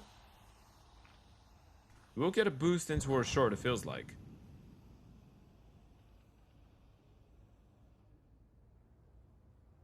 Top players isn't going to be given any information for this, so... And no information is good information. It means that the 5-7s and the MP9s can feel a little bit more comfortable trying to go for more information. Double swing out, this is exactly what they needed, but it still leaves Dima to do a lot of a hair in the B bomb side, and Dima's got the opportunity, finds himself that first D kill, was hoping for 2, but Deutsche is there to trade. This is already a good round, bringing it back to a 2 versus 2. Maybe there's more to be found over here. Double AKs for the CTs, no kits, no matter. Lack of armor is really what disturbs them more than anything else. Raka would still love to even get 1 kill. That'd be enough. The double Molotov is what scares me. Seen him. But one of them's already been used. Deutsche back over and out to bench. He's putting himself in a headshot angle versus players who are not armored in the case of Raga, and lower economy regardless. Molotov will buy them the space they need to be able to finish off this round, and HYPERSPIRIT, despite doing good damage and saving their 2 AKs, they'll have to take back the emotional win, not the actual one. Yeah, but this is still a good outcome for the CT side, right? You're going into this one with an M4 and an MP9 and a bunch of pistols. You're getting out of it with 4 kills and 2 AKs. It's not the worst possible half-buy/eco in the world. It was a good mid-crunch. 1 smoke or 1 defuse kit, and that round would have been on, but with the Molotov, it was basically done. Still pretty close, but this is much better out of Drama. We've seen a couple nice shots out of Mivu, out of Deutsche. Choiv as well putting up good numbers. It feels like everyone is tuning in. Androx was the one to win the round with the Molly as well. Seeing impact from all sides.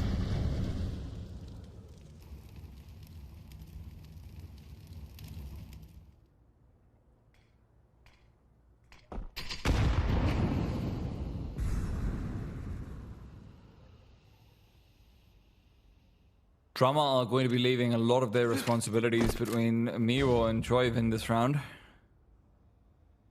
Though it's, I mean, it's a very awkward place for the AWP to be. Doesn't feel like the recommended course of action at all. Good grenade onto Miro certainly helps. As he clears out an angle that does not exist over here, at least as far as CT presence is concerned. Good kill for star players. HYPERSPIRIT will give themselves an advantage, and with the bomb all the way back close to T-spawn, Raga's extra frag will make that advantage all the more realistic. You already see Deutsche feeling like he has to run back. That leaves the T's remaining isolated on either side, but Miru's coming in from behind. He's going to get another freebie. This is going to be a B-bomb site that Nopsy has to hold down, and he's doing so swimmingly well. And now with the threat of Miro, Adchun can't rotate. Raga looks for a kill onto a bomb carrier that he's not going to be able to find as he comes through the apartments. Raga certainly had the opportunity to drop down the bomb before it made its way over, but with Deutsche finishing him off, what was going to be a potential comfortable round from HYPERSPIRIT ends up being Miro's success. HYPERSPIRIT looked a little bit checked out when you compare it to the first map, don't they? I mean, they get the opening kill in towards short, then suddenly, for whatever reason, they decide, hey, let's just rotate more people away from that B-bomb side. B player leaves, star players comes back, and all of this is happening with both of them running, by the way. So it was very easy for Nopsy to just follow where star players is and where the other guy is. Being very noisy moving around. And drawn. Terrorists win. Oh my god. He will survive. Oh god.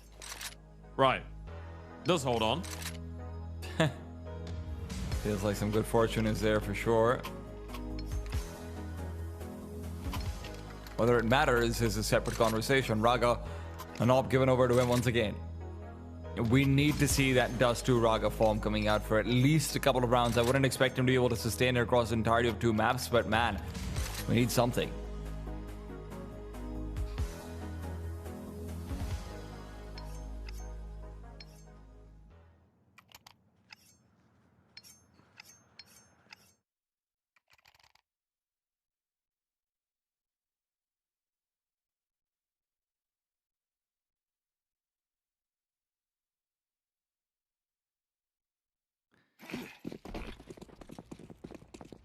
Drama want to go for maybe a little bit more presence out towards A this time. Deutzer hunting for a kill that he's not going to be given an opportunity to access.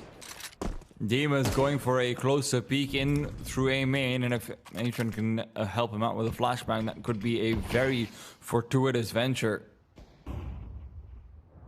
Meanwhile, Raga's found Miwo. That push forward, that aggression, that sort of X factor that he was bringing through on Dust 2. Now, will perhaps start to transfer over into Mirage as well. Dima forced away with the double Molotov, will be able to reset back down underneath the Palace Flames if he'd like to, and that's exactly what he goes for.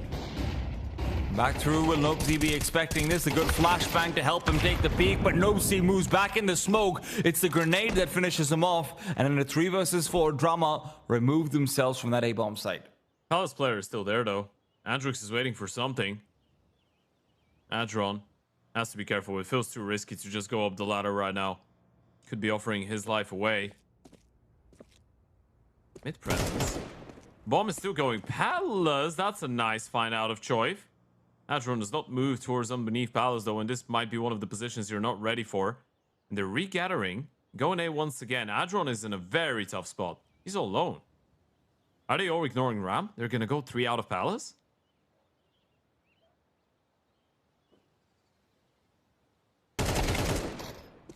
And they're even trying to walk out. I mean, Adron's going to have every Oh my god. inkling of what's going on, but the problem is he's expecting it to be a late push coming in through A main. He's not expecting it to be a double, triple up in Palace. Top layers now gets that call out. Will let Raga know that is needed on the AWP. Raga finds Deutzer, but Deutzer's done his job and more. Choiv, now his responsibility is straightforward. You've got no utility, nothing else. You need to be able to bait out the shot from Raga one way or another. That's exactly what he's trying to go for. Tap out on the bomb.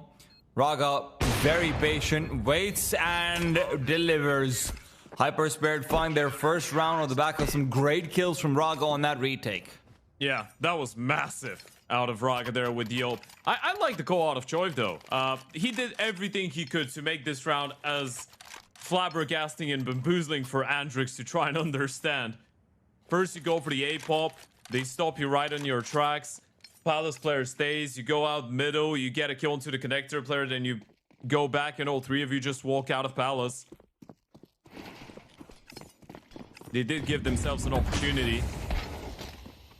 And now they're just swinging middle. No flashes out of the CTs from the A side. Bit of an oversight maybe. They do get the refrag thanks to Choker now in towards middle. Mivu will go down and they are putting a lot of pressure. This is just deathmatch. There's fights happening all over the place. The bomb is stuck in middle. Star players knows. Does he? I mean, he has... Yep. Oh, that's insane. God. What a shot. Nopsy did not expect it at all. Oh, Choi's been given a freebie in the meanwhile, and it's going to be a bomb that can make its way back over to the B bomb site. Star players, even if you've got one crazy shot, you need another one. Dripping with insanity where that came from. Star players pushing forward, very fast out through, back into jungle. No choice but to push, and he could catch Choiv off guard. Choiv, off angle is good, off angle's great, and Star players just cannot expect it. Choiv will bring it back with a quick double in the 1v2. That's a massive round out of Choiv. The in-game leader stepping up when it matters the most. And he's able to isolate these fights. Chokered out, given away by the gun barrel. Caught off guard, star players. Wasn't ready for the off angle. He's playing this one with so much confidence, Choiv. He really has been the pillar of this drama esports team. Feels like now you understand why they wanted to start on the T side of Mirage.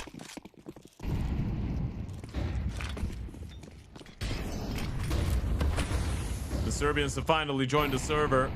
And it doesn't really feel as easy for HYPERSPIRIT as it was just a map ago. Certainly not. Star Players is alone. But he's got a smoke. And now he's not alone anymore. This is tricky. Jump down over here, Dima. One, two. Oh, he needed a second over there as well if the HYPERSPIRIT wanted a better chance of this. But Deutsel doesn't clock in that Chicardo's still nearby and around with 3 players now for the CTs that are ready and waiting. The bomb on the ground. It needs to be a kill from Andrix to step up and find the bomb. Choiv left in another clutch, and this seems a lot less likely than the previous round did. No consecutive 1v1s that you can take in a situation like this. A double swing inevitable, but no. Maybe mistakes can still be made. A smoke at his feet. Silence coming out from him. Trying to duck out behind the van. He will not spot Adrian from the corner of his eye. It is a second round for HYPERSPIRIT. Yeah, that was a much needed response coming out of the Romanians, wasn't it? If that B-pop works out, this is just a bully call out of Choiv, and I like it. Money on the CT side is not too high after the previous one. You know, they will most likely still try and go for it, though. He tried to just completely shut them down. Good work out of the MP9, out of the FAMAS. I think this is one of the situations where even in a 4v5, you can call it off. They were stuck in a tough spot. It was so early in the round. They still had a lot of util. They had the rifles. They could have backed off from the apartments, I think. They could have reset. They had plenty of time to try and retake some map control, but decided to go all in. Didn't pan out in the end. A lot of it comes down to the fact that they weren't ready for the backside player as well.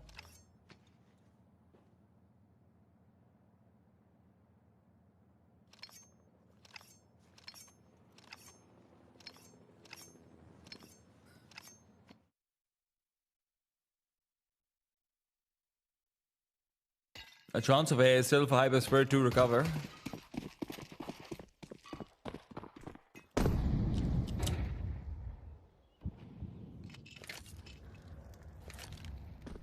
Drama don't want to let that happen. They have a game plan coming out into this. And it might be simple, it might be straightforward, it might just be one player throwing out all of the smokes. But maybe it's enough.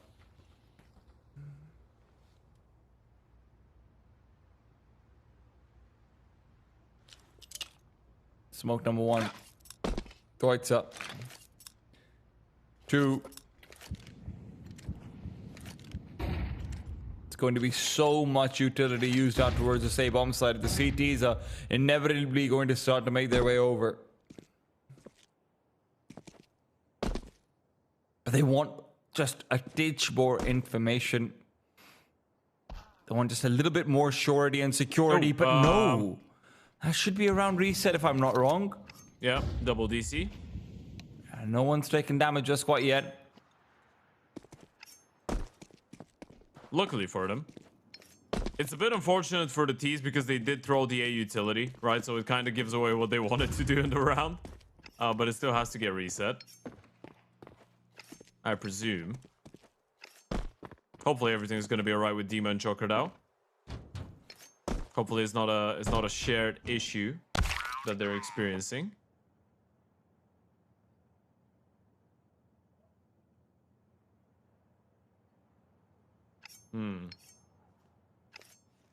What's your favorite Shakira song, Ted, since you brought it up with me? What's my favorite Shakira song? Yeah. I think there's a couple. Okay. I'd say La Tortura, probably. Right, you just said something that's La Tortura.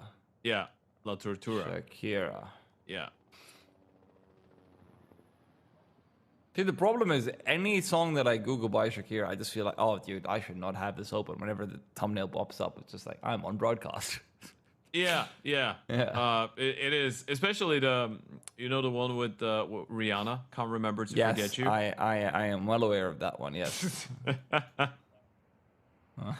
Well, you know what? Since we're talking about a Romanian and a Serbian team, we're not gonna talk about Shakira. We're gonna. Okay. I will let you know that there is some very beautiful Serbian music that you can check out if you want to. Fantastic.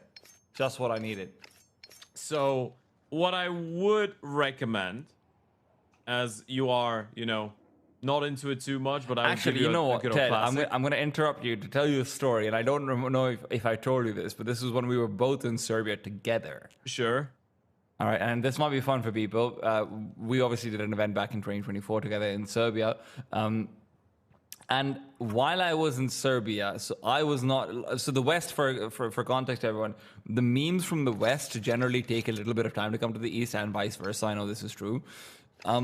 So while I was in Serbia, I thought I was like having an actual practical joke played on me, or I was going crazy. I thought it was one or the other, because everywhere I went, Serbian women of my age who were sort of around me, even in the street at like 1 a.m. in the morning, I would just randomly hear them all burst into song in like synchronized notes that they're very clearly managing your tone match and pitch match as well. And I was getting so creeped out because all that they were singing again and again, and I didn't know this was a meme back then, and I genuinely had to go back and have a conversation with Michael, and Michael explained it to me because I was getting creeped out. I was like, I just go around and I just hear out of the corner of my ears, meow, meow, meow, meow, meow. Oh my god. And I was getting No, this is not where I was destroyed in going my with mental this. health. I was gonna recommend you some Milikitic.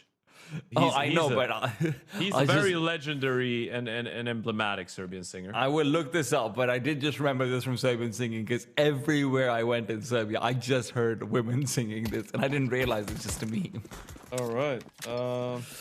Well, Yeah. that was the technical timeout. Thank you for being part of our maintenance. Yeah, we're back on the server.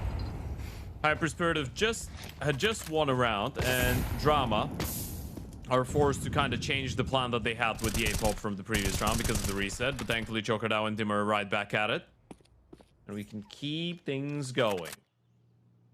A bit of mid control. Bomb still in towards the B apartment, so they might try and get one player boosted in towards window and then double down into somewhat of a B split. Would be my wild guess. That sounds pretty wild.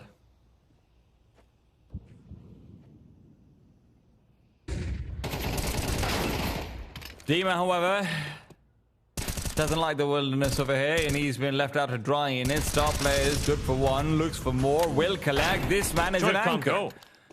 Joyf's alone. Even with that kill from Mantrix, they need to go back, but Joyf could get caught off guard by the short players.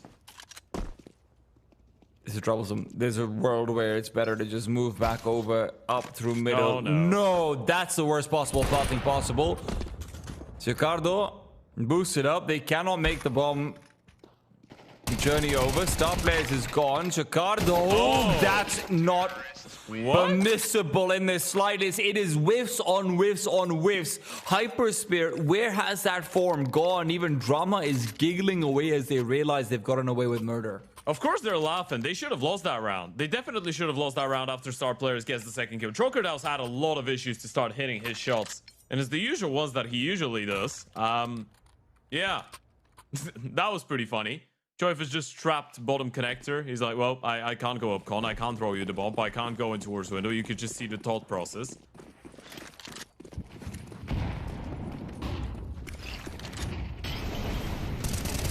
Molotov to 4 Star Players away. He's good for one. Maybe another double kill to come through. Raga steals it.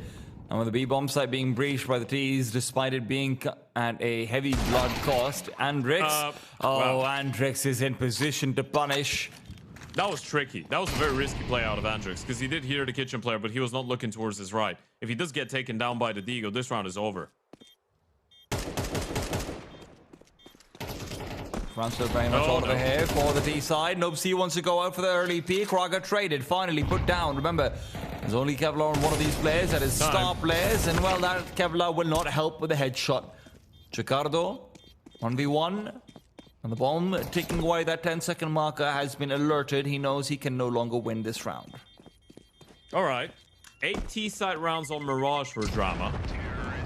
I'm struggling to understand how this is possible, by the way. This is 2 completely different maps. The map pick of Drama goes one-sidedly in favor of HYPERSPIRIT, and then the map pick of HYPERSPIRIT just gets dominated by Drama. This is some good old school Balkan Counter-Strike logic right there, but I'm loving it. And Drama have really bounced back into this one. And I won't lie to you, I would have been disappointed if what we did see on Dust 2 was the level of the team, because I do believe in this players a lot more than what we did see on that first map. Yeah. I mean, even without Vladen, I still think there is some skill on this lineup. And they're putting it to display right now, man. Yeah.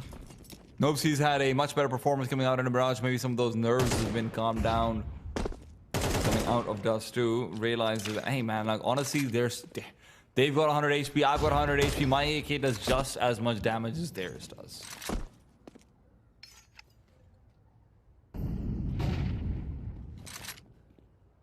Ooh, there's the reflash. They must have heard out. Joff is gonna get mollied out. We gotta be careful. He's looking for a gap. He's found one towards the back of the box, and Deutzer now is gonna get tested. Frag, bomb drop. This is an issue.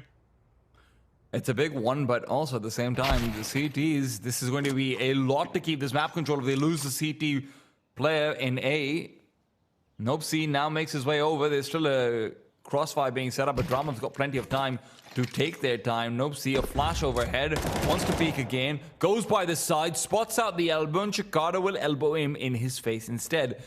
Miwo is looking for a room back in middle, but Dima is not going to be giving up this bomb easily at all. This is a 1 versus 1 in a full advantage position for Dima, who has the AK as well. No trigger discipline, nothing of the sort. It doesn't matter if he trades it out. 1 versus 2 in star players.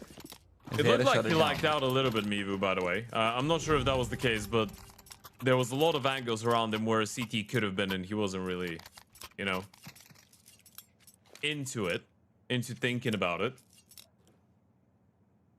Might have just thought that the third player would be somewhere nearby the remaining.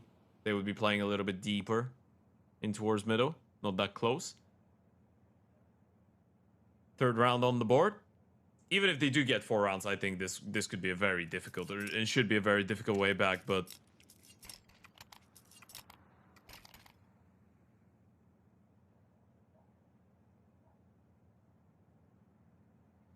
we will see. As well, HYPERSPIRIT.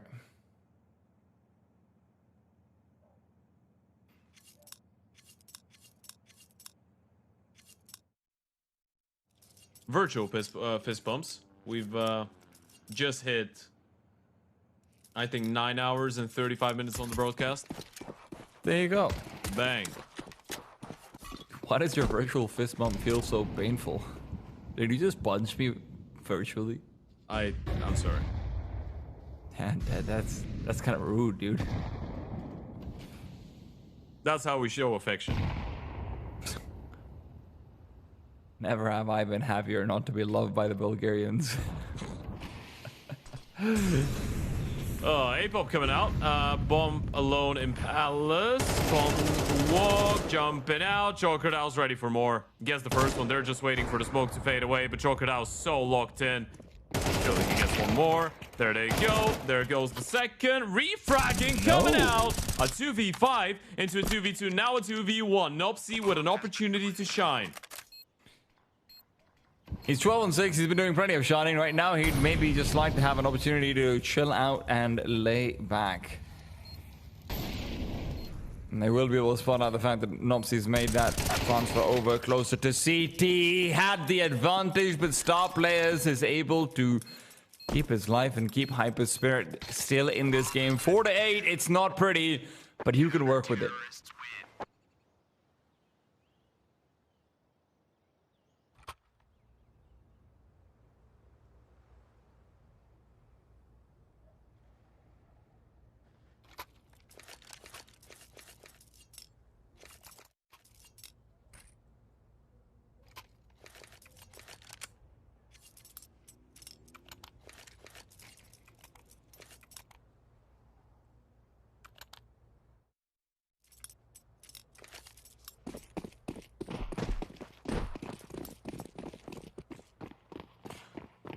3 USBs and a couple of dualies out for Drama. They want to seal the deal over here on the B-bomb site.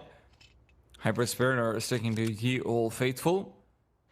Boys, smoke window, get out a couple of flashes and hit that B-bomb site. Choiv is hitting back. These dualies don't stop shooting. Back to back to back, and Miwo coming in to try and feature as an afterpiece in the frag movie. The Choiv is putting up Nobsy, and Deutza will make sure that that round is secured. This is another massive round out of Choiv. He's just been so detrimental for the comeback, for their success in the series. What a triple kill from the IGL.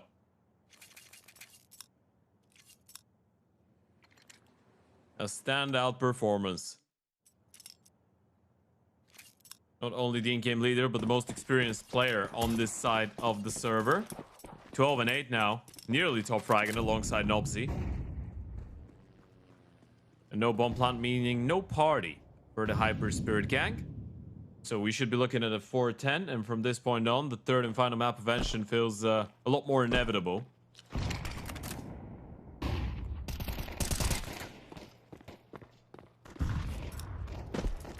Drama really are here to play after all. Feels like it the way they're cleaning up these anti-ecos. There's value in abandoning your MP9s over here and just reinvesting. Don't go for the bonus round. Let this be a round where you just try to get 11 one way or another.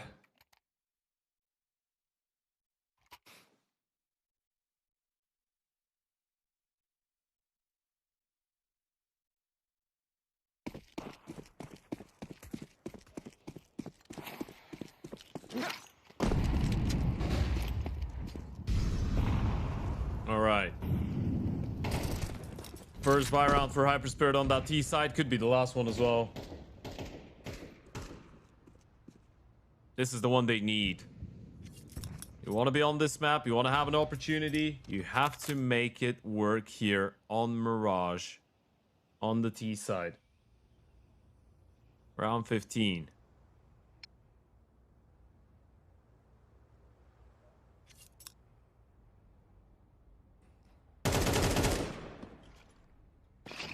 Drone. Nobsy Has spotted Nobsy, but it's just the Molotov. Defensive smoke deployed. Raga will try and take some space and will lose his life. Refrag is there courtesy of Choker Down. When the B split is in order, it's a fairly silent one as well. Ooh. Actually, funny Choiv over here is big. HYPERSPIRIT can start to move back in, and Nobsy's not got a chance here to double up. The CTs really should be thinking about saving, but the problem is all they have is MP9s. These are the exact weapons you want to put down on the funeral pyre of sacrifice.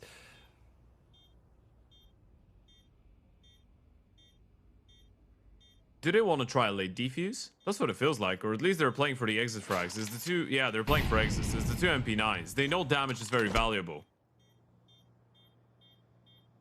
It certainly is with the way the money is for HYPERSPIRIT. Important find though. M4 Right. save denied.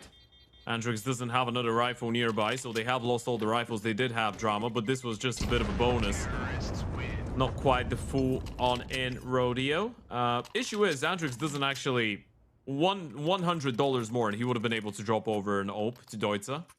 Now, the youngster could still get one out, but this is if he wants to go for the glass cannon. And he will. Oh no, never mind. Someone did have the money to give him an AWP. Okay.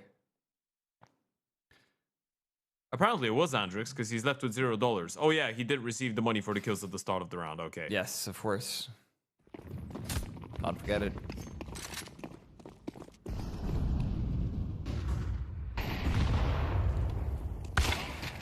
Deutza puts that up to good use as well.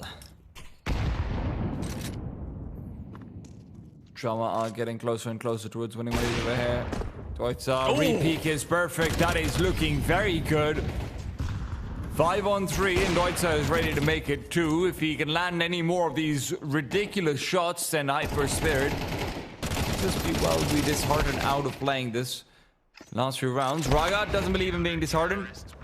But he does believe in AWPs, and Deutsche on the other side is doing a damn good job with it. That's a massive round out of Deutsche. This is what you wanted to see out of the youngster. XG2 Ares player stepping it up with a big green in hand. Very proactive as well, getting that opening pick into towards short, running all the way back towards the card to go for the B-Apps pick and get that quick scope. Probably, if you were to get excited about one player on this team that you didn't know beforehand or is a little bit younger, should be Deutsche. Yeah. Although we've seen some good stuff out of Nopsy and Mivu as well. And even Troiv's had his moments, but maybe just lacking some of that youth that makes There you go. it more exciting. Deutsche, Mivo, and Rix, it feels like it's a team affair, and Drama are very much a well put together machine right now. Yeah, they really are. And this should be curtains. It should be Dima going down any moment now as well. What can you really do? You can't do much.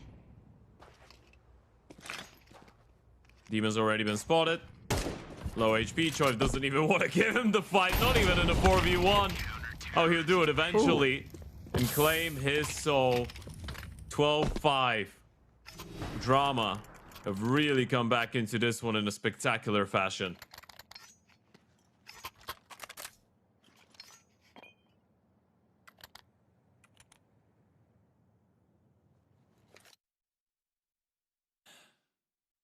This could not have been on anyone's bingo cards. This could be a series reversal, 13-5 situation, and on paper it should be. HYPERSPIRIT are not looking like the same team, but more importantly, Drama isn't looking like the same team. They're looking like a far better version. I don't even know if I'd call them version. It's an entire expansion back coming through the way they've been adding depth to their sides. Miwo with a strong start has got 2 where that came from, and maybe even 3. Sure, third kill doesn't get fully collected, but Star Players, it feels like he's a dead man walking anyway. It really does feel so, doesn't it? Deutsche shuts down Raga, and this is just another one, another part of the dominoes that HYPERSPIRIT has been on this Mirage so far. There's just 2 of them left, Joker now and Star Players. Just throw in the towel already. This has been an absolute knockout, this entire Mirage. Not even close. And they are taking their time with the retake. They want to make sure this is where the ending comes over. Joker now hesitant, doesn't really know what angle to take. Double smokes on the bomb. Spam comes in, they're just taking it. They can't find him, can't get the kill. And this will be 13. Drama eSports answer back, and they answer back in style. And the idea that they're able to get that reversal over here, it's everything being reversed, right? You look out towards map number 1, Raga is looking like a dominant AWP. You look out towards map number 2, it's Deutsche, who we keep on discussing again and again, putting up these numbers. You're looking at what Miwo's been able to offer in a couple of these crucial moments as well. Compare that to what was coming out in map number 1 from players like Dima and whatnot. It's quite literally a 1-for-1 replacement, and the idea that the next map coming up is going to be Ancient over here as well. Ted, bug maps all the way, and I can't wait to see what version we're going to get from either one of these teams. Yeah, absolutely. It's been such a back and forth game, right? And I mean, not in the way that they've been exchanging rounds, but in the way that HYPERSPIRIT just looked like the better team by far on map number 1. It felt like it was absolutely impossible for this to go all the way. And then you're looking at the way that Drama played on Mirage. It felt like they should have 2-0 this easily, right? Both teams have had very convincing map wins, and interestingly, funnily enough, on the map picks of their opponents. But we did get to see a very good version of Deutsche, of Nopsy, of Choi. It's just roles reversed. These guys absolutely dominated the server, and from a mental point of view, it's not an easy thing to do after getting absolutely smacked on your own map pick. But that, as you pointed out, just makes up for a very interesting potential third map. Look, and that potential third map is going to come through with question marks around it, right? We've obviously seen a tale of 2 offers coming through from either side. Lots of love out towards Chicardo for HYPERSPIRIT. He did have a pretty good map coming through all in all. Some good, important rounds, but we weren't able to get that same thing out from Raga or Dima. It felt like even just Playmaking wise, we were getting so much more from Drama. Miwo, you think back to that round where he's boosted up, eats and 8, still manages to come through for the flank, the backstab. Even in rounds where HYPERSPIRIT looked like they were doing better, they weren't. But the question is, can they turn their fate around in map number 3? Ancient's coming up next for the decider. Who's going to take it? Let's find out.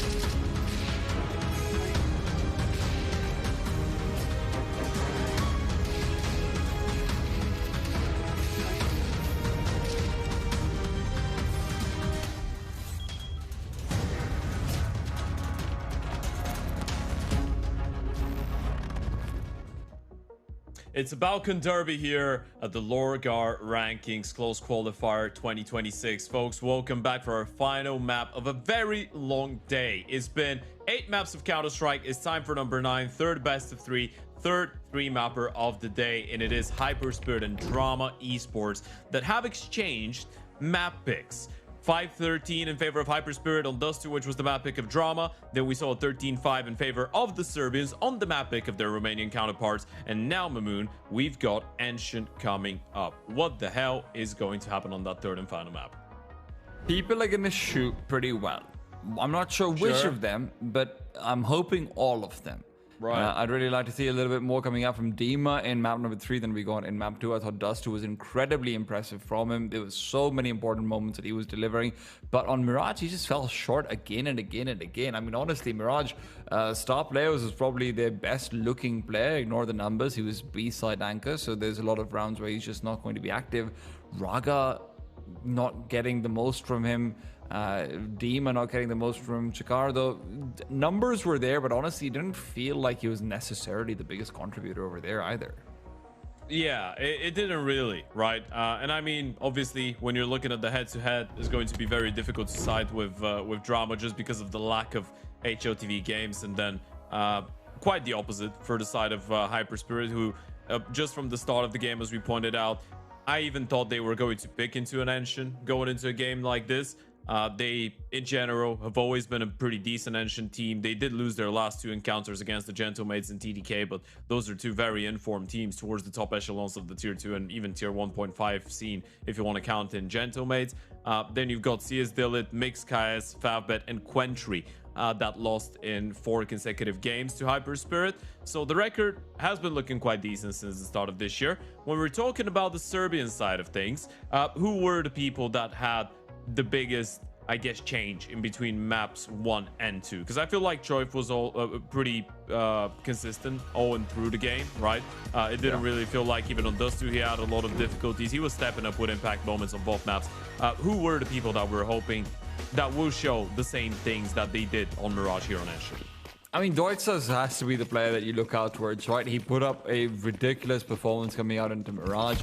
Nopesy had some important moments as well, don't get me wrong, but I want that consistent opening presence over here for the CT side when Drama comes to the CT side. Nopesy, look, decent performances to be expected, but Deutza and me will have to be the ones to step things up. But into the pistol round we go, and Drama hoping to go into the A-bomb site through Donut, perhaps. Good block. Gotta go through the smoke eventually. Line up. Flash in. Doesn't go deep enough. And that will set up Raga for a multi-kill. He's able to claim just one. Another flash going high. Star players connecting bullets, but not able to get a kill. Bomb still drop. Eventually we'll have to try and put the digits in. Another tap. Smokers are fading, making the situation a little bit less comfortable here for Drama. Just dancing around Choif, hoping his teammates will be able to deal with the Temple player as well. Headshot connects. Dima with one, choker out with another, and now they know exactly where Deutza is, and on 5 HP. It feels like it will be too much to ask off of the 20-year-old Serbian. He will try and fight something, but chokered out there to shut him down. So HYPERSPIRIT do get that first pistol round on the board. CT side, it was a little bit scrappy, but they get it over the line. Yeah, that flashbang had it gone a little bit deeper, then maybe it could have been a different situation. Nopesy getting the double kill really makes it feel just impossible to find anything for them.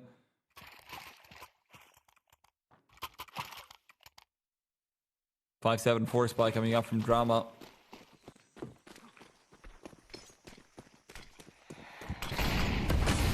They've got an idea that maybe the mid side of the map is where they want to commit through, but with the Molotov already having been used for the T side, that's one way of guaranteeing that there's going to be a force spy coming out from the other side.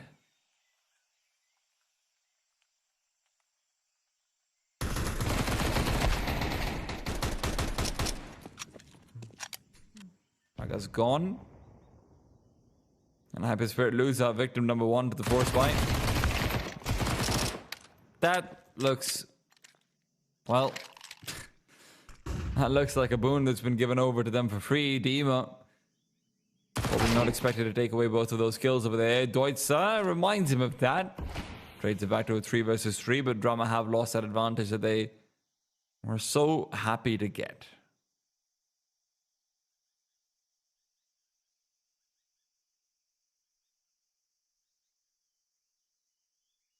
We did get a little bit of help from the best Serbian commentator.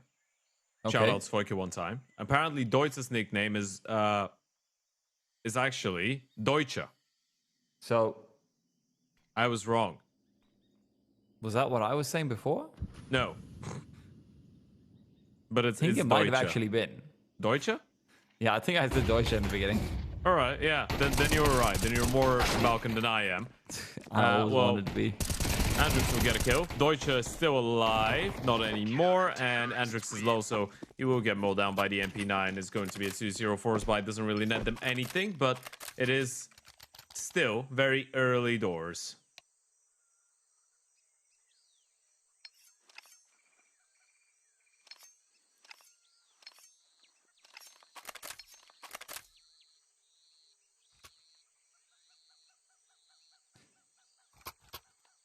Technical timeouts have been a slight problem for us today.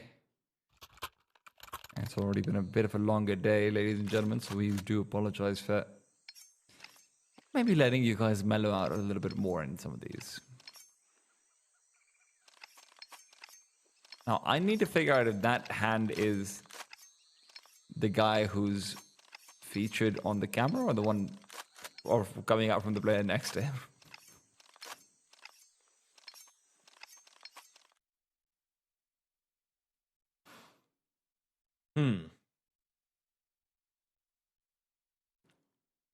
All right. They have decided to force again, Moon. On one end, you love to see it. On the other end, you really don't.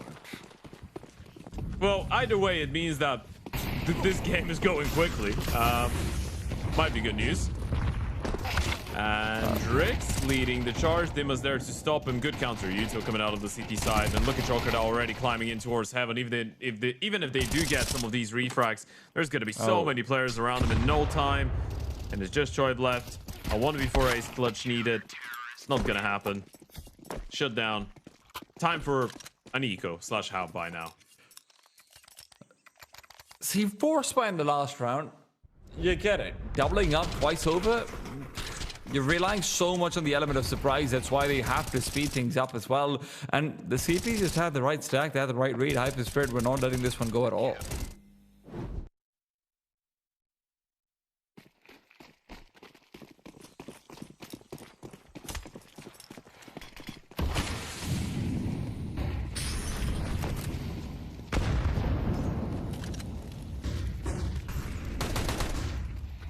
Ooh, a little bit of speed in towards mid. No, Mivu will be able to get that opener. Adron, very solid work. That's a round stabilizer. Right there. That's what the A4 players are always dreaming about. Hey man, I'm gonna get sprayed down on 2 players and still have enough bullets left in my magazine for 2 more. So it's worse for wear after that shot through from. Sorry, yes, gotta fix it. No, we're learning. Yeah, no, I need to as well. I've been calling him Deutsche my entire life. Well, star players. Next, you're gonna tell me his name's actually Star Pledgers. I think that's star players. Okay, phew. 4-0 for HYPERSPIRIT, as Drama will be unable to find really too much economic damage over here either. This is still precarious territory. Potentially, HYPERSPIRIT can end up losing out on the ability to buy should they lose 2 in a row. Drama, that's got to be their objective to come back into this game.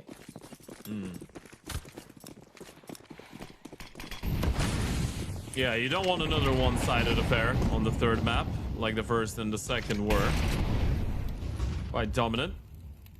Very assertive in towards middle, HYPERSPIRIT. Don't really want to let Drama get that control. Double smoking towards middle makes it a little bit more difficult to actually break. And Adron will open things up. No one in position to refrag. Nobsy will try and get some space in towards A though, and he will be successful. He's out the side.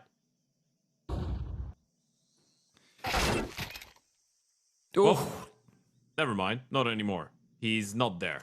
Well, he still is, but not really moving. Yeah. There's one way to make a home for yourself, and It's Look, not a with the bad price shout. of land these days, yeah, it's not a Yeah. bad shout at all. No, it's because Adron is the A player. So that's why when you see him get a kill in towards middle, and obviously the op was not there, so it's still a bit of a chance, but you try and take the gap in towards A. They catch you right before you cross in towards tempo, which is unfortunate. And now you're hoping the op of Deutsche will provide something, and it does on the first. Deutsche needs a lot more where that came from with the bomb on his back over here as well. The smoke will be here till that 20-second mark. And then you've got an incendiary to come through from behind. That incendiary is used preemptively. They're more worried about a push through A main. Numbers perhaps not expected to be accumulating in Donut. And when Star Players is able to take care of Red Room, then Hadron comes back over to the bomb site itself, playing default, or rather back default. Peek over here would have been necessary, but Miwo pushes out and about. Dima, not expected, will be able to take down the planter. The 2 kills will secure the round. No ability for Choiv to dial the digits. HYPERSPIRIT are going to be up 5-0. I'm a little bit surprised seeing...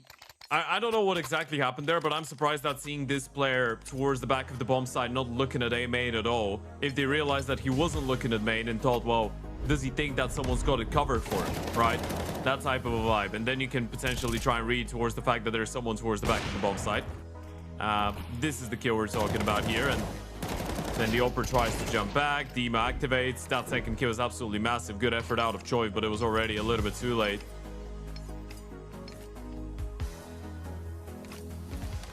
Looking a little bit nervous, Drama. This is definitely a bit familiar to Dust 2. Closer rounds, but same result. And eventually for Drama, that's going to be in the back of their mind. God, dude, we can't let Mirage be a flash in the ban. We worked so hard to get to 3. And 4 spies, half spies. Drama are continually putting themselves in precarious positions. Star Players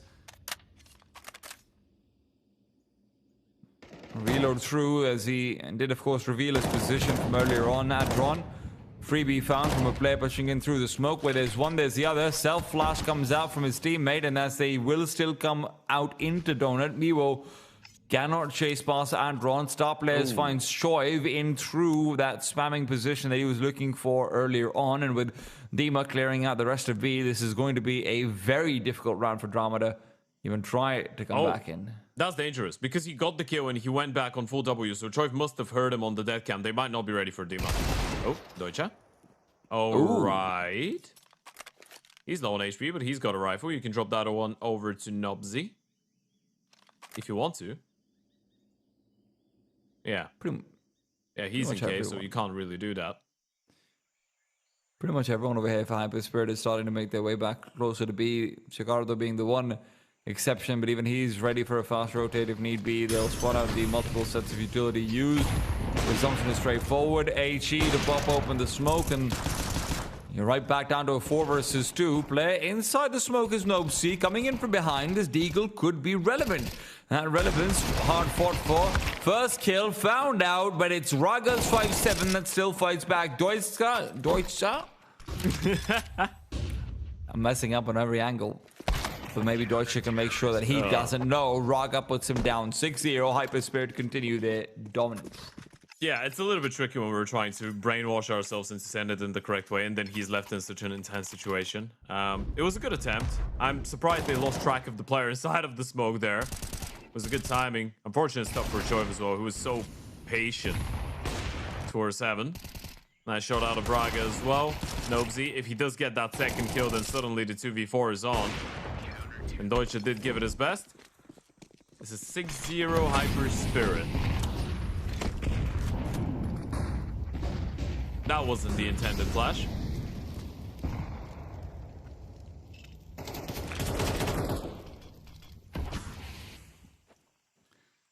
Back to the guns here for the T side. Look at the way they've lined up in towards middle. HYPERSPIRIT want to fight mid later on, and this is going to start it off. Bomb spotted in towards Heaven. Gotta get out of dodge before the donut smoke fades away.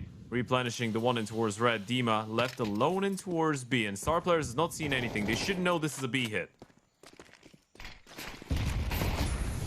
Oh, Generally good go molly. down. They have to move through it over here. Tees are just completely trapped in. Drama. Best looking round for them in quite a while, but now that they've run out of utility, this is going to be a lot more roadblocks where that came from. Bomb cannot be planted. Another incendiary used to prevent it. Flash overhead. Raga re-peaks. Raga's getting down on the disco. And he is feeling good about himself. Adrian even finishes things off with a quick little wall bang. HYPERSPIRIT untouched so far. A maiden start, 7-0 up. It's just the Molotov towards the back of the plat. That's what forces the player, the planter out in the open. Choiv wanted to go for the double peek, but it all happened so quickly, and Raga was already out of dodge. And Choiv looks a little bit unhappy with what's happened. Thing is, even when you get mollied, you can just go back in towards blue, right? And you're not as exposed towards long. When you just swing towards the right hand side, the ramp player can't really help you as much. And that was, I guess, the issue. Or even in that type of a situation, if you do get mollied, unless you're getting spammed, sometimes if you're already planting the bomb, you can just stick it, even if you sacrifice yourself for the greater good. Not sure if they had a smoke on someone to try and help, but definitely something the IGL was not happy about. And it's 7-0. How does that happen now? That's I've not seen that type of a series in a long time, and Choiv going for the double tactical timeout. Apparently there's a lot to be said here.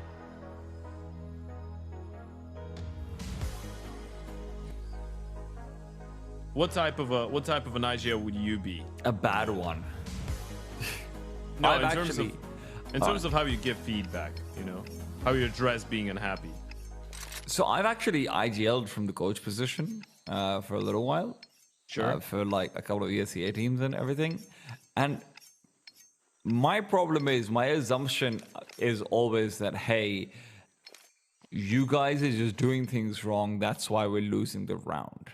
Like maybe even the call is wrong, but we are not inherently worse than the other team. Sure. And sometimes like the inability to accept that made me very frustrated. Okay. And that made like my calls worse and everything. Like there's an art to accepting you're a worse team. And right now, Drama is perhaps mastering that art too well. Maybe it's time to rear their heads up high and fight back stronger. Dima, wow. He doesn't want to let that be a real option. They're just getting destroyed right now. It's not even funny. Not even close in this round at least. And at least some of the previous ones were a bit more competitive. This one, well, has suddenly turned competitive. Adron is in towards middle and will be able to get the first from inside the flames. Deutsche comes around, a 2v5, and he's got a 1v2 clutch to try and pull off. There's no way.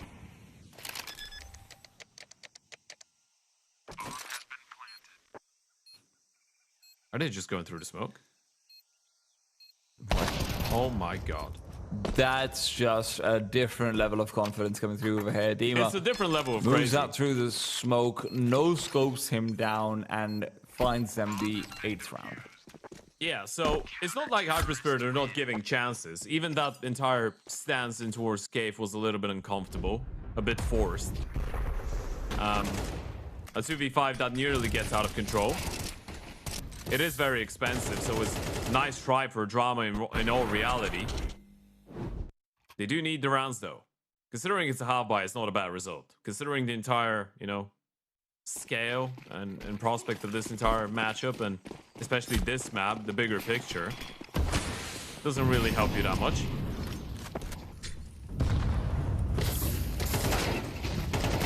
And that's not helping either. Double opener in towards middle. They are getting absolutely demolished. And somehow they have a bomb site. Somehow they have a bomb site might be the best way to summarize this round, I suppose. But the CTs don't want to let that be the end of the round. Star Players is always going to be ready to try and threaten out a push through from behind. He'll have to deal with Andrix, but that's something that he's been happy to do before. Andrix has not been having the best of games, 2 and 8. All right, flash me long. I want to peek. Raga does give in. Crocodile still here though. They might not be ready for it. Goes the flash, and it's not perfect. Missed shot out of Deutsche. And it might be time to hightail it back. Cave player is going to hear all of this though. He's not going to catch the bomb. Could have done it. Deutsche goes for the reface. Ooh. If he does get the kill, that's a massive play. But the moment that he dies, this round is over. Yeah, Andrix has been spotted out, even cops a bullet for his troubles. Chicardo doesn't care about whether you're sending over grenades his way or not. He just has to make sure you're not going to be going back over to Red Room and through. Andrix, I mean, chancing a crossover here. Star Players is full HP. You don't have any advantage versus the M4 when you're already low as well. It's 9-0 from HYPERSPIRIT. Star Players is so sharp. He has been so sharp today. Deutsche is still laughing about it. He's got a smile on his face. I guess it's good to see that they're not, you know, fully frustrated, but it has been a tough third and final map. If you're just joining in, this is our last game of the day here at the LORGAR Rankings Coast Qualifier, brought to you by LORGAR. Of course, ready to play, because LORGAR can make you ready to play. No matter what you play, they can get you hooked up with all you need.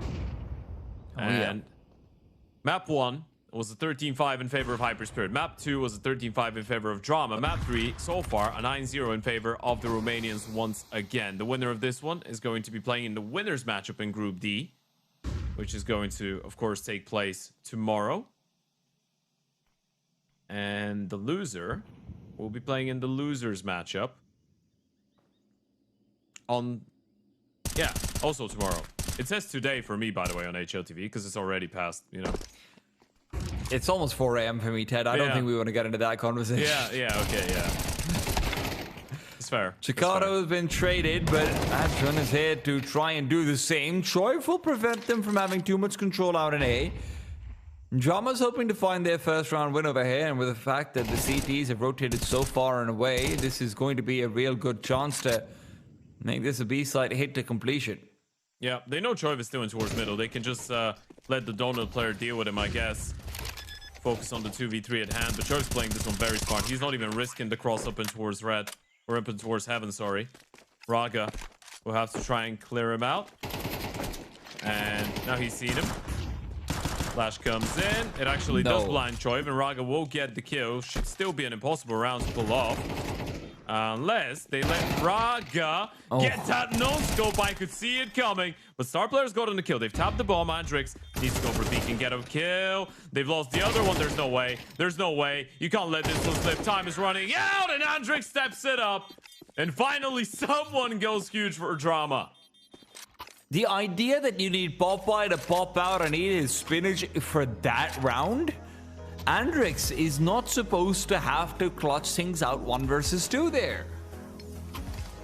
I don't know what I could even say. Drama, in the round that they win, the one round they've won, it's one of the weakest looks they've had. It is very tough. Tactical timeout out of HYPERSPIRIT is interesting. Apparently, they want to make sure they just get an 11-1 and don't let them back into the game.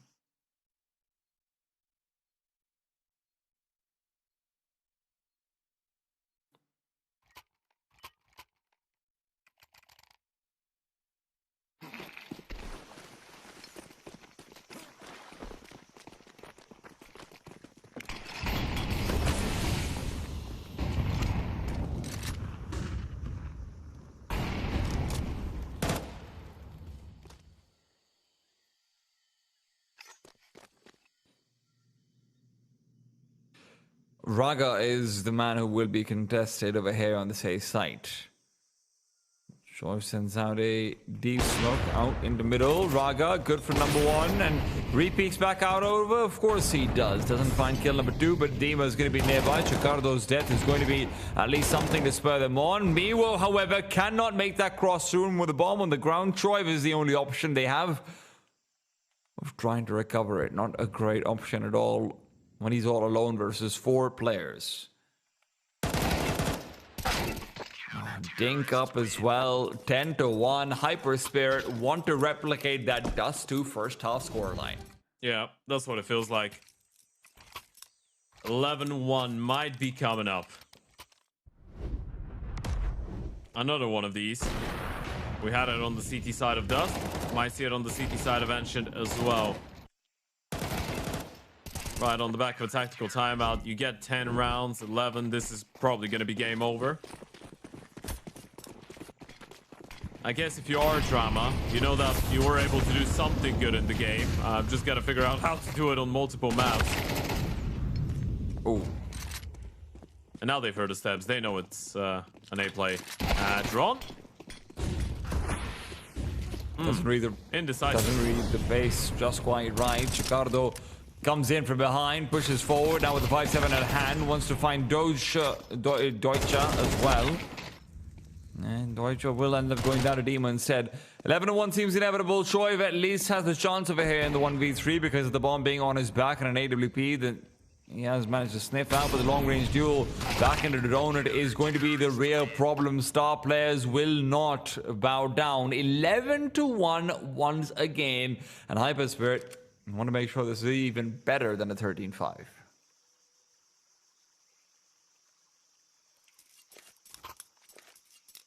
It's much better. It could be.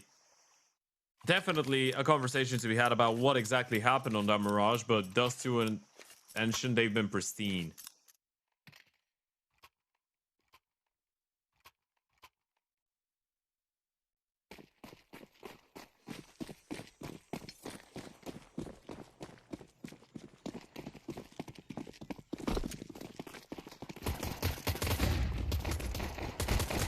Push out middle from Drama. They feel desperate right now, but desperation is looking like it might have a certain charm about it. Push through from the side. Andrix is already trying to play out from short. Andrix loses his life, but it's a trade. 1-for-1. Smoke down. CT is crossing. Lots of damage dealt by Adron. Bomb can be planted. And in this 2 versus 3, Miwa and Choiv are going to be the weak links. Star players manages to get 2 big ones. HYPERSPIRIT are not going to let go of this second pistol. Yeah, you're not even celebrating at this point. You're just like, well, let's go for the next one, boys. This one is already over and we know it.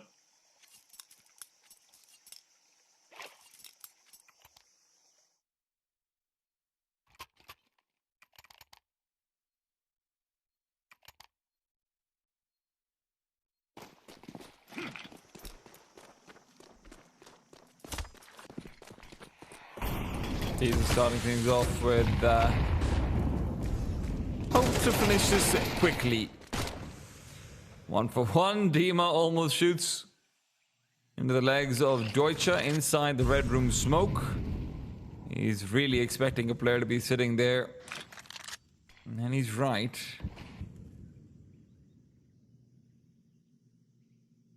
Torches pushes through the smoke, or rather nestles himself inside of it. Adron back in A main. Troy plays elevation in the site itself. The CTs have abandoned B, but does HYPERSPIRIT suss it out? Not as of right now. This will give them an opportunity. You've got the MP9 boosted. Deutsche re-aggresses, catches a bit of a timing. Star players will shoot him down. Do they deal with Choi? Answers yes. Instant headshot out of Braga. One more player towards the back of default. It's going to be Andrix on the 5-7. Star players needs to start making his way over. Eventually, this 5-7 could be incredibly deadly. Andrix will show them exactly how. Picks up the Galil, but loses his life. The wallbang will do the job now. 1 versus 1 on the bomb site itself. Adron pulls up the gun. It's 13-1. HYPERSPIRIT looking untouchable. Coming out into map number 3. Mirage might have been a blip on the radar, but this radar is saying clean skies through as HYPERSPIRIT sail forward in that upper bracket for Group Yeah. B. They sail forward. They will be playing against Astral tomorrow. It was a very weird game, all things considered. I don't think we've seen a 3-mapper with such dominant maps in a while, especially not in this tournament so far, that is, in this close qualifier. Map number 1, going in favor of the Romanians, map number 2 in favor of Drama, and then the third one was the most vocal out of them all, 13-1 in favor of HYPERSPIRIT. They will be playing Astro. For Drama, I guess playing against DALUYONG tomorrow is not going to be an easy task, but if they are able to replicate what we did see on Mirage, we did see that there is some potential. I think they could be able to stay alive. It definitely won't be easy, but there is definitely something more to the Serbian team. I mean, the problem is the Serbian team, we've literally seen the ultimate coin flip from them, right? We've seen the, oh my god, we can do nothing wrong. We're going to get every single read right in a mid-round situation and play this out perfectly. And all our aim's also going to work and this and that. And then the other side is, well, we're going to have all of our aim fail in these mid-round situations. We're not going to get any of the right reads in these mid-round situations. Early round, okay, that's fine. But late round, mid-round, not a chance, right? We're getting to see this coin flip. And any team like that will always have a legitimate chance of showing up in their best form. So yeah, DALUYONG, dude, you guys should be slightly anxious, because that's probably how anyone feels going up against the Drama side after the performances that they just gave today, and the vast variety, or rather the vast discrepancy in their floor and their ceiling. Yeah, most likely a pretty, I want to say, disappointing one if you look at it from the perspective of the Serbians, but we did see some smiles on there, so hopefully tomorrow's going to be a little bit better. This is going to wrap up the day for Namamu. We've got, of course, Unity taking on Bondi tomorrow for a spot in the plains. This is going to be our first game, because we do have 3 best of 3s happening tomorrow once again. We're going to be starting at 2:30 p.m. Central European. This is 14:30. Unity taking on Bondi. We've got ASTRAL, HYPERSPIRIT, and then we've got the elimination game of DALUYONG and Drama eSports. This is going to be the program for tomorrow. It's going to be myself and yourself back once again in a little bit over 12 hours. Well, listen, I'm just glad I get to see you again so soon. But hey, guys, make sure you're coming back in to see us again so soon as well. It's going to be more Counter-Strike action coming your way. Make sure you're tuning into all of it. The LORGAR Ranking Cup returns tomorrow.